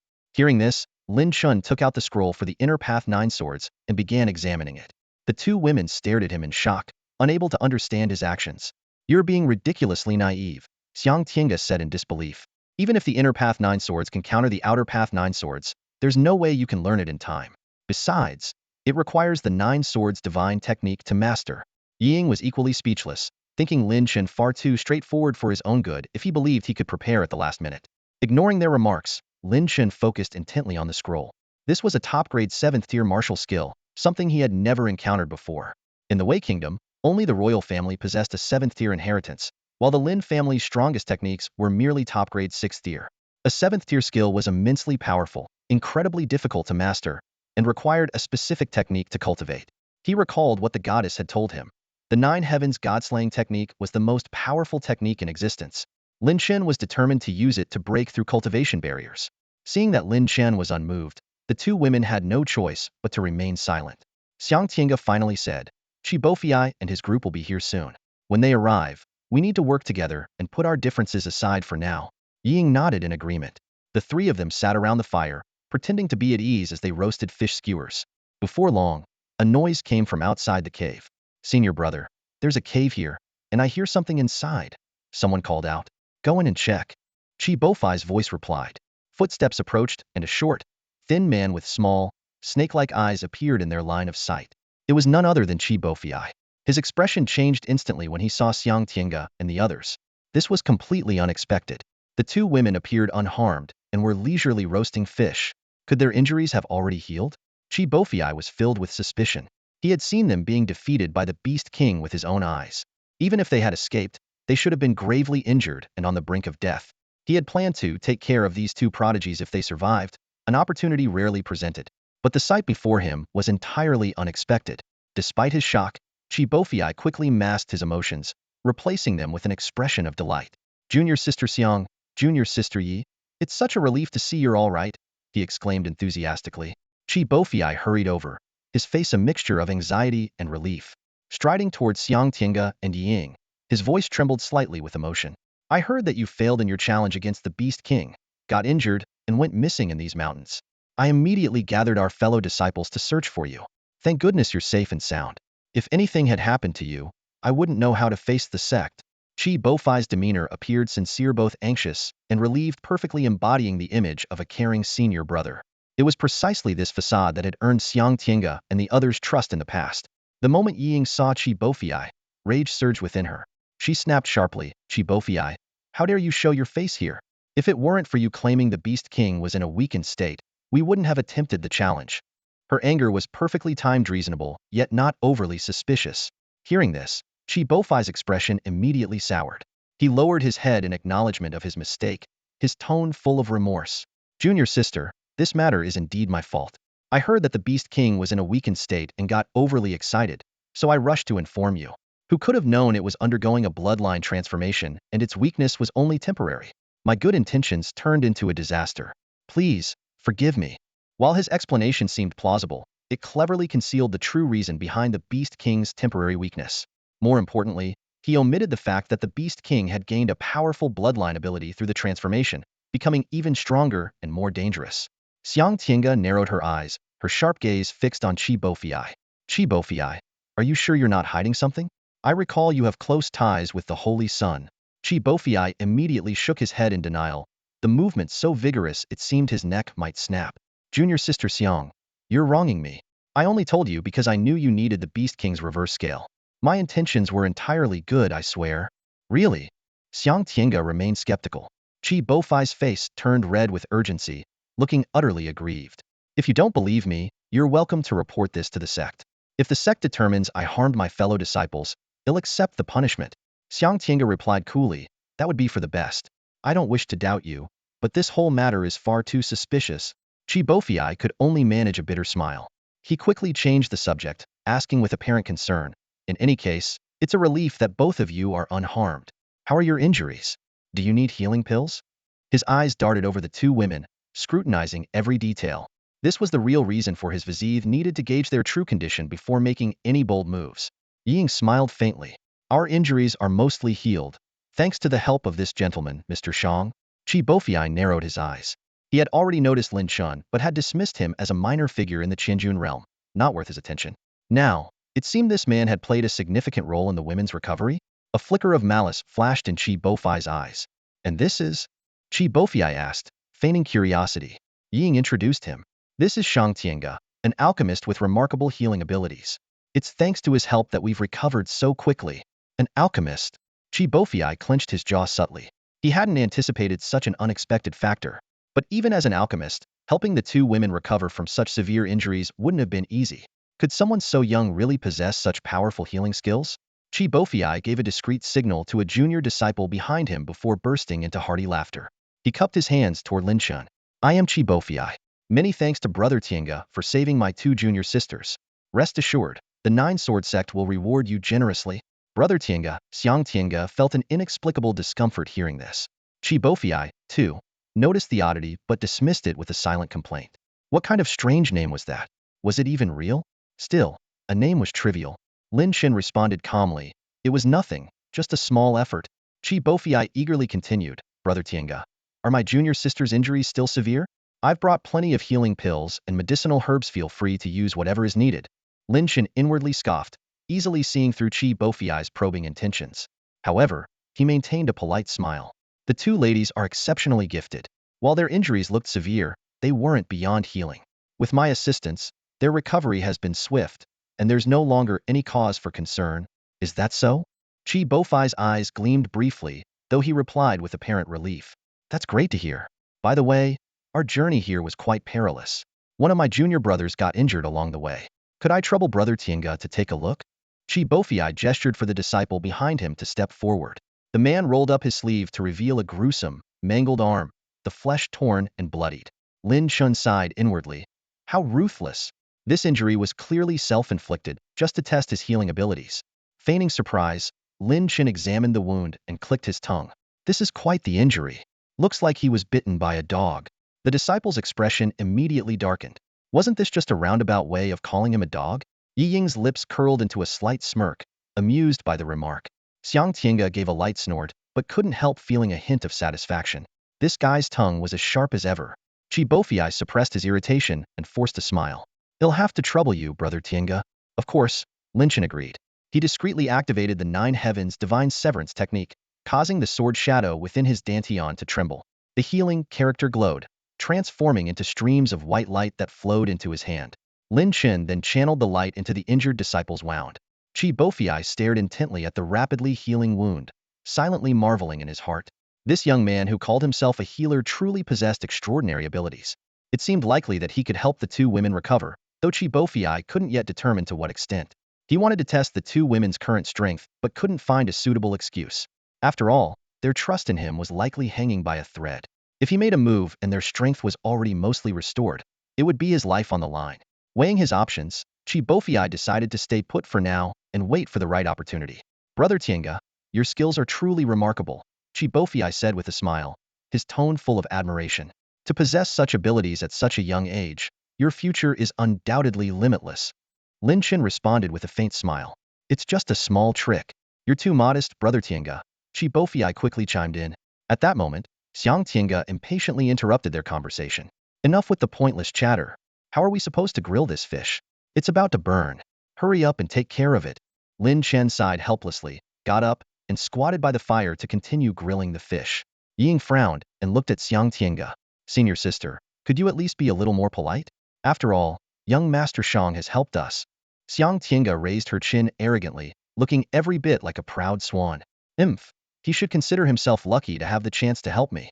Otherwise, he wouldn't even have the opportunity to be near someone of my caliber. Lin Chen waved his hand with a relaxed smile, displaying an easygoing attitude. It's nothing, just a small matter. No need to dwell on it. Ying huffed in frustration. Young Master Shang, you're too kind. There's no need to tolerate her like this. Hearing this, Xiang Tiange flew into a rage, her martial aura starting to rise. Ying, what do you mean by that? Are you saying I'm unreasonable? Ying, unwilling to back down, released her own martial aura. Do I even need to explain? Why don't you ask senior brother Qi and see what he has to say? Xiang Tiange's sharp gaze locked onto Qi Bofei like a blade. Qi Bofei immediately felt immense pressure and quickly forced a smile. Junior sister Xiang has always been warm and courteous. Bootlicker. Ying snorted coldly, clearly dissatisfied with Qi Bofei's response. As the tension in the air thickened, Lin Chen spoke up at just the right moment to defuse the situation. Ladies, neither of you has fully recovered yet. The fish is almost ready. Why don't you take a rest and prepare to enjoy the meal? Xiang Tiange and Ying both huffed simultaneously before begrudgingly withdrawing their martial auras. Even so, they continued glaring at each other from the sidelines. Qi Bofei silently observed the two women, his mind filled with uncertainty. On the surface, they appear to have mostly recovered, showing no signs of weakness. Could they really have already healed? The Beast King's terrifying bloodline ability had seemed so devastating. Was it truly possible to recover so quickly? Despite his doubts, Qi Bofei remained cautious, deciding to keep watching for any potential flaws in their facade. The two women maintained their usual demeanor, secretly calculating that delaying time would work in their favor. Once their injuries healed, they could eliminate Qi Bofei. Qi Bofei, on the other hand, lingered nearby under the guise of casual interest, his gaze occasionally sweeping over the group. Lin Chen and the others dared not relax, staying on high alert at all times. Lin Chen thought to himself that their deception wouldn't last much longer. Qi Bofei was shrewd and ruthless. To test Lin Chen's medical skills, he had even ordered one of his subordinates to sever an arm. A man like him would never give up easily.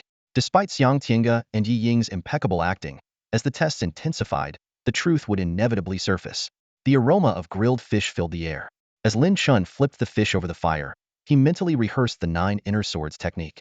He had confirmed that he was not bound by the usual restrictions and could indeed practice this 7th-tier martial skill. Although it was profound and complex, his talent allowed him to progress at a decent pace.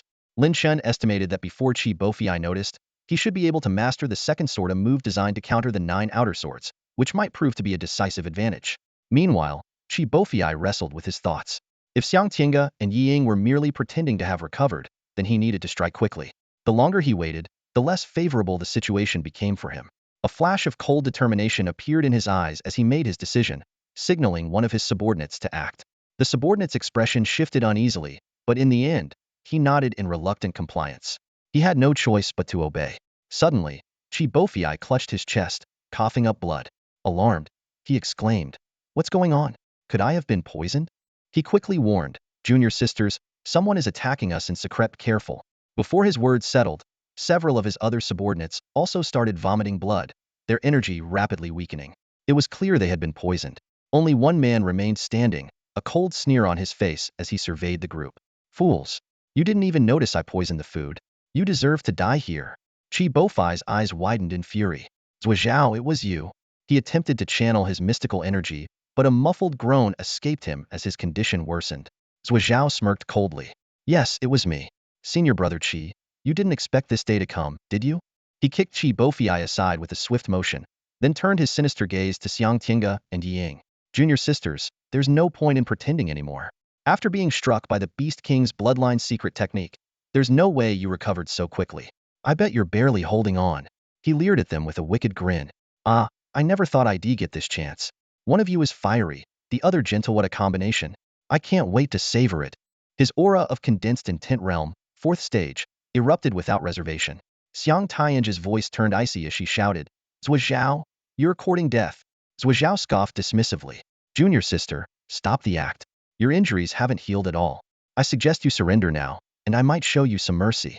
Otherwise, don't blame me for being rough." Xiang Tiange and Yi Ying's expressions darkened. They hadn't expected Qi Bofei to resort to such a ruthless ploy, sacrificing Zhuo to test their condition. His cruelty exceeded their expectations. Zhuo, brimming with arrogance, taunted, "What's the matter, junior sisters? Am I wrong? If I'm mistaken, then come kill me." Lin Chen, still holding the grilled fish, subtly pointed it toward Qi Bofei, who lay on the ground. The situation had escalated to the point where their deception was bound to be exposed. Their only option now was to strike first. Qi Bofei's elaborate act pretending to be poisoned and throwing Zhuo Zhao into the mix was his way of leaving himself an escape route, should Xiang Tiange and Ying prove to be bluffing. Xiang Tiange and Ying hesitated briefly, unsettled by Zhuo Zhao's relentless pressure. But noticing Lin Chen's signal, they immediately understood what needed to be done. Ying stood up, her hand flashing as her sword appeared. Its aura rippled powerfully, not at its peak, but formidable nonetheless. Zhuo Zhao swallowed hard but had no choice but to press forward. Junior sister, still pretending? Do you think he'll fall for such tricks? He unsheathed his own sword, unleashing its energy to the peak of the condensed intent realm, 4th stage. Its sharpness was palpable. Courting death, Ying shouted fiercely. Qi Bofei's eyes remained fixed on Ying. As long as Zhuo Zhao wasn't decisively overpowered, it would confirm that her injuries hadn't healed. And if she had truly regained her strength, Qi Bofei could still find a way to retreat. Junior sister, let me expose your lies before I have my way with you. Zhuo Zhao laughed maniacally as he unleashed a strike, pouring all his sword intent into it. The 6th sword of the 9 outer swords. Ying refused to back down, countering with the 7th sword of the 9 outer swords. Though not her full strength, it was more than enough to handle Zhuo Zhao. Qi Bofei watched intently, his focus razor-sharp, unwilling to miss a single detail. Suddenly, he felt an icy chill on his neck, a sensation so piercing it seemed to reach his very soul. At the exact moment Ying and Zhuo Zhao's swords clashed, a flash of sword light streaked toward him, swift as lightning and deadly precise. Xiang Tiange? Qi Bofei's heart pounded with shock. In that instant, he realized the truth. Xiang Tiange and Ying hadn't fully recovered, and everything had been an elaborate ruse. Worse yet, they had already seen through his schemes. Roar! Qi Bofei let out an enraged cry, summoning every ounce of strength to block the lethal strike. He knew that if he could withstand this attack, victory would still be within his grasp. Xiang Tiange launched an all-out strike, her sword light streaking like a rainbow, aiming directly at Qi Bofei's throat. Though not in peak condition, this attack still carried a lethal threat. Qi Bofei, caught off guard, failed to completely neutralize it. With a sharp tearing sound, blood splattered as his neck was nearly severed on one side. Staggering back, Qi Bofei quickly consumed a healing pill and circulated his profound energy to staunch the bleeding. Though temporarily retreating from the fight, he sneered and shouted, "Attack! They're nothing but paper tigers now, they won't last long." Those who had been feigning poisoning immediately sprang to their feet, charging towards Xiang Tiange and Ying. These martial artists, at the 2nd or 3rd stage of the condensed will realm, were not to be underestimated. Standing proudly amidst the rain of blood, Xiang Tiange declared coldly, even injured, "I am not someone trash like you can touch. Today, none of you will leave alive." Her sword light grew even fiercer, sweeping out like a violent storm. Meanwhile, Ying was locked in a fierce clash with Zhuo Zhao. Despite being in a weakened state and operating at less than half her full strength, Zhuo Zhao struggled to gain the upper hand. The strength of these two candidates for the title of Saintess was formidable, even in their injured state. The battle grew increasingly intense, with both women fighting with reckless abandon, unleashing their full power without regard for the consequences. Their prowess was astonishing despite their frailty. They managed to suppress their opponents. Xiang Tiange's sword light shone brilliantly, each strike carrying deadly intent. In just 3 minutes, all of Qi Bofei's subordinates were defeated, and Zhuo Zhao fell as Ying's sword pierced his heart. However, this was the limit for the two women. Pale and unsteady, they were on the verge of collapse as their internal injuries worsened rapidly. At this critical moment, Lin Chen stepped in. 2 beams of white light enveloped Xiang Tiange and Ying. The power of the ancient character heal, halting the deterioration of their injuries. Qi Bofei sneered coldly. "Impressive, truly impressive. Even in this state, you managed to annihilate them all." His wounds were almost fully healed, and his eyes gleamed with unrestrained lust. "Junior sisters, don't resist. I'd hate to accidentally kill you." Grinding her teeth, Xiang Tiange spat, "Qi Bofei, I'd rather die than let you succeed." "Don't say that, junior sister," Qi Bofei replied with a twisted laugh. "Even if you die, they'll still make use of you while you're warm." His laughter was filled with grotesque desire. Xiang Tiange shuddered, horrified by the prospect of such a fate. Lin Chen stood silently in the background, continuously channeling white light. The ancient character heal began to work its way through the two women's bodies, slowly mending their wounds. Qi Bofei turned his cold gaze toward Lin Chen. "Brother, a wise man knows when to adapt. You seem talented, and you're an alchemist too. Why not join me? We can share these 2 women, one for each of us. What do you say?" The 2 women's faces tensed. They knew Lin Chen had no obligation to help them, and Chi Bofei seemed invincible. Lin Chen, however, smiled faintly and said, "That's an interesting proposal." Yet his healing continued uninterrupted. Chi Bofei frowned. "If that's the case, you should show some sincerity. Which one do you want?" Lin Chen asked calmly. Chi Bofei chuckled. "Since you're so sensible, we'll take Ying, and you can have Xiang Tiange." "You dare!" Xiang Tiange shouted furiously. "Don't listen to him. He's lying." Ying cried anxiously. Lin Chen glanced at Chi Bofei and said flatly, "I refuse." "Why?" Chi Bofei's voice turned icy. "I don't like older ones," Lin Chen replied. Xiang Tiange glared at him. "You." Chi Bofei seized the momentary distraction, his figure flashing like lightning as his sword thrust toward Xiang Tiange. The attack was so swift that she had no time to react. But this was precisely the opportunity Lin Chen had been waiting for. He shoved Xiang Tiange aside, and Ying, quick to respond, unleashed a sword strike imbued with her full intent toward Chi Bofei.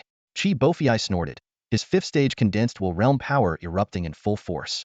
With a horizontal sweep of his sword, he easily deflected Yi Ying's attack. Both wielded the sixth form of the Outer Path 9 swords, but the difference in their strength was evident. Junior sister Yi Ying, mastering the eighth form of the Outer Path 9 swords at your age is truly impressive. Too bad you can't use it now. And this sixth form of yours is so weak though you think it can stop me? Chi Bofei laughed, his sword intent surging like a tidal wave, his profound energy overwhelming. Ying was forced to retreat step by step, blood seeping from her mouth as her injuries worsened. Yet Lin Chen's white light continued to fall, barely keeping her from collapsing outright. Chi Bofei's gaze turned sinister as he focused on Lin Chen. "You're courting death. Fine, I'll kill you first. Clueless. You deserve to die." Chi Bofei sneered coldly, his sword intent locking onto Lin Chen. The overwhelming pressure of his sword intent sent a chill through Lin Chen's heart. As expected of a disciple from a reclusive and prestigious sect, even at just the fifth level of condensed intent, his sword intent was nearly on par with Wang Yuxi's. In the Great Wei Kingdom, this man could undoubtedly be considered a genius of the highest order. Xiang Tiange had narrowly dodged Chi Bofei's earlier strike and was determined not to let him succeed now. Lin Chen was their only hope of survival. Without his healing abilities, they would surely be defeated and reduced to mere playthings. Outer Path Sword, 7th Strike. Xiang Tiange shouted fiercely, unleashing her full power. This strike was immensely powerful but consumed a tremendous amount of mystical energy. In her current state, executing this move came at a steep cost. Her aura declined sharply, her internal organs began to bleed, and cracks seemed to tear through her body. If not for the sustaining white light, she might have already shattered. Though proud and headstrong, Xiang Tiange was anything but fragile. At this moment, she disregarded her life entirely, with the pain doing nothing to slow her hand. She had to kill Chi Bofei. She couldn't even afford to die unless he was dealt with. The 7th strike, though executed with great difficulty and only a fraction of its full strength, was still terrifying. A massive beam of sword energy slashed out, forcing Chi Bofei to take it seriously. Too bad you can't unleash the 8th strike. Otherwise, you might have actually turned the tables. Chi Bofei laughed heartily, his sword suddenly glowing with intense light as he unleashed his own 7th strike. Under normal circumstances, Chi Bofei wouldn't have been able to stand against Xiang Tiange, but now the situation had shifted. As their swords clashed, the rampant sword intent wreaked havoc, causing the cavern to tremble. Rocks were shredded into fragments by the sheer force. The exchange was astonishing, but Chi Bofei clearly had the upper hand. Xiang Tiange coughed up blood, her mystical energy wildly unstable. Chi Bofei sneered and struck again.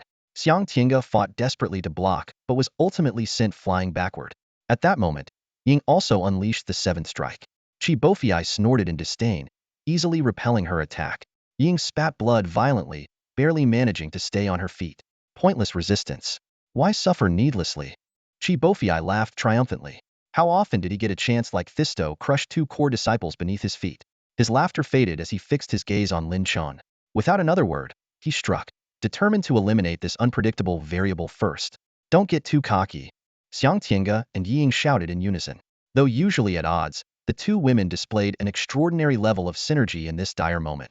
They attacked simultaneously, each executing a half-formed 8th strike. Together, they combined their efforts into a true 8th strike. "You dare dream of turning the tide? Keep dreaming." Chi Bofei roared furiously, pouring all his strength into his 7th strike. The two massive beams of sword energy collided. Xiang Tiange and Ying couldn't withstand the force and were sent flying, while Chi Bofei was also blown backward. A bloody hole appeared in his chest, though it wasn't fatal. "It's over." Chi Bofei sneered coldly. The two women looked utterly despairing, too weak even to end their own lives. Suddenly, a blur of motion streaked past. It was Shang Tiange. Hope reignited in the women's eyes. Go, young Master Shang. If you win, I'll have your baby. Ying shouted. Win, and I'll forgive your disrespect toward me. Xiang Tiange yelled. Fools rushing to their deaths. Qi Bofei laughed maniacally, his sword slashing toward Lin Chen. Lin Chen dodged instantly, his form splitting into 9 identical figures. Qi Bofei was startled, but quickly dismissed it. How could such a simple trick fool him? However, as he scanned with his senses, he found himself unable to pinpoint the real Lin Chen. Get lost. Qi Bofei roared, unleashing a wave of violent mystical energy that shattered the illusions. Only Lin Chen's true form remained, but he stood firm, refusing to be blown away. Lin Chen had closed the gap, now only 2 steps away from Qi Bofei. The two women sighed softly, acknowledging that Lin Chen had done his best. But the distance was still too great. Qi Bofei had more than enough time to react. You're too weak. Even giving it your all, you're still 2 steps short. You can't take another step forward. Qi Bofei crowed victoriously, convinced of his triumph. At this moment, Qi Bofei was gravely injured, and his condition was evidently poor. Lin Chen's sudden appearance forced him to expend his profound energy to shatter the illusion, worsening his situation. Despite this, Qi Bofei managed to barely unleash the 5th sword of the Outer Path 9 swords, a strike powerful enough to put Lin Chen in mortal peril. However, a glimmer of light flashed in Lin Chen's eyes. The moment he had been waiting for had finally arrived. In an instant, he donned the Flood Dragon mantle, equipped himself with the Tyrant armor, and summoned the ancient Shield rune. Pushing his profound energy to its limit, Lin Chen unsheathed both Tiantong and Bai Shu. Facing a great sect master of the outside world, he held nothing back, ready to give his all. The 9 heavens god-slaying technique erupted in an instant, as black and white energies coiled and roared around the flying feather sword like 2 colossal dragons. Suddenly, the sword stance shifted. It was the 2nd sword of the Inner Path 9 swords. The sword's radiance streaked across the sky like a comet, hurtling straight toward Qi Bofei. The two were only 2 steps apart. Qi Bofei believed Lin Chen could advance no further, victory within his grasp. Little did he know, Lin Chen had calculated this distance precisely. It was the optimal range for the Inner Path 9 swords to counter the Outer Path 9 swords. The sword struck. Qi Bofei's expression changed drastically, his eyes filled with shock. He sensed a familiar yet overwhelmingly stronger aura in Lin Chen's strike, as if it shared the same origin as his own sword technique but was worlds apart in power. Even more terrifyingly, his sword technique seemed fundamentally restrained by this move. A chilling thought flashed through Qi Bofei's mind. This was the Inner Path 9 swords, and it wasn't even the 1st sword. The inherent suppression of the Inner Path 9 swords over the Outer Path 9 swords rendered Qi Bofei's proud attack as fragile as paper, instantly obliterated. No matter how strong his sword intent was, it could not overcome this innate disadvantage. Immediately after, 6 dragon heads suddenly emerged from Lin Chen's Flood Dragon mantle. The tendrils of their tongues erupted like 6 sharp blades slicing through the air, all piercing into the bloody wound in Qi Bofei's chest. Qi Bofei let out a blood-curdling scream as his heart was utterly shredded. With a face full of disbelief and shock, he collapsed to the ground. Lin Chen panted heavily, nearly collapsing himself. Forcing himself to stay upright, he quickly consumed a spiritual pill to restore his profound energy while continuing to treat the 2 women. Fortunately, his body, having undergone transformation, possessed extraordinary regenerative abilities, allowing him to barely hold on. The 2 women stared at Lin Chen in stunned silence, their mouths agape as if they could swallow an egg.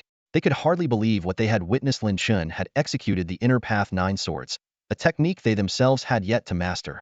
It completely overturned their understanding of reality. Hurry and recover. We've already wasted too much time, and I can't stay here to protect you, Lin Chen urged. Oh, right. The 2 women nodded repeatedly, unusually obedient. They were utterly awestruck by Lin Chen's display. Was he a healer or a warrior? Such a heaven-defying talent, mastering the Inner Path 9 swords in such a short time. He was leagues ahead of the sect elders who had spent a decade barely mastering the 2nd sword. Lin Chen frowned, worried about the delay. Glancing at the 2 women, he decided to alter his plan. Originally, he had intended to seek vengeance alone, unwilling to involve others. But the situation had changed. These 2 women were from the 9 Sword sect, a powerful organization unafraid of the Wei royal family. With their support, the tides might turn in his favor. Taking a deep breath, Lin Chen resolved to adjust his course for now. Lin Chen quickly gathered up the spatial rings of Qi Bofei and the others, a glint of greed flashing in his eyes. He carefully opened the rings, and the treasures inside immediately caught his attention.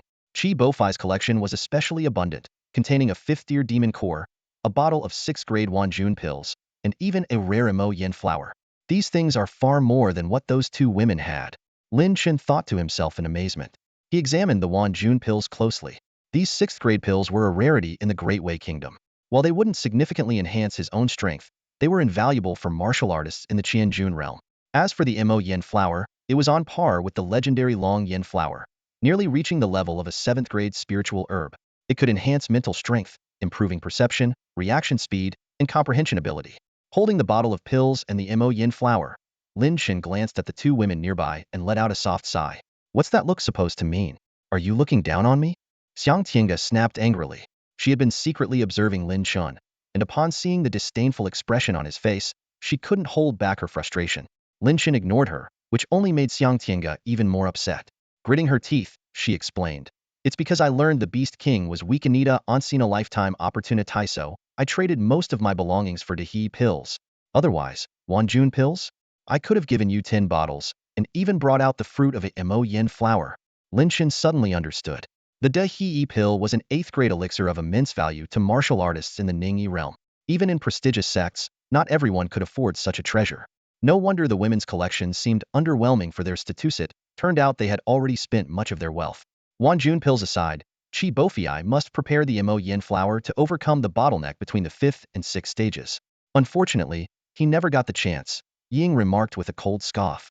Without hesitation, Lin Chen consumed the yen flower, leaving only its leaves for future use. He also took the Wanjun pills. While the demon core would have been more potent, the pills still provided significant benefits. Lin Chen was confident that after absorbing the medicinal effects, his cultivation level would advance by at least one stage. After dealing with the spoils, Lin Chen suddenly grew curious about the two women. Why were you so determined to challenge the Beast King, even at such great risk? He asked. Why should I tell you? Xiang Tiange turned her head away, her tone filled with disdain. Though her gaze avoided Lin Chen, her body instinctively tensed up, clearly still on guard against the young man who had just displayed astounding strength. Seeing this, Ying sighed and decided to explain herself. The Beast King is a reedy dragon pattern Jiao, a 4th-tier 8-star demonic beast with superior bloodline.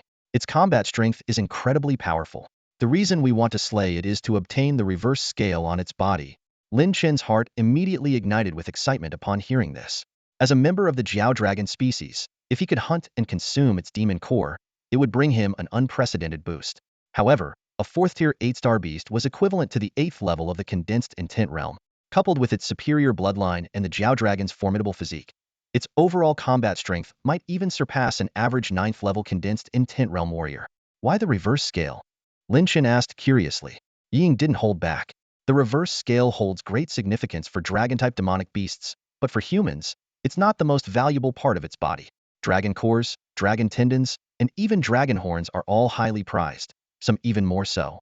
The reverse scale, however, serves as a token that allows us to enter a certain secret land to compete for the key to its hidden treasures.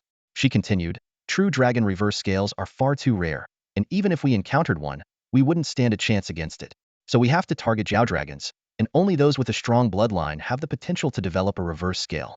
It took us a long time to locate this reedy dragon pattern Jiao. At this point, Ying shot a sharp glare at Xiang Tiange. I found it first. If you hadn't interfered, I would have already obtained the reverse scale. It's all about skill. Saying that just makes you a laughing stock. Xiang Tiange scoffed coldly. Thief. Ying sneered in contempt. What did you just say? Xiang Tiange flared up, her pride preventing her from tolerating being called a thief. As the tension between the two escalated, Lin Chen intervened with a calm but firm tone. Save some energy to recover from your injuries. Xiang Tiange bit her lip, let out a cold snort, and fell silent. Normally, she would have lashed out at Lin Chen for speaking to her this way, but his earlier display of strength was simply too overwhelming. Unconsciously, her attitude toward him had already shifted. After a brief pause, Lin Chen spoke again. Ladies, I'd like to discuss something with you. Go ahead, young Master Lin, Ying said with a smile. Lin Chen got straight to the point. To be honest, I've already been delayed too long because of you two. I'm worried I won't make it in time for something important, so we'll need your help. What do you need us to do? Ying asked. First, help me get through the 10,000 mountains as quickly as possible. As for what comes after, well see, Lin Chen explained. Do you think we're your bodyguards? Xiang Tiange snapped angrily. Lin Chen responded calmly, with your strength, one of you would suffice. You. Xiang Tiange was even more infuriated. Gritting her teeth, she declared, "Fine, I won't owe you any favors. Mark my words, if you run into serious trouble, they'll help you out. After that, we're even." Her words were perfectly in line with her proud personality. Ying, on the other hand, chuckled.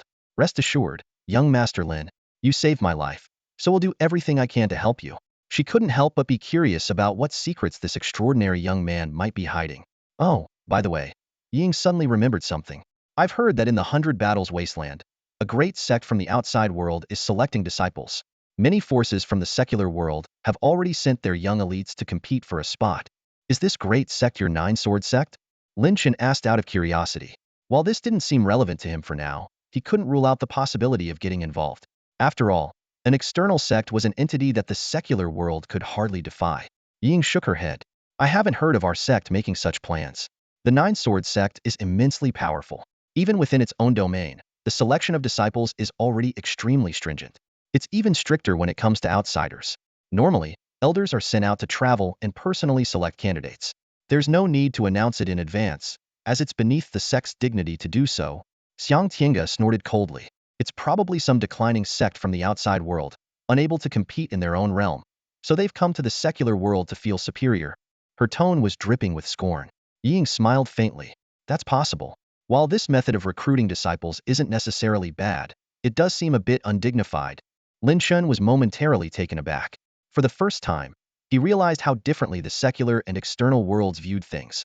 To him, having many powerful forces compete and send their best talents to vie for a ranking seemed like an excellent way to select the most outstanding individuals. But the external world had a completely different perspective. In their eyes, mere mortals weren't worth the effort. Sending someone to handpick candidates was already the best they could offer. There was no need for any tournaments or battles to choose disciples. Simply put, the external sects didn't value secular talents enough to invest extra time in them. It was an attitude of pure arrogance. With these thoughts in mind, Lin Chen stopped asking questions. The two women also focused on circulating their energy to recover from their injuries.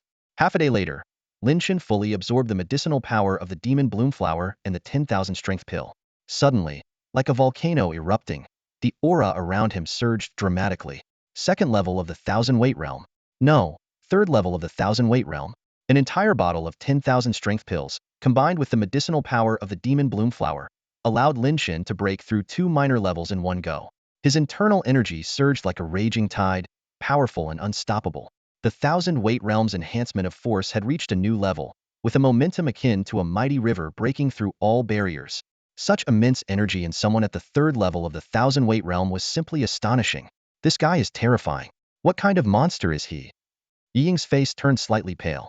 This level of force and dominance had already reached that of a 9th-level 1,000-weight realm warrior. At this rate, was he planning to skip straight to the condensed intent realm? Such a feat was unheard of. Even Ying, with all her knowledge, had never encountered anything like it. Not even the Holy Sons or her master had this kind of power at the 1,000-weight realm. Xiang Tiange gasped softly. No matter how proud she was, she had to admit that the person before her was an absolute prodigy. Even in the external sects, he would undoubtedly stand above the rest. As Lin Chen felt the surging power within him, he slowly opened his eyes.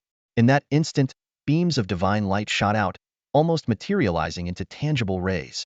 Along with it came an overwhelming mental force that even made the two condensed intent realm experts feel a hint of threat. Even with the demon bloom flower, this level of growth is abnormal. At this rate, his soul might actually start to condense. Ying exclaimed in shock. If he truly managed to condense his soul, he would ascend to an entirely different level of existence. Xiang Tiange let out a soft snort, a glint of disdain flickering in her eyes. "Humph, you're far from reaching the level of divine soul." Though her words carried scorn, she couldn't hide the amazement in her heart. The man before her, named Xiang Tiange, had already reached the third stage of the Qianjun realm. Even as disciples of a great sect from beyond the ordinary world, she and Ying felt a faint pressure in his presence. If he managed to surpass the 5th or 6th stage, or even reach the 9th stage of the Qianjun realm, it was likely that even they would struggle to match him. This realization dealt a heavy blow to both women, leaving them silently tending to their injuries. Lin Chen did not rush them, but neither did he allow too much time. Once the internal wounds of the two women had begun to heal, he signaled for them to set out. Xiang Tiange's face showed displeasure. Her injuries were still severe, and traveling in such a state was risky. Lin Chen calmly stated that she could stay behind to recover if she wished, which only fueled her dissatisfaction. In the end, She followed begrudgingly, her face cold and distant. With high-grade antidote pills and detoxifying elixirs in hand, traversing the poisonous mists became an effortless task. The three of them pressed forward, maintaining their healing states throughout the journey. Although their pace was not particularly fast, it was much smoother than their earlier cautious progress. Despite their injuries, the two women remained powerful. Any beasts that dared show hostility were swiftly dispatched. By avoiding the most dangerous areas, their journey became significantly more manageable. Ultimately, they crossed the mountain range faster than anticipated. Lin Chen couldn't help but marvel traveling with formidable companions truly made a difference. As they emerged from the mountains, the view ahead opened up to reveal the wasteland of 100 battles. This once prosperous land was now a desolate ruin, littered with crumbling remnants of its past glory. Initially, it was sparsely populated, but rumors of hidden treasures buried within its depths drew countless warriors seeking fortune. Over time, as refugees from surrounding nations poured in, settlements began to form. After years of development, several major cities rose from the wasteland, providing a haven for many.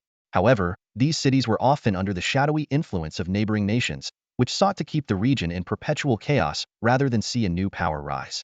The trio, cloaked and inconspicuous, set foot on the dilapidated roads, heading toward the nearest city, Darkspeech City.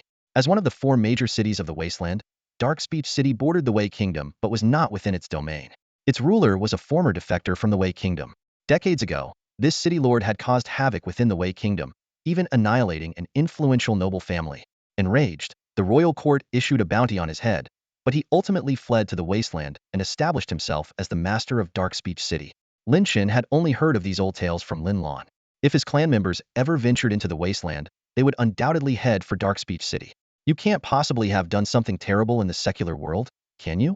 You're being so cautious, as if afraid someone will recognize you, Ying asked curiously, scrutinizing Lin Chen. Lin Chen nodded. That's correct. No wonder you're heading into the wasteland of 100 battles, Ying said knowingly, though she seemed unconcerned about Lin Chen's past. Matters of the secular world are trivial at best. I'm here for other reasons, not just to escape pursuit, Lin Chen explained. Ying gave a confident smile. Fear not, young master. With me by your side, even the most powerful rulers of the mortal world would find it nearly impossible to harm you. As a core disciple of a great sect, her confidence was well-founded. Thank you, Lin Chen said softly. Xiang Tiange bit her lip, glaring at Lin Chen with frustration. So your name is fake too. Change it immediately. She seemed particularly annoyed by the name Xiang Tiange. Ying, however, took the opposite stance. Xiang Tiange, what a bold and impressive name. It suits you perfectly, Shang Gongzi. No need to change it. If it's a fake name, any name would do. How about Shang Ying instead? Xiang Tiange sneered at Ying. Why not call him Gang Tiange? Ying retorted, unwilling to back down. How about AI Ying? Or Chao Tiange? Better yet, Ri-Ying. You illiterate fool. There's no such surname as Ri. Ying snapped. You barely know anything yourself. Don't make a fool of yourself. Xiang Tiange shot back with disdain. Lin Chen's lips twitched slightly. He had to admit, these two disciples from a great sect had a surprising depth of knowledge about surnames and an unending zeal for quarreling. Suddenly, Bai Shu chimed in with an explanation. Actually, that young lady is correct. There is indeed a Ri surname, though it's exceedingly rare. In our time, there was a powerful figure named Ri Tian, whose strength was unparalleled. He even created the ancient character for Ri, symbolizing immense power. If you ever get the chance, you could try to uncover more about him. The character Ri itself carries multiple meanings. It often refers to the great sun in the sky, or the concept of days. In some contexts, it even represents the idea of. Lin Chen quickly interrupted Bai Shu's rambling. He had neither the interest nor the time for such tangents. Just as he was about to quicken their pace to prevent further bickering between the two women, the sound of thundering hooves echoed from behind.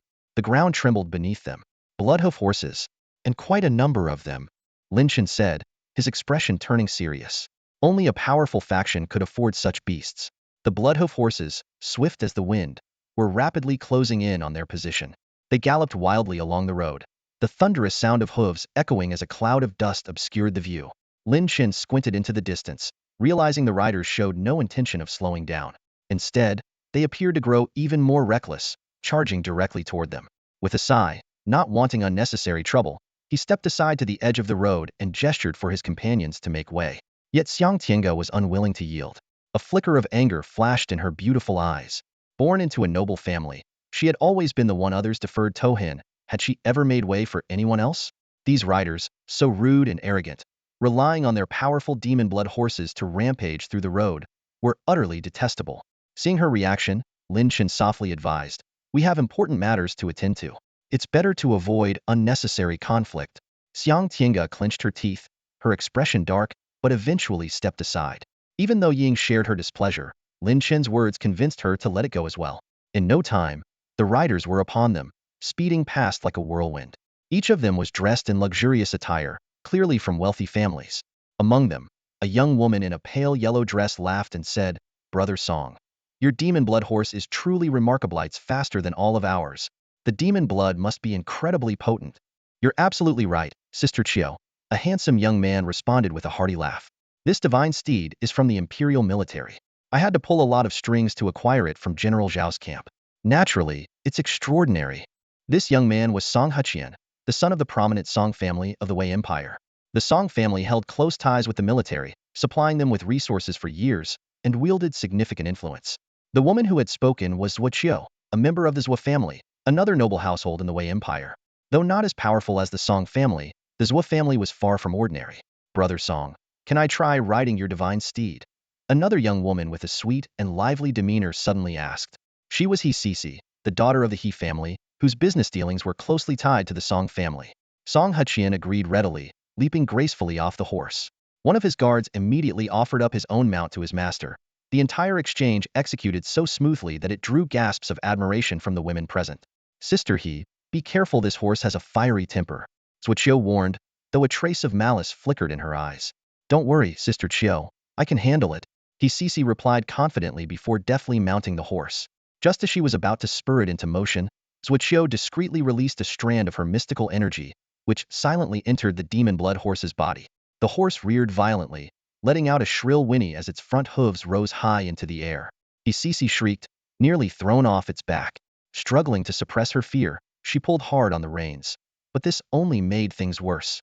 Completely panicked, the demon blood horse bolted, veering off the road in a frenzy. Lin Chen and the others barely had time to react before they saw the out-of-control horse charging straight toward them. With its speed and force, a collision would undoubtedly leave them crushed and bloodied. The danger loomed closer with every heartbeat, and everyone's nerves tightened in alarm. He Sisi spotted the danger but made no effort to control the demon blood horse. She feared that forcibly reining it in might provoke the fiery beast, causing her to embarrass herself in public. More importantly, she refused to lose composure in front of Song Huqian. As for the lives of the pedestrians in harm's way, she couldn't care less. Instead, she quickly channeled her spiritual energy, forming a shield around herself to ensure not a single drop of blood would stain her precious garments. "Young master," a guard urgently sought Song Huqian's instruction. However, Song Huqian merely waved dismissively. "The horse is just a bit temperamental. It'll calm down soon. Sisi will be fine," he said nonchalantly, without even a mention of the three pedestrians who were on the verge of being trampled. Standing off to the side, Zhuo Qiu observed coldly, a mocking smirk tugging at her lips. "Fox spirit," she thought to herself. "Let's see how you handle this disgrace." She was convinced that Song Huqian's lack of intervention signaled his waning interest in He Sisi. After all, an incident as ominous as a rider causing death would surely tarnish his impression of her. The demon blood horse charged forward with the force of a cannonball. Lin Chen, however, merely let out a quiet sigh. As a former soldier, he immediately recognized this as a rare warhorse, a creature meant for the battlefield, now reduced to a plaything for the idle rich. What a waste, he thought. With a swift sidestep, he avoided the horse and casually patted its neck. The demon blood horse neighed sharply, rearing up on its hind legs before coming to an abrupt halt. For a creature moving at such speed to stop so suddenly was a testament to the potency of the demon blood coursing through its veins. However, the sudden halt sent He Sisi tumbling from the saddle, landing face first on the ground in a most undignified manner. Zhuo Qiu almost burst out laughing, delighted by this unexpected turn of events. Meanwhile, Song Huqian narrowed his eyes in displeasure. The prized steed he had painstakingly tamed was subdued effortlessly by a stranger, and now stood obediently by the man's side. This was a direct blow to his pride. "Ah!" He Sisi screamed as she scrambled to her feet, her hair in disarray and her face streaked with blood. "You wretched thing! How dare you humiliate me? Kneel before me!" she shrieked at Lin Chen, her fury palpable. The He family guards quickly surrounded him, ready to act. Lin Chen remained calm, his voice steady. "You were the one who nearly ran us over, weren't you? And so what if I did? Who do you think you are?" He Sisi screeched, her face contorted with rage. "Do you realize if my face is ruined, it'll destroy your entire family?" Her face was her most treasured asset, the key to winning Song Hyekian's favor. Yi Ying and Xiang Tiange, witnessing her arrogance, exchanged icy glances. That face of yours? It's so repugnant I'd rather not look at it. If it's ruined, so be it, Ying retorted sharply. Ugly, Xiang Tiange added succinctly. Though Cece was considered attractive by most, especially after meticulous grooming, she paled in comparison to the two women before her. Her anger flared uncontrollably. You filthy wenches! How dare you insult me? I'll tear your faces apart, she screamed, lunging toward them. But Cece, pampered and without any real combat experience, was no match for the likes of Yi Ying and Xiang Tiange, both fearless women who had faced down even beast kings. Smack! A crisp slap echoed through the air as Yi Ying struck Cece without hesitation, sending her flying. This blow was far more severe than her earlier fall. Her face swelled grotesquely on one side, leaving her looking utterly unrecognizable, like a grotesque caricature of her former self. Cece was left dizzy and stunned by the slap, her cheek burning with pain. She widened her eyes in disbelief, unable to fathom that this lowly woman had actually dared to fight back. In the past, when she relied on her family's power to bully others, those beneath her could only endure her cruelty. Forget about scratching her facino, one would dare to make a sound even if she beat them to death. But now, this wretched woman actually had the audacity to hit her. Kill her. Kill her for me. Cece shrieked hysterically, her voice filled with uncontrollable rage and madness. The He family's guards sprang into action at the sound of her command, roaring as they charged toward Yi Ying. They had assumed this would be an easy task, but now that Cece was injured, they knew punishment awaited them if they returned empty-handed. At this point, none of them dared to hold back, they all aimed to kill. Though young, Yi Ying was far from a delicate and helpless lady.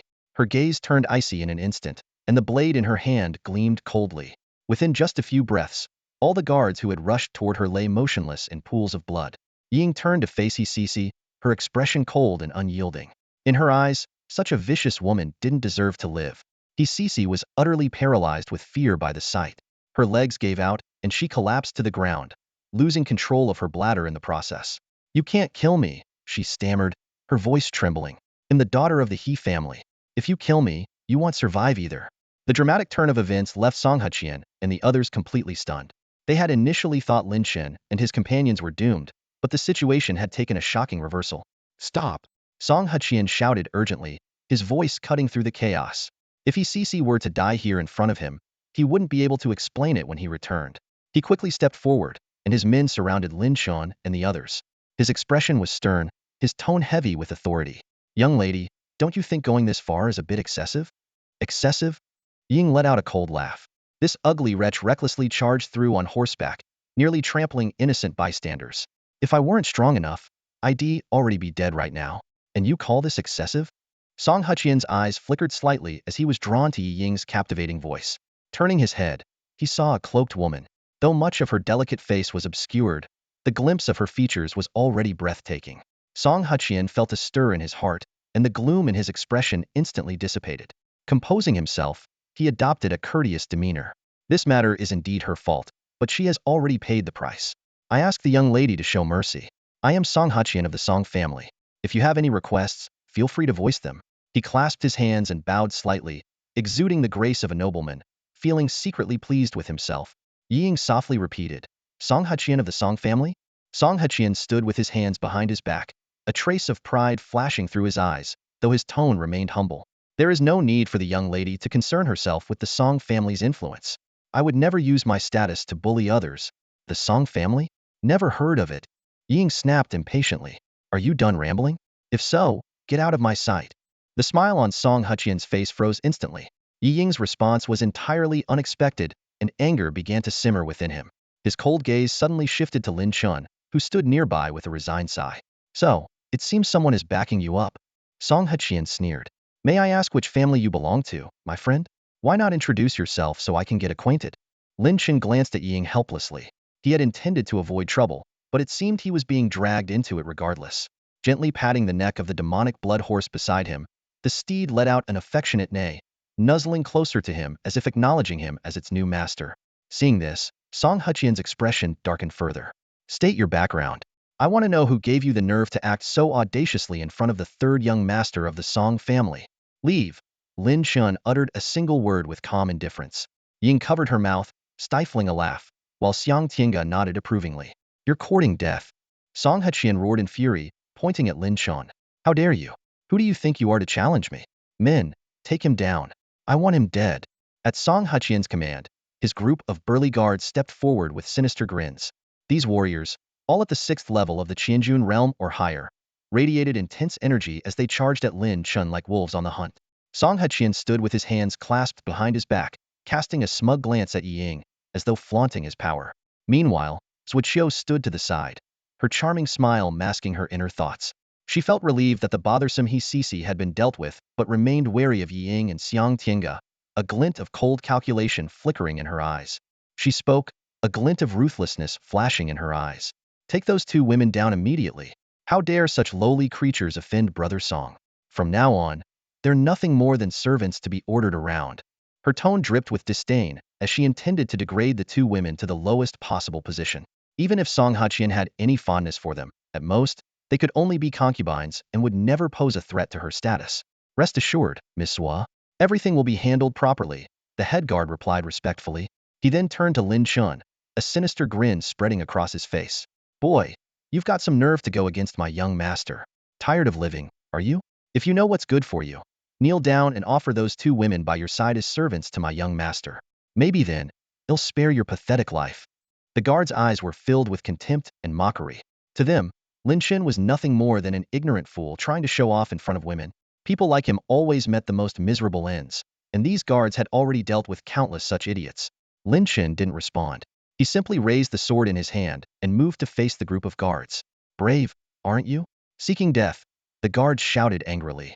They were elite fighters trained by the Song family, far superior to the likes of He Sisi's guards.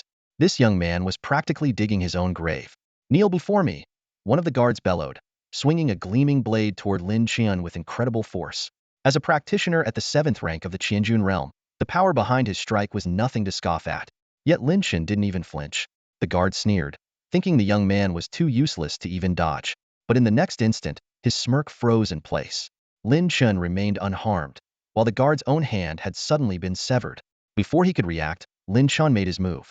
Sword light flashed, swift and merciless. Against Lin Chen, these guards whose strongest among them was only at the 9th rank of the Qianjun realm were as fragile as weeds. In just 3 breaths, every single guard lay lifeless in a pool of blood. Suoqiu watched the scene unfold, her face instantly turning pale as her body trembled involuntarily. She had thought she was merely bullying a few powerless nobodies, that killing them wouldn't matter.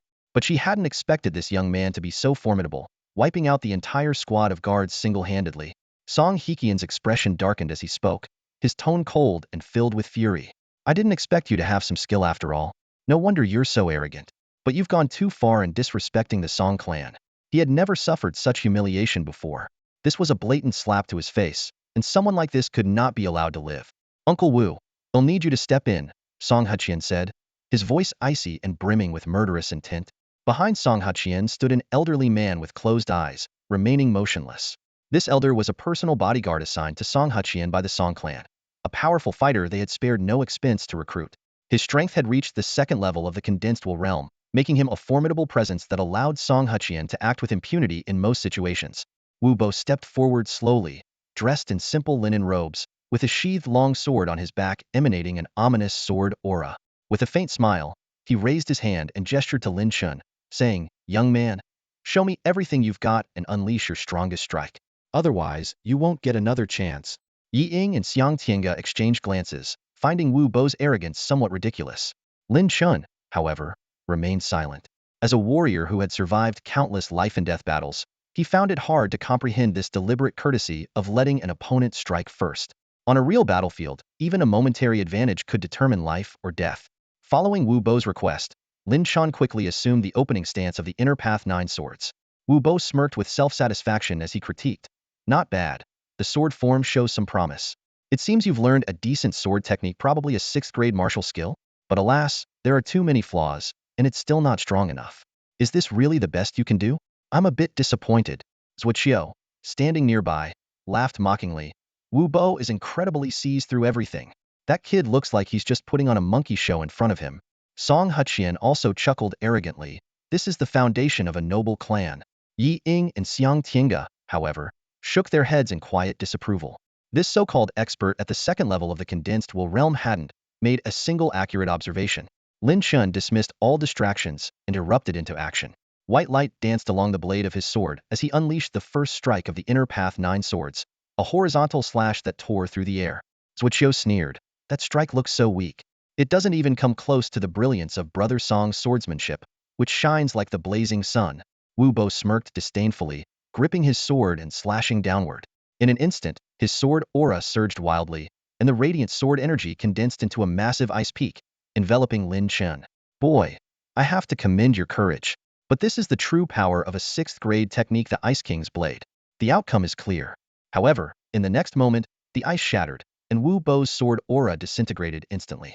Lin Chen's seemingly unremarkable strike cut through everything, piercing forward with unstoppable momentum. Wu Bo's expression turned to one of sheer terror. Hastily, he conjured multiple layers of ice shields, but it was too late. Lin Chen's sword pierced straight through his heart, killing him instantly. Song Huqian staggered back in utter disbelief. A second-level condensed will realm fighter had been slain in a single strike by someone still in the Thousand June realm. This completely shattered his understanding of power dynamics. Yi Ying and Xiang Tiange exchanged glances, their eyes filled with astonishment and contemplation. The power Lin Chen had displayed with the inner path 9 swords seemed to surpass even their own mastery of the 9-sword divine technique. Suppressing his fear, Song Huqian forced himself to speak with difficulty. Fine, I admit defeat. This matter ends here. Yet Lin Chen stood firm, sword in hand, his cold gaze fixed on Song Huqian. A chilling, killing intent radiated from him as he said, "You wanted me dead, and now you think you can just walk away so easily?"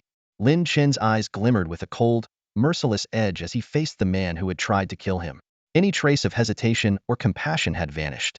Song Huqian, sensing the killing intent radiating from Lin Chen, turned pale. He shouted sharply, "Do you really intend to kill me? Do you even understand the consequences? The Song clan will ensure there's no escape for you. If you stop now, I promise not to pursue this matter in the future. That way, it benefits us both." Lin Chen's expression remained indifferent as he stared at Song Huqian. These threats were meaningless to him. The arrogance of these pampered heirs, who treated others' lives like weeds to be plucked, yet cowered when their own lives were at stake, was laughable. Without a word, Lin Chen stepped forward, his long sword gleaming coldly in his hand. Realizing Lin Chen was truly going to attack, Song Huqian panicked. He roared, "You lunatic! If I die, do you think the Song clan will let you live?" Desperately, he channeled his inner energy to escape and shouted at Zuoqiu, "What are you standing there for? Take your people and kill him." Zuoqiu was already frozen in terror. The moment Lin Chen had slain Wu Bo, she had been paralyzed with fear. Song Huqian's furious yell snapped her back to reality like a slap. Gritting her teeth, she turned and fled with her subordinates. She had only sought to marry into a wealthy family and elevate her status, not to throw her life away. Watching Zuoqiu retreat, Song Huqian's face twisted with rage, and he cursed venomously, "You wretched woman! You traitorous scum! The Zuo family will pay for this." He wanted to flee as well, but the icy aura of Lin Chen's sword, aimed directly at his heart, froze him in place. His body trembled as if submerged in freezing water. Song Huqian's legs gave out, and he collapsed to his knees, his voice trembling with desperation. "Please, spare me. I'm the 3rd young master of the Song clan. I can be of great help to you. Whatever you want, just say the word, and I'll make it happen. I beg you, don't kill me. I'll do anything you ask." Suddenly, as if struck by inspiration, he added hastily, "Wait, you're here for the discipleship selection for the Haoyue sect, aren't you? I can help you get in." Lin Chen's gaze flickered with a hint of interest. Song Huqian, sensing a glimmer of hope, clung to it desperately and explained, "The Haoyue sect is a prestigious sect, immensely powerful, said to rival even the Qingxian Divine Gate. My elder brother has close ties with a disciple of the Haoyue sect. I can persuade him to secure you a spot in their ranks." Huh. Ying suddenly let out a mocking laugh. "The Haoyue sect? Really? Aren't they long past their prime? Their mountain gates were mostly destroyed, and yet they still call themselves prestigious? No wonder they're out here recruiting so publicly." Beside her, Xiang Tiange wore a similarly disdainful expression. Song Huqian's scalp prickled, his mind reeling as if struck by lightning. Ordinary people from the secular world would never dare to speak so dismissively of the Haoyue sect unless they were complete fools. Yet these two women openly mocked it without hesitation. Could they possibly be disciples of an even greater sect? Song Huqian's face turned ashen, his complexion ghostly pale. If that were the case, then what did his life matter? In the eyes of such sects, even the royal family of the Wei dynasty was insignificant, let alone the Song clan. He realized there was likely no chance of survival. In that critical moment, a glimmer of malice flashed in Song Huqian's eyes. While continuing to beg for mercy, he discreetly reached into his robes. Suddenly, he sprang up, producing a razor-sharp dagger. Intricate patterns on the blade began to glow, radiating a sharp energy that seemed to tear through the air. It was clearly a top-tier spiritual treasure of the 5th grade. Summoning all his inner strength, Song Huqian activated a secret technique to double his combat power. He roared, "This is the Haoyues sect's secret art. Let's see how you handle this." Above his head, a faint crescent moon appeared, and his aura surged dramatically. This was the Haoyues sect's signature lunar phase avatar, a technique of immense power. Combined with his cultivation at the 9th level of the Qianjun realm, the attack he unleashed could have severely injured Lin Chen. Convinced he could turn the tide, Song Huqian was elated. He planned to use this moment to gravely wound Lin Chen and take him hostage, ensuring his own survival. With a furious roar, he thrust the dagger directly at Lin Chen's heart. But in the next instant, Song Huqian's expression froze in disbelief. His eyes widened in shock as he realized something was wrong. The dagger had failed to penetrate, stopped by an invisible barrier, as if an impenetrable armor surrounded Lin Chen. "No," Song Huqian muttered in terror. "Not just any armor. That's the Ba Gang battle armor, an ancient shield symbol." The battle armor on Lin Chen shimmered with ancient runes, its surface impenetrable. Song Huqian's relentless attacks struck it as though hitting an unyielding fortress, failing to leave even the faintest mark. Even after Song Huqian unleashed a secret technique to amplify his strength, reaching the peak of the 9th stage of the Qianjun realm, his power was still insignificant before Lin Chen, like a drop in the ocean. Lin Chen narrowed his eyes slightly, his sword transforming into a streak of icy light in his hand. The blade flashed, and a thin line of blood appeared across Song Huqian's neck. Before he could even register his terror, his body crumpled to the ground, lifeless. Without hesitation, Lin Chen bent down to retrieve Song Huqian's spatial ring, then swung himself onto the back of a demonic blood horse. "Let's go," he said calmly. Yi Ying and Xiang Tiange, each leading their own demonic blood horses, followed close behind. The three of them galloped down the road toward Anyan City, treating the earlier events as nothing more than a minor distraction. All that remained at the scene was chaos and destruction. Cece, her face swollen like a pig's head, crouched trembling in the distance, too frightened to move. Having witnessed Song Huqian's death, she was utterly paralyzed with fear, sitting there in a daze, her mind blank. About 15 minutes later, a massive eagle descended from the sky, its sharp eyes scanning the carnage below before narrowing with a menacing glint. To Cece's shock, the eagle spoke in a deep, icy voice. "What happened here? Speak." Terrified, Cece stammered. Who are you?" "I am Song Huqian's eldest brother." "Now tell me who killed him," the eagle demanded, its voice cold and merciless. Only then did Cece realize that this fearsome eagle was none other than the manifestation of Song Helong, the eldest son of the Song clan. She hurriedly recounted the events in vivid detail, leaving nothing out. As the eagle listened, its eyes burned with murderous intent. Song Helong's voice echoed through the creature. "To dare kill a member of the Song clan, how audacious! Do they think they can act with impunity just because they're in the wasteland of 100 battles? How foolish to underestimate the Song clan." Trembling, Cece asked, "Master Song, what should I do now?" She attempted to appear pitiful, but her swollen face only made her look laughably grotesque. "A worthless wench. My third brother is dead, and you still dare to live? Go join him in the afterlife." Song Helong's voice was cold and unforgiving. Before Cece could react, a beam of light shot from the eagle's beak, piercing straight through her forehead. Cece collapsed instantly, lifeless. The eagle spread its wings and soared into the sky, speeding toward Anyan City with deadly intent. Lin Chen and his companions rode at full speed, galloping toward Anyan City. The speed of the demon-blooded horses was truly extraordinary, leaving streaks of afterimages across the desolate wilderness. Along the way, Lin Chen took some time to examine Song Huqian's spatial ring, which turned out to contain an impressive collection of treasures. Among them were various demon cores radiating a strange brilliance. Lin Chen silently calculated that if he could absorb them all, a breakthrough would be within reach. However, the most intriguing find was the lunar phase avatar technique. Lin Chen recalled the secret art Song Huqian had unleashed in his final moments, a technique that had dramatically amplified his combat power. "The secret arts of the Haoyu sect are certainly not ordinary," Lin Chen murmured to himself. Although figures like Yi Ying and the others viewed the Haoyu sect as a declining force, to Lin Chen, it remained an insurmountable peak. Even in its fallen state, the Haoyu sect far surpassed the mundane kingdoms like the Wei dynasty. "Lunar phase avatar?" Xiang Tiange scoffed. "It may once have been the foundation of the Haoyu sect, but its inheritance has been severed. Now, all that's left is a mere shadow of its former glory." Ying smiled and explained, "You may not know this, young Master Xiang, But the lunar phase avatar was indeed formidable in its Primea top-tier augmentation technique. However, much of its scripture has been lost over the years. Even the Haoyu sect can no longer fully utilize it. The crescent moon shadow we saw on Songhachian was just the most basic application. It's said that there are higher stages, crescent moon, full moon, and even the legendary moonlit night. But who knows if anyone has ever reached that level? As Lin Chen listened, he quickly skimmed through the scroll of the lunar phase avatar. As expected, the text was incomplete, with only the first half remaining.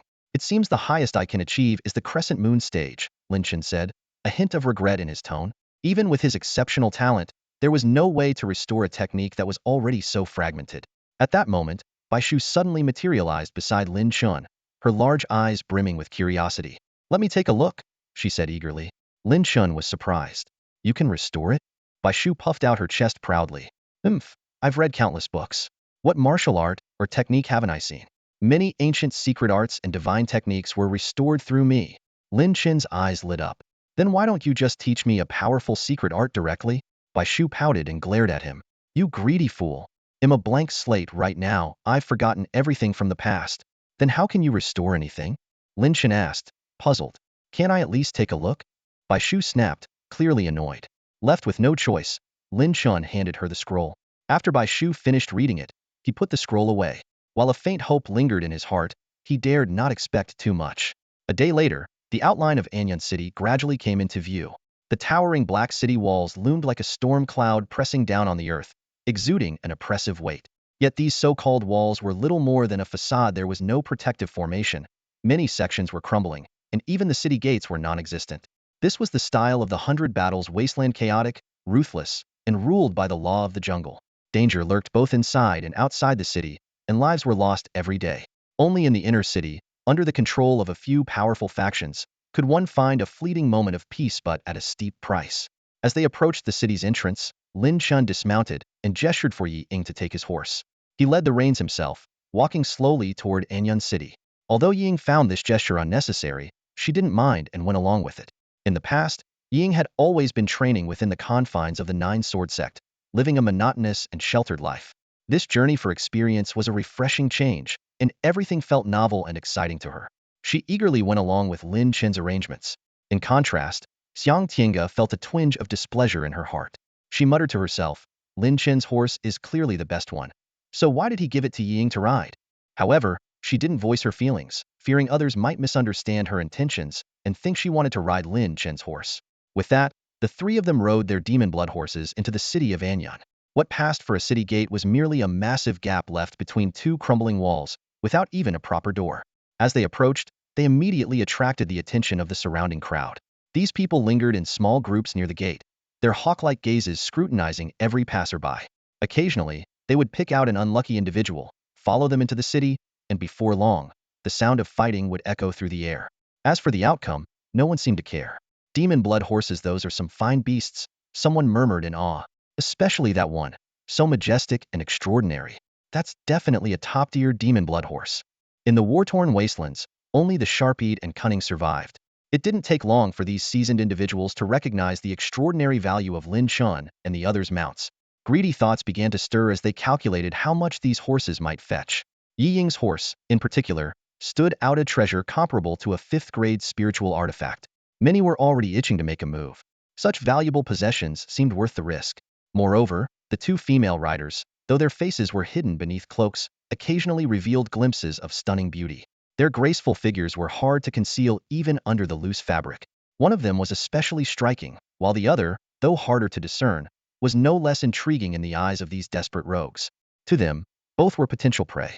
They speculated among themselves. Perhaps these two women were pampered young ladies from a prominent family, venturing naively into the war-torn wastelands without understanding the dangers.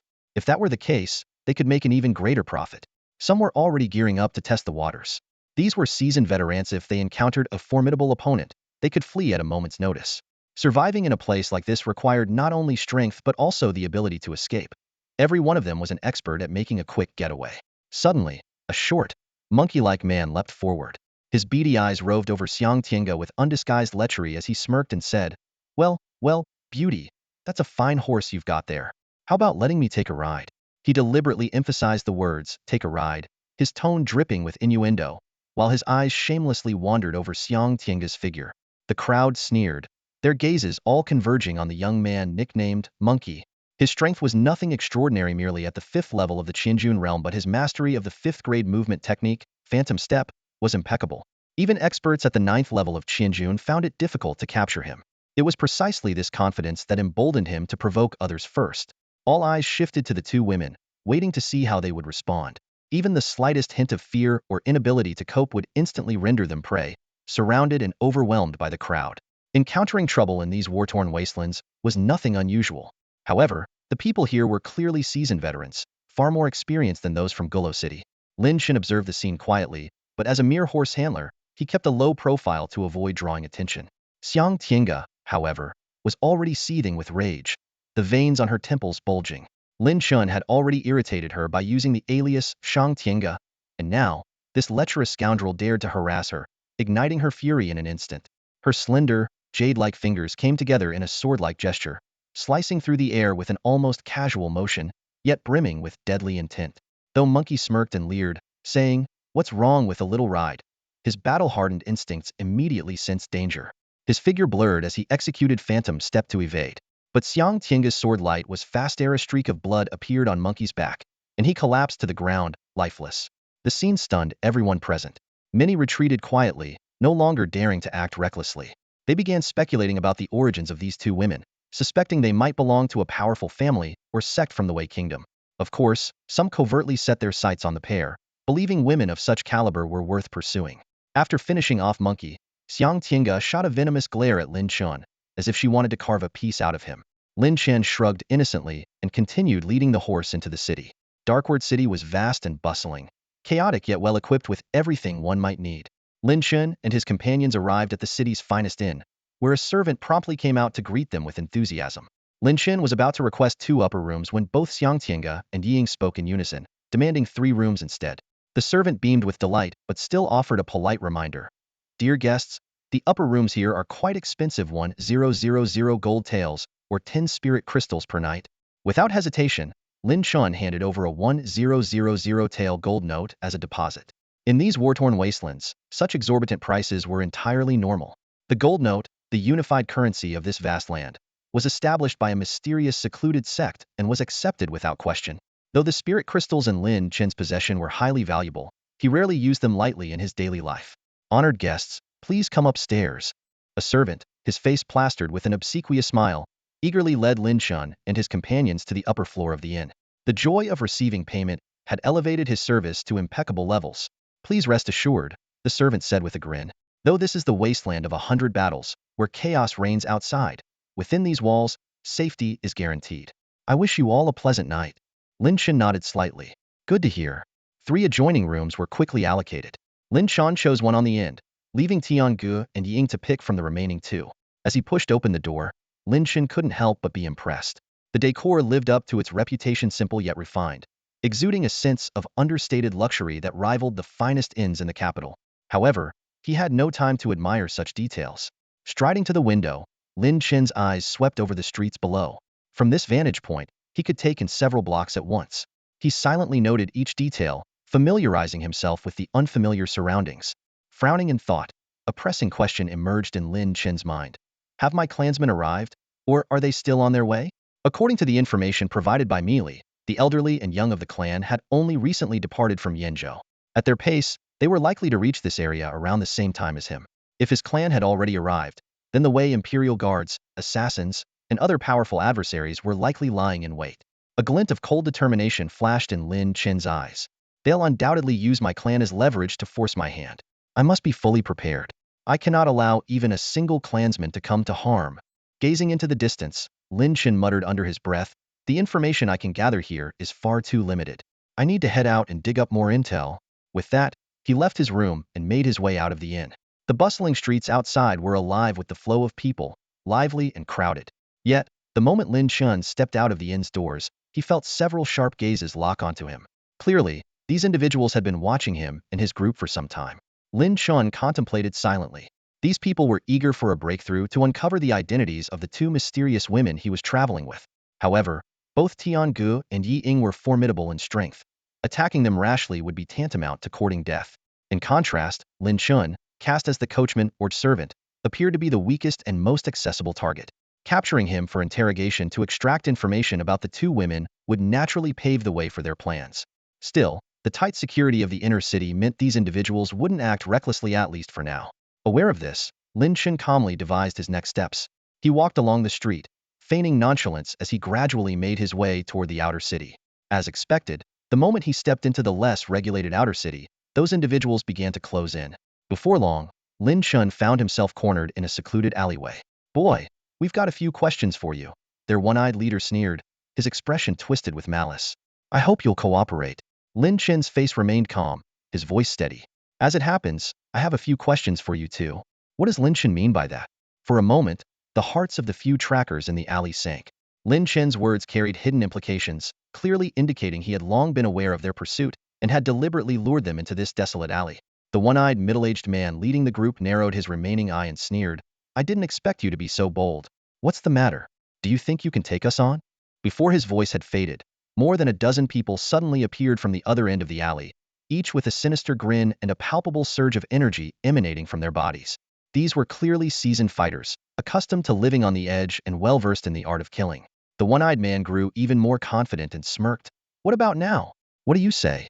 He was certain that even a first-stage condensed will realm master would struggle to withstand such a coordinated onslaught. However, Lin Chen's response caught everyone off guard. He spoke indifferently, "More people, yes, but still just more people."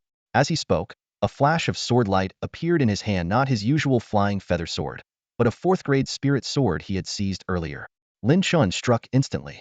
Without even resorting to martial techniques, he unleashed a blade of energy with sheer force alone, enough to claim lives. His sword strikes were sharp and domineering, sending chills down the spines of everyone present. "Reckless fool," the one-eyed man bellowed, leading his group in a charge. Their attacks came like a torrential downpour, relentless and coordinated, with close-range and long-range assaults seamlessly interwoven. Their wave-like offensive was designed to overwhelm even seasoned masters of the condensed will realm. But this time, they faced Lin Chen.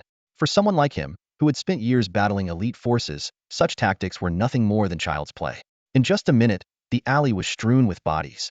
Under Lin Chen's blade, only the one-eyed man remained, barely clinging to life. The one-eyed man gritted his teeth and spat. "I never thought a mere stable hand could be this tough. Who are you people, to possess such strength?" Lin Chen's gaze was icy as he replied, "I ask, you answer."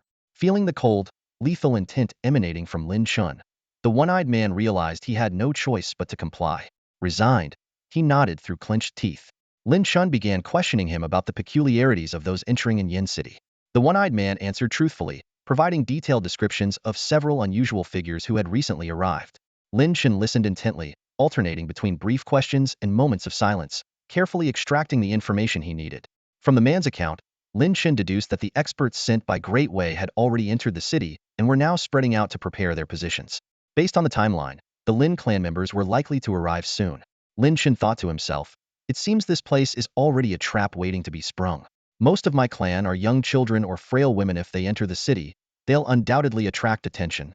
Despite the chaos and lawlessness of the wasteland of 100 battles, where killing and looting were commonplace, most people were simply driven by greed. Without the promise of profit, they were unlikely to act. This might be the Lin clan's slim chance of survival, as they carried nothing of value to tempt others. In truth, the wasteland was also home to many ordinary people, some of whom had never practiced cultivation. They eked out a living by doing odd jobs and serving cultivators in the city. Though often bullied, this was the harsh reality of survival for mortals in such a brutal environment. Of course, if they were unlucky enough to encounter a bloodthirsty monster or a deranged psychopath, these ordinary people were as insignificant as blades of grass, their lives easily snuffed out without a second thought. Lin Chen murmured to himself, his brow slightly furrowed. If his clansmen fell into this intricate trap, those people would undoubtedly keep a close watch, waiting for him to show up. However, if he stayed hidden for too long, they would surely find ways to force his hand, even resorting to harming or tormenting his people. The one-eyed middle-aged man noticed Lin Chen deep in thought and quickly begged for mercy. "Sir, I've told you everything I know. There have been so many people coming through recently, I truly don't know who you're looking for." Lin Chen regarded him coldly, aware that due to the influence of the Hao Yue sect, quite a few noteworthy figures had indeed arrived lately. In a detached tone, he said, "Then this will end here." Before the man could react, Lin Chen's sword swept across his throat, and blood gushed forth. Lin Chen had no intention of letting him live. Based on the man's confession, someone had entered the Four Maple Courtyard, a high-end inn located in the inner city of Anyang.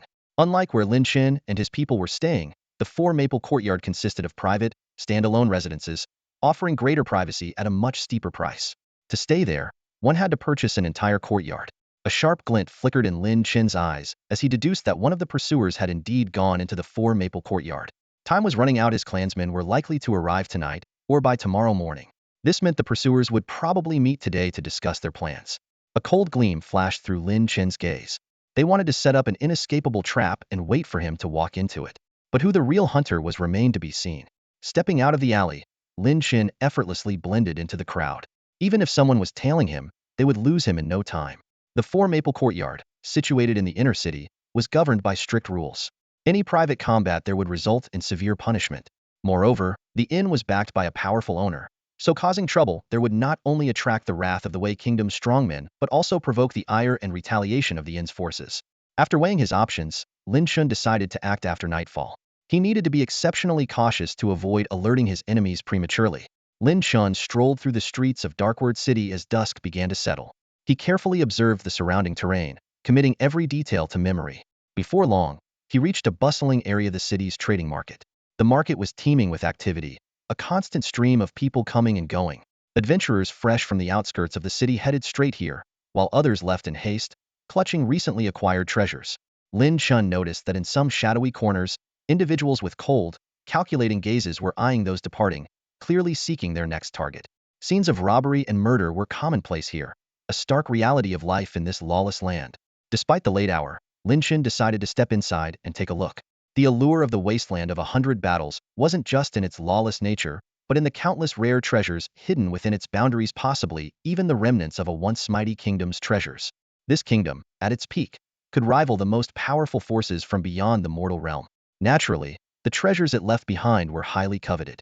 Lin Chen mused that in a trading market filled with explorers, there might just be priceless artifacts being carelessly traded by those who didn't recognize their true value. With time still on his side, he decided to try his luck. The market was a cacophony of noise, with stalls lining every corner and the sound of bargaining filling the air. Though the negotiations were often heated, no one dared take things too far here. Breaking the rules meant certain death. As Lin Chen wandered through the stalls, his gaze swept over the dazzling array of goods. Spiritual treasures, elixirs, cultivation techniques, martial arts manuals, everything imaginable was on display. There were even some items he couldn't identify, rumored to have been salvaged from ancient battlefields in the wasteland. Such mysterious artifacts often commanded exorbitant prices.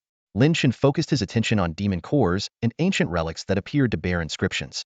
Unfortunately, without Bai Shu's expertise, it was challenging for him to distinguish genuine ancient characters from imitations. To maintain a low profile, he purchased demon cores while also acquiring a variety of materials needed for refining them. After making a round of the market, Lin Chen felt his efforts had paid off.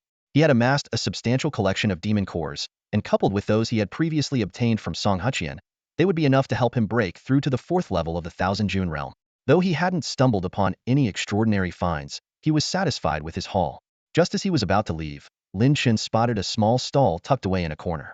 The vendor was a young man with a blank expression, squatting on the ground with nothing but a cloth spread out in front of him. Aside from the usual demon cores and beast materials, there was an intriguing gold plaque that looked quite ancient. Lin Chen crouched down to examine the plaque closely. It bore some old engravings, though their meaning was unclear. He tried channeling his spiritual energy into it, but there was no response. As he considered using his martial arts insight to investigate further, the vendor abruptly named his price 10 spirit crystals. That was no small sum. Lin Chen couldn't help but ask about the plaque's origins. The vendor, though visibly impatient, briefly explained that he had found it in some ruins and believed it to be extraordinary, hence the price. As Lin Chen hesitated, Bai Shu suddenly appeared. She excitedly announced that she had completed the moon phase avatar technique, not missing the opportunity to tease Lin Chen about needing to study more. She then transmitted the full text of the advanced 7th grade technique directly into his mind. While Lin Chen was still reveling in the joy of acquiring such a powerful cultivation method, Bai Shu's attention turned to the gold plaque. To her astonishment, it bore ancient characters, specifically the word Fei, meaning flight. Though not as powerful as the character Jie realm, it far surpassed characters like Dun, Shield, and Yu Heal. Hearing this, Lin Chen exclaimed in disbelief, "Fei! If I master it, they'll be able to fly. This character is extraordinary. Don't think it can be engraved so easily." Bai Shu's voice echoed in Lin Chen's mind. Moreover, if you only activate this ancient character using my power, the effect won't be as significant as you might expect. Lin Chen nodded slightly, understanding the implications. The ability to fly was a skill reserved for the mighty experts of the Zhikong realm.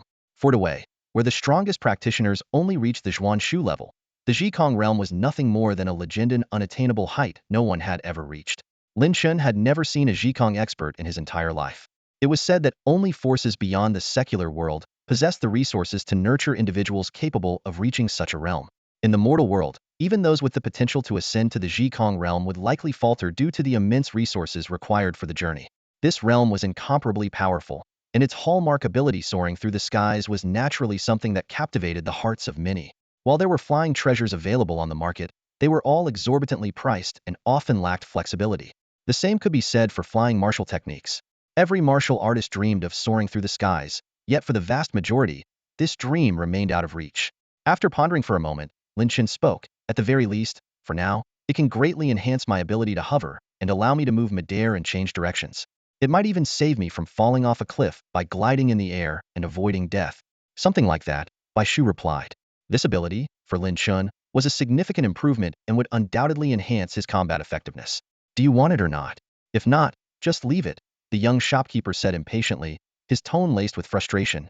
Lin Chen hesitated, examining the item carefully, which only seemed to aggravate the shopkeeper further. 10 spirit crystals are too expensive, Lin Chen finally said.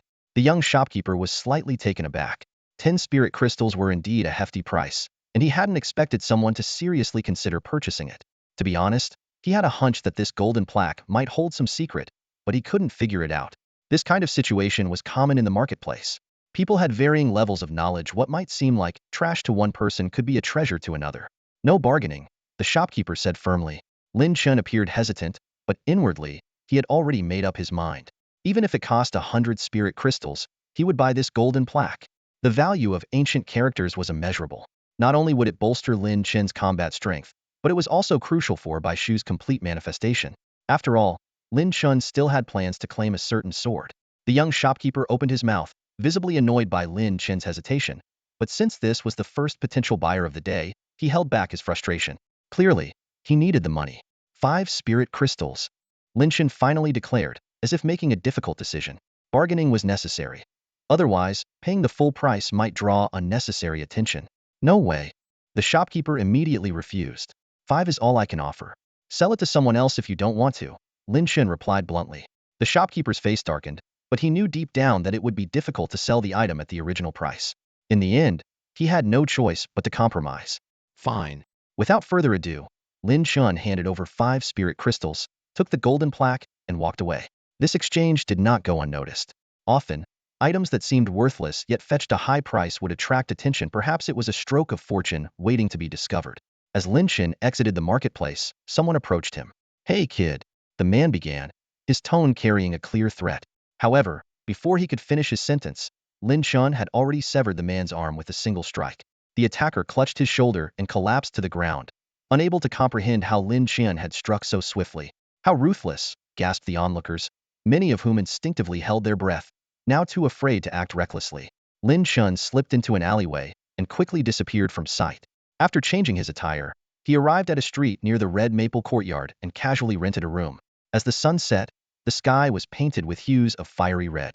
Lin Chen sat cross-legged in the room, focusing on cultivating the lunar phase physique technique that Bai Shu had helped him refine.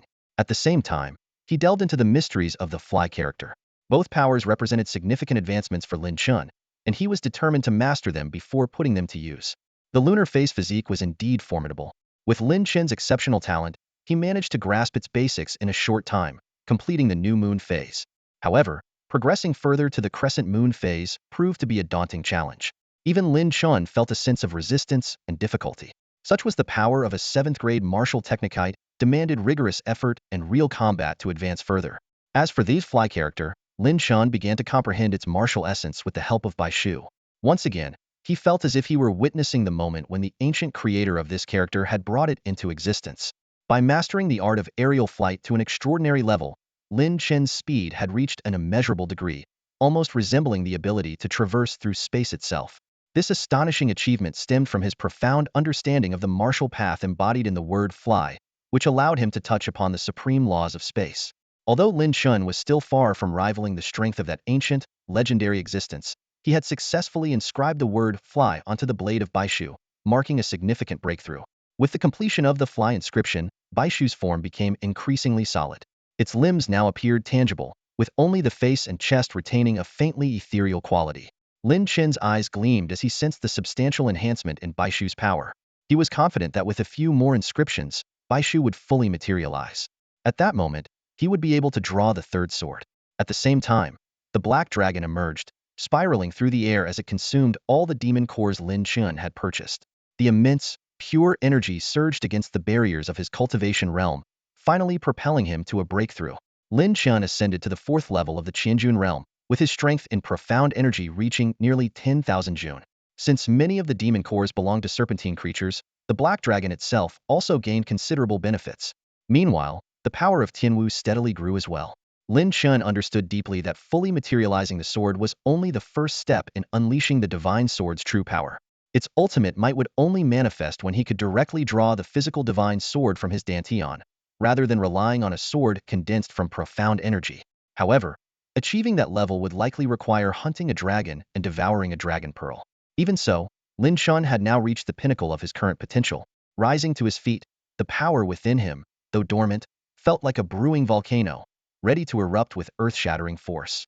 A dark aura enveloped him. Tinuous power, long concealed, now no longer needed to remain hidden.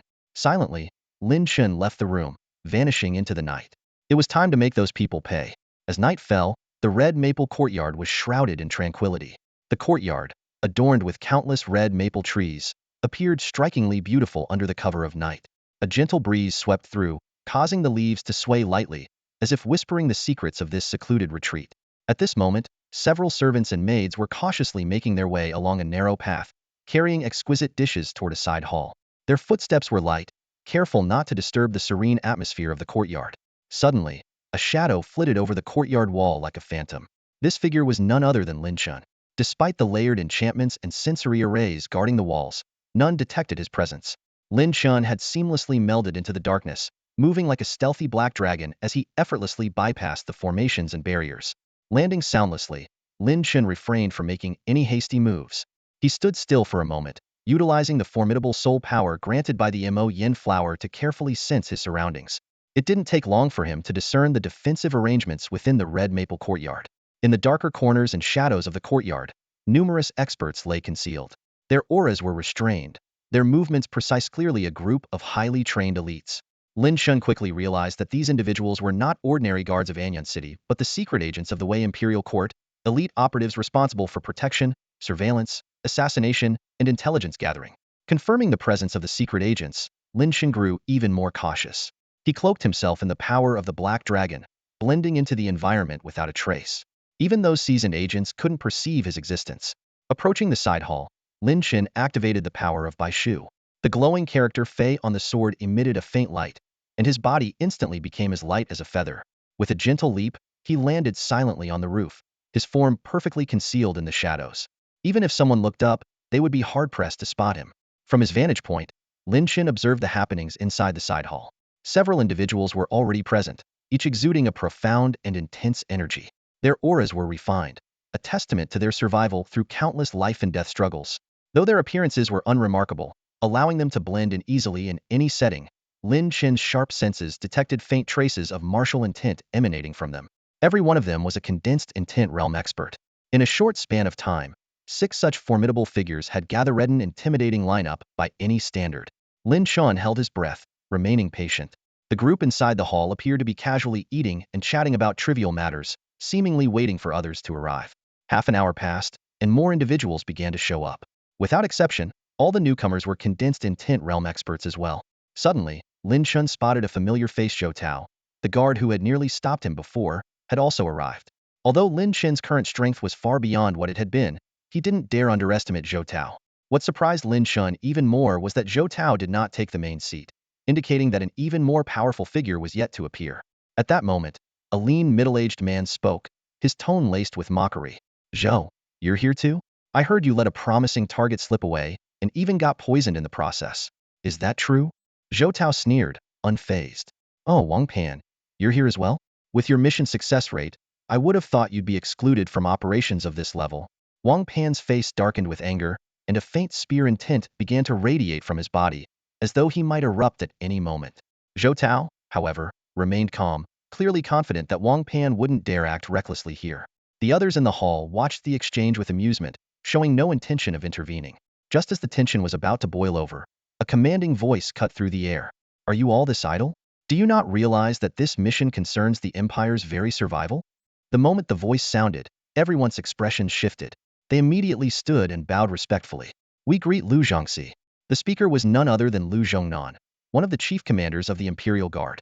Though his hair and beard were white, giving him the appearance of an ordinary old man, the occasional glint in his sharp eyes sent chills down one's spine. Lin Chen recalled hearing about Lu Zhongnan from Lin Lan. It was said that in his youth, Lu Zhongnan had been one of the top experts among the Imperial Guards. By middle age, he had reached the 6th level of the condensed intent realm and was on the cusp of breaking through to the 7th.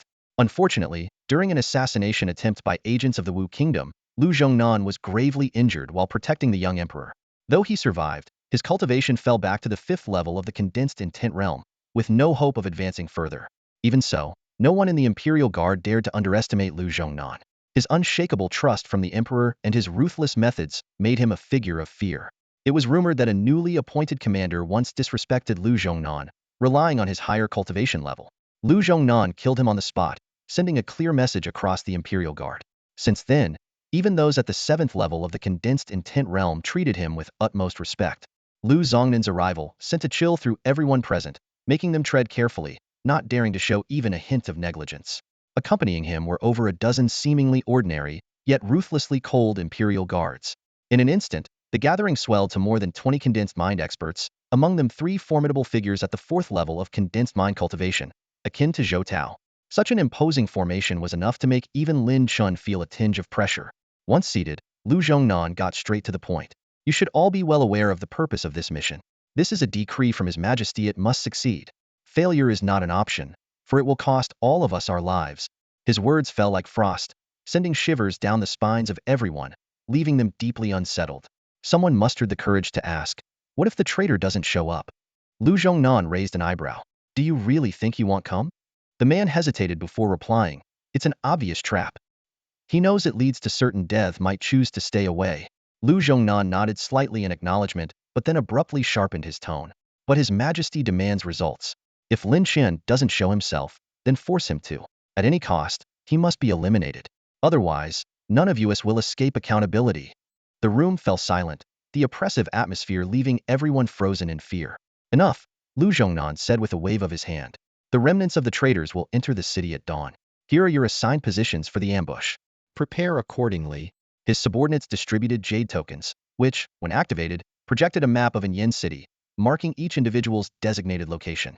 The planning was meticulous, with every detail carefully orchestrated. Not only had hundreds of shadow guards been deployed to seal off all possible escape routes, but Lu Zhongnan himself was overseeing the operation. The net had been cast, leaving no room for error. There would be no repeat of the events in the capital. Anyone who makes a mistake will be executed on the spot. Lu Zongnan's calm tone carried an undeniable threat that chilled to the bone. Understood, Master Lu. The group responded in unison before dispersing in an orderly, inconspicuous manner. After everyone had left, Lu Zhongnan sighed to himself. If not for the moonlit sex recruitment and the other masters being tasked with protecting the royal family, we could have sent a 6th-level condensed mind expert. Although the forces at his disposal were more than sufficient to overpower Lin Chen, and the plan had been scrutinized down to the smallest detail, he couldn't entirely shake a sense of unease. However, the recruitment by a sect of such stature, which could influence the Empire's fate, demanded utmost priority. So be it, Lu Zhongnan murmured. As long as he shows up, he's as good as dead. Being Lin Lan's son, he won't abandon his family. Meanwhile, Lin Chen quietly tailed the group as they departed. Their plan was to weave an inescapable net tonight, trapping him for a decisive kill. But Lin Chen had his own plan to annihilate them all before dawn. If the fish is to survive, the net must be torn apart. As night fell, the city of Anyun grew increasingly grim and menacing. Lin Chen moved like a ghost, silent and unseen, trailing a vigilant guard into the shadows. The guard was exceedingly cautious, his steps light and deliberate, his eyes darting around as though anticipating danger. Yet, all his wariness failed to detect Lin Chen, who followed him like a shadow. The The guard eventually entered a nondescript house on the side of the street. He muttered to himself, "This will be my hiding place. Once Lin Chen shows up, we'll ambush him. Hopefully, he isn't too much of a coward to come, or we'll be the ones who end up dead." As he spoke, his eyes continued to scan his surroundings, and his fingers subconsciously brushed the weapon at his waist. Just then, a cold voice sounded right behind him. "Were you looking forward to my arrival? Well, here I am." The guard froze, his body trembling. Instinctively, he reached for the alarmed jade at his waist while attempting to leap forward. But it was far too late. The moment the voice reached his ears, a pitch-black long sword had already pierced his heart without mercy. His life force was extinguished in an instant, leaving him no chance to sound the alarm. Struggling, the guard turned his head to see a figure emerging slowly from the shadows. You're Lin Chen," he gasped with his final breath before collapsing lifelessly to the ground. Lin Chen's face remained expressionless as he removed the guard's spatial ring and retrieved a jade token from it. The token contained the layout of all the guards and shadow operatives in the city. Although it was protected by a restriction, it posed no challenge to Lin Chen. With ease, he employed the power of the Black Dragon to unlock it and reveal its contents. Studying the detailed map, Lin Chen couldn't help but admire the meticulous planning. Every possible route of attack or escape was sealed off.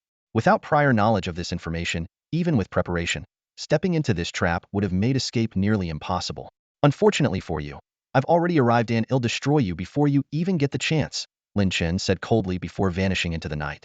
Over the next few hours, Lin Chen resembled a silent reaper, moving through the streets and alleys of Anyan City. With precision, he located each hidden guard and eliminated them one by one using the power of the sky tungsten. Even those at the third level of the condensed will realm were unable to withstand his sudden and fatal strikes. By the time the first light of dawn began to break, every guard except Lu Zhongnan and 3 fourth-level condensed will realm masters had been wiped out. As for the shadow operatives, Lin Chen chose to leave them untouched for now, avoiding any unnecessary alarm. After completing this ruthless hunt, Lin Chen disguised himself once more as Shang Tiange and quietly returned to the inn. Although he was confident in his ability to assassinate the fourth-level masters, he knew it required a more carefully devised plan. Before acting further, he needed to prepare for the next phase of his operation. Late at night, Lin Chen gently knocked on Yi Ying's door.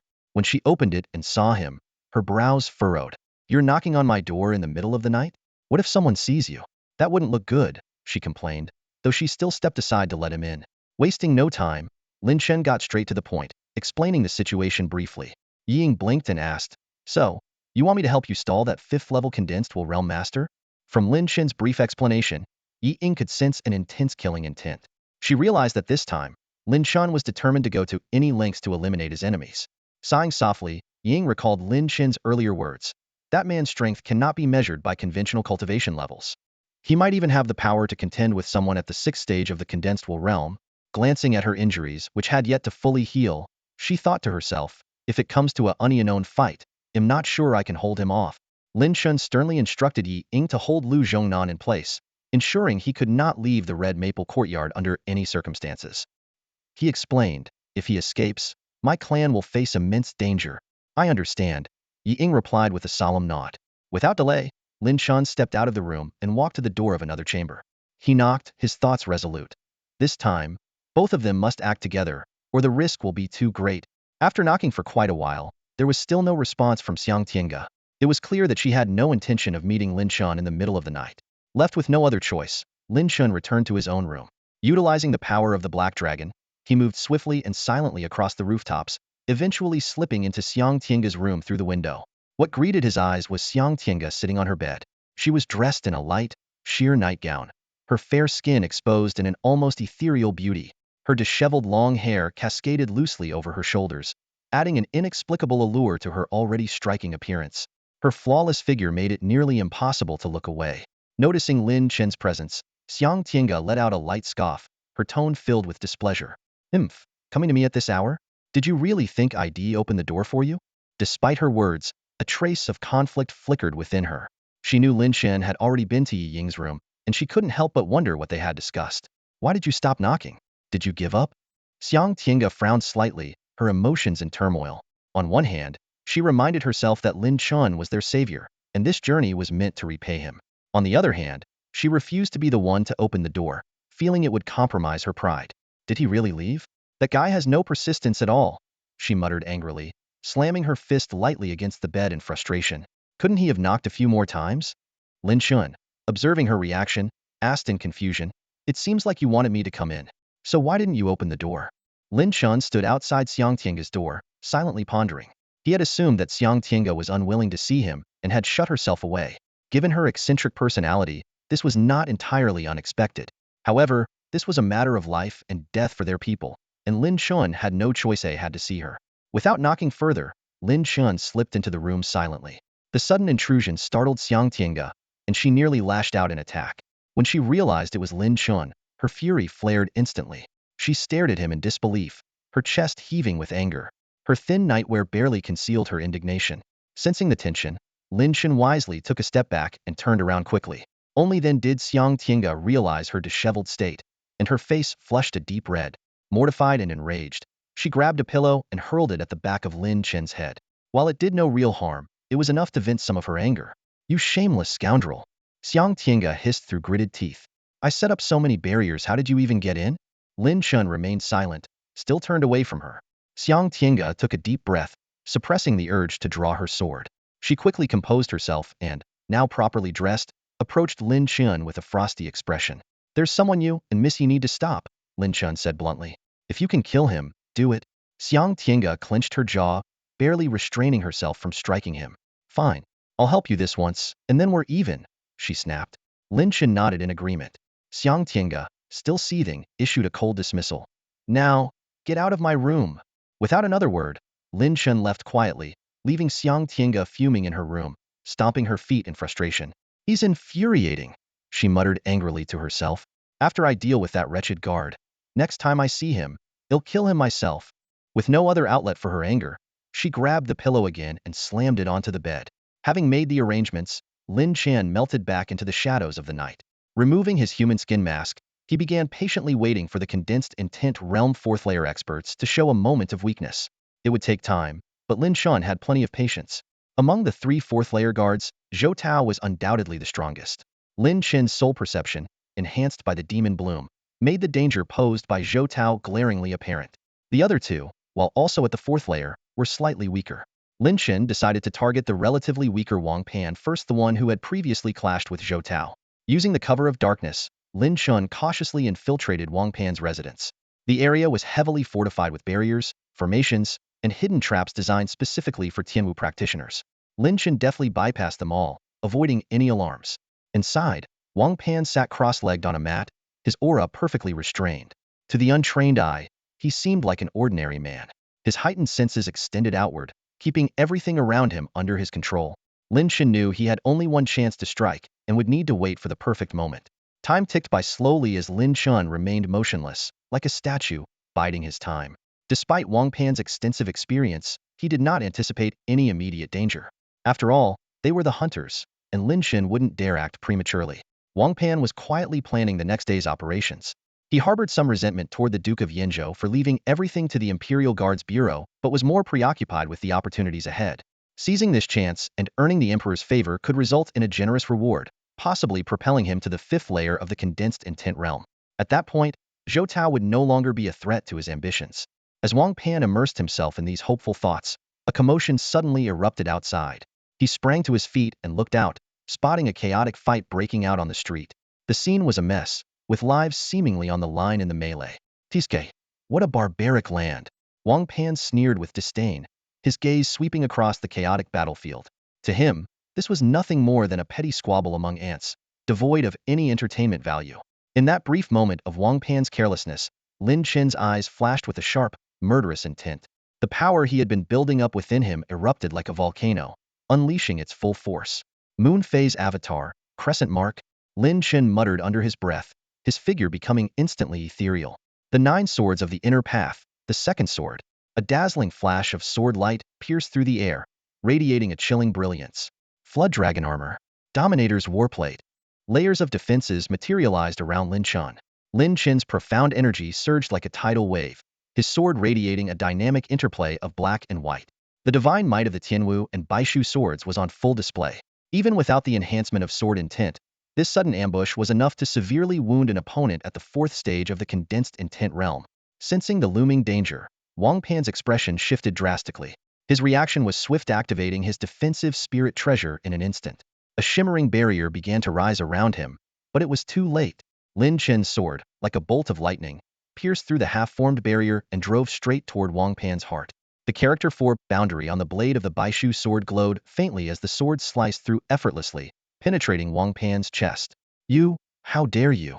Wang Pan gasped, blood gushing from his mouth as he stared at Lin Chen in disbelief. By now, Lin Chen had shed all pretenses, revealing his true identity, the young master of the Lin family and deputy general of the frontier army. Questions flooded Wang Pan's mind. How could Lin Chen have grown so powerful in just half a month? How had he tracked him down and executed this flawless ambush? But these questions would remain unanswered. Despite the bitterness in Wang Pan's heart, Lin Chen's fatal strike had extinguished all traces of his life. In the end, Wang Pan collapsed to the ground, lifeless, his eyes filled with unresolved confusion and unwillingness. Huff. Lin Chen let out a long breath, feeling his battle attire soaked through with cold sweat.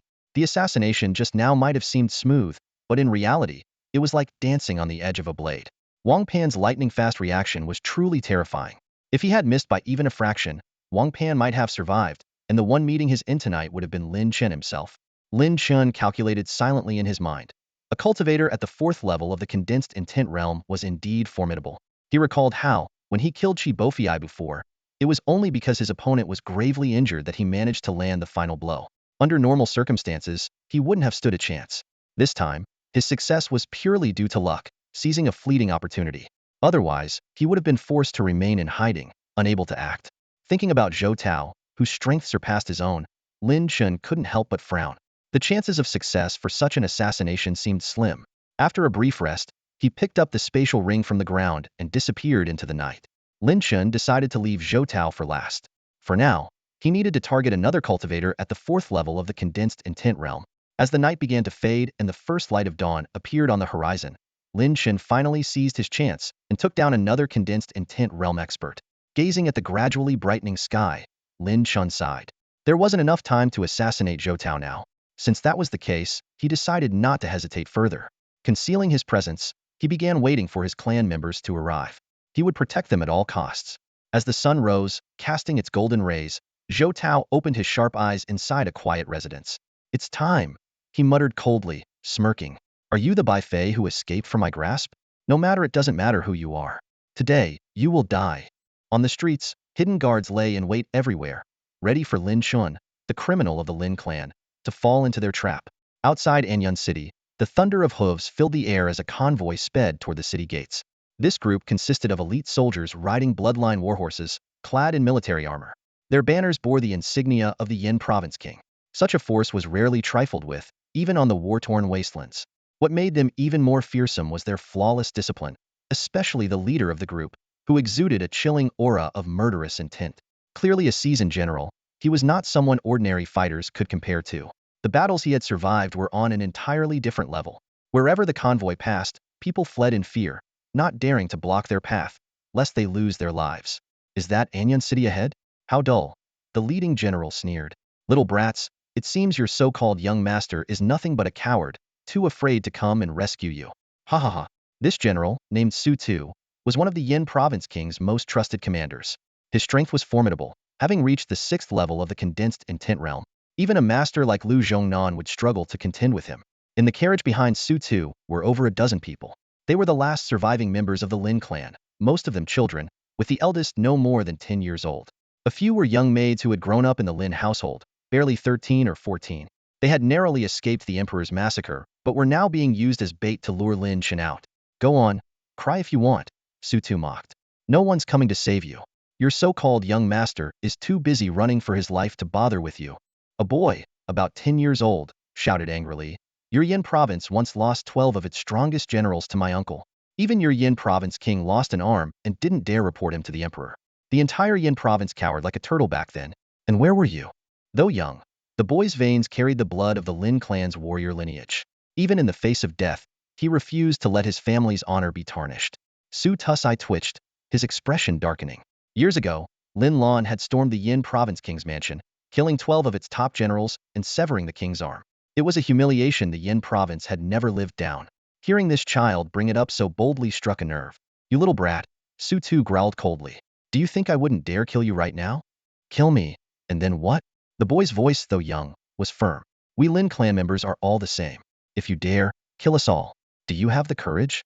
Behind the boy, the other Lin children, including a little girl no older than 4, stood tall despite their pale faces. Their gaze fixed on Su Tu, fearless. For some reason, Su Tu suddenly recalled the day Lin Lan had stormed their mansion. Back then, he had only dared to watch from a distance. When Lin Lan's gaze swept over him, he had immediately looked away, unable to meet it. Now, these children's eyes reminded him of Lin Lan's piercing stare. Irritated and restless, Su Tu's fingers twitched, and the murderous aura around him surged. Yet, in the end, he suppressed it. He sneered coldly, his voice as sharp as a blade. No matter how stubborn you act, it's useless. The Lin family is finished, wiped off the face of existence. Lin Wainer will soon be nothing more than a plaything under my control. And you'll serve as bait to lure out your so-called young master. In the end, you're nothing but a pack of stray dogs.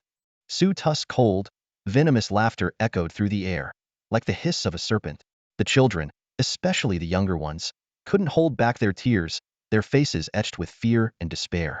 A few maids clung tightly to the children, trying to offer some semblance of comfort, but the hopelessness in their own eyes betrayed them. Suddenly, a 10-year-old boy stepped forward, his voice defiant as he shouted, Brother Chen will never be defeated by you. He'll kill all of you. Though his voice was young and tender, it carried an unshakable determination. Oomph!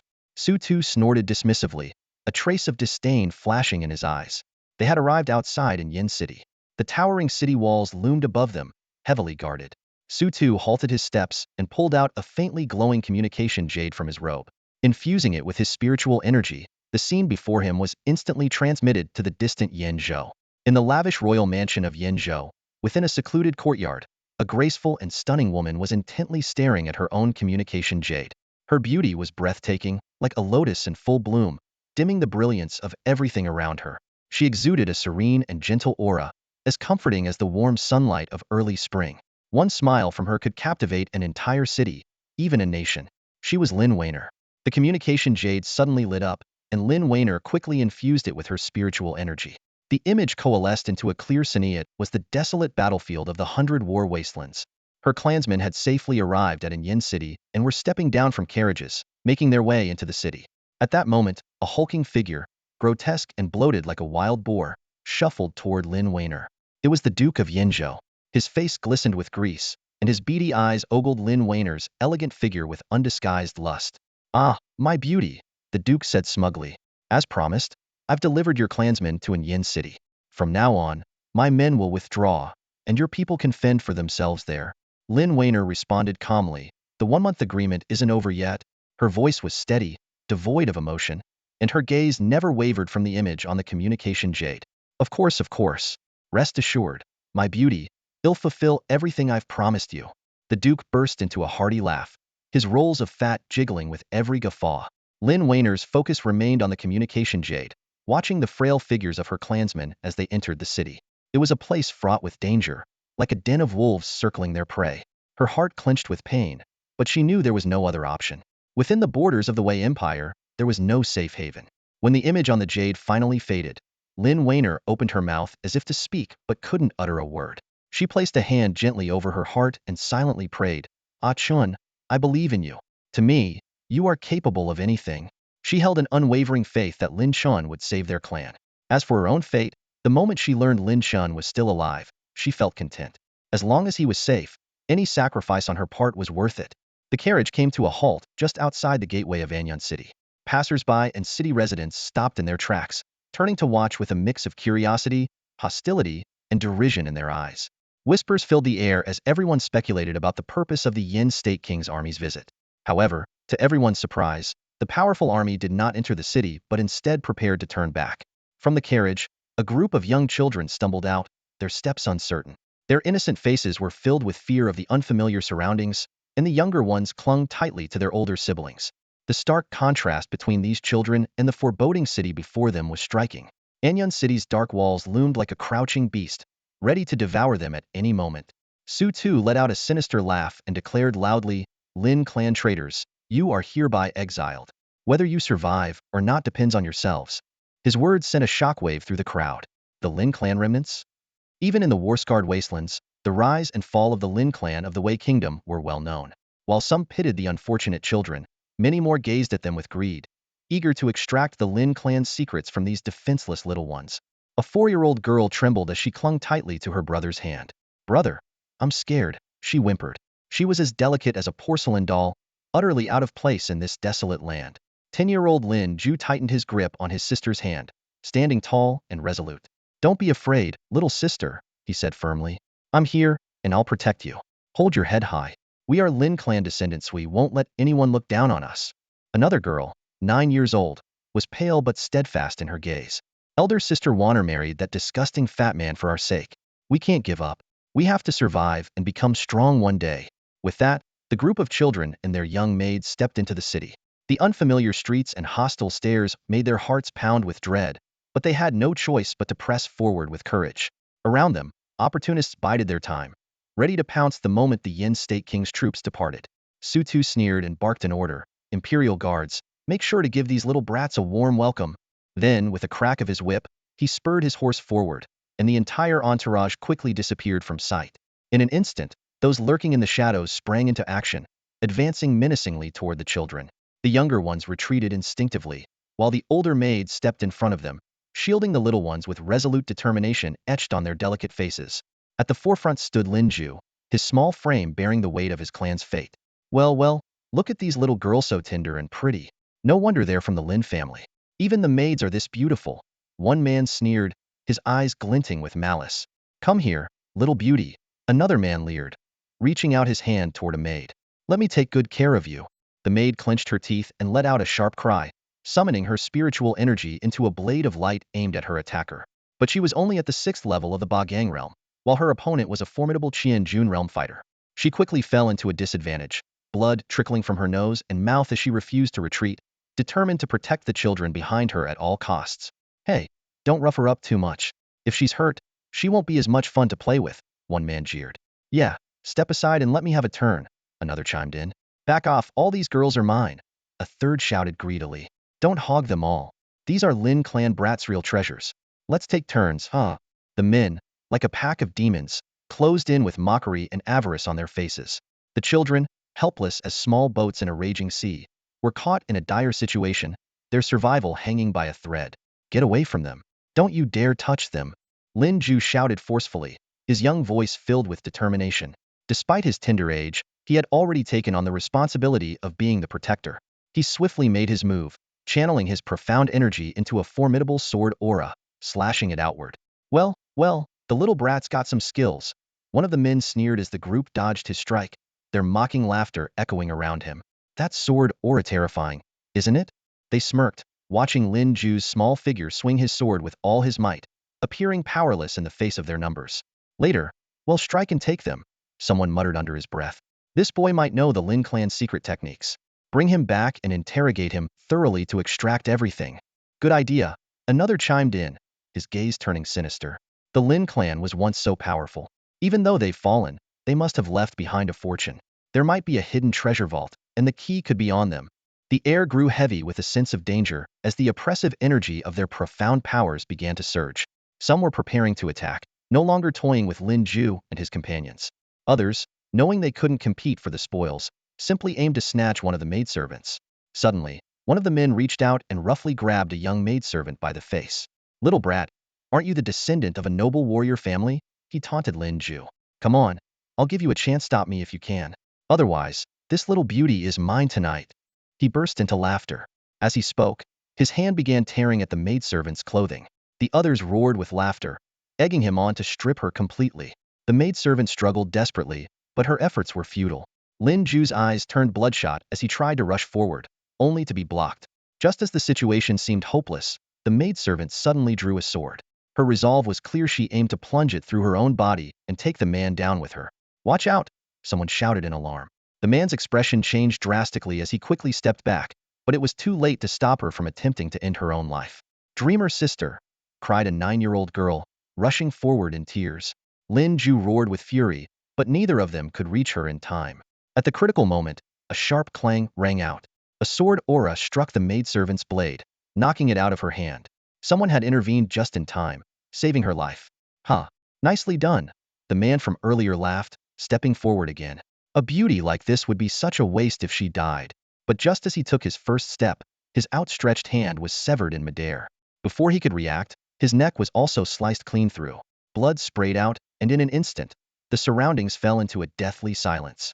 What? A gasp of shock rippled through the crowd. Lin Chen's sudden appearance was like a lightning bolt, slicing through the darkness that was about to engulf the Lin clan.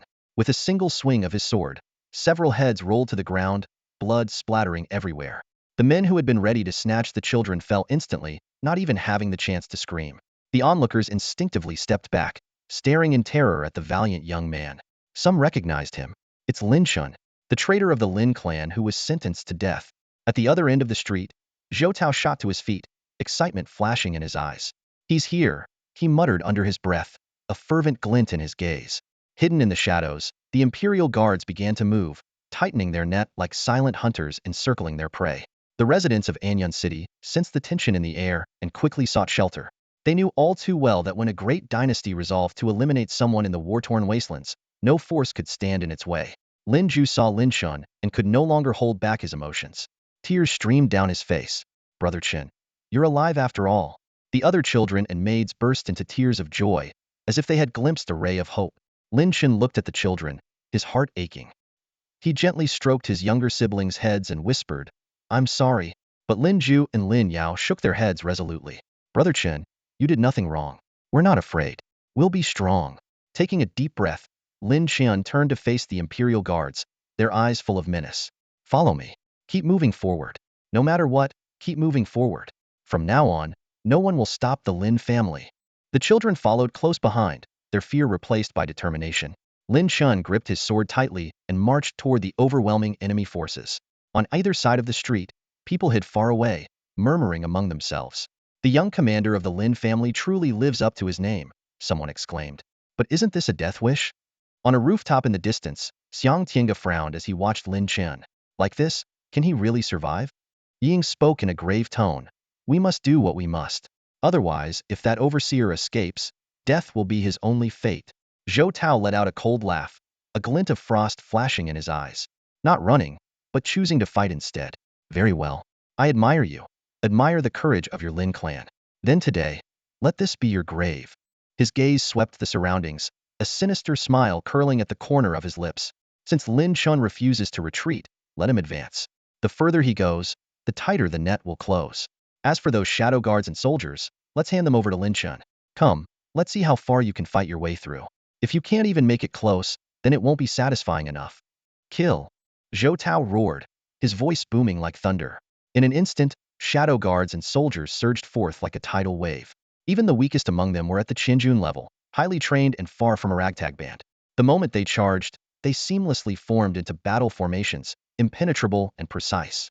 Among them were also specialized fighters, martial artists, talisman masters, alchemists, and archers, each performing their roles with synergy, elevating their combat effectiveness to the peak.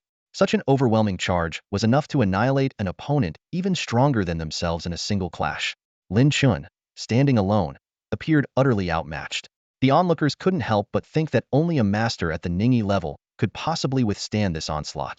Yet Lin Chen's response defied all expectations.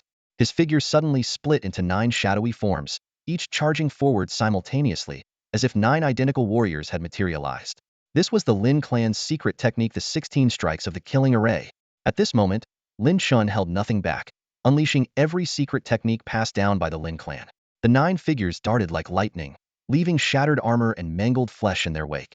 The formidable charge of the soldiers, which could strike fear into the hearts of Dark Yin City's inhabitants, crumbled instantly under Lin Chen's sword. 9 streaks of blood mist surged forward, cutting through the shadow guards and soldiers like a scythe through grass. Talismans, potions, arrows, armor, none of it could withstand Lin Chen's onslaught. Blood sprayed like blossoms blooming in a field of death, both magnificent and horrifying. With his sword in hand, Lin Chen strode forward over a landscape of corpses and rivers of blood. The murderous aura emanating from him pierced the heavens, transforming him into a battlefield god of slaughter. The sight made even the spectators go pale, their hearts gripped by an icy dread. Even the shadow guards, soldiers, and hidden assassins couldn't suppress their fear. They stared in shock at the scene unfolding before them, a single question echoing in their minds. How did Lin Chen become so powerful? Seeing the enemy hesitate, Lin Chen shouted, "Not making a move? Then I will." Before the words had fully left his lips, he stomped the ground, launching himself forward like a cannonball. Under the flight techniques enhancement, his movements became almost impossible to track. He had to eliminate every shadow guard, soldier, and hidden assassin to carve out a path of survival for his clan. Screams echoed endlessly. Wherever Lin Chen's sword light swept, blood splattered and bodies fell. Even the hidden assassins couldn't escape his relentless pursuit. The air was filled with the cacophony of roars, wails, and dying cries, the stench of blood saturating the atmosphere. Even the battle-hardened residents of Dark Yin City couldn't suppress their trembling. A terrifying thought crept into their minds. Is this man intending to annihilate every single enemy? Was it the Wei dynasty deploying an army of elites to hunt Lin Chen? Or was Lin Chen single-handedly slaughtering them all? Zhou Tao finally couldn't hold back his fury and roared, "Enough! Close the net." He hadn't anticipated Lin Chen's strength to be this overwhelming. Ordinary shadow guards and soldiers were entirely ineffective against him, unable to even inflict a scratch. Continuing like this was futile. If that's the case, tighten the net and let our elite guards finish him off personally. Zhou Tao bellowed, unleashing the full force of his fourth-tier ninja-level aura as he positioned himself directly in Lin Chen's path. With a wave of his hand, he signaled the other elite guards to attack. By all logic, over 20 elite guards should have appeared by now, encircling Lin Chen completely. No matter how strong Lin Chen was, could he possibly break through such a formation? But then, Zhou Tao noticed something was wrong. He scanned the surroundings, his expression darkening. Why was no one stepping forward to stand with him? Where were the other elite guards? Why weren't they attacking? The air was thick with tension as the crowd in Anyun City erupted in astonishment. Fourth stage of the condensed will realm. Such power is terrifying. Could he be one of the imperial guards of the Wei dynasty? They whispered in disbelief. Zhou Tao's profound energy surged like a pillar straight into the heavens, and the oppressive force of his martial intent was enough to make the mere onlookers feel as though their heads were about to split. Surrounding him were razor-sharp claws of energy, seemingly capable of tearing through mountains, exuding an aura of unmatched ferocity. Faced with such an overwhelming opponent, how could Lin Chen, a mere novice who hadn't even reached the condensed will realm, possibly stand a chance? The crowd shook their heads silently, convinced the outcome of this battle was already determined. Yet, the people of Anyun City were unaware that Zhou Tao was not the only imperial guard present. Hidden in the shadows were two more experts of the same formidable fourth stage of the condensed will realm. Should they join forces, Lin Chen would be utterly cornered with no chance of escape. That would be true annihilation, a crushing disparity in strength. But the anticipated reinforcements never arrived. Zhou Tao's expression shifted into one of confusion. What was going on? Were the others waiting for him to exhaust himself in a fight with Lin Chen before swooping in to claim the glory? He quickly dismissed the thought. This mission was of utmost importance, personally overseen by the emperor himself. Who would dare hold back? Even if someone wanted to vie for merit, they would do so after taking action, not by lurking in the shadows at the outset. These were imperial guards, not insignificant lackeys. A chilling realization suddenly struck Zhou Tao. Something had gone terribly wrong. His heart sank as the pieces began to fall into place. The others, all of them, might already have been taken out in the dead of night, leaving him alone. Who could possibly have done this? Zhou Tao's mind reeled in shock. The idea that someone could silently eliminate so many highly skilled imperial guards was inconceivable. Someone capable of suppressing their presence and bypassing the guards' defenses. Zhou Tao's gaze snapped back to Lin Chen, and the horrifying truth dawned on him. They thought they had set a perfect trap, but in reality, the prey had been watching them all along. Lin Chen had infiltrated without a sound, observing their every move. The hunter had become the hunted. While they planned to force Lin Chen into the open, he had already turned the tables, systematically eliminating them one by one. Zhou Tao's face turned ashen as disbelief clouded his thoughts.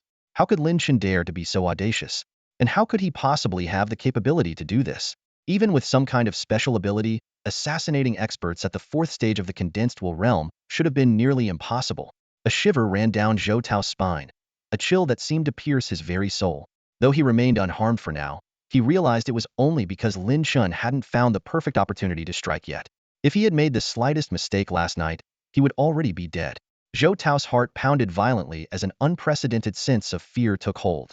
If he had figured all this out, then surely the cunning Lu Zhongnan, commander of the Imperial Guards, would have as well.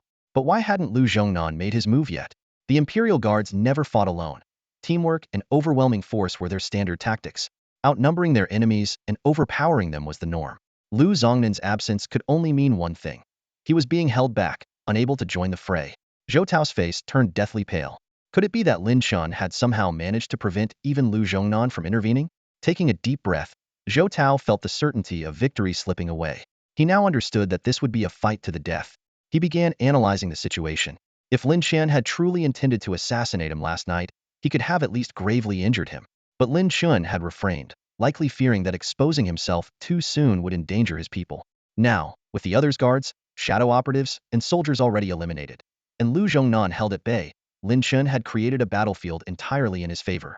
However, Lin Chen's strength was still insufficient. He hadn't managed to take Zhou Tao out in advance.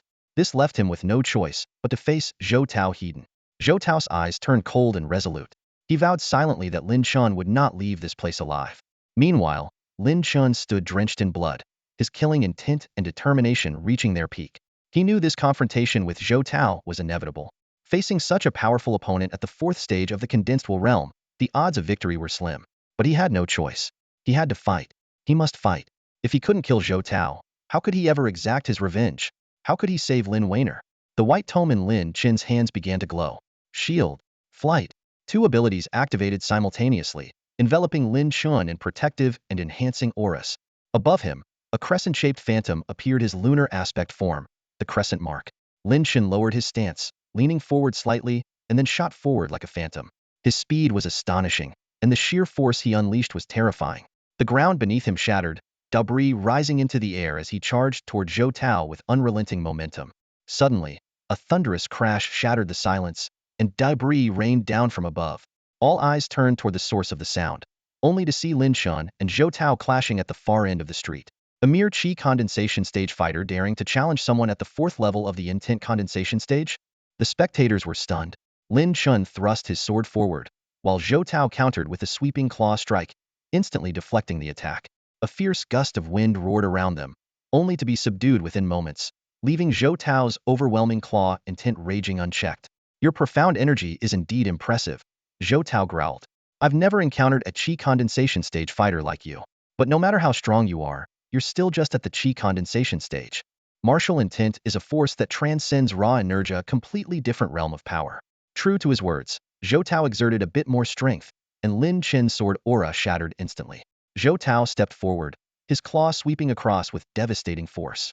The sharp claw energy seemed to tear through the very air, distorting the space it passed through. Even the onlookers standing at a distance could feel the oppressive claw intent, a pain that pierced their very souls.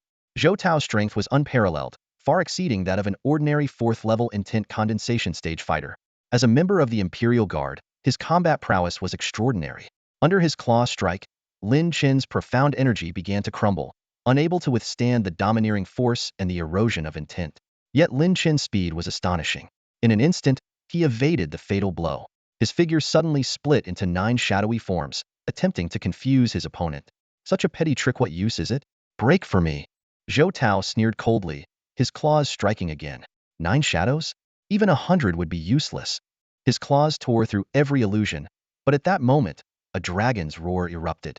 In Lin Chen's hands, the Tianwu sword transformed into a black dragon, its ferocious aura surging forth, chilling everyone to their core. The Tianwu was no ordinary blade, it was a divine sword, embodying the power of the 9 heavens god-slaying technique.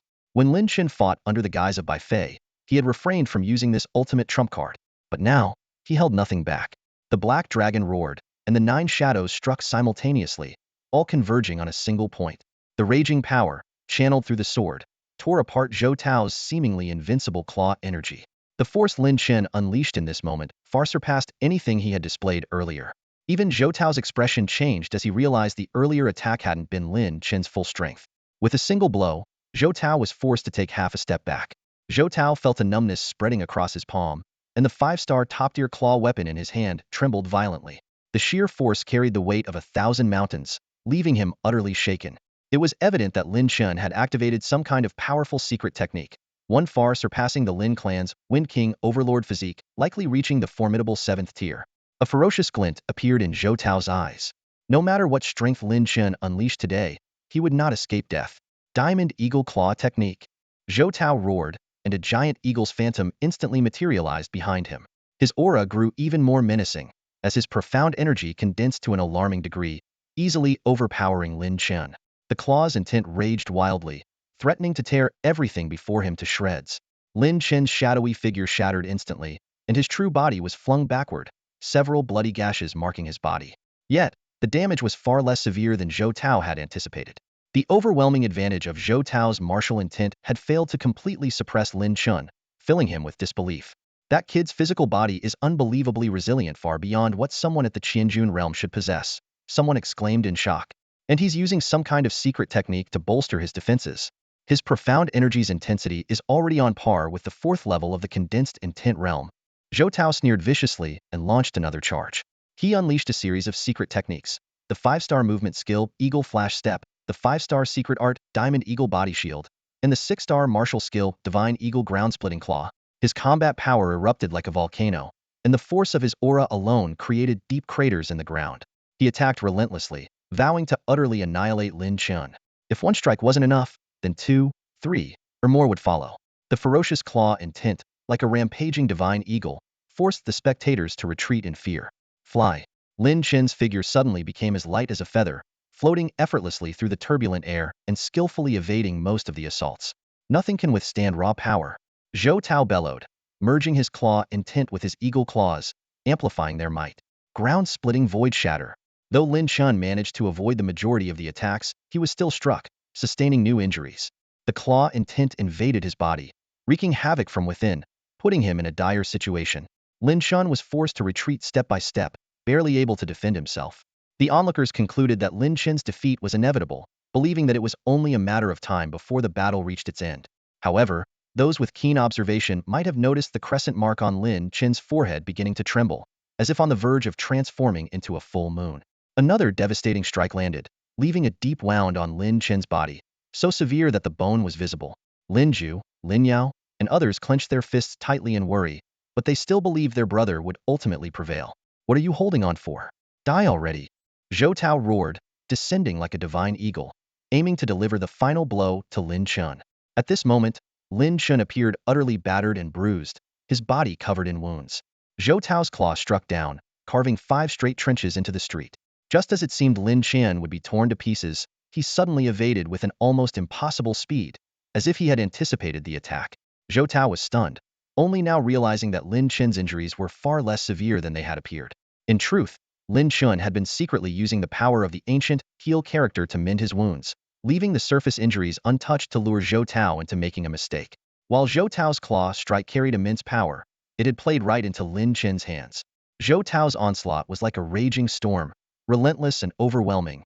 Yet in that moment, he revealed a fatal flaw. Lin Chen's eyes gleamed sharply, and the second strike of the inner Dao 9 swords tore through the air in an instant. The sheer power of the 7th-grade sword technique erupted with breathtaking force. Even without the enhancement of sword intent, its might was enough to send chills down anyone's spine. A bone-chilling sensation swept over Zhou Tao as he suddenly realized he had fallen into his opponent's trap. Lin Chen had not only lured him into exposing a weakness, but also demonstrated an astonishing recovery speed. The title of the #1 prodigy among the younger generation of Dewei was truly well-deserved. Yet, Zhou Tao did not panic. He threw his head back and let out a thunderous roar. Behind him, the phantom of a divine eagle shrieked in unison, its wings spreading wide like a protective barrier, ready to withstand the earth-shattering strike. He was confident that, though his earlier move the earth-shattering eagle claw hadn't landed directly, it must have disrupted Lin Chen's rhythm. As long as he could block this strike, victory would still be within his grasp. In this critical moment, something unexpected happened. The crescent mark above Lin Chen's head began to transform. Its slender arc quickly grew fuller, taking the shape of a radiant half-moon. In an instant, Lin Chen's energy surged explosively, and his speed became lightning fast. Empowered by the flight technique, his figure vanished, leaving only a phantom behind. A heartbeat later, Lin Chen appeared behind Zhou Tao. His speed had surpassed Zhou Tao's ability to react. Even more terrifying was the fact that Lin Chen's current strength had skyrocketed to more than 5 times what it was before. The inner Dao 9 sword's second strike was aimed straight at Zhou Tao's back. The shadow of death enveloped him, and for the first time, Zhou Tao felt a true sense of peril. He roared wildly, unleashing every ounce of his inner essence, even at the cost of rupturing his blood vessels. In the blink of an eye, dozens of protective shields materialized in front of him. Simultaneously, he twisted his body, launching a desperate claw strike at Lin Chen. Even if he couldn't block this deadly attack, he was determined to drag Lin Chen down with him. Faced with the imminent clash, Lin Chen closed his eyes briefly, his mind racing as he visualized the evolution of the inner Dao 9 swords. Suddenly, his eyes snapped open, glowing with a divine light, and his sword technique shifted dramatically. It was no longer the second strike, it was the third. In a flash, the blade's radiance streaked through the air, slicing through Zhou Tao's dozens of shields as if they were mere paper. The next moment, the sword pierced through his body, and blood blossomed like a crimson flower. Zhou Tao's eyes widened in disbelief as the energy within him dissipated rapidly. He was powerless to mount any counterattack against Lin Chen, and could only watch helplessly as his life ebbed away. Inside the courtyard of the Red Maple Manor, Lu Zhongnan stood under the eaves, his face dark and foreboding like storm clouds before a torrential rain. He stared coldly at the two women seated on a stone bench in the courtyard. One was older, the other younger, and although both were cloaked, their extraordinary aura was impossible to conceal. Lu Zhongnan felt a strong sense of danger emanating from them, as if taking just one step out from under the eaves would cost him his life. These two seemingly young women exuded a threat so immense that he suspected their strength had reached the 5th level of the condensed will realm. This is simply unbelievable. Lu Zhongnan thought to himself in shock. Even Qin Yuer, the most gifted of the Great Wei Kingdom, had not reached such a level when she left for the Qingxian divine sect. He began to ponder their origins. While the Great Wei Kingdom was not weak, he had never heard of such extraordinarily gifted women from any neighboring states or sections. What worried him even more was the current instability of the 100 Battles wasteland. It was even possible that disciples from a reclusive great sect were traveling in the mortal world. Deciding it was wise not to inquire about their identities, Lu Zhongnan opted to avoid provoking unnecessary trouble. If they truly hailed from a reclusive great sect, the consequences would be far beyond what he alone could bear, potentially threatening the entire royal family. He spoke in a low, measured tone. Ladies, what is the meaning of this? To my knowledge, the royal family of Great Wei has no quarrel with you. Why must you interfere? Ying let out a cold snort. And what if we do? Xiang Tiange sneered, her voice dripping with disdain. Whatever we choose to do is none of your concern. If you want to stop us, feel free to try. Her concern for Lin Chen made her even more impatient with Lu Zhongnan. Lu Zhongnan's expression grew increasingly grim. He could sense the distant ripples of battle, and the situation was far from what he had expected. Aside from Zhou Tao, the other royal guard's presences had completely vanished. He realized that the situation was spiraling out of control. If he didn't intervene, Lin Chen might actually survive. Curse that Duke of Yinzhou. Lu Zhongnan inwardly cursed. The Duke had instructed Su Tu to step back and cease involvement, clearly playing his own game. Now, with the situation slipping out of control, if Lin Chen truly survived, the Duke would not escape repercussions either. The intensity of the battle continued to escalate. Lu Zhongnan could feel Zhou Tao suppressing Lin Chen, and a faint smile crept onto his face. Ladies, it seems there's no need for us to clash after all. Yi Ying and Xiang Tiange frowned. They could sense that Lin Chen was struggling to withstand Zhou Tao's onslaught. Xiang Tiange muttered in frustration. Honestly, can't he just run if he can't win? She wanted to step in multiple times but hesitated, worrying that if she left, Ying might not be able to hold off Lu Zhongnan alone. Lu Zhongnan noticed this hesitation, and a glint of calculation flashed in his eyes. He realized that it required both women working together to keep him at bay, which gave him a strategic advantage. Whether they intended to save Lin Chen or continue blocking him, the outcome was now within his control. Feigning calm, he sat down, poured himself a cup of tea, and assumed an air of nonchalance. Ladies, the matter is already decided. If I've caused any offense, I ask for your understanding. Ying snorted coldly and stood up. Though Lu Zhongnan appeared composed, his internal energy was already surging to its peak, ready to strike at any moment. Just then, a piercing eagle cry echoed from the distance, followed by a deafening sound of the earth being torn apart. Earth-splitting eagle claw. Lu Zhongnan's heart leaped with joy. It's over.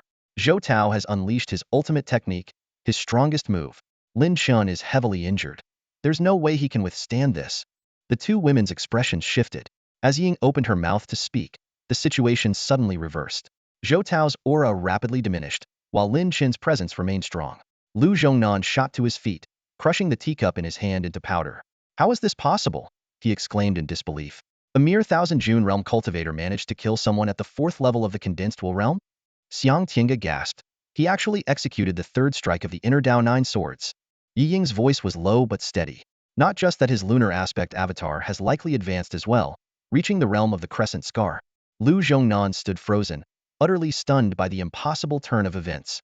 Lin Chen, who had been on the brink of death, had erupted with incredible power in his desperation. Not only had he survived, but he had also slain Zhou Tao. This outcome completely shattered all of Lu Zongnan's plans. This will not be tolerated. A glint of cold light flashed in Lu Zhongnan's eyes as his hand instinctively tightened around the hilt of the sword at his waist. As the head of the Imperial Guards, his loyalty to the Wei royal family was unwavering. ingrained deeply into his very soul. This time, his mission was of utmost importance: eliminate Lin Chen. To accomplish this, he was willing to sacrifice everything, even his own life. Lu Zhongnan's icy gaze swept over Yi Ying and Xiang Tiange. Surprisingly, these two women appeared unimpressed by his presence, their expressions calm and composed. Though both were injured and had yet to recover their cultivation to the 6th level of the condensing intent realm, individually they might struggle against Lu Zhongnan. However, if they joined forces, not only would Lu Zhongnan fail to escape, but he might even meet his demise here. After all, these two were core disciples of a prominent sect beyond the mortal realm, their combat prowess nearly unrivaled among their peers. Only a prodigy like Lin Chen could possibly match them. Taking a deep breath, Lu Zhongnan forced himself to regain composure. As a commander, he understood the gravity of his mission. Yet, if fulfilling it meant throwing his life away without achieving success, then his death would be meaningless. He had no choice but to admit that this operation was likely a failure. Even so, he hadn't given up hope. There would be another opportunity. Lu Zhongnan refused to believe that these two women would remain by Lin Chen's side indefinitely. When they eventually left, that would be his perfect chance to strike. You two should leave. Let's end this here for today, I concede, Lu Zhongnan said slowly, his tone tinged with resignation. Yi Ying and Xiang Tiange snorted coldly in unison, clearly skeptical of his words. Seeing their reaction, Lu Zhongnan's lips curled into a faint, chilling smile. You have the ability to kill me, yet you hesitate to act. I assume you're concerned that I might have hidden reinforcements. Engaging me in battle would leave you unable to focus on anything else. If that's the case, why waste time here? Ying narrowed her eyes slightly, reluctantly acknowledging the shrewdness of the man before her. His thinking was meticulous. She recalled Lin Chen's earlier instructions. They were only tasked with stalling Lu Zhongnan, not killing him, likely out of the same concerns. Let's go, Xiang Tiange said. Standing up, Ying offered no objection, and the two began to walk away. Lu Zhongnan watched them leave, his expression darkening. His fingers drummed on the table, and several times he considered striking directly at Lin Chen. But in the end, he restrained himself. He knew all too well that he had no additional support, was the strongest force in this operation. Could this be fate? Lu Zhongnan sighed. If not for the sect's recruitment of disciples, I wouldn't be the only one qualified to act in this matter. His voice was low, laced with bitterness. But if fate favors Lin Chen, then what does that mean for an empire with a fractured dragon vein? Are we on the other side of destiny? Quickly regaining his composure, Lu Zhongnan muttered, things haven't reached a point of no return. This is the battlefield of 100 wars, where countless ruthless opportunists thrive. I'm not the only one who wants him dead. His voice turned cold as he resolved to send out a call for reinforcements and closely monitor Lin Chen's movements. The companions traveling with Lin Chen would undoubtedly be a burden, limiting his ability to escape. Descending from the eaves, Lu Zhongnan decided to check on Lin Chen's condition. Even if he couldn't approach, he could at least observe from a distance. Just then, he looked up and noticed a hawk circling in the sky. This is Lu Zongnan's expression shifted before a smile spread across his face. It seems this isn't over yet. With a leap, he landed lightly on a rooftop. From this vantage point, he had a clear view of the site where Lin Chen had fought earlier. The area had been reduced to ruins, with the streets utterly devastated. Lin Chen had not left.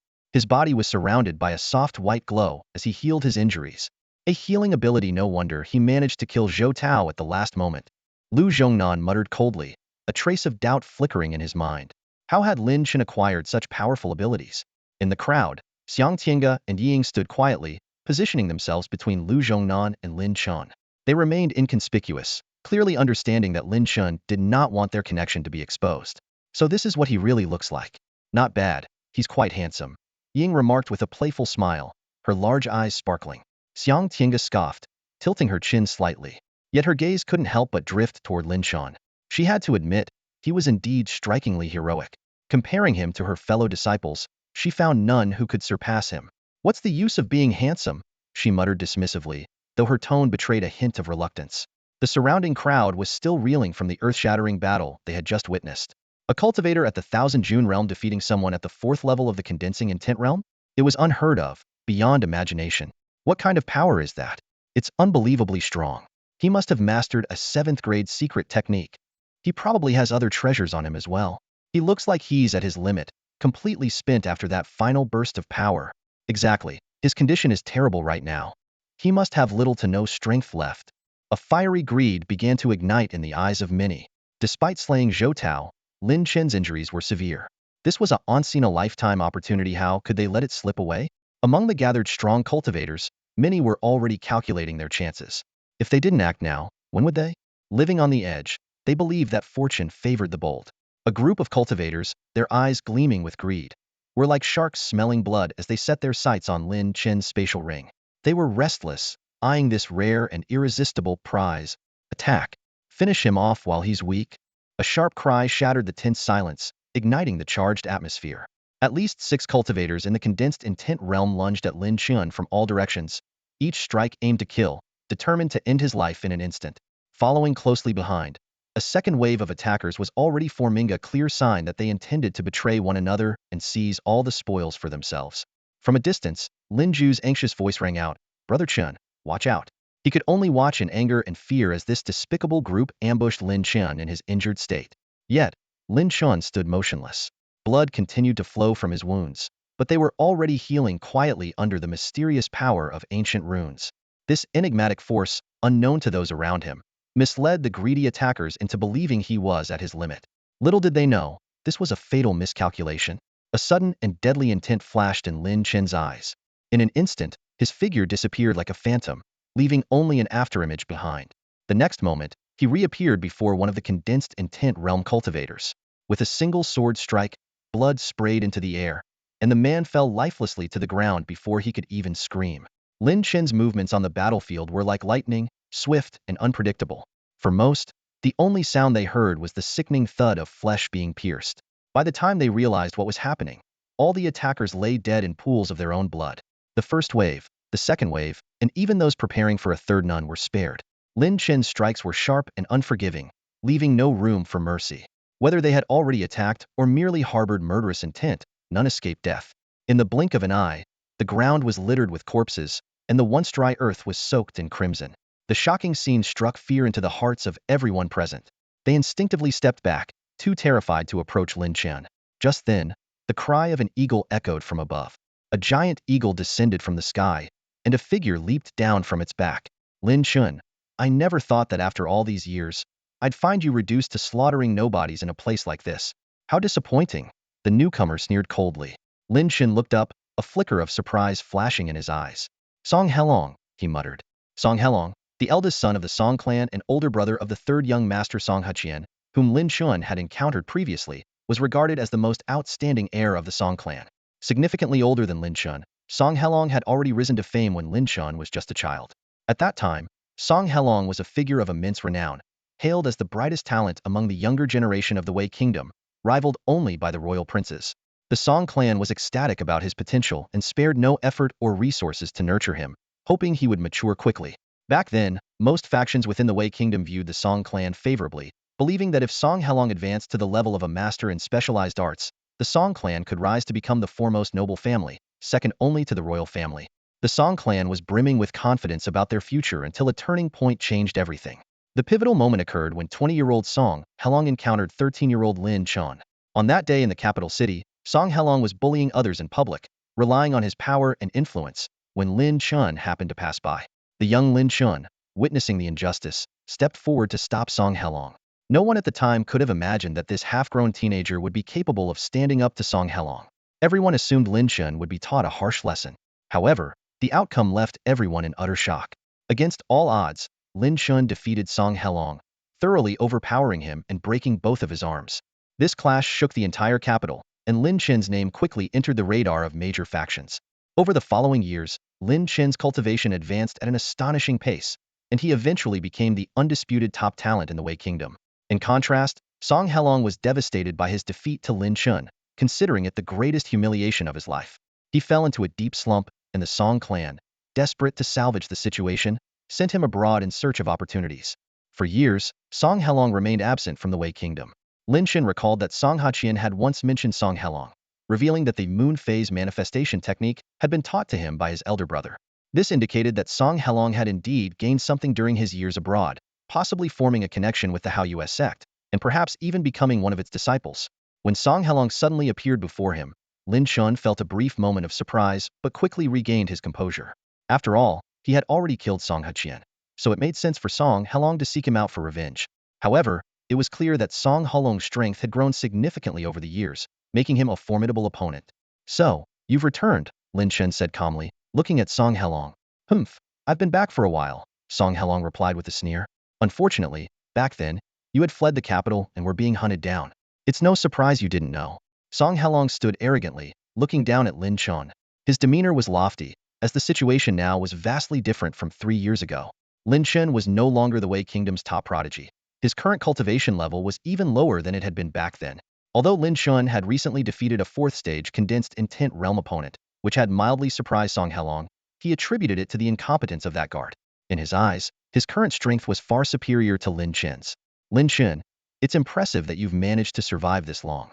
Your ability to escape death truly surpasses your talent, Song Helong mocked, while inwardly plotting how to exact revenge for his past humiliation. Ever since his defeat, the shame he endured had been unbearable, and he was determined to make Lin Chen pay for it tenfold. Unfortunately for you, your luck has run out, Song Helong continued. You may have barely managed to kill that guard, but now you've run into me. You have no chance of escaping this time. It seems fate has brought us together. I wasn't even looking for you. I came here seeking revenge for my brother, who was killed by 3 fools. But now that you're here, they'll gladly take this opportunity to kill you as well. The heavens are truly on my side. Song Helong was thrilled, viewing this encounter as an unexpected blessing. He had come seeking the murderers of his brother, only to find Lin Chen here as well. And with Lin Chen just having fought a tough battle, it seemed like the perfect chance to reclaim his honor. There's no need for this, Lin Chen said calmly. Hearing this, Song Helong's expression darkened, his eyes filled with rage and distortion. No need, he roared. Do you think I can just forget the humiliation of being defeated by you? You stole all my glory and turned me into a laughingstock, and now you say, no need? That's what you deserved, Lin Chen replied coldly. You abused your power to bully others. Breaking your arms was already a mercy. To Lin Chen, Song Helong was someone who thought himself superior to others, looking down on the common people and abusing them at will. Losing 2 arms was a relatively light punishment. Lin Chen, Song Helong roared, his fury erupting. Do you still think you're the same Lin Chen as before? Do you still think you're the young marshal of the Lin clan? You're nothing but a criminal now, a traitor, a dog with no home, and yet you dare to speak to me like this? Do you think you can defeat me again?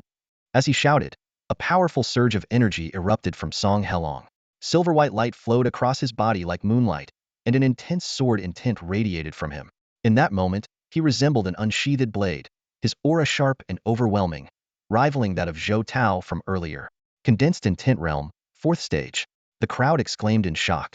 Song Helong's rapid progress over 3 years was truly astonishing. Do you see now? My power far surpasses yours, Song Helong declared proudly. Don't compare me to that useless guard. He's nothing compared to me. You have no idea what I've achieved in these 3 years. I've joined the Haoyue sect, a prestigious sect beyond the mortal realm, as a registered disciple. And this event, the 100 Battles Wasteland recruitment, was all thanks to me. Gasps of awe rippled through the onlookers. The Haoyue sect. Even as a registered disciple, it was an extraordinary achievement. In a large kingdom, it was rare for even one person in a decade to join such a sect. Song Helong was truly exceptional, destined for a future far beyond the confines of the mortal world. Listening to the admiration, fear, and envy from those around him, Song Helong grew more smug. In a way, I should thank you, he said. If not for you, I wouldn't have had the chance to join the Haoyue sect. With a flick of his wrist, a spiritual sword appeared in his hand. That's why I'll make your death quick. Song Helong stood triumphant, exuding confidence. To him, joining the Haoyue sect, even as a registered disciple, was a monumental achievement. Meanwhile, Lin Chen remained silent, showing no reaction to Song Helong's boasts. What's the matter? Cat got your tongue? Song Helong laughed. No final words? Are you regretting now? Or are you jealous of my accomplishments? Joining the Haoyue sect as a mere registered disciple, what's there to brag about? Lin Chen replied indifferently, his tone as calm as ever. Lin Chen faced Song Helong's provocation with an expression as calm as ever. Even in the past, he never regarded Song's status with any special respect, let alone now that he knew the Haoyue sect was on the verge of falling into decline and losing its place among the hidden powers. Hearing Lin Chen's response, Song Helong's face darkened instantly. Is this the face of your jealousy, Lin Chen? You've truly become nothing but a useless failure, he sneered, his aura surging abruptly. The powerful force of his profound energy shattered the ground around him, cracks spreading out like a spiderweb. Above Song Helong's head, a distinct crescent mark appeared, fully activating his lunar phase avatar and significantly boosting his combat power. This crescent mark was fuller compared to the one Song Heqian had displayed earlier, nearly reaching the state of a half-moon. Lin Chen, do you see this? This is the power of the Haoyue sect, secret techniques of a hidden great sect, ranked at the 7th tier. Song Helong boasted loudly. Have you ever in your life cultivated martial techniques of this caliber? However, the reaction he anticipated never came. The people around him looked at him with peculiar expressions, as if they had something to say but chose not to. This response was far from what he had expected. Humph! Ignorant bumpkins, rats who have never seen the world. You don't even recognize power that transcends the mundane. Your vision is truly pitifully small. Song Helong scoffed disdainfully. Lin Chen, you can go ahead and die now. I'm short on time, I still have others to kill, Song Helong declared coldly. Lin Chen thought to himself that the other two individuals Song Helong mentioned were likely beyond his ability to kill. But he said nothing. If Song Helong was determined to take his life, then Lin Chen could only respond by taking his opponents. After defeating Zhou Tao, Lin Chen had been continuously using the healed character technique to treat his injuries, while also consuming medicinal pills to recover. His recovery was astonishingly fast. Although not fully healed, his actual combat strength was far from as weak as it appeared. Consider yourself honored. This is the Hao US sect's moonlight sword technique. Song Helong declared arrogantly as he made his move. The sword in his hand shimmered with a hazy moonlight, beautiful yet carrying a deadly menace. This strike was far more powerful than ordinary martial arts. Lin Chen silently assessed the situation. The moonlight sword technique was likely at the peak of the 6th tier, working in tandem with the lunar phase avatar to create an even more fearsome power. However, Song Helong's straightforward attacks lacked any real combat finesse, making him less of a threat than the more experienced Zhou Tao. Fly. Lin Chen's figure suddenly became light and agile. With a tap of his foot, he easily evaded Song Helong's sword strike. Then, with a swift horizontal slash of his own sword, he countered. Is that all you've got? Song Helong sneered, his sword intent surging as a curtain of moonlight materialized to block Lin Chen's strike. But this played right into Lin Chen's hands. Initially, he had estimated needing 3 feints to bait Song Helong into exposing a flaw. To his surprise, it only took 1. Lin Chen even briefly wondered if Song Helong was deliberately creating an opening, but he quickly realized that his opponent was genuinely this inept. It seemed that while Song Helong's strength had indeed improved over the years, his actual combat skills had stagnated. This only further confirmed the extent of the Hao US sect's decline. A cold glint flashed in Lin Chen's eyes as he prepared to deliver a decisive and fatal blow. Seizing the momentary lapse in his opponent's defense, Lin Chen's eyes gleamed sharply as he swiftly launched a counterattack. His sword moved like lightning, shifting unpredictably before striking at an unexpected angle, aiming directly at Song Helong's vital point. Furious, Song Helong roared. You dare counterattack when you're on the brink of death? Watch as I crush you. He erupted with a surge of profound energy, narrowly managing to deflect Lin Chen's deadly thrust. However, Lin Chen's offensive was relentless, like a raging river that refused to ebb. Before Song Helong could recover, Lin Chen's second strike tore through the air. Caught off guard, Song Helong hastily deployed his defensive martial skill, the Profound King's Moonlight Shield. Song Helong's face darkened as he cursed internally. He had initially believed he could easily overwhelm Lin Chen, but instead, he had given his opponent the chance to retaliate. Damn rat, always hiding and scheming. He growled through gritted teeth, vowing silently, once I block this strike, I'll retaliate with full force and leave him no chance to fight back. Yet, the tide of battle shifted rapidly. Song Helong soon realized he had lost the upper hand. Lin Chen's attacks rained down like a torrential storm, each strike precise and lethal, leaving Song Helong scrambling to defend with no opportunity to counterattack. In just a few moves, the situation was completely reversed. Lin Chen shattered the Profound King's Moonlight Shield with 6 strikes, disarmed Song Helong with 2 more, and nearly pierced his chest with another. If not for the 6th grade protective armor he wore, Song Helong would have already met his end. Even so, Song Helong could feel disaster looming. Lin Chen's assault was unyielding, each strike targeting the same weak point with precision. Song Helong's resistance was futile, as Lin Chen evaded or neutralized every move he made without breaking his rhythm. With a deafening boom, the treasured armor finally gave way and shattered into pieces. Panic gripped Song Helong as the shadow of death loomed over him. He broke down, screaming hysterically, I'm going to die. I'm really going to die. Master, save me. From the sky, a massive eagle seemed to sense its disciple's peril. Letting out a sharp cry, it dived down at lightning speed, snatching Song Helong and soaring into the air. Lin Chen watched calmly, releasing his grip on his sword. With a swift kick, he sent the blade hurtling through the sky like a shooting star. The sword pierced through Song Helong's chest in an instant, emerging from the other side. Too bad. Lin Chen murmured softly to himself. I missed his heart by just a little. The giant eagle turned its head, casting a cold, piercing gaze at Lin Chen before vanishing into the horizon. In the distance, onlookers began to voice their opinions. Xiang Tiange sneered. Pathetic. The Haoyue sect is full of nothing but trash. Ying shook her head with a sigh. Truly disappointing. He has the cultivation level but zero combat skill. No wonder the Haoyue sect is in decline. To be fair, against anyone else, Song Helong might have crushed them. His power is undeniably strong, someone analyzed. But he just happened to face someone like Lin Chen, who completely counters him. Honestly, I doubt anyone would want to go up against a fighter like Lin Chen. Meanwhile, Lu Zhongnan's expression shifted unpredictably.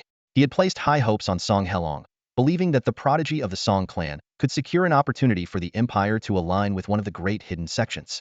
But now, it was evident that his expectations were nothing but castles in the air. Useless, Lu Zhongnan muttered in frustration. He regretted not advising the emperor against putting too much weight on the Haoyue sect's recruitment. It now seemed that joining the sect might not yield much benefit after all. Still, Lu Zhongnan couldn't help but consider the possibility of a turnaround. Perhaps this incident will draw out other figures from the Haoyue sect. If their higher-ups or official disciples intervene, they certainly won't be at this level. They might even be able to kill Lin Chen, or at the very least, create an opening for me to act. With that thought, Lu Zhongnan heaved a long sigh, his heart a mix of conflicting emotions. Lu Zhongnan understood clearly that, for now, the stalemate was the only way to maintain the situation. He secretly felt fortunate to have held back the two women. Otherwise, the situation would have spiraled out of control. Fixing Lin Chen with an icy stare, his voice as cold as winter frost, he spat, Lin Chen, you can't escape. Lin Chen's gaze followed the distant soaring eagle, and he shook his head slightly. That eagle seemed to possess a human-like consciousness, lifting Song Helong just enough at the critical moment to cause Lin Chen's deadly sword strike to miss its mark. Lin Chen couldn't help but marvel silently. Though the Haoyue sect had fallen into decline, its foundation was still extraordinary. That eagle was no ordinary creature. Failing to kill Song Helong was regrettable, but Lin Chen wasn't overly concerned. Song Helong's life or death was of little consequence. Now that conflict had erupted, further clashes were inevitable. For now, Lin Chen's performance was nothing short of remarkable, had successfully rescued his clansmen, slain numerous guards, and struck fear into his pursuers. And this was just the beginning. Turning around, Lin Chen's sharp gaze swept into the distance like a blade. Lu Zhongnan's heart tightened, his expression growing darker. Gritting his teeth, he snarled, rebel. So what if you enjoy a fleeting moment of triumph? In the end, you won't escape your fate of dying by my hand. Lin Chen cast Lu Zhongnan a faint, dismissive glance before withdrawing his gaze. He knew he wasn't yet a match for Lu Zhongnan and had no need to engage him heeding. But Lin Chen wasn't worried about Lu Zhongnan's presence. He understood that his opponent was stalling, waiting for reinforcements to arrive so he could finish him off. On the surface, Lu Zhongnan's plan seemed flawless, but it had a fatal flaw. He believed the two women could hold Lin Chen at bay. What he failed to realize was that, as time passed, the women's injuries would gradually heal. Before long, they would regain their full strength at the 6th level of the condensed intent realm. When that time came, even one of them would be enough to put Lu Zhongnan in a dire situation. His waiting was nothing more than counting down to his own demise. Realizing this, Lin Chen decided to prioritize the safety of his people before making his next move. At that moment, Lin Ju hurried over, concern etched across his face. Brother Chen, are you all right? Are you badly hurt? Tears welled up in Lin Yao's eyes as she asked, Brother Chen, does it hurt? The other children gathered around, their faces full of worry. Lin Chen offered a warm smile, gently patting the children's heads to reassure them. I'm fine, don't worry. No one can take me down. Come on, let's go get something to eat. Seeing that Lin Chen was indeed unharmed, the children finally smelled a sight that had been absent for far too long since the Lin clan's calamity. With Lin Chen as their protector, they no longer had to live in constant fear. Lin Chen led the children into the inner city, arriving at the inn they had previously stayed in. He decided to let them eat their fill before making further plans. The children, who hadn't had a proper meal in ages, devoured the food voraciously. Once their stomachs were full, exhaustion swept over them, and they quickly drifted into a deep sleep. These young ones had endured far more pain than their age should allow, displaying a resilience that was both admirable and heartrending. Now, with a moment of peace, their accumulated fatigue overwhelmed them, and they fell into a much-needed slumber. Lu Meng'er approached Lin Chen, pouring him a cup of tea. Standing respectfully to the side, she asked, Young master, what should we do next? Lu Meng'er was a maid of the Lin family, having grown up in their household. Over a decade ago, her family had fallen into misfortune, leaving only her and her mother to beg on the streets, on the brink of starvation.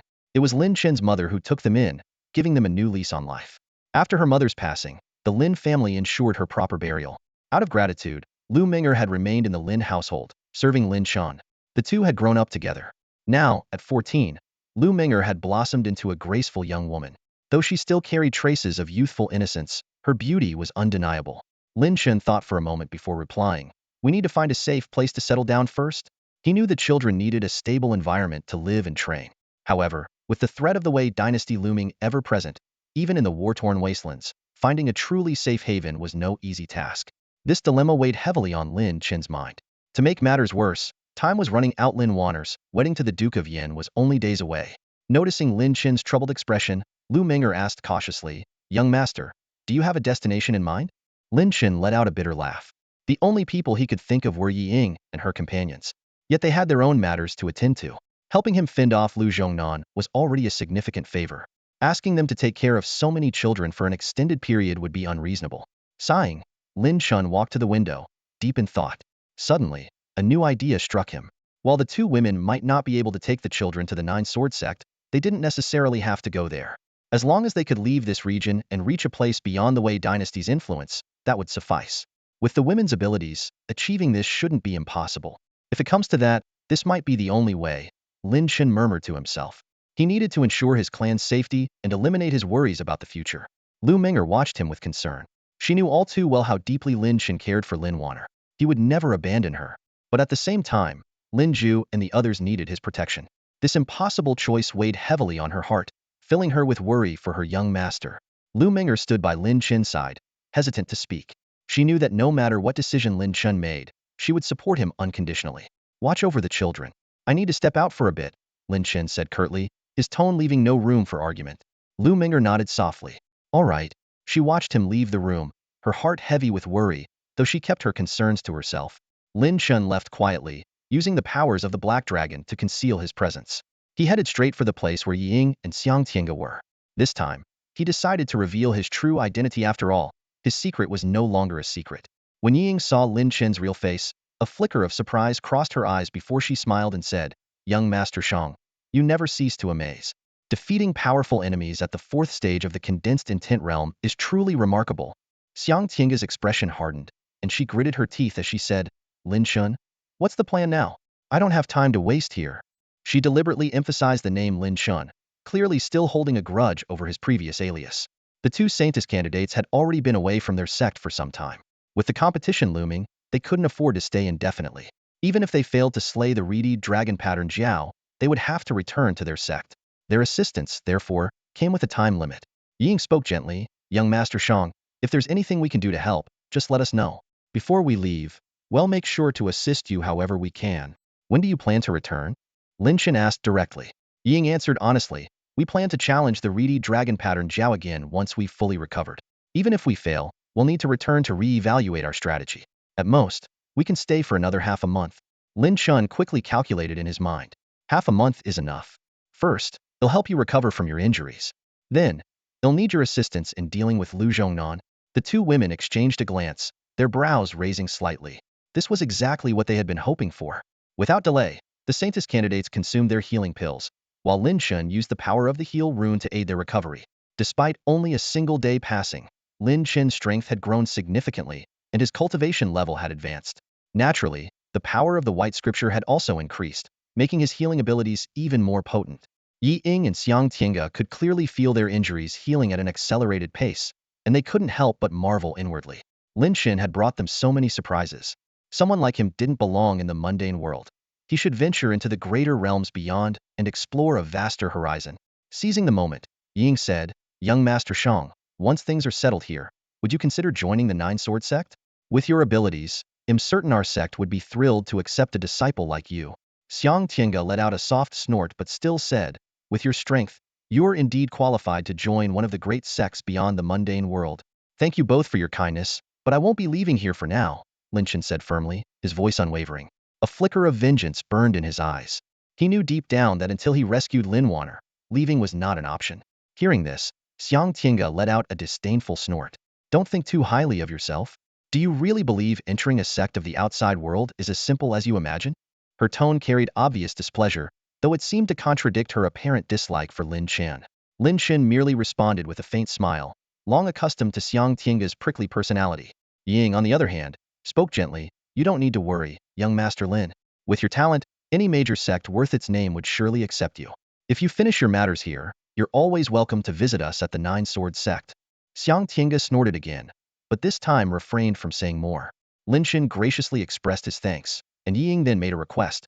While you're healing, young Master Lin, could you share some insights about the nine swords of the inner path? To be honest, I haven't even mastered the first sword yet. Hearing this, Xiang Tiange's eyes lit up instantly. Though she said nothing, it was clear she was also intrigued. Lin Chen nodded in agreement. As he activated his healing ability, channeling the essence of the rejuvenation technique, he began demonstrating a sword aura while explaining the profound mysteries behind the nine swords of the inner path. Ying listened attentively, while Xiang Tiange, despite turning her head in an attempt to appear indifferent, perked up her ears to catch every word. As Lin Chen's explanation unfolded, the two prodigious young women gradually realized that their previous understanding of the nine swords had been entirely misguided. Lin Chen's lecture lasted a full hour, covering the first three swords of the nine swords of the inner path. When he finished, both Ying and Xiang Tiange eagerly began trying out what they had learned, each summoning a sword aura to practice. Ying quickly found her rhythm. Her sword movements grew increasingly fluid, and eventually, she produced the embryonic form of the first sword. Overjoyed, she exclaimed, "This is incredible! I've finally mastered the first sword of the nine swords." Her large eyes sparkled with excitement. Though Xiang Tiange remained silent, her rapid breathing and the heaving of her chest betrayed her success as well. Both women realized that, with Lin Chen's guidance, they might even be able to grasp the second sword in a remarkably short Tamiya breakthrough that would have seemed unattainable before. Yi Ying's tone was filled with surprise and admiration. She realized the profound complexity of the inner Dao Nine Swords, a technique so advanced that even many sect elders had only mastered the second sword. Even the prodigious holy son of the Nine Swords sect, who had trained relentlessly since childhood, had only recently grasped the third sword. Eager to learn, Ying couldn't wait to seek guidance from Lin Chen. She planned to practice on her own first, and then have Lin Chen correct her mistakes to speed up her progress. Lin Chen nodded in agreement and began attentively observing her practice. On the side, Xiang Tiange grew increasingly anxious. She understood that Lin Chen's advice would be tailored to Yi Ying's individual strengths, offering little value to herself. Watching Yi Ying make rapid progress under Lin Chen's guidance, Xiang Tiange felt even more impatient but couldn't bring herself to ask for help due to her pride. Lin Chen shook his head silently. Xiang Tiange's arrogance remained unyielding. She simply refused to ask for advice. An hour later, Lin Chen and Yi Ying concluded their discussion. At this point, Ying needed practical combat experience to internalize what she had learned, as further theoretical exercises would yield diminishing returns. She sheathed her sword and turned to Xiang Tiange with a provocative smirk, taunting, "Oh, senior sister, truly impressive as always. I suppose you've mastered everything on your own and no longer need anyone's help, right?" Xiang Tiange's expression darkened as she let out a cold snort. "It's not that hard. Do you think I'm like you, needing someone else's guidance every step of the way? Then go ahead, senior sister. Show me the sword technique." Ying continued to provoke her. "Do you think I can't?" Xiang Tiange glared at her, furious. Determined to prove herself, she resolved to demonstrate the first sword by combining Lin Chen's earlier explanations with her own understanding. However, no matter how hard she tried, Xiang Tiange's movements felt stiff and unnatural, preventing her from executing the technique properly. Despite carefully listening to Lin Chen's key points and making adjustments based on her own swordsmanship, something still felt off. Ying sneered again, her tone dripping with sarcasm. "Wow, senior sister, truly amazing. You've almost managed to perform the first sword, while I can only manage to execute it fully." Xiang Tiange was livid. The two of them had always been equally matched, yet this time, Ying had gained the upper hand. She knew it was only because Ying had received Lin Chen's help, but her pride wouldn't allow her to admit it. She kept trying, determined to pinpoint the issue and fully integrate her own swordsmanship with the inner Dao Nine Swords. But no matter how many times she attempted, she kept falling short. Frustrated and confused, Xiang Tiange couldn't figure out what was wrong. She had meticulously matched Lin Chen's explanations to her own techniques, and her swordsmanship was similar enough to Yi Ying's that only minor adjustments should have been necessary. After several failed attempts, Xiang Tiange felt deeply frustrated and anxious. She was so close, yet unwilling to waste more time. Finally, unable to hold back, she glared at Lin Chen and, in a barely audible voice, asked, "What am I doing wrong? Why am I always just a little off?" Lin Chen was slightly surprised. He hadn't expected someone as proud as Xiang Tiange to compromise and ask for help. Since she had spoken up, he decided to be straightforward. He pointed out that while her comprehension was excellent, and she had done well overall, she had overlooked certain details. Specifically, she had been focusing solely on adapting the technique to her swordsmanship while ignoring how her physical attributes might impact her execution. "You're too big," Lin Chen said bluntly. The comment hit the nail on the head. Xiang Tiange had indeed adjusted her swordsmanship, but had neglected to account for how her physique affected the technique. In real combat, she would naturally adjust her posture to suit her body, but during practice, she had overlooked this detail. The physical difference between her and Yi Ying was significant enough that following Lin Chen's advisement for Yi Ying had left her slightly off. You. Xiang Tiange's face turned bright red as she glared at Lin Chen, calling him a shameless scoundrel. Despite her anger, a hint of relief surfaced in her heart. She had finally identified the issue. At the same time, she couldn't help but feel a touch of smugness. After all, she was indeed bigger than Yi Ying. Meanwhile, Yi Ying pouted, her face falling. She suddenly felt as though she had ended up being the one most hurt by the situation. Ugh, I'm so mad. Yi Ying stood up abruptly with a loud huff. Her injuries had mostly healed, and she was now just a step away from reaching the peak of the condensed will stage, 6th level. It was the perfect time to test the power of the inner Dao 9 swords through actual combat and further enhance her skills. I'm going to kill someone. Yi Ying stormed off in a huff.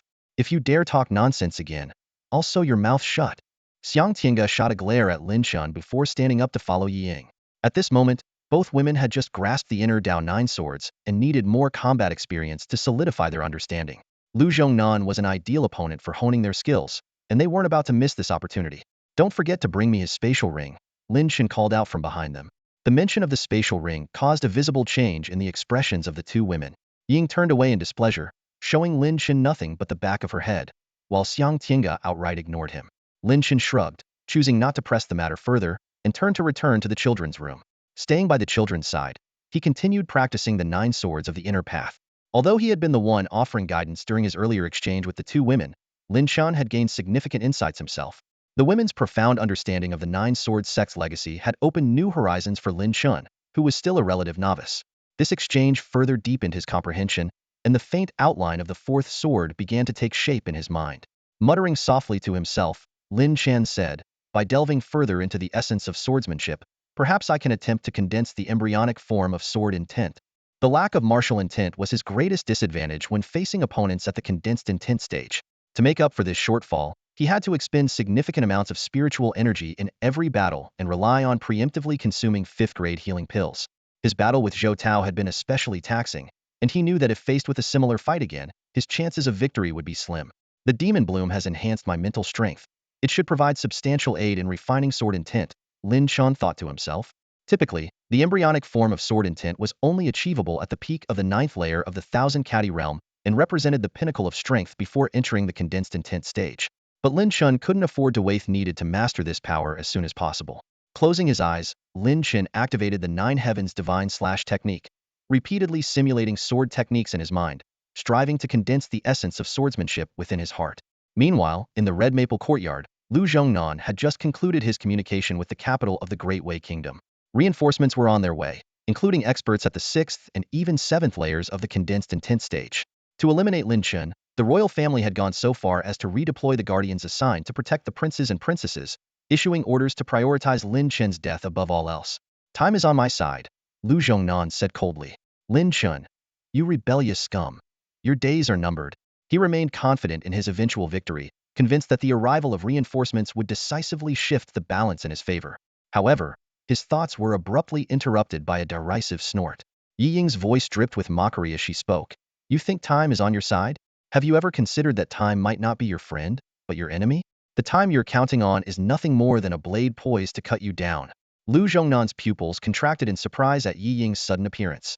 He sneered, young lady, do you really think you can take on an old hand like me all by yourself? Yi Ying's gaze was full of disdain as she retorted, didn't you hear what I just said? Time is your enemy. Now, it doesn't take 2 people to keep you in check anymore. 1 person is more than enough to take your life. Before her words had fully settled, Yi Ying's finger traced a swift arc, and a sharp blade of sword light materialized in her hand. With a soft cry, she unleashed a powerful surge of sword intent, focusing it entirely on her blade as she struck directly at Lu Zhongnan's vital point. The sudden attack sent a wave of shock through Lu Zhongnan. The strength Yi Ying displayed far exceeded his expectations, and the sheer force of her strike made his scalp tingle. Yet, as a seasoned warrior, Lu Zhongnan's reaction was swift. With a flash of light, he summoned his sword into his grip, ready to counter the ferocious blow coming his way. Suddenly, a deafening clash of metal echoed throughout the surroundings.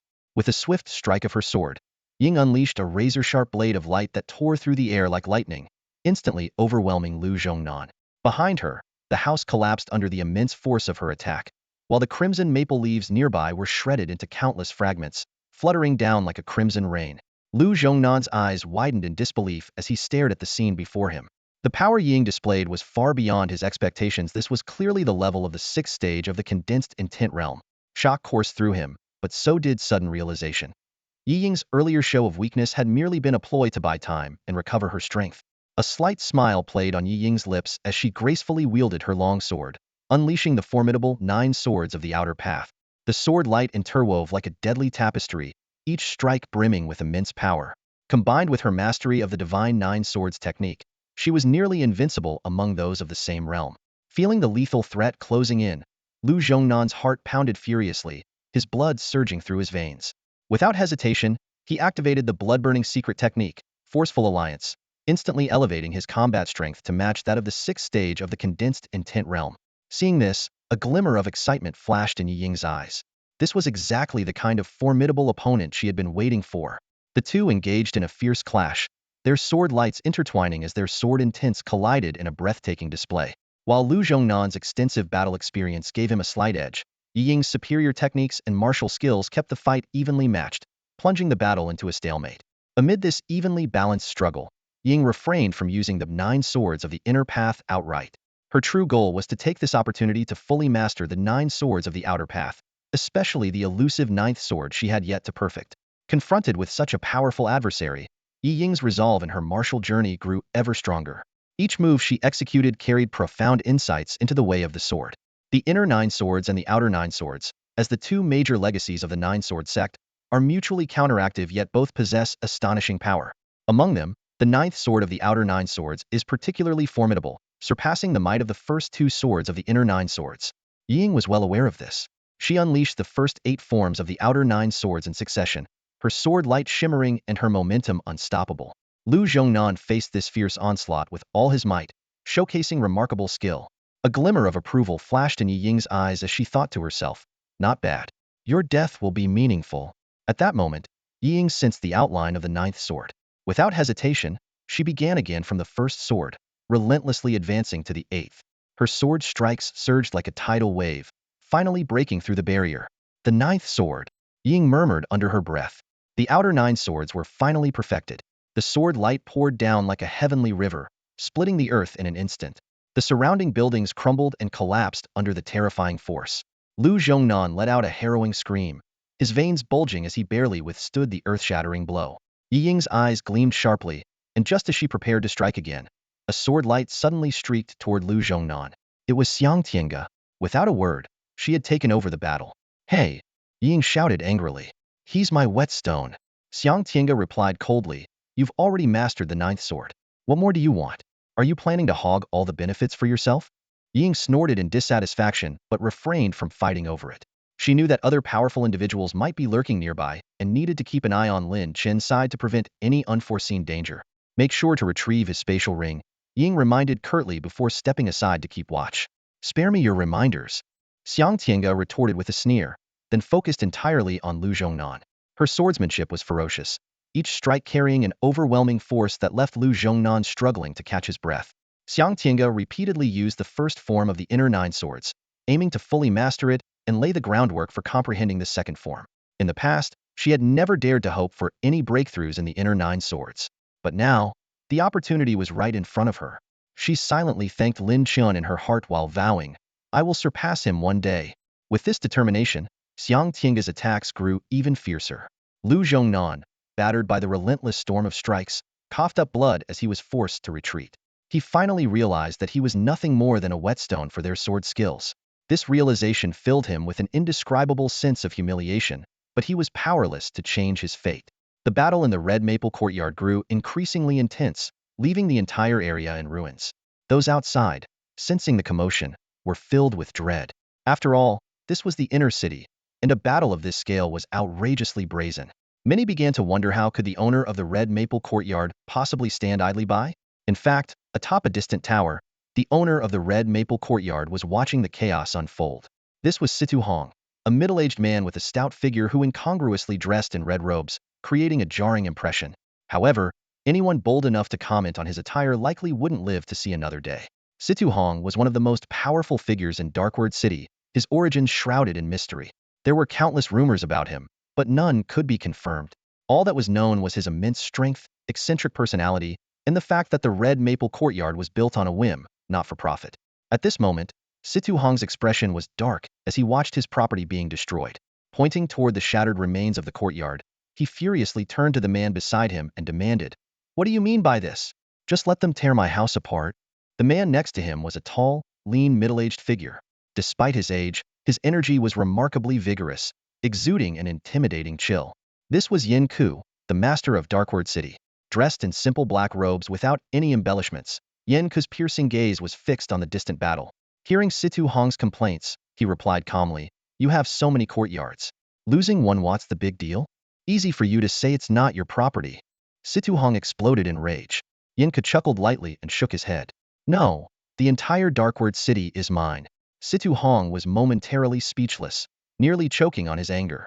He glared at Yin Ku, hopping mad as he shouted, "Yin Ku, don't give me that nonsense.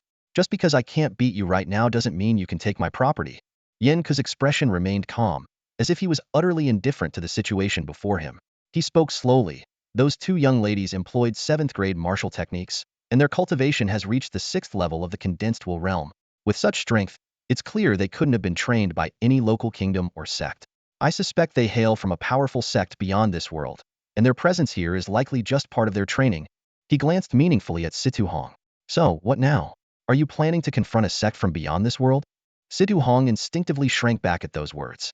Even so, he forced himself to sneer. "A sect from beyond this world? You think I'd be afraid?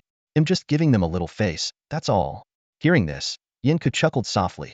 That laugh made Situ Hong's face flush red, clearly betraying his own disbelief in his bravado. Yin Ku's gaze flickered as he changed the subject, asking, "Aren't you always boasting about your worldly experience and vast knowledge? Can you tell which sect they might be from?" At the mention of these otherworldly sects, even someone like Yin Ku couldn't entirely conceal the hint of yearning in his eyes. Though even the Great Wei Empire couldn't handle him, reaching those otherworldly realms was still an immense challenge. His understanding of such places was, in truth, quite limited. Yin Ku only knew that the Qingxian divine sect seemed to favor the Wei Empire, often sending powerful individuals to recruit disciples over the past few centuries. The most recent recruit was Lin Chen, though he had declined to join. Rumor had it that the Qingxian token ultimately ended up in the hands of Qin Yuer, who had already departed for the Qingxian divine sect. As for other great sects beyond this world, Yin Ku had only heard scattered rumors, knowing just a few of their names. Situ Hong pondered for a moment before replying, "Judging by that young lattice techniques, her swordsmanship is formidable, with a clear pattern of 9 strikes. It bears a strong resemblance to some of the legends about the 9-sword sect. I suspect they might be from there." The 9-sword sect. A flicker of surprise flashed in Yin Ku's eyes. That's a powerhouse on par with the Qingxian divine sect. For that young man to have disciples from the 9-sword sect act on his behalf truly remarkable. Lin Chen is indeed extraordinary. Situ Hong chuckled slyly, a somewhat lewd glint flashing in his eyes. "Maybe that boy has some extraordinary talents in certain areas, if you catch my drift. Young people, you know how it is. Status and background don't always matter when emotions take over." Yin Ku chose to completely ignore this inappropriate remark. Situ Hong, seeing no response, could only offer an awkward laugh. After a brief pause, Situ Hong's expression grew serious. "That being said, for disciples of the 9-sword sect to show up here, could it really just be a coincidence?" Yin Ku countered with a question of his own. "What do you think?" Situ Hong smirked faintly and said, "This brings us to the Haoyu sect. Are they really here just to recruit disciples?" Hearing this, Yin Ku's eyes narrowed. He murmured to himself, "It seems the noses of these otherworldly sects are quite sharp. Could it be that the imperial treasure is truly about to emerge?" Yin Ku's eyes flickered with a complex light, clearly deep in thought. Yin Ku and Situ Hong, as local powers of the 100 Battles Wasteland, were intimately familiar with every movement in the region. In recent years, strange phenomena had frequently appeared in the wasteland. Beams of divine light piercing the sky in some areas, sudden sinkholes revealing ancient ruins, and even a day when the sky turned pitch black accompanied by a deafening explosion. Most notably, deep within the wasteland, a bottomless pit had appeared at the site of a former imperial retreat. These occurrences sparked widespread speculation about the emergence of the imperial treasure. Many powerful individuals ventured into the area to explore, but few returned, and those who did came back empty-handed. The pit was filled with toxic miasma so potent that even 6th-grade antidote pills were ineffective. Although the initial fervor had subsided, the mystery still lingered in people's minds. Yin Ku, though he had not investigated personally, was convinced that the pit concealed great secrets. Around this time, members of powerful sects from beyond the wasteland began to appear frequently in the region. One sect even announced plans to recruit disciples there. Yin Ku suspected that their true purpose was not just recruitment, but was likely tied to the legendary imperial treasure. Sidu Hong, however, was skeptical. Having spent decades exploring the wasteland with no results, he doubted the existence of such treasure. Yin Ku suggested they observe the sect's actions quietly for now. Meanwhile, Situ Hong noticed that a nearby courtyard had been half destroyed, and he was furious with the officials of the Wei Empire. Yin Ku reassured him that the empire might send more people soon, presenting an opportunity to eliminate a few and recoup their losses. After Yin Ku departed, Situ Hong glanced at the inn where Lin Chen was staying, remarking to himself on the young man's apparent good fortune, though he also worried that trouble might soon follow him. At the same time, a battle at the Red Maple Courtyard had come to an end. Xiang Tiange had successfully executed the second sword of the inner Dao Nine Swords, showcasing incredible talent. She let out a cold hum, seemingly unwilling to acknowledge the favor she now owed, and left after taking Lu Zhongnan's spatial ring. Back at the inn, Xiang Tiange casually tossed the ring to Lin Chen before beginning her cultivation to process the gains from the fight. Ying, on the other hand, expressed her gratitude to Lin Chen. Lin Chen asked the two women if they had any way to help him quickly return to the Wei Empire. Ying explained that she had snuck out and couldn't assist, but hinted that Xiang Tiange might be able to. She revealed that Xiang Tiange not only had a high status in her sect, but also held significant influence in the mortal world, possibly even being a princess of a powerful nation. Hearing this, Xiang Tiange looked annoyed and ordered Ying to stop talking. Ignoring their bickering, Lin Chen made a formal request to Xiang Tiange, asking for her help in returning to the Wei Empire. Xiang Tiange let out a soft hum, her gaze darting away as she looked at the motionless Lin Chen. Turning her head to the side, her tone carried a hint of impatience. Fine, I'll help you. But let me be clear, I am only doing this to repay the favor I owe you. Lin Chen nodded in agreement. Thank you. Also, there's one more thing I need your help with. Let me guess, Xiang Tiange said with a faint snort, as if she'd already anticipated his request. You want us to look after those kids while you're gone, right? Exactly. Lin Chen replied earnestly. You know we don't have much time. At most, half a month before we must return to the sect. I'll be back in 5 days. Lin Chen declared firmly. 5 days later was Lin Wanner's wedding day. Clenching his fists, he resolved to rescue her no matter what. Xiang Tiange huffed lightly, reluctantly agreeing. All right, but only to settle the debt between us. Once you come back, we're even. Thank you, Miss Xiang. Lin Chen's eyes flashed with gratitude. With Xiang Tiange's assistance, he could not only make it back within 5 days, but also reduce the risks along the way. Traveling aboard the flying treasure ship would allow him to continue cultivating during the journey, preparing for the challenges ahead. Noticing the glimmer in Lin Chen's eyes, Xiang Tiange couldn't help but feel a faint warmth in her chest. Her lips curled into a subtle smile. I plan to set off tomorrow morning, Lin Chen stated decisively. That works, Xiang Tiange replied with a nod. Lin Chen rose to leave. After watching him depart, Ying turned to Xiang Tiange, scrutinizing her with a mischievous glint in her eyes, as if observing something intriguing. Have you stared enough? What do you want to say? Xiang Tiange snapped, clearly annoyed.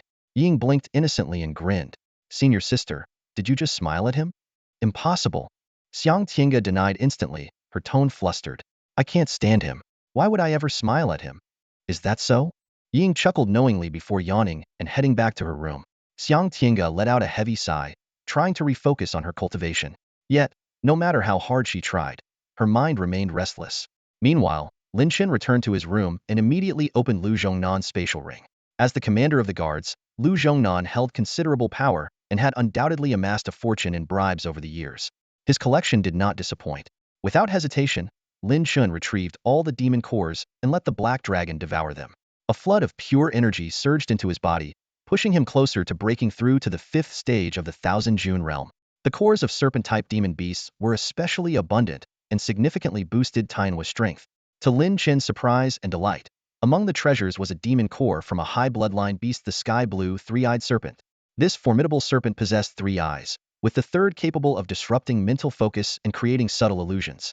In battle, such an ability could determine life or death. After the black dragon consumed the core, Lin Chen gained the sky blue demon eye ability. Activating his dragon armor, a lifelike dragon coiled around him, its aura far stronger than before, hinting at a transformation toward a true dragon. The dragon's eyes glowed with a blue radiance, sending ripples of energy outward, a testament to the power of the sky blue demon eye. Impressive. This will be my most powerful trump card in critical moments, Lin Chen murmured, recognizing the potential of this newfound ability. Stowing away the dragon armor, Lin Chen continued absorbing demon cores to strengthen himself. At the same time, he meticulously examined Lu Zhongnan's spatial ring and eventually selected 3 treasures that could significantly enhance his combat capabilities. One of these treasures was an ancient longsword. Its material was hard to identify, resembling bronze but not quite the same, with a surface marred by rust and blemishes. Lu Zhongnan had treated it as a mere collectible, but Lin Chen sensed an inexplicable, unique aura emanating from the blade. Suddenly, Bai Shu spoke up, his tone tinged with surprise. "Oh, I never thought I'd see a sword like this." "You've seen it before?" Lin Chen asked eagerly. Bai Shu explained, "In our time, there was a sword fanatic who forged 10,000 swords, claiming he would unite them all under one supreme blade. He spent his life in battle, and out of those 10,000 swords, 9,999 broke, leaving only one. That final blade was truly unparalleled, possessing unimaginable power. The sword in your hand is likely one of the broken 9,999. Lin Chen was astonished. He hadn't expected such a seemingly ordinary sword to have such an extraordinary origin. Even if it was just one of the broken swords, it was still an invaluable treasure for someone like him. Examining the blade closely, Lin Chen noticed it had a few chips, but no signs of being completely broken. He couldn't help but wonder, this sword has some damage, but it's intact. Could it be the final, unbroken one? Bai Shu rolled his eyes. What are you thinking? Of course, it's one of the broken ones. Embarrassed, Lin Chen chuckled sheepishly before asking, then why didn't it break completely? Bai Shu responded, rumor has it that the sword fanatic once used this blade to crack open a walnut, and it ended up with a chip. Frustrated, he tossed it into a lake. Lin Chen was speechless, wondering just what kind of walnut could do that to a sword. Bai Shu added, but don't get too excited. To wield this sword properly, you'll need to awaken the spirit within it. Without its recognition, it's nothing more than scrap metal, not even good enough for cracking walnuts. Lin Chen, however, was brimming with confidence. I've already earned your recognition and Tinu's power. In the future, they'll claim the remaining divine swords. Why wouldn't I gain this blade's approval as well? Bai Shu nodded in agreement, her eyes sparkling with understanding. She urged eagerly, then hurry up and give it a try. Lin Chen took a deep breath, gripping the coarse hilt of the sword tightly, and began channeling his profound energy into it. His profound energy had already reached an incredibly high level, its dominance and power far surpassing others in the same realm. No matter how strong this sword was, it couldn't possibly surpass the 9 divine swords from the goddess, and logically, it should submit to him. As the profound energy gathered, the entire sword began to tremble violently, as if it were coming alive. However, this phenomenon disappeared in an instant, and the glow on the blade quickly dimmed. Despite Lin Chen continuously infusing his energy, it was as if his efforts were sinking into a swamp, with no further reaction. Lin Chen frowned slightly and swung the sword experimentally. The blade emitted a series of ringing sounds, but there was nothing extraordinary about it. It felt as ordinary as wielding a piece of iron. Bai Shu floated over to the sword, studying it from every angle. Her big eyes blinked rapidly, her brows furrowed, as if she held a deep grudge against the weapon. She muttered to herself, doesn't seem too promising. Drawing on her extensive knowledge of ancient texts and insatiable curiosity, Bai Shu quickly came to a conclusion. This sword is more pragmatic than divine swords. You were able to pull out the divine sword because of your immense potential and unwavering resolve. But those qualities are hard to quantify. This sword, however, requires you to surpass its original master to wield it. Hearing this, Lin Chen's expression turned bitter. Even though he was confident he could surpass that sword maniac in the future, it seemed almost impossible at the moment. Bai Shu added, you don't necessarily have to surpass him in every way. If your profound energy is stronger in the same realm, your swordsmanship more advanced, or your sword intent sharper, any one of these aspects could suffice. Lin Chen pondered for a moment. So, you're saying my profound energy isn't strong enough? He realized that the sword maniac was also a prodigy and had likely surpassed him in profound energy at the same level. Knowing that surpassing the sword maniac in profound energy in the short term was unrealistic, Lin Chen muttered under his breath, that leaves the embryonic form of sword intent. He turned to Bai Shu and asked, when did the sword maniac first comprehend sword intent? Bai Shu explained, at the embryonic stage of the 1000 June 6 swords, his sword intent was already forming. By the 1000 June 9 swords, his embryonic sword intent could crush most others.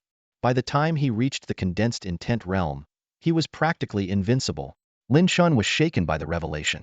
The sword maniac's strength was truly intimidating, and he couldn't help but wonder if he could ever reach that level himself. If that's the case, I need to form the embryonic sword intent at the 5th level of Thousand June.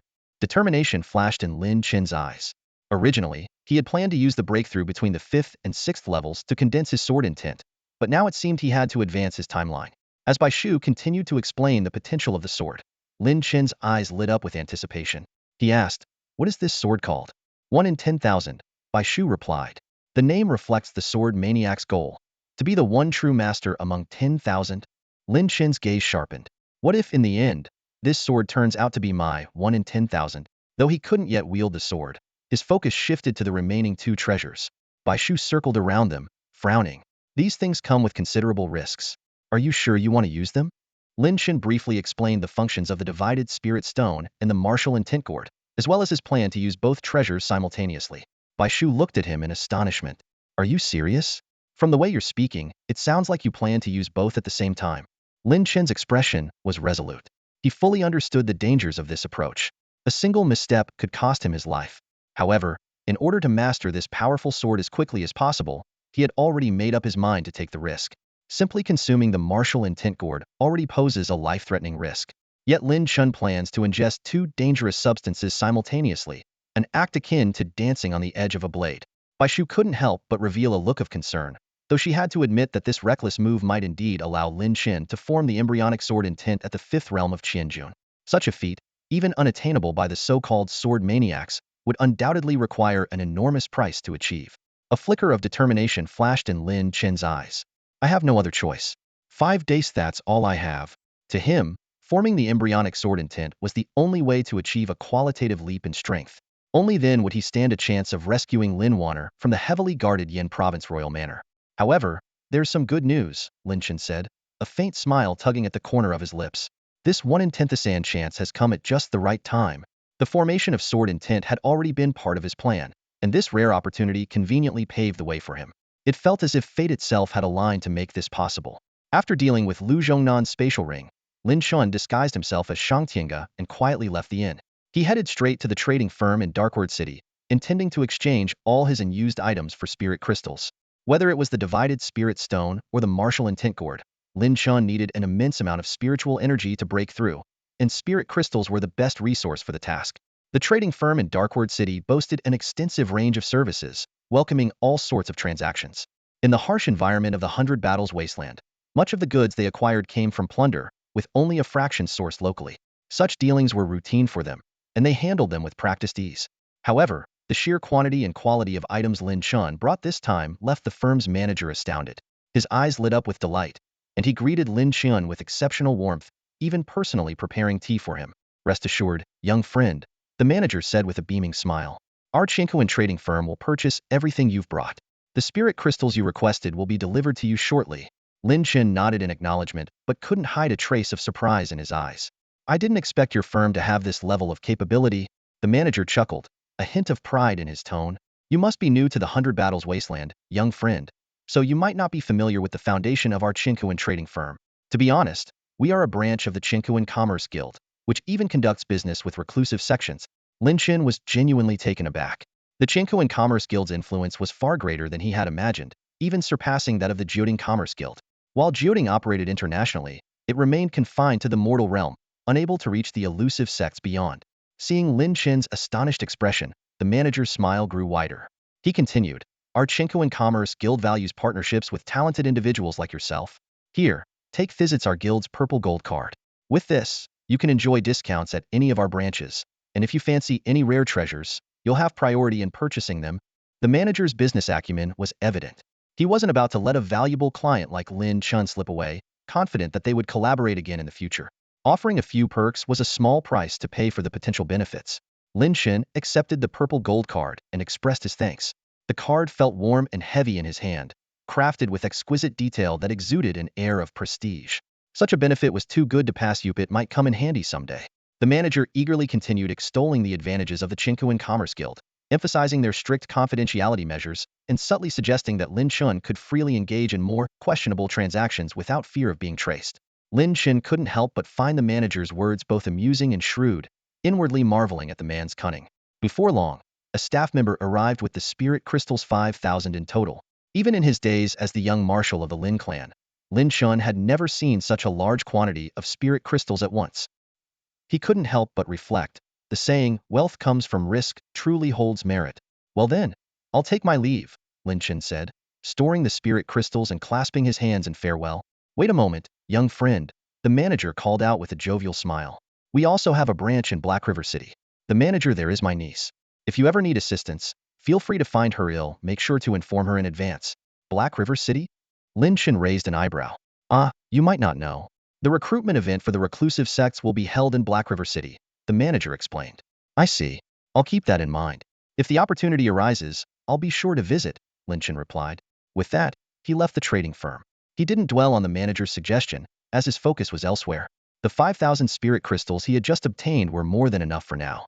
He firmly believed that by exhausting this supply, he would successfully ascend to the 5th realm of Qianjun. The pivotal moment for the formation of Lin Chen's sword intent had finally arrived. Returning to the inn, he immediately began absorbing the pure spiritual energy from the spirit crystals, adjusting his state of mind and body. In the stillness of the night, a sudden surge of clarity washed over him, as if he had gained a profound insight. Without hesitation, Lin Chen took out a jade disc.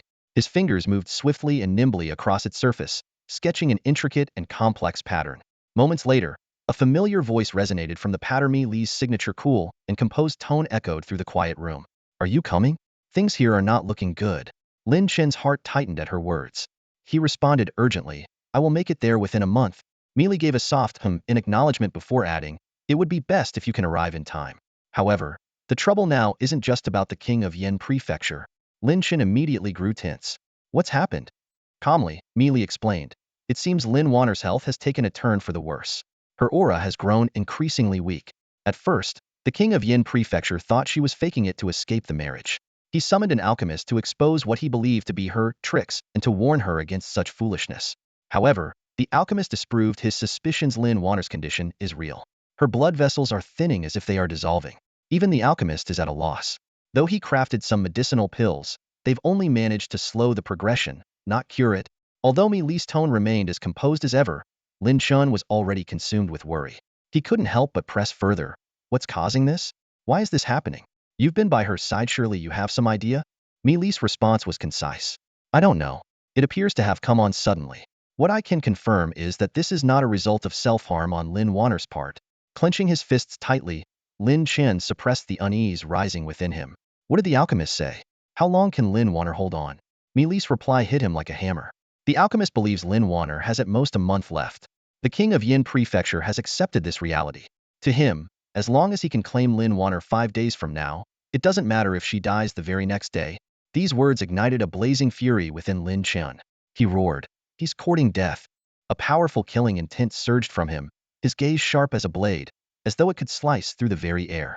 Taking a deep breath, Lin Chen struggled to calm himself. Tell her to wait for me. I will save her. I will heal her. Meili responded with a simple all right. The mysterious pattern on the jade disc continued to glow faintly, as if Meili had more to say. But in the end, she remained silent, and the connection was severed. Lin Chen knew Meili was never one for comforting words. Clenching his fists, he resolved to reach Yin Prefecture as quickly as possible. He couldn't allow Lin Wanner to endure these days alone, tormented by fear and despair. At dawn the next day, the flying treasure ship arrived as scheduled, docking outside the inn. Without delay, Lin Chen boarded the ship, commencing his urgent journey to rescue Lin Wanner. A massive flying treasure ship descended slowly over the skies of Darkward City, casting an enormous shadow that enveloped large sections of the city and blocked out the sunlight. Pedestrians on the streets stopped in their tracks, tilting their heads upward in awe as exclamations of wonder echoed through the air. The appearance of the flying treasure ship immediately drew the attention of various powerful factions, sparking heated discussions and speculation about which formidable force might own such a rare vessel. The sight of the treasure ship's landing was nothing short of breathtaking. Its sheer size far surpassed the one Lin Chen had seen in Gulu City, clearly indicating it was of a higher grade. However, the insignia on the ship's hull had been deliberately erased, as if its owners wished to keep their identity hidden. Lin Chen quietly boarded the ship without drawing attention and promptly departed from Darkward City. The interior of the flying treasure ship resembled a mobile palace, with spacious halls, lavish decorations, and an array of fully equipped facilities. As Lin Chen stepped onto the deck, a middle-aged man dressed in luxurious robes and exuding an air of authority approached him. The man's natural aura of dignity and command clearly marked him as someone accustomed to wielding power. Lin Chen, recalling Xiang Tianj's status as a royal princess in the mortal world, surmised that this man might be her royal uncle. Xiang Wuwei scrutinized Lin Chen from head to toe, his gaze filled with curiosity and appraisal. He was inwardly surprised, as Xiang Tiange had always been independent and rarely sought assistance from her family since entering the cultivation world. The family had learned in secret about her mission to seize the reverse scale and had dispatched the flying treasure ship to support her. To avoid any gossip among her sect, she had boarded the ship hastily and insisted on leaving immediately, even making it clear that she would not use the family's ship upon returning to her sect. Xiang Wuwei had initially been preparing to return to the royal domain but abruptly received a message from Xiang Tiange, requesting him to head back to Darkward City in the Hundred Battles Wasteland.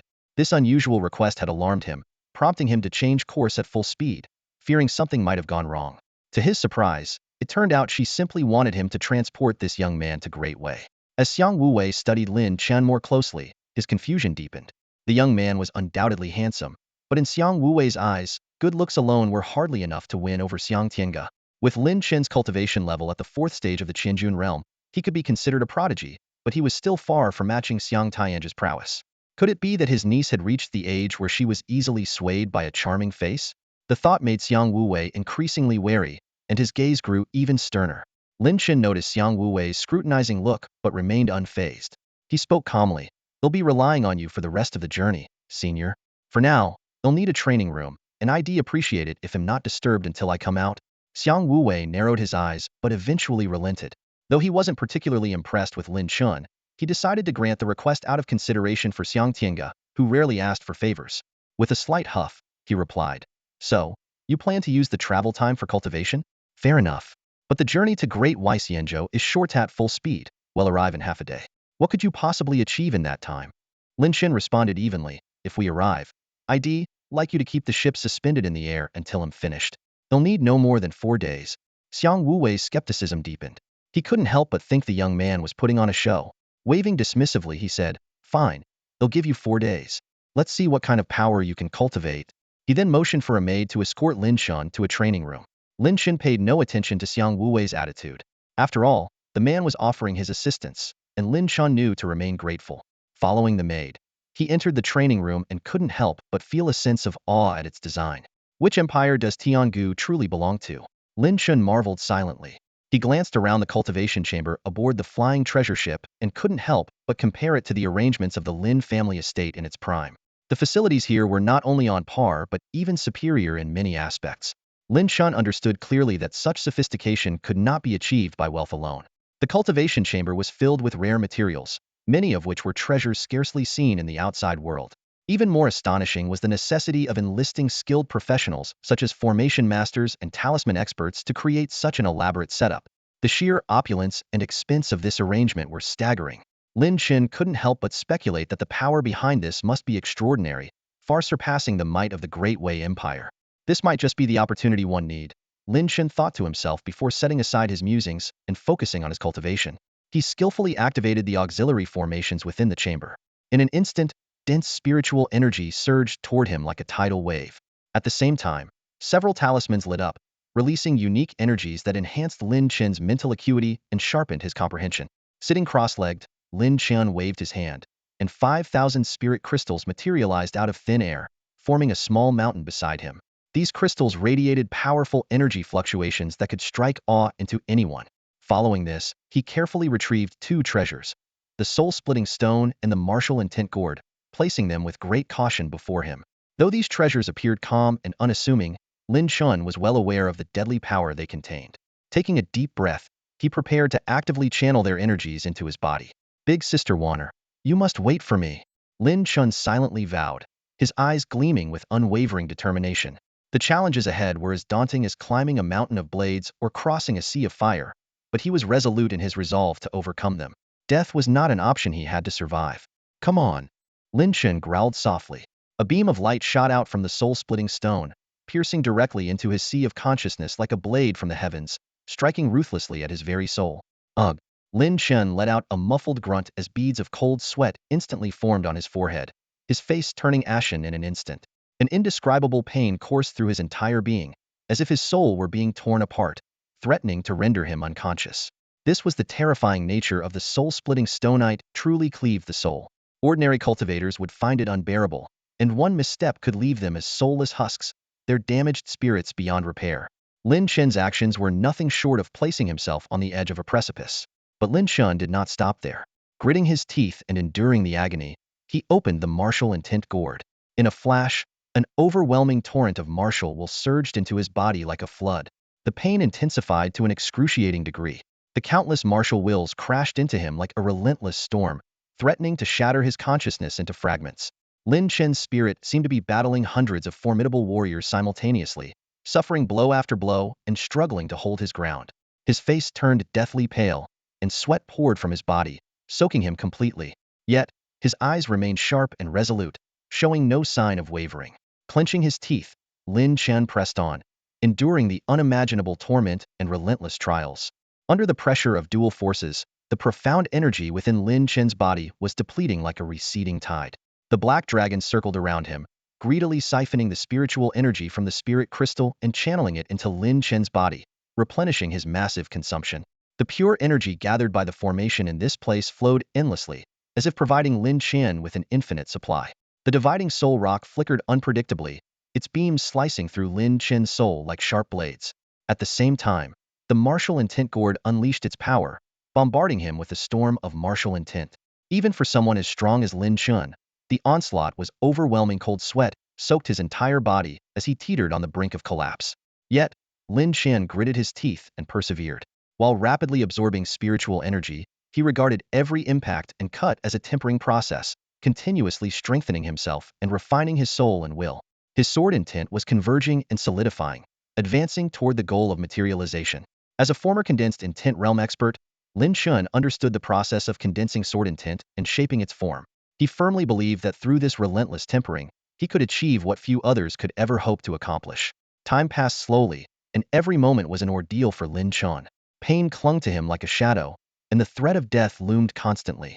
But Lin Chen could not falter. The weight of responsibility and his unfinished mission drove him forward. He had to prevail, to overcome the dividing soul rock, the martial intent gourd, and most importantly, his own limits.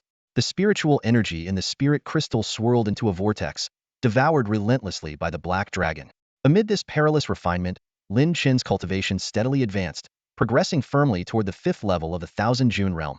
Meanwhile, the flying treasure ship sped through the skies. The journey from the battlefield of 100 Wars to Yin province, even at moderate speed, would take no more than half a day. However, Xiang Wuwei had to bring the ship to a halt midair, awaiting Lin Chen's emergence from the cultivation chamber. As a prince of the Xiang royal family, Xiang Wuwei was far from pleased. Waiting for a junior who might have designs on his niece left him simmering with frustration. More than once, he felt the urge to drag Lin Chen out of the cultivation chamber, order him to stop this charade of training, and stay away from Xiang Tiange. Yet, he ultimately restrained himself. The following morning, Xiang Wuwei sat by the cabin window, sipping tea. What should have been a moment of relaxation was interrupted by his impatience as he inquired about Lin Chen's status. A condensed intent realm level 6 attendant respectfully reported that Lin Chen had not emerged since entering, and the chamber's formations and talismans had been running at full capacity the entire time. Xiang Wuwei's expression darkened. He suspected Lin Chen was merely taking advantage of the cultivation chamber. While it couldn't compare to the facilities in his own estate, it was still top tier for a portable setup. Why would a mere Thousand June realm cultivator need to activate all the formations and talismans? By the 4th day, Xiang Wuwei noticed that the Yin province royal residence below was brightly decorated, seemingly preparing for a grand wedding. He frowned in thought, worried that Lin Chen might be planning to disrupt the ceremony. The idea made him even more irritable, and the veins on his forehead bulged with anger. At last, unable to contain himself, Xiang Wuwei barked, "For days! Where's that boy? Hasn't he come out yet?" The attendant, trembling with fear, stammered, "Not yet, your highness." "Humph. Looks like I'll have to drag him out myself," Xiang Wuwei said angrily, striding toward the cultivation chamber.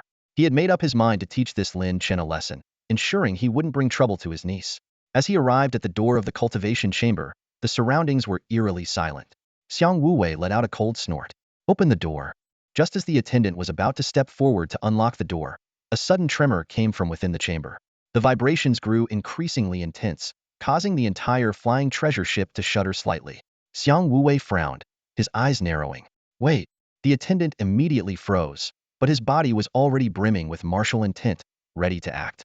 The ship's guards quickly gathered around, their eyes fixated on the door to the cultivation chamber, their expressions wary. The tremors intensified, and the shaking was now palpable even from outside the door. What was even more shocking was that everyone present began to feel a sharp, stabbing pain, as though countless invisible swords were piercing into their very souls. Xiang Wuwei was startled. This sensation it was akin to standing before an overwhelming sword intent. But how could this be? Lin Chen was merely at the 4th level of the Qianjun realm, perhaps at most the 5th. How could he possibly emanate such powerful sword intent? Yet the stinging sensation only grew sharper and more distinct. For a fleeting moment, it was as if countless invisible blades were bursting forth from the cultivation chamber. This is willpower. Xiang Wuwei's heart trembled. It really is sword intent, and such a powerful one at that. He speculated that Lin Chen might possess some kind of artifact capable of storing the sword intent of powerful cultivators. But there was no time to dwell on the thought, for in the next moment, a thunderous boom erupted from within the chamber. Cracks began to spiderweb across the door and walls. "Stand back!" Xiang Wuwei shouted. Before the words fully left his mouth, the entire cultivation chamber exploded with a deafening roar. Debris scattered in all directions, the edges of the fragments unervingly smooth, as though they had been sliced by a razor-sharp blade. A few guards who failed to evade in time were injured. Fortunately, Xiang Wuwei acted swiftly, conjuring a shield with his formidable profound energy to block the violent shockwave. Without his intervention, the flying treasure ship itself might have been left with a gaping hole. As the dust settled, the cultivation chamber was no more than a pile of rubble. From within the wreckage, a young man emerged. He exuded an aura akin to that of an unsheathed peerless sword. The sheer intensity of his sword intent left even Xiang Wuwei shaken. Sword intent in its embryonic form, Xiang Wuwei muttered in disbelief, staring at Lin Chen. This boy has actually condensed the embryonic form of sword intent at the 5th level of the Qianjun realm, and it's far stronger than ordinary sword intent. Years of understanding were completely overturned in that moment. Xiang Wuwei finally realized why the always proud Xiang Tiange had gone to such lengths to seek help from the family on behalf of someone else. This boy, he's not just handsome. Xiang Wuwei thought to himself. His talent in cultivation is nothing short of extraordinary. For the past 4 days, Lin Chen had been teetering on the edge of life and death. Waves of excruciating pain swept through his entire body, threatening to shatter his very soul at every moment. The torment of both his body and spirit was beyond words, yet it was his unwavering determination to rescue Lin Wanner that kept him from succumbing. The dual trials of the divided spirit rock and the martial intent gourd had nearly claimed his life, but Lin Chen's willpower, as unyielding as diamond, allowed him to break through the threshold between life and death. In this critical moment, the embryonic form of his sword intent finally took shape. In an instant, every strand of mystical energy within Lin Chen's body seemed to transform into sharp sword light, slicing outward in all directions. The entire cultivation chamber was destroyed in an instant, its walls reduced to rubble, the sheer force utterly astounding. If not for Xiang Wuwei's timely intervention, enveloping the area with his immense power, even the flying treasure ship they were on might have been at risk of plummeting. Lin Chen exhaled deeply, the turbulent energy within him gradually calming. When he opened his eyes, his gaze was as sharp as a blade, piercing and intense, as though it could strike straight into someone's heart. He murmured to himself, this should be enough for a fight. Clenching his fists, he resolved to storm the Yin Prefecture's royal mansion and rescue Lin Wanner from her plight. Seeing Lin Chen regain consciousness, Xiang Wuwei asked with a mix of curiosity and astonishment, "Kid, what exactly did you do in there?" Even he couldn't help but break into a cold sweat. This youngster's rate of progress in cultivation was simply beyond comprehension.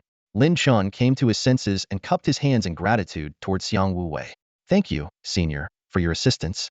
As for the cultivation chamber, I will find a way to compensate for it." He was well aware that such a high-level cultivation chamber was incredibly valuable, especially one built on a flying treasure ship, where the cost would be exponentially higher. The 5,000 spirit crystals he had previously given were far from enough. It would likely require tens of thousands of spirit crystals to make amends. Xiang Wuwei chuckled lightly. "No need to rush. You can save up and repay Tiange later." He had initially intended to waive off the compensation, but upon reconsideration, decided to hold Lin Chen accountable, partly to create opportunities for his niece. Lin Chen nodded in agreement. Xiang Wuwei, now beaming, invited him warmly. "Come, young friend, let's move to another place to talk." He instructed a servant to fetch his treasured cloud mist immortal tea, preparing to share a drink with Lin Chen. Lin Chen politely declined. "Senior, you are too kind, but I have other matters to attend to, so I won't impose further." Having just broken through to the 5th level of the Thousand Gene realm and successfully formed the embryonic sword intent, he knew it was time to head to the Yin Prefecture's royal mansion. Xiang Wuwei, however, smiled knowingly and said, I know you're eager to storm the royal mansion. At the moment, it's brightly lit and festively decorated. It seems a grand wedding is about to take place. But there's still time, young friend. No need to rush. Sometimes, haste makes waste. Sensing the deeper meaning in Xiang Wuwei's words, Lin Chen refrained from insisting and responded, I would appreciate your guidance, senior. With a broader smile, Xiang Wuwei led Lin Chen to the top level of the flying treasure ship. Here, a massive floor-to-ceiling porthole offered an expansive view of the sky and earth below. The sight was awe-inspiring.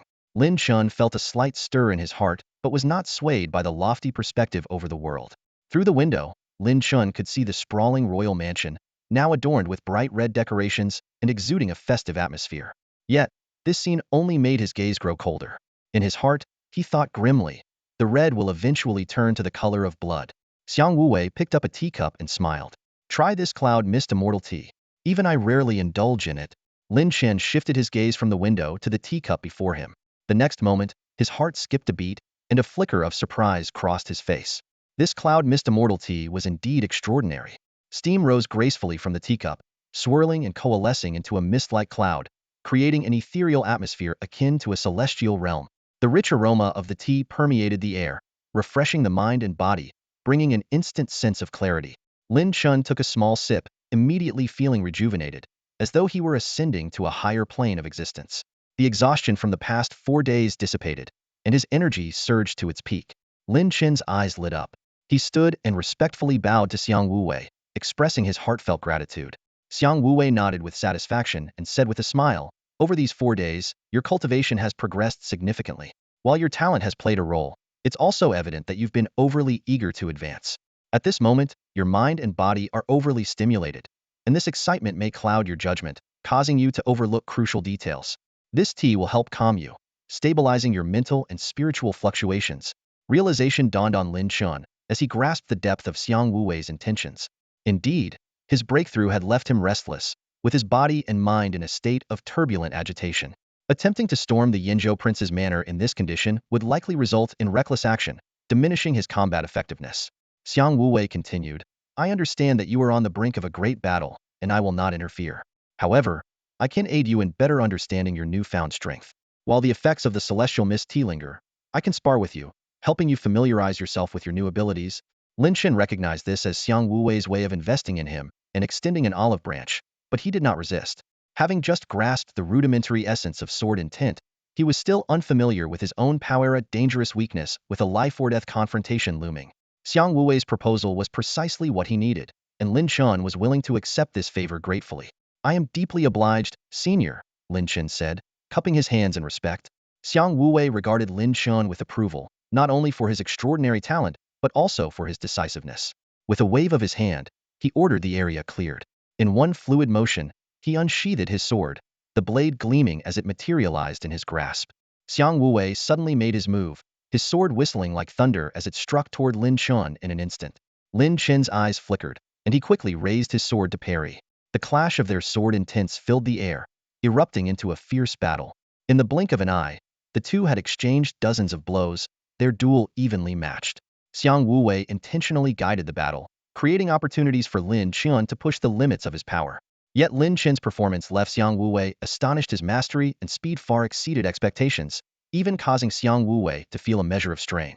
As a formidable expert in the Zhuanchu realm, Xiang Wuwei was certainly not outmatched by Lin Chen. However, since he was deliberately holding back and feeding Lin Chen openings to maximize his potential, the pressure was immense. He had trained many younger family members before, but never had he felt such a challenge. As the battle continued, Xiang Wuwei grew increasingly uneasy. Lin Chen's attacks were relentless and sharp, forcing him to exert more power to defend himself. But doing so defeated the purpose of his guidance. Xiang Wuwei had no choice but to endure, hoping Lin Chen would quickly grasp his newfound strength and stop escalating his combat prowess. Eventually, Xiang Wuwei could no longer maintain his stance. He unleashed a burst of power to push Lin Chen away. That's enough, Xiang Wuwei said, stroking his beard with an air of composure and standing with his hands behind his back, maintaining the demeanor of a master. Lin Chen, filled with excitement, expressed his gratitude earnestly. Thank you, senior. I think I've mostly mastered this power. Though their exchange had been brief, it had been immensely beneficial to Lin Chen. He deeply appreciated Xiang Wuwei's efforts and silently vowed to repay him one day. At the same time, he was awed by Xiang Wuwei's strength, estimating that it was on par with Lin Lan's. Mostly mastered, you say? Xiang Wuwei's lips twitched, a mix of emotions flickering across his face. With a sigh, he remarked, the future of this world truly belongs to the young. Very well. From here onward, you must face what's ahead on your own. I hope you won't meet your end there, Xiang Wuwei said, his tone tinged with concern. Lin Chen grinned. Don't worry, senior. I still owe you spirit crystals. I won't die. Hearing this, Xiang Wuwei burst into laughter, then ordered the flying treasure ship to descend. However, Lin Chen stopped him, explaining, Senior, you come from another nation. It's best not to draw attention. Even though the ship's insignia has been removed, its size makes it a conspicuous target. Sooner or later, it will be discovered and bring trouble. From here, I can go on my own. You'll go on your own? Xiang Wuwei asked in surprise. We're at an altitude of 10,000 meters. How will you leave? If you step out, you'll fall to your death. At this height, even a Zhuanshu expert would perish without an exceptionally rare flying artifact. Please open the window, Lin Chen said calmly.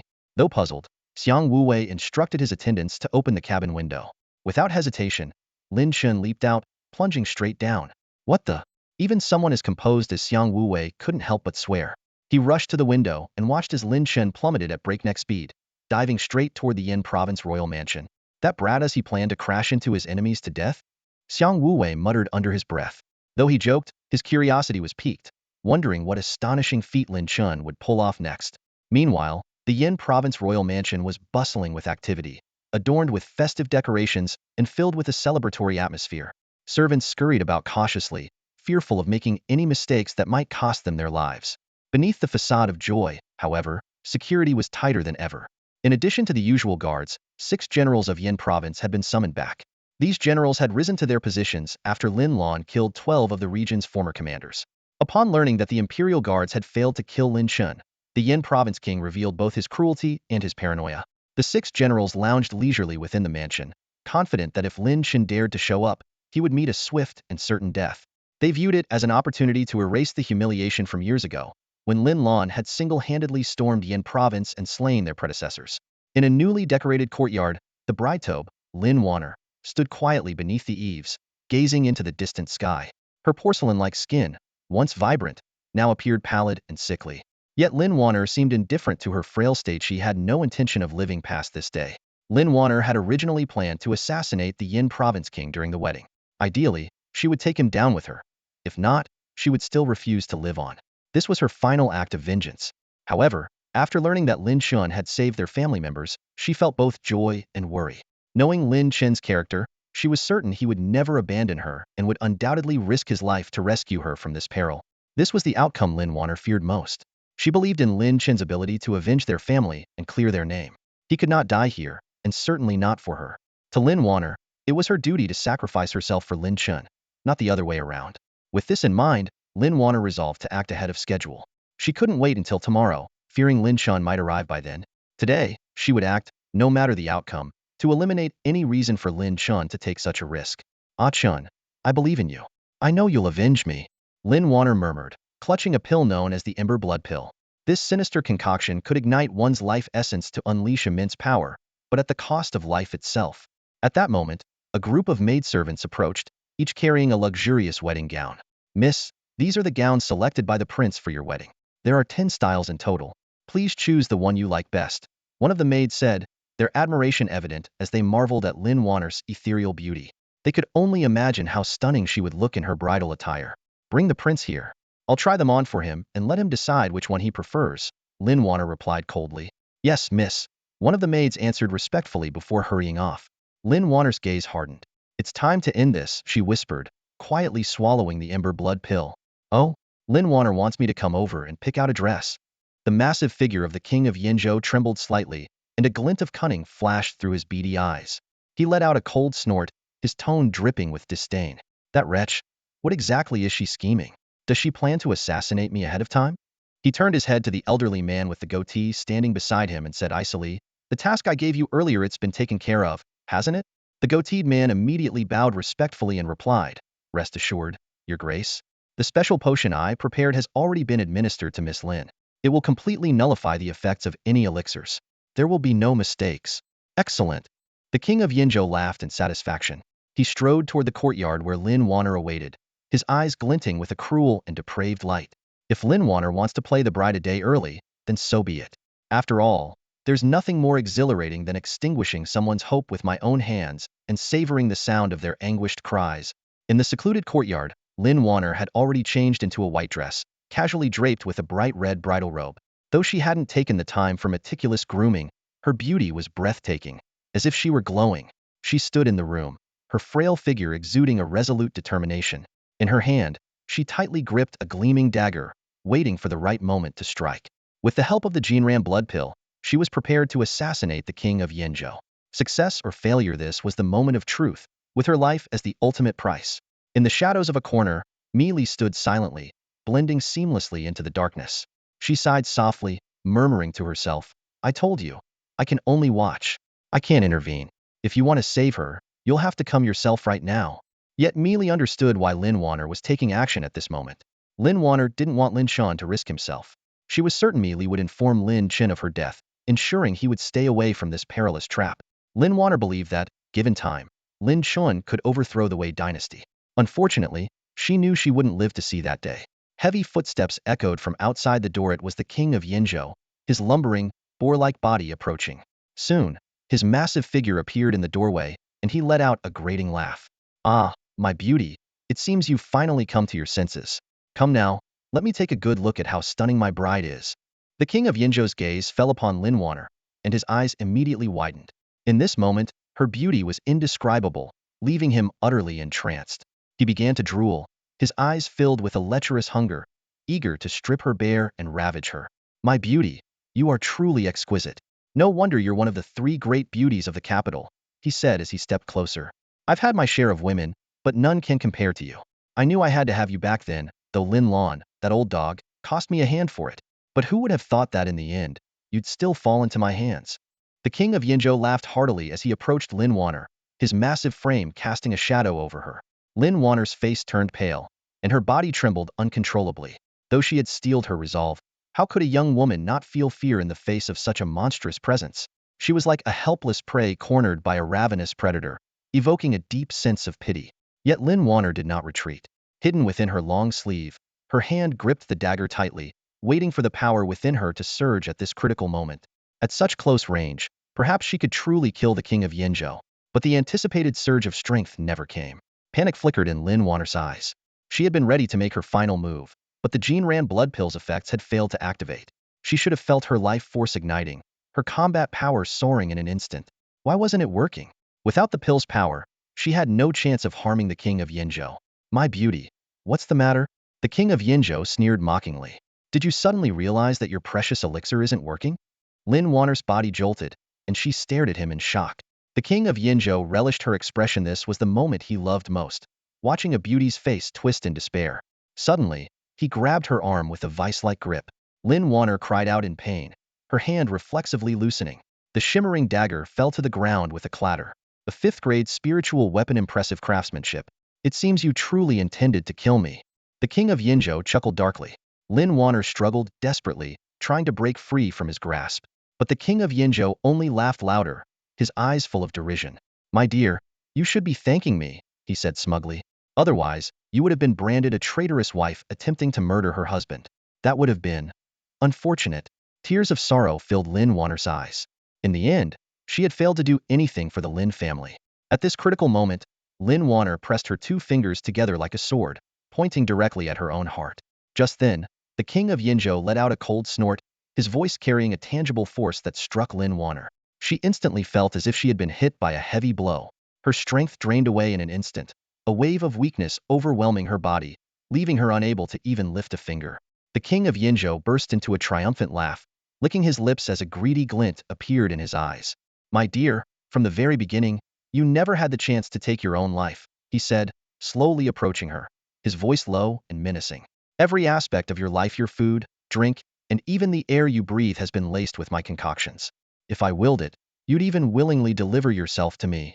He cast a disdainful glance at Lin Wanner before continuing, but such an approach would be far too dull. Besides, I still need you to lure that little brat here. I was planning to savor you properly tomorrow, but since you're so eager, how could I not oblige? The king of Yansis' laughter grew even more arrogant. As long as you're alive, That brat will undoubtedly come. Tomorrow, in my embrace, you'll witness his death with your own eyes." Hearing these words, Lin Wanner's tears silently streamed down her face, her eyes filled with despair. The king of Yinzhou, seeing her reaction, became even more pleased with himself and waved his hand to dismiss the servants and maids. Outside the secluded courtyard, the guards of the Yinzhou king's residence were chatting idly. "I hear the king has gone to the villa. Looks like he's planning to become a groom ahead of schedule," one guard joked. "That Lin Wanner is indeed a beauty, but it's a pity she won't live long," another guard chimed in. "Who knows, if the king tires of her someday, he might just gift her to us." "Huh, a woman like Lin Wanner wouldn't want to have a taste?" The group erupted in laughter. At that moment, Zhang Chengya, the king of Yan's trusted general, spoke up. "Enough. Return to your posts. The king summoned us back to the mansion to capture that Lin Chen. We must remain vigilant." Though the other generals restrained themselves slightly after hearing this, they didn't take it too seriously. One of them chuckled and said, "Don't worry, sir. That Lin Chen is nothing more than someone who happened to kill a few royal guards. He's hardly a real threat. If anything, it just shows how far the imperial family has fallen." "Exactly," another general agreed. "Lin Chen's escape from the capital was outrageous enough, and now he's even managed to kill royal guards. It's clear the imperial family's power is waning. Perhaps it really is connected to the damage to the dragon vein. The Qin dynasty of Great Wei may be nearing its end. When that time comes, if we in Yinzhou call for change, our king might just ascend as the new emperor." "Silence!" Zhang Qingye barked sternly. "Such talk is forbidden from now on." Despite his warning, Zhang Qingye couldn't help but quietly agree with their sentiments. If the Qin imperial family weren't in decline, how could Lin Chen have survived this long? Deep down, he hoped Lin Chen would indeed show up. When that time came, he was determined to erase the humiliation left by Lin Lan all those years ago.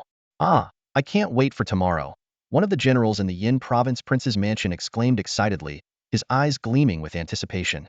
"That Lin Chen, he'll come, won't he? Let's hope he's not a coward." The other generals displayed eager expressions as well. They were seated in a courtyard within the prince's mansion, discussing the upcoming confrontation. "If he shows up, we'll take him down and humiliate him thoroughly," the same general continued, clenching his fists. "Then, we'll let all of Wei know that what the Qin clan couldn't accomplish, we in Yin province can." "That's exactly how it should be," another general chimed in. "Hey, what if he shows up today? Even better." The first general's eyes flashed with a sinister gleam. "Once I've captured him, I'll drag him to the prince. Let him watch as the prince enjoys himself with his sister." "Ha ha ha, you're as twisted as ever." The other generals burst into laughter, evidently approving of the idea. At that moment, a young general stepped forward. He was a rising star in the ranks, named Zhou Yin, known for his impressive strength and ambition. He was eager to make his mark. "Don't you dare steal this from me," Zhou Yin said confidently. "Trust me, the prince loves this kind of spectacle." The other generals had mixed reactions. Some admired Zhou Yin's boldness, while others found his arrogance distasteful. However, no one spoke up, for their attention was suddenly drawn to a dark speck in the sky, steadily approaching. "What's that? What's going on?" one general asked, his expression shifting slightly. Still, none of them took it too seriously. After all, it seemed impossible that a person could descend from the sky. But as the speck drew closer, they were stunned to realize it was indeed the silhouette of a human figure. "How is he flying up there?" one general asked in confusion. "Probably thrown off a flying treasure ship," another guessed. "Poor fool's about to become a pile of meat when he hits the ground." Just then, the figure seemed to change trajectory, heading straight toward the prince's mansion. "What's he trying to do? Is he planning to crash into someone?" Zhang Qingye exclaimed. Zhou Yin squinted, focusing intently on the figure. Suddenly, his eyes lit up with excitement. "It's him, it's Lin Chen. He actually came." Zhou Yin laughed heartily, his inner energy surging wildly. "None of you dare to interfere, he's mine." The other generals were utterly shocked, unable to fathom why Lin Chen would appear in such a dramatic manner. Is he desperate? Knowing he can't save Lin Wanner, does he plan to die taking the Yin province prince with him? One general speculated. "Ridiculous!" Zhang Qingye barked. "Everyone, stay alert." However, the others remained dismissive. In their minds, with 6 generals guarding the prince's mansion, Lin Chen posed no real threat. Zhou Yin, on the other hand, was brimming with excitement. "Ha ha ha, this is perfect. Whatever you're planning, I won't let you die so easily." With that, Zhou Yin bent his legs like a coiled spring. In the next moment, he leaped with explosive force, shattering the ground beneath him as cracks radiated outward in all directions. He shot into the air like a cannonball, hurtling toward Lin Chen. A small but concentrated glow of energy formed around Zhou Yan's fist, radiating immense power. The force of his attack, A display of his mastery at the 6th level of the condensed intent realm was so overwhelming that even those on the ground felt its oppressive energy, their bodies involuntarily trembling.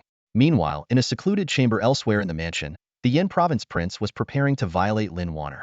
His eyes gleamed with depravity, and his heart raced with anticipation. Suddenly, he sensed the powerful energy fluctuation of Zhou Yan's attack and frowned. Zhou Yan? Why is he fighting? And in midair no less, the prince muttered, his expression darkening briefly. But he quickly dismissed his concerns. With so many capable generals in the mansion, he was confident there was nothing they couldn't handle. Turning his attention back to Lin Chen, the prince's lips curled into a wicked smile. My dear, surrender to me willingly. I so enjoy watching that conflicted look on your face, resisting, but unable to escape. At that very moment, Zhou Yan's laughter echoed from above.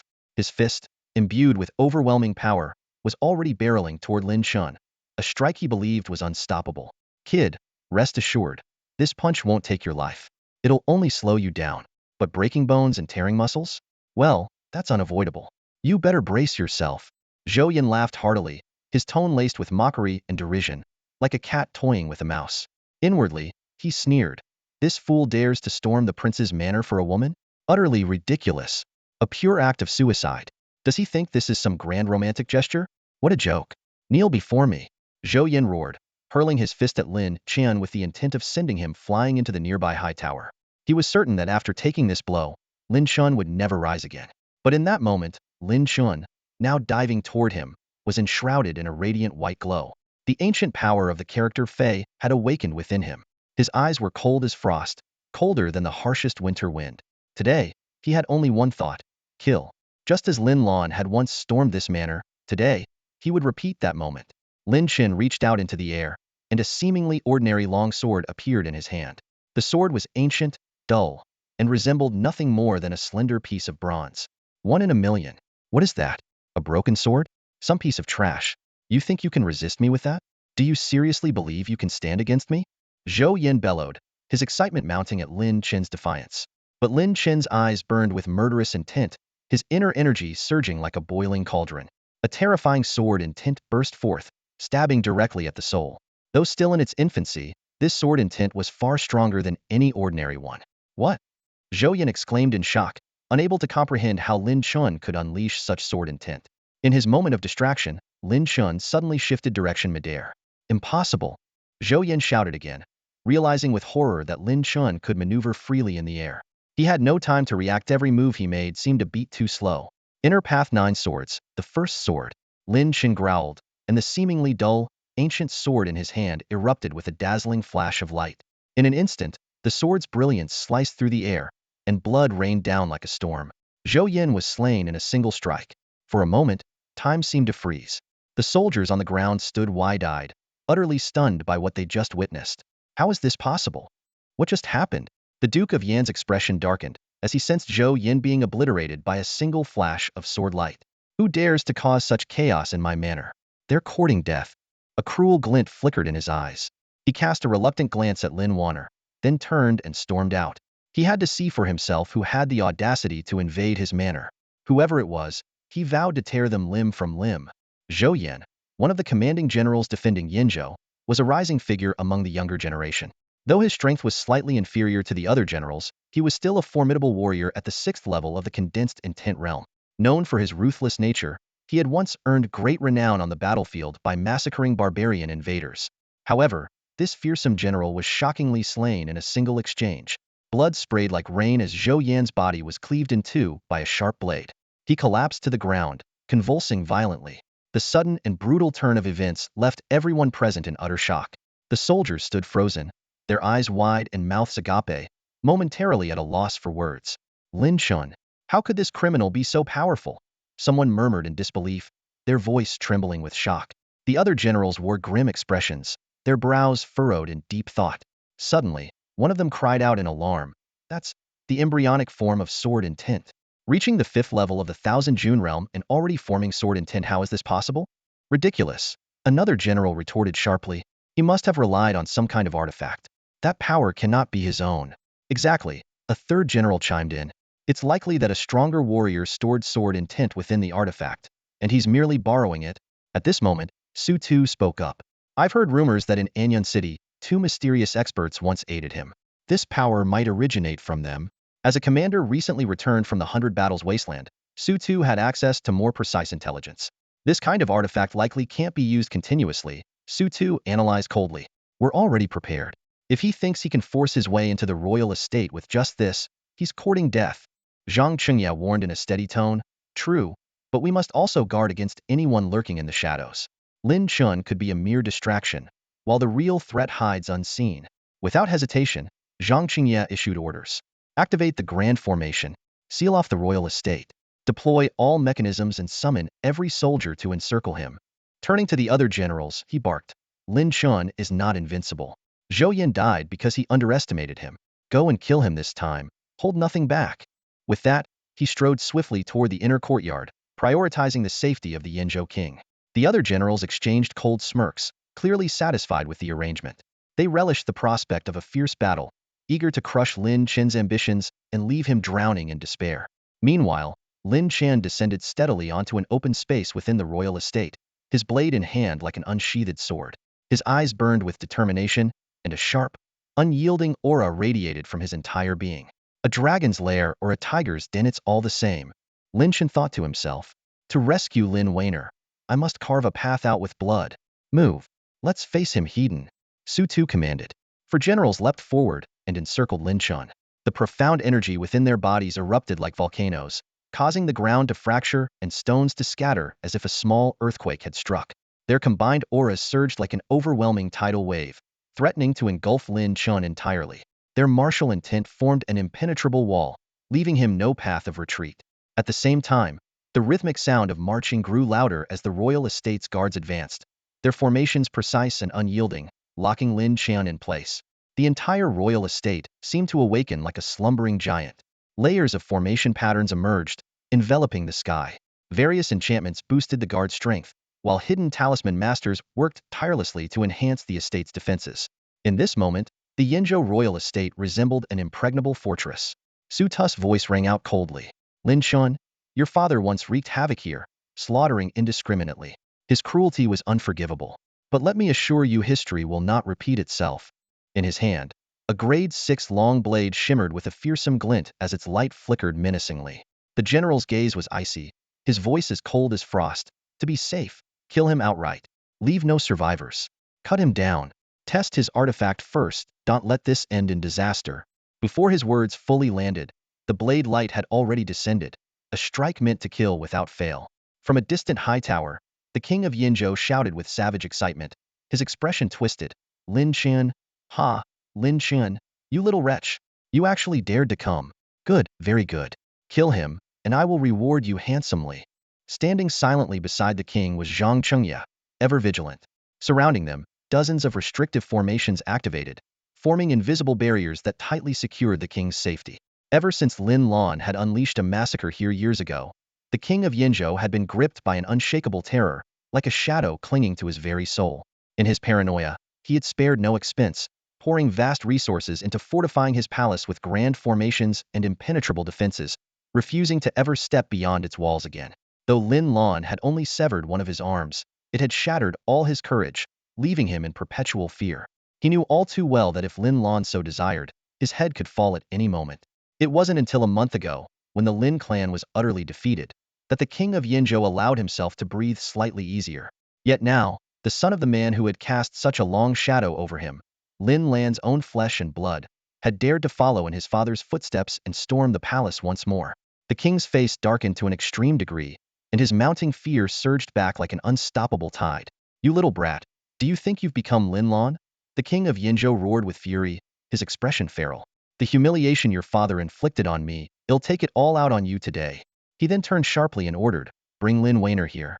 I want her to witness with her own eyes how Lin Chen dies. Lin Chen stood in the open courtyard, surrounded by waves of immense power crashing against him like invisible tidal waves. Yet his focus wasn't on the enemies around him. Instead, he was scanning for any sign of Lin Weiner. Mealy had already told him where she was being kept, so during his descent, he had locked onto the courtyard where Lin Weiner was confined. However, he couldn't land there directly, for fear of dragging her into the ensuing battle. Suddenly, Lin Chen's eyes narrowed as he sensed a formidable aura cultivator at the 7th stage of condensed will realm. Beside that presence, he detected another aura, deeply concealed. Though hidden, Lin Chen's sharpened instincts, honed through countless battles and enhanced by the power of the demon bloom, picked up on it clearly. Is that the king of Yinzhou? Lin Chen's gaze darkened with murderous intent as he thought to himself. If that's the case, then I'll carve a path straight to him. Without waiting for the general to make the first move, Lin Chen surged forward, sword in hand. As his foot pressed down, the ground beneath him shattered instantly, sending debris and dust exploding in all directions. His figure shot forth like a cannonball, tearing through the air as he charged directly toward his target. Huh, challenging me to act, is that an insult to my strength? A general roared in fury, his eyes blazing with wrath.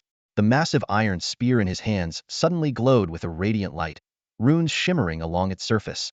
The spear's intent surged forth like a roaring dragon. Blazing spear, the general bellowed, unleashing his full power at the 6th level of condensed intent with no restraint. The spear's radiance transformed into a massive fire dragon, its overwhelming presence distorting the air with intense heat. The strike engulfed Lin Chen entirely. The general sneered inwardly. As long as he gave Lin Chen no opportunity to retaliate, refusing to see him as a genuine opponent, what chance could Lin Chen possibly have? Yet, in the face of this ferocious attack, Lin Chen's gaze remained icy cold. A domineering aura surged around him, forming an impenetrable armor-like shield. A dragon's roar echoed through the air, and an almost tangible flood dragon coiled around him, exuding a bloodthirsty and menacing aura. White light enveloped Lin Chen, and the character's shield glimmered faintly around him. His physical combat strength instantly surged to its peak. The embryonic form of his sword intent crystallized like a diamond, merging into his blade. With a low, commanding shout, Lin Chen declared, "Swift sword style." In a flash, Lin Chen's speed sword once more. The seemingly plain and unadorned sword in his hand erupted with dazzling sword light. A black dragon, forged from the legendary metal tungsten, roared into existence, its ferocity and savagery overpowering the fire dragon in an instant. Boom! A deafening explosion resounded as the black dragon collided head-on with the fire dragon. Incredibly, Lin Chen's sword light completely suppressed the general's spear technique. The general roared in rage. "You little brat! You've got your hands on a sect's supreme artifact, but that's not your own power.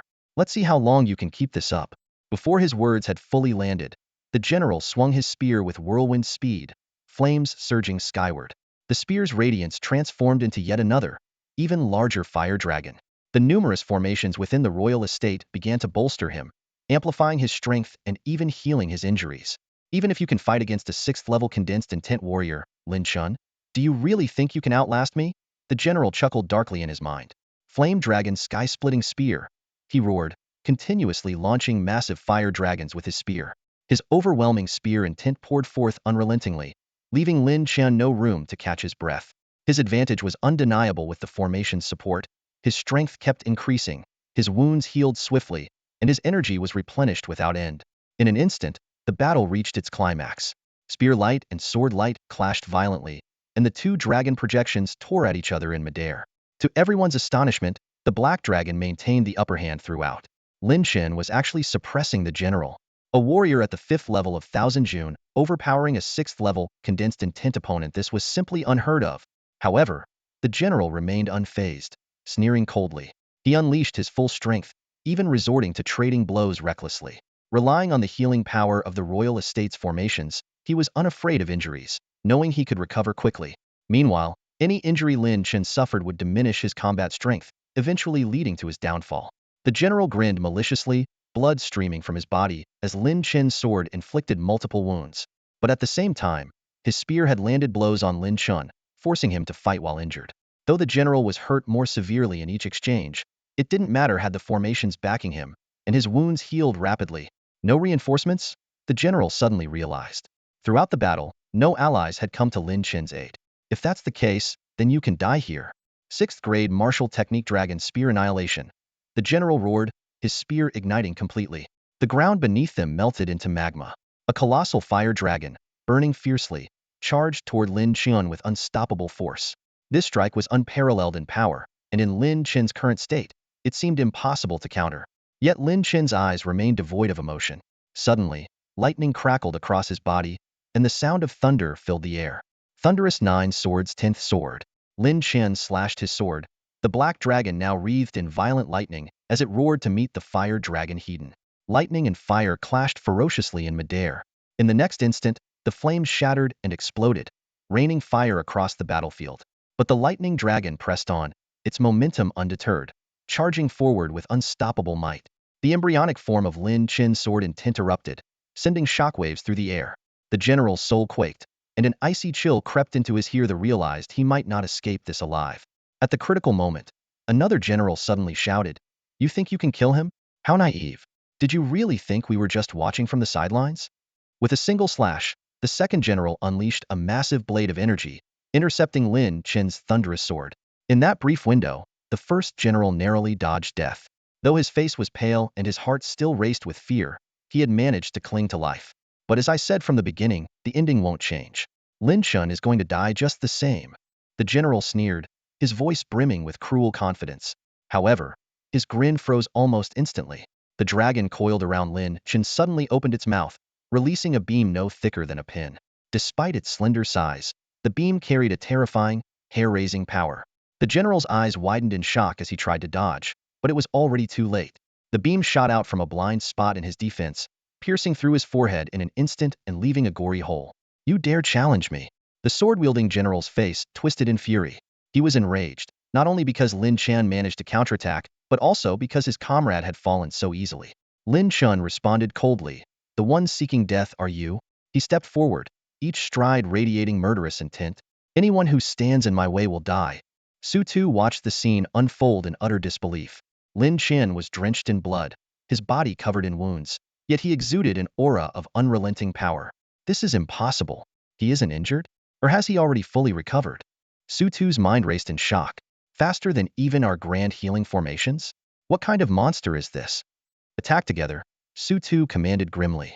Losing one general and still failing to exhaust Lin Chen's strength was unacceptable. They could no longer afford to hold back.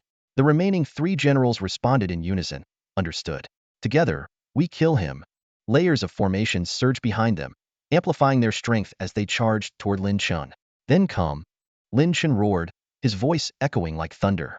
Suddenly, 9 heads sprouted from the dragon's neck, an ability of the 10-headed 9 infants. Each head bristled with energy, poised to strike from any angle. Meanwhile, Lin Chen gripped the ancient sword Wanfenii, feeling its faint tremor, as if the weapon itself anticipated the battle with excitement. Boom, boom, boom. The battle erupted with a ferocity that suffocated the air. Buildings around them crumbled into ruins under the sheer force of the clash. Layer after layer of the enemy's formations rose, only to be shattered repeatedly by the Black Dragon. More soldiers, lieutenants, and condensed will experts joined the fray, attempting to encircle and kill Lin Chen. Yet, their efforts only added to the growing pile of corpses. Blood soaked the ground, painting it crimson, and even the most battle-hardened veterans trembled at the sight. They stared at Lin Chen in disbelief. How could this bloodied, wounded man still be fighting? Why wouldn't he fall? Su Tu and the others wore grim expressions. They were asking themselves the same question. Why couldn't they kill him? Even if Lin Chen were supported by dozens of healing formations, he shouldn't have lasted this long. They were using the full might of the royal manor to hunt him down. Suddenly, a sickening tearing sound pierced the air. Another general fell, slain.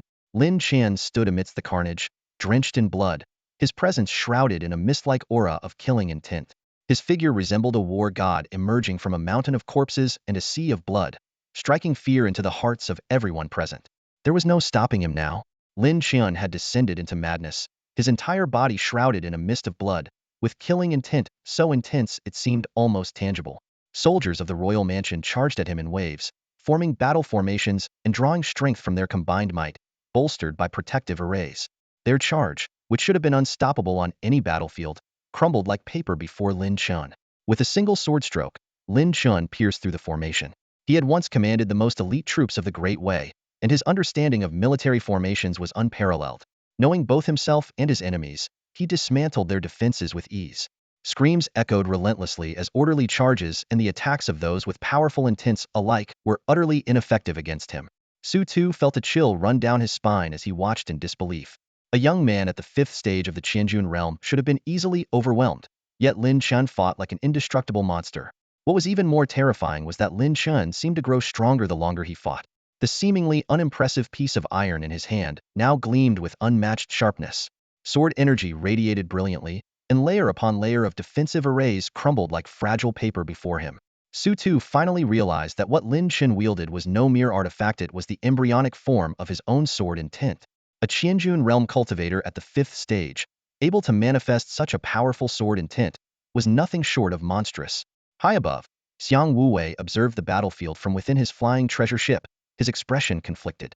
He hesitated, debating whether to intervene and rescue Lin Chen, though doing so would mean openly opposing the Great Wei. While his own nation was more powerful than the Great Wei, he was reluctant to provoke unnecessary conflict. But what happened next completely shattered Xiang Wuwei's expectations. In a single exchange, Lin Chen slew a condensed intent realm cultivator at the 6th stage. He then charged forward like a force of nature, carving a bloody path through the seemingly impenetrable defenses of the royal mansion with just his sword. The 6th stage expert fell before him like nothing, and the relentless charges of countless soldiers were broken by his lone blade. Lin Chen grew fiercer with every strike, his sword intent so overwhelming that even those aboard the treasure ship could feel its presence.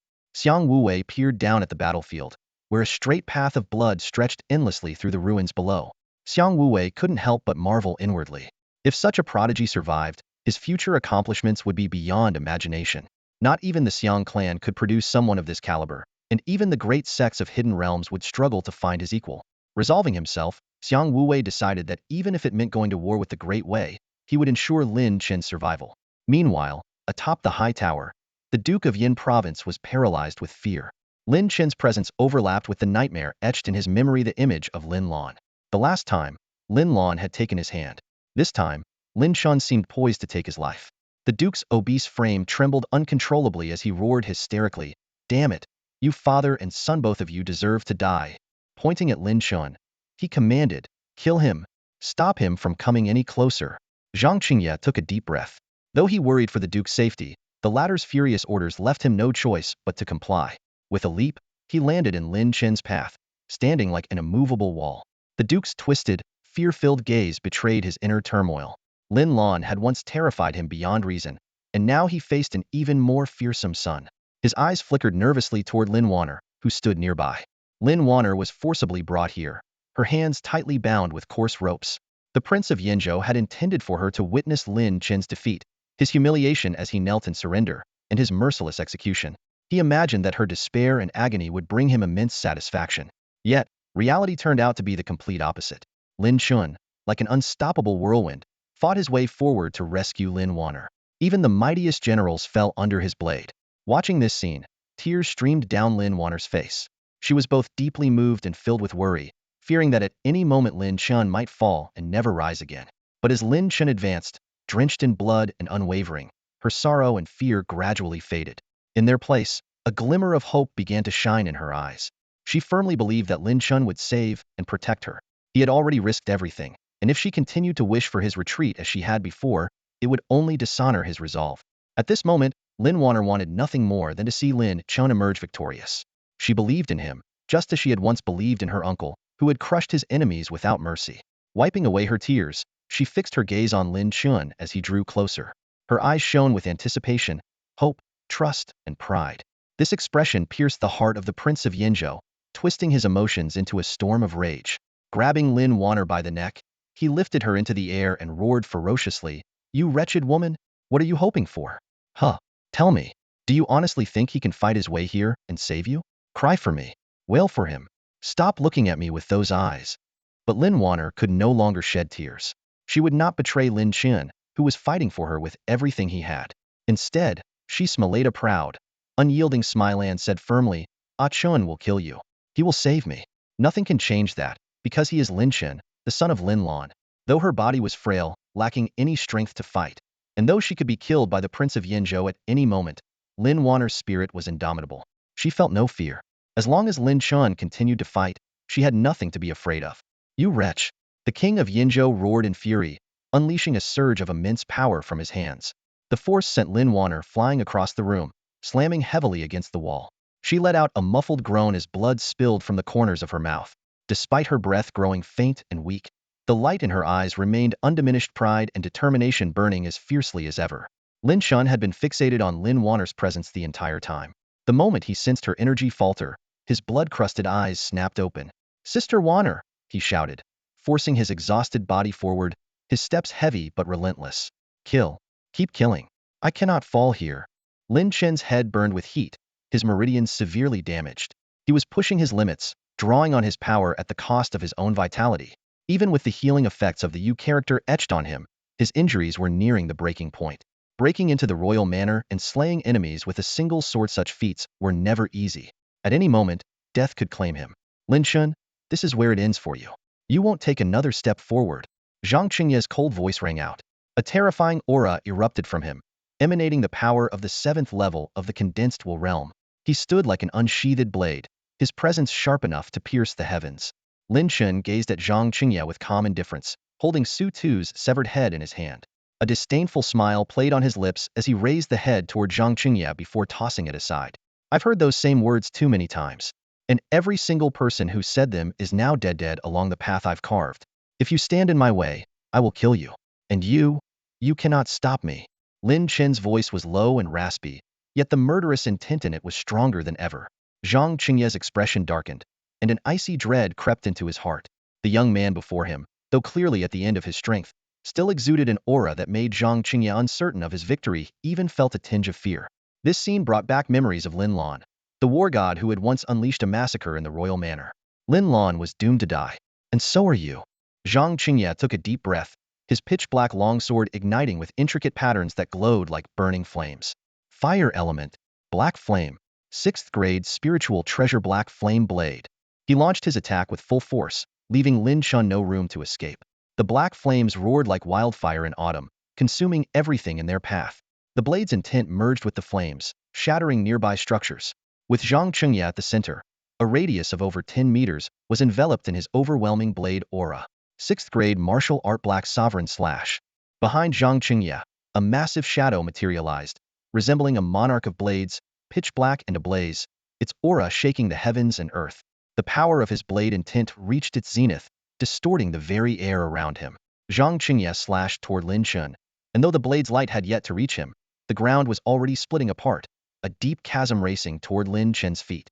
No one can stop me. I will save Sister Wanner. No matter who stands in my way, they will die. Lin Chen murmured under his breath. In his hand, he held the ancient, weathered sword, its bronze-like blade emanating a dazzling radiance. The sword was soaked in blood, both his enemies and his own. It seemed as though the ancient blade, after being parched for so long, was finally revived by the blood it had drunk. Inner down 9 swords. 3rd sword. A blood-red glint flashed in Lin Chen's eyes as he charged directly into Zhang Qingye's blade light. The embryonic form of sword intent surged into his weapon as he unleashed the 3rd strike of the inner Dao 9 swords, slashing upward to meet the descending blade light. A deafening explosion echoed through the air, leveling buildings within a radius of several hundred meters. The protective array warped and broke apart, its patterns crumbling into nothingness. The shockwave sent soldiers in the vicinity flying, unable to withstand its power. This was a clash of sheer force and will, a battle of titans, a fight to the death. Zhang Qingye knew Lin Chen wouldn't go down so easily. Without hesitation, he swung his blade for a second strike. The ground trembled and cracked, erupting into craters as his massive shadow merged with him, delivering a devastating blow. The oppressive force emanating from his blade was suffocating, an almost insurmountable wall of power. Blades and swords collided repeatedly. Lin Chen refused to yield, meeting Zhang Qingye's strikes heated. Blood poured from his body, and the skin on his sword hand tore open, exposing bone. Yet Lin Chen seemed oblivious to the pain, continuing to fight with unyielding determination. He was constantly brewing an attack, his sword intent forming a nascent shape. The sharp gleam of his blade flickered, vowing to cut through everything. Lin Chen's eyes were bloodshot, his killing intent chilling and resolute. The clash between the two grew fiercer, their moves increasingly ruthless. Both had unleashed their full strength, fighting with everything they had. The clash of sword and blade rang out with a piercing metallic screech. Splatters of blood erupted, staining the ground beneath them crimson. Zhang Qingye was covered in wounds, but Lin Chen's injuries were even more severe. By all logic, if the fight continued this way, Zhang Qingye should have emerged victorious. Yet, he felt an increasing pressure bearing down on him. With every collision, Lin Chen's sword techniques grew more powerful. Zhang Qingye was horrified to realize that Lin Chen was rapidly improving his mastery of martial techniques in the midst of battle. He could clearly sense that Lin Chen's swordsmanship was nearing perfection, becoming more refined with each strike. What shocked Zhang Qingye even more was that his prized 6th grade treasured blade had developed a crack. In the heat of the ferocious battle, the supposedly indestructible 6th grade spiritual weapon had been damaged. Yet, Lin Chen's seemingly fragile bronze sword remained completely intact, without even a speck of rust falling off. After another violent clash, Zhang Chengye was sent flying backward, the colossal shadow behind him dimming. Lin Chen was also forced to retreat, appearing even more battered than Zhang Chengye, yet his sword intent grew increasingly formidable. The inner Dao Nine Swords. The fourth sword. In a daze, Zhang Chengye seemed to see a massive sword manifesting behind Lin Chen. It unfurled like a folding fan, transforming into 4 sharp blades. Sword energy surged wildly, piercing the heavens. Xiang Wuwei nearly jumped out of his skin, exclaiming, "Good heavens! This kid has mastered the inner Dao Nine Swords of the Nine Sword sect, and he's reached the fourth sword, summoning the true spirit of the Nine Swords." Such a sight was something he had only ever witnessed in the elders of the Nine Swords sect. Zhang Qingye's face turned ashen. Though he didn't fully understand the technique Lin Chen was using, the terrifying sword energy was enough to make his heart skip a beat. He knew with certainty that this was power capable of ending his life. Black sovereign blade extinction of heaven, earth, and man. Zhang Qingye roared, his face turning deathly pale as his aura surged explosively. This was the ultimate killing move of the Black Sovereign Blade, one with severe backlash consequences, but at this moment, he could no longer afford to care. "You wretched brat, you're dead," Zhang Qingye bellowed, the shadow behind him merging entirely into his body. With a single slash, black flames raged wildly, splitting the earth as a torrent of dark fire tore through the air. Lin Chen gripped his sword with one hand and thrust it forward. The fourth sword that breaks all. As if sensing the immense power of this strike, the heavens seemed to tremble slightly, and faint sword cries echoed in the air. Lin Chen, ignoring everything else, poured his entire strength into unleashing this one decisive blow. Boom! An unprecedented collision shook the ground violently. The Duke of Yin couldn't help but step forward, eager to see the outcome. Xiang Wuwei had already half-stepped out of the ship's window.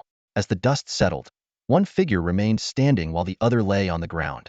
Zhang Qingye lay motionless, a massive wound in his chest, impaled by a sword. He had lost. Lin Chen, though swaying unsteadily, still stood tall. He had won. "Wainer, wait for me." "I'm coming," Lin Chen muttered, blood trickling from his lips as he dragged his battered body toward the towering structure. "Where are you going?" A voice suddenly rang out. The air seemed to tremble as a powerful force surged toward him. Lin Chen's expression shifted dramatically, and he hurriedly raised his sword in defense. But even so, he couldn't withstand the force. He was sent flying, crashing into the rubble. It was a shockwave sword technique of immense power. A tall, imposing figure appeared between Lin Chen and the tower. He stood like an unyielding wall, blocking everything in his path. The commander of the northern gate of the Wei Kingdom's capital, Wang Yusi. "This time, I will erase my disgrace," Wang Yusi declared coldly. That's all for today. Thank you so much for watching. I hope you guys enjoyed. If you wish to have another part of this recap, please give us at least 1,000 likes. Please don't forget to comment and subscribe to our channel for more content like this. Until next time.